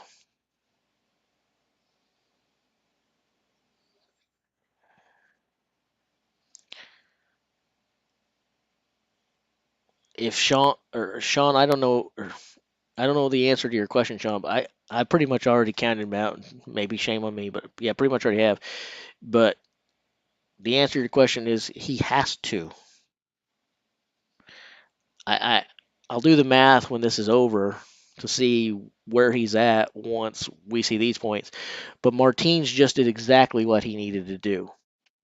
And do you know what I think about when Martins was basically in this position? Like I said, he needed max points here to really keep his hopes alive. And he answered the bell. He did exactly what he needed to do. And that means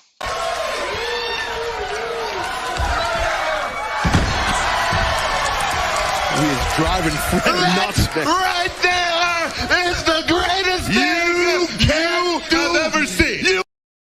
so now we have seen like 3 or 4 the greatest things that you have ever seen in your life. We saw something earlier, but then that passed it, and then we saw something else that passed it. So we keep seeing the greatest thing we have ever seen in our lives.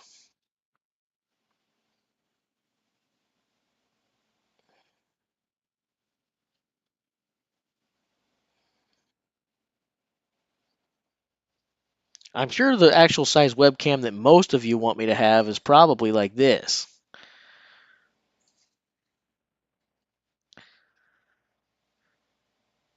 That's probably how you really want to look at me, right? And some of you are like, no, that's still too big. Come on, dude. Geez, that's obnoxious. No one wants to look at your mug that bad. Geez, bro. Humble yourself a little bit. Why do you think everyone wants to look at you? Make it smaller. Make it smaller. But there we go.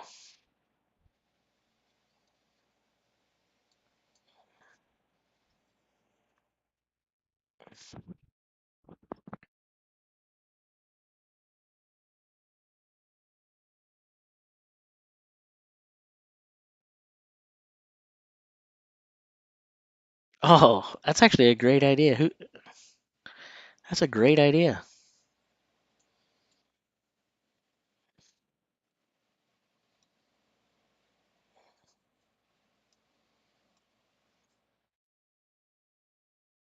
Ah, stop doing that.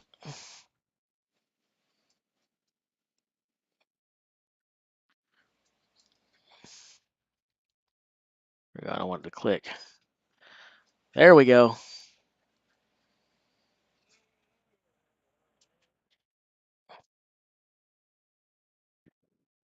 Tom Stoltman. Wow.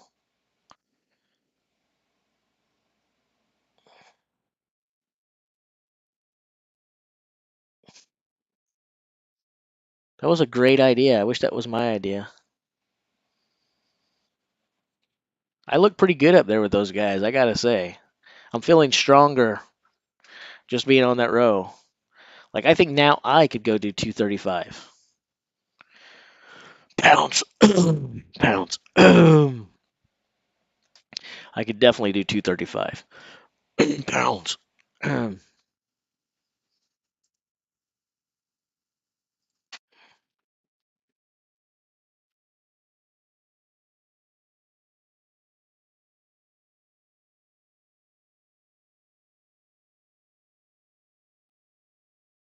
Well, does Licis have another kilogram in him?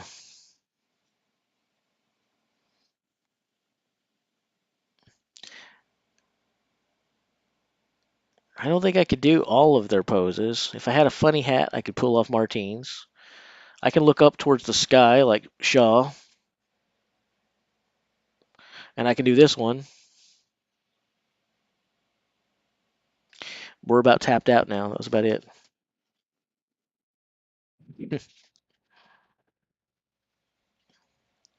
Novikov.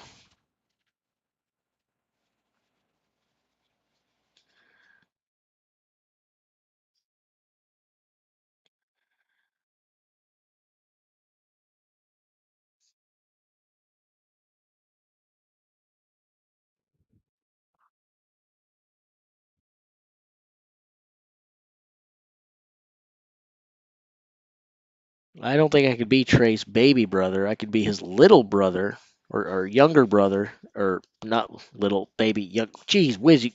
I can't even defend my position now. My brain is fried. Yeah, I could be his little brother, aka little older brother, but I'm an old man.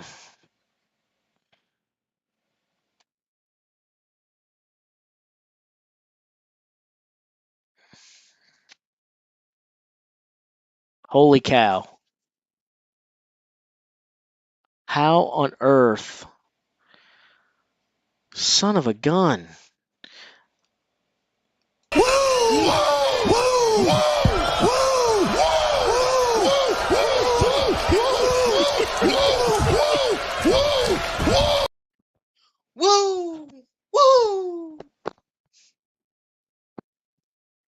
Wow, these guys are lighting up. If you're Martins Licis right now, you're probably a bit pissed off.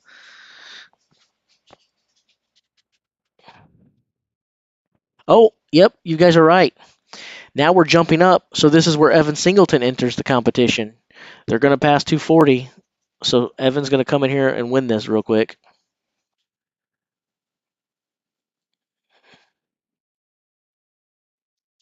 Here comes Evan Singleton.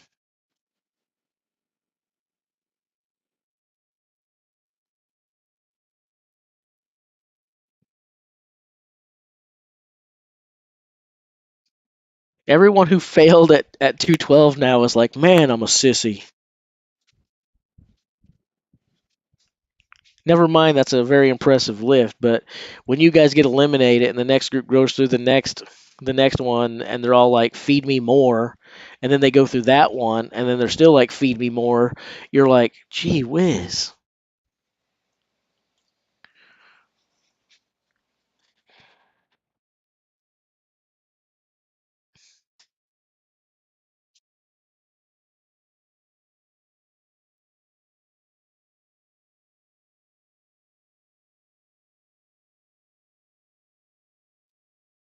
He should be the smallest guy in this field.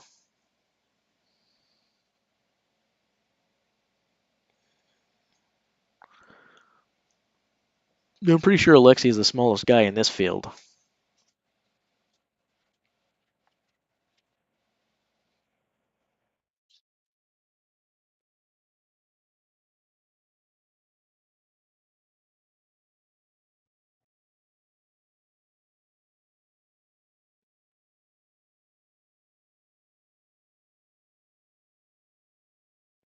Should be a half hour before the next lift. They need to give the guys at least that much time to rest.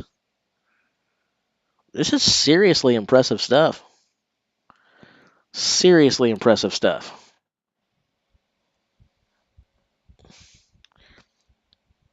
Just watching spreadsheets on a screen, and I'm still giddy and excited. I think this is awesome.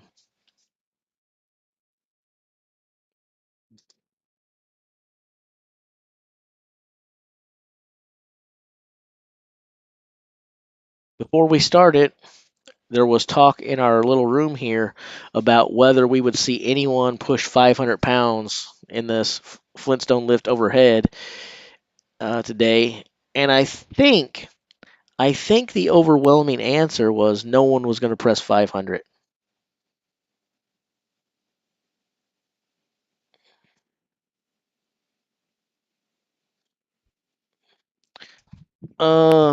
Caesar ran in the other room. I'm sorry, Mia. You'll have to just tolerate it being just me for a moment.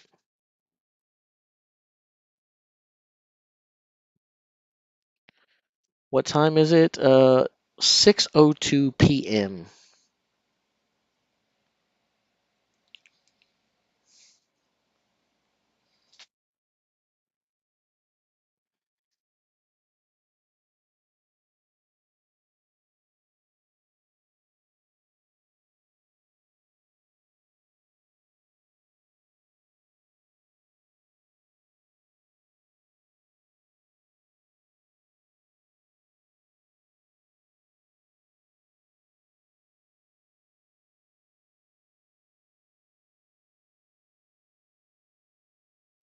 If none get this weight, how does the point split go for first and second? 4 at 212. So if none get this, they all tie. The first three guys get 9. So 10, 9, and 8 points are off the table. Then we have how many guys got 212? 7, 6, 5, 4. 13, 18, 22 divided by 4. They'd each get 5.5.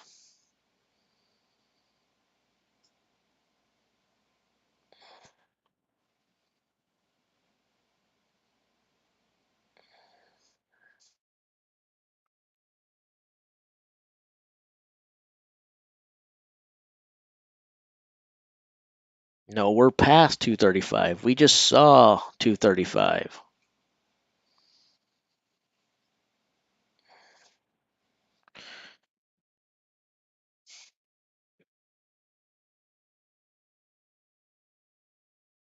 This is crazy, man.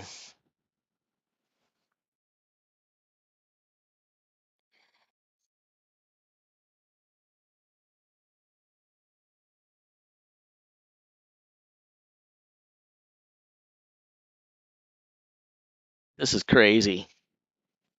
Crazy. Crazy for trying. Crazy for. Oh, sorry.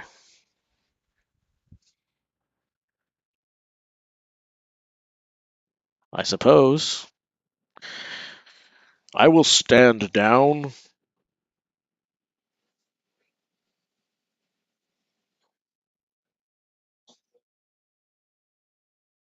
No. We just saw 235, Sean. We're on to what comes after 235. The weights they show are the weights they successfully lifted.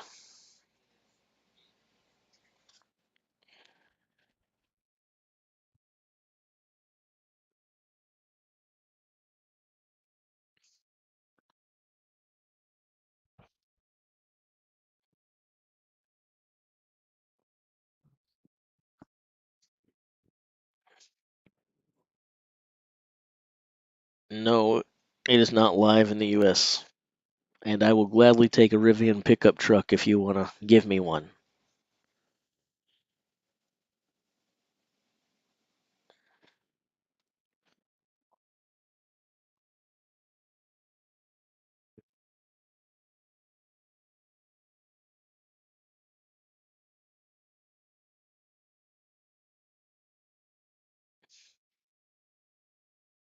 Or or even Glenn Gary Ross.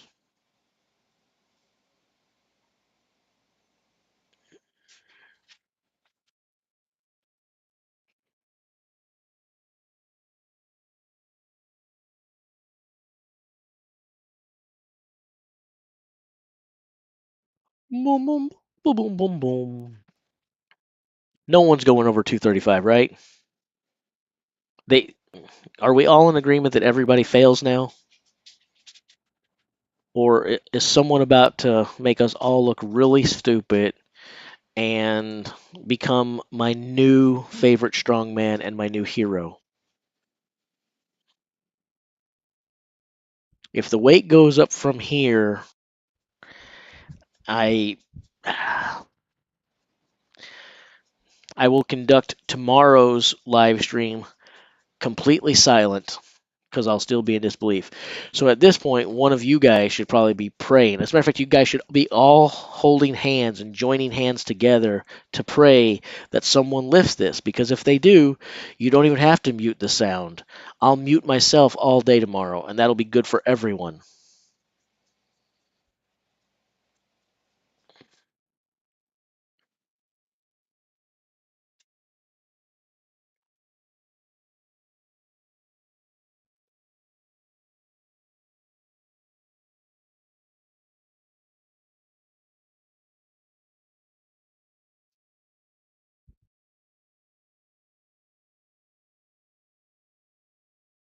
Well, Evan's gonna get it. Evan's probably gonna do 260, I would think, unless he feels like doing 270. He might just do 290 for the heck of it. You never know with Evan.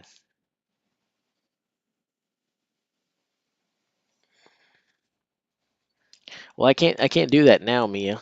Come back for tomorrow, and we'll see what we'll see what happens. Come back tomorrow.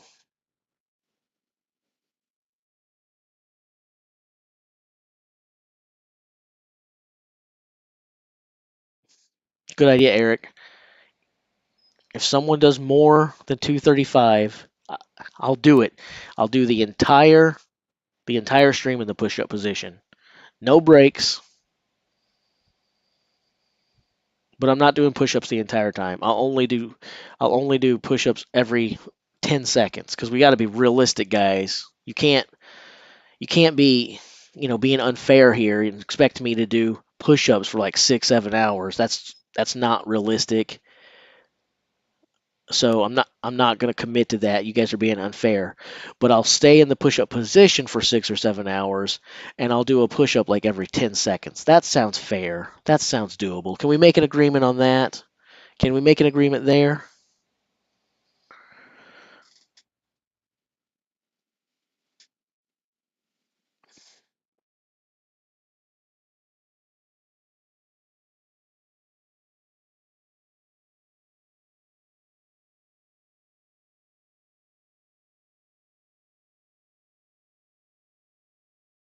Here's the funny slash sad thing, because again, no one has a sarcasm meter and everyone thinks I'm serious about everything. what's going to happen is someone's going to press more than 235, and then I'm not going to hold up my end of the bargain tomorrow, and then I'm going to find myself being sued for false advertising.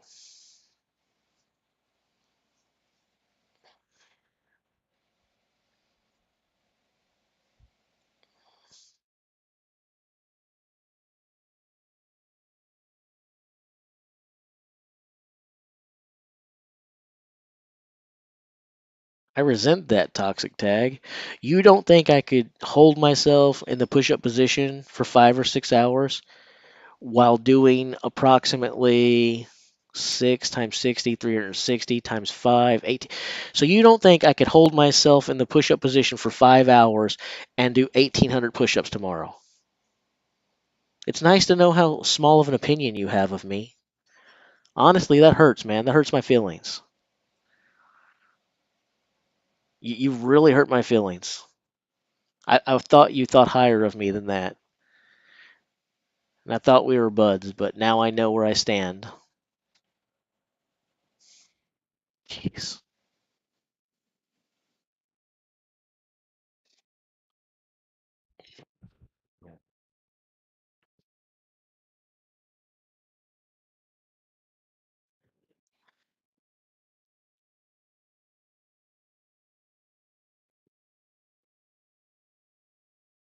Ooh, smooches. So Licis fails. So 235 is Martine's max, which again, now Martine's is hoping that the other two do fail here, and I suspect they will. This is just crazy numbers. But at the same time, if you're Martine's, you're aggravated. You were looking at this when you pressed 226 as to making up points. Then Tom Stoltman and Alexei Novikov match you. You do 235, and you're like, yes, finally I win something. Finally I get some points. And then Tom Stoltman and Alexei Novikov match you again. If you're Martins right now, you're probably thinking, holy crap, what the heck do I have to do?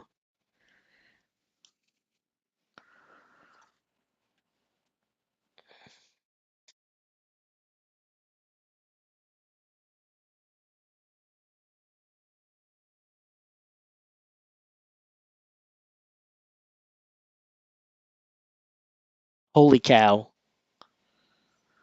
Son of a gun. Okay, you guys don't have to wait for the next person to pop up. That's enough for me.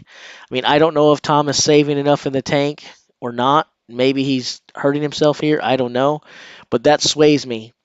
My official predictions are still Licis, Stoltman, and Novikov. I can't come off of what I said, but this display is enough to call me impressed.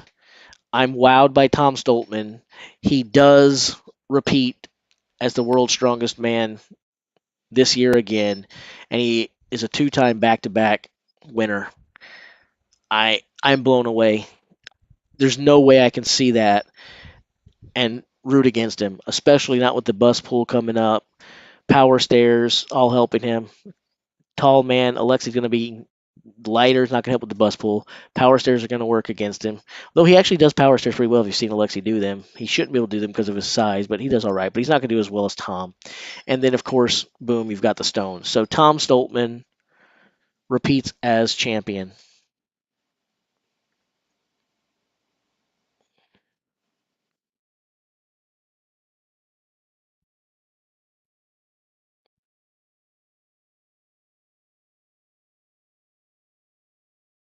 Alexei failed it. There you go. So even though I had Shaw in third place before we did the qualifiers, once we went through the qualifications, if you go back and watch any of the prior videos, you'll see that this is exactly how I had it. Licis, Stoltman, Novikov, Hooper, Shaw. I had Shaw on my podium before the qualifiers. Before the qualifiers. Once the qualifiers went down, that changed everything. But so this goes out to my Scottish friends. Woo! Woo! Woo! Woo!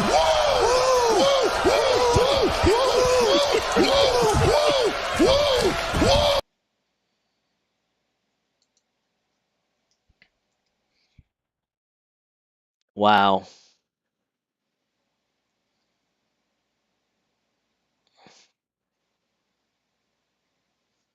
That's crazy.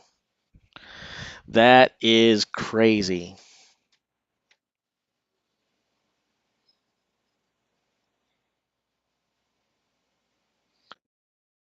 Nikos, you are either not watching it live, you're several minutes behind, or I'm not sure what lift you're talking about.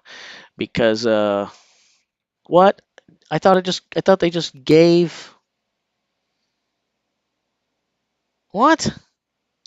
It just awarded the points right before that. Son of a gun. It just showed the points for a second.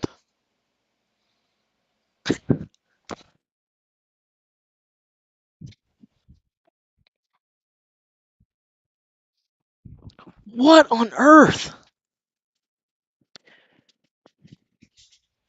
Alexi like barely weighs more than me.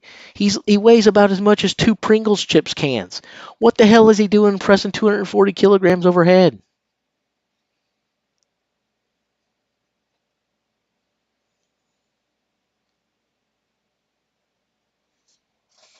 It doesn't change what I just said because I don't think Novikov can handle the bus pull, but and there's only a half a point between the two.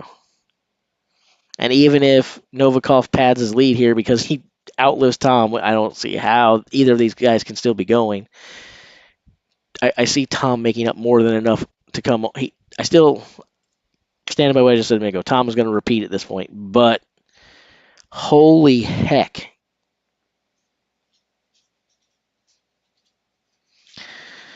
Sean, I agree with you, but I agreed with you 3 lifts ago. I mean, we several of us were saying they should call it a tie because it wasn't worth the effort back when the lift was 226. It was 226 to 235, not 240. Maybe these guys do think it's worth a half a point or a point. Maybe these guys are. Maybe both of these guys are thinking I can do this all day long.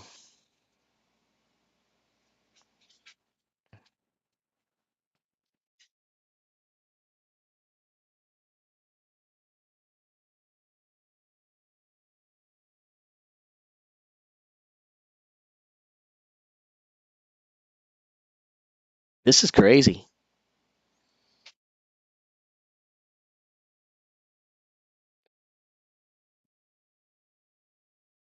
This is, oh my gosh.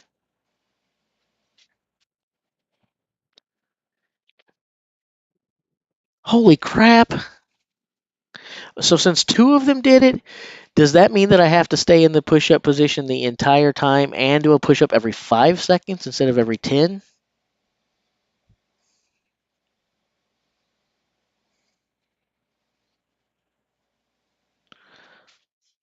Because I don't know if I can do 3,600 push-ups. That seems a little above my PR. The most push-ups I've ever done at one time before was 3,599. I don't know if I can get 3,600.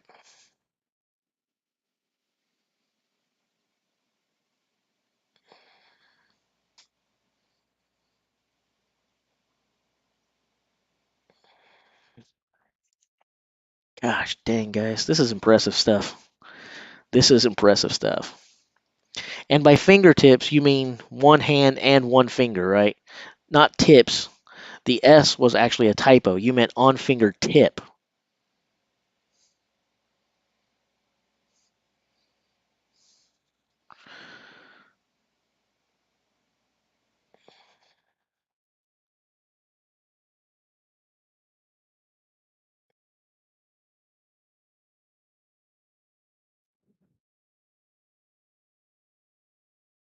I don't know, but I bet a well-hydrated Caesar beats me. I would take that deal, but since you keep sticking the Y in there, I'm not doing any kind of joint collaboration with you. There will be no collabs as long as you keep sticking a Y in my name. By being on strongmanarchives.com or theworldstrongestman.com, that's how I'm getting the live results because they make them available to everybody.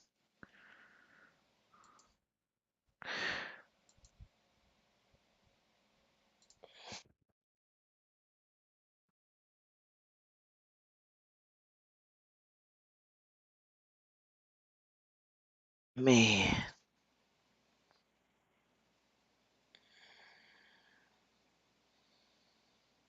If Evan Singleton hits my dog with a chair, I promise you I won't just run my mouth about Evan Singleton. I will throw him off of a 20-foot cage, and then I will spray paint him.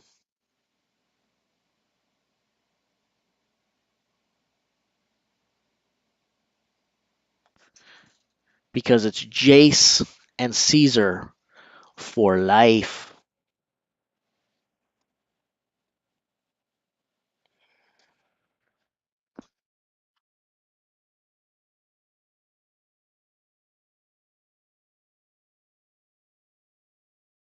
I don't think you can call either one a loser at this point. Come on, guys, just shake hands and call it a draw. Well, Tom failed it.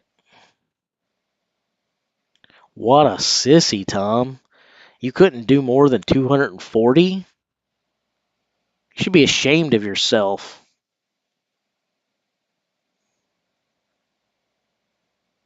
I don't even think I'd want to go back to my home country if I couldn't do more than that. You just let your entire nation down, Tom. I hope you're satisfied. I really hope you're happy with yourself. Just let your entire nation down. Pathetic.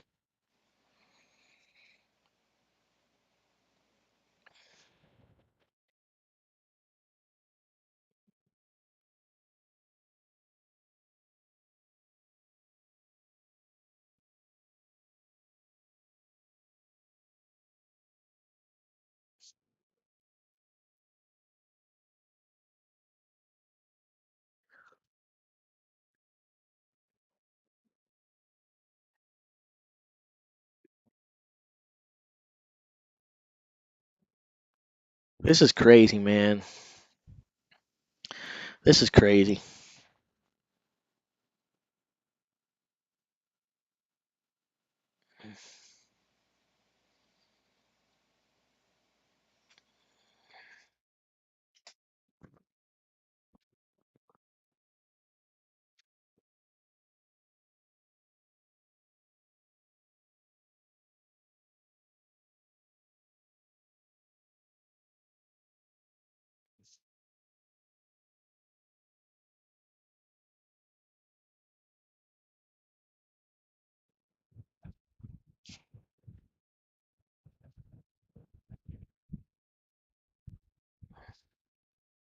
We'll be done in just a second here, Tucker. I'll be done in a second, okay? We're almost done.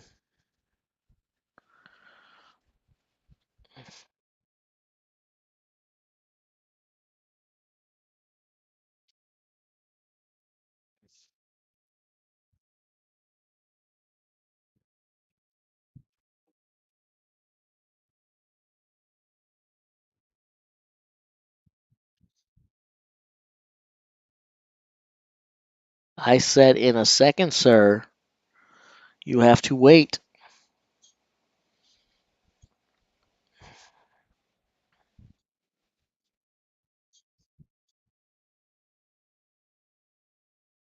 Whining.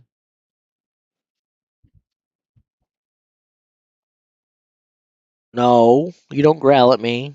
You wait.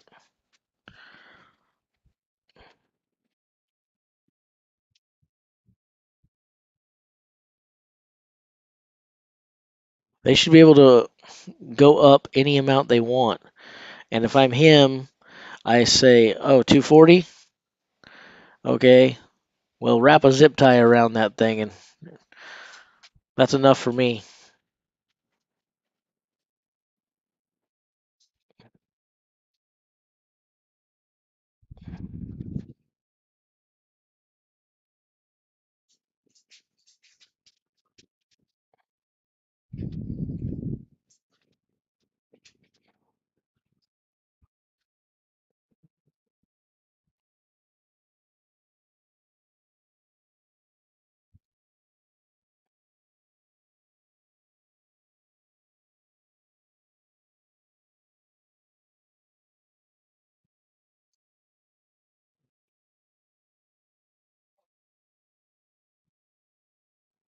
beat the Jace Man, you have to quote the Jace Man, and Novikov got it, 246. That is, oh man. Okay, we need to end this stream. I think all of us need some rest. We got to come back tomorrow. We got to get some rest. But I don't think I can close this thing without giving you guys my thoughts on the day and my recap. So let's start out by looking at our overall leaderboard, right? We have Alexi on top, and is there any doubt that the man deserves it? He's on top, and he deserves it, especially after what we just saw, right? I mean, that we didn't get to watch it, but it feels like we just got to watch it, doesn't it? I mean, doesn't it feel like we just witnessed something amazing and unbelievable, even though we didn't witness it? It's crazy. Alexi, wow, smallest man in the competition, biggest weight overhead. That's a statement, man. Yeah, I do think that Tom still wins, and not just because he's your homeboy, but I do. But I don't care at this point whether Alexi finishes first, second, third. 246 Flintstone Lift overhead at his weight. The amount that Tom outweighs him by is pretty crazy. And that's no knock at Tom. Tom's 240 is Tom's 240. There's almost not enough praise that you can put on Tom pressing 240 kilograms overhead. That deserves 10 minutes of bragging on him in its own right. But then when you stop and realize that a much smaller man got up there and bested it by 6 freaking kilograms, wow. Wow. Speaking of Tom, though, he's squarely in second place, a point and a half behind Alexi at 26 and a half. Martins did redeem himself, even though he wanted more points than that. He was down there in fifth place, and he vaults up to third, so he's now in 20, with 1 point ahead of Mitchell Hooper, who now finds himself in fourth place, which is where I said that he would wind up. Trey Mitchell, though, might have something to say about that. He's only 1 point behind Hooper at 18 in that fifth and final spot. And then, of course, Shaw's down there in sixth, point and a half behind. The other Stoltman is in seventh. Max is in eighth. Rhéaume is there. If we take a look at how this compares to my predictions, basically, this looks relatively pretty good. I need to flip the first and third positions. I need to knock Shaw down another and vastly reward Trey Mitchell. But anyway, guys, I don't know how you feel. I have no idea how any of you guys feel. But the way I feel is we just witnessed something impeccable. We just witnessed something impeccable. And it's just incredible. It's just incredible. I totally look forward to tomorrow. And Preacher Boy is going to skip church to sit here and look at these spreadsheets tomorrow. So I'll see everyone back here tomorrow, or at least everyone who decides to come back. Thanks for joining me, guys. Thanks for hanging out. Until we see each other again, stay safe. Bye.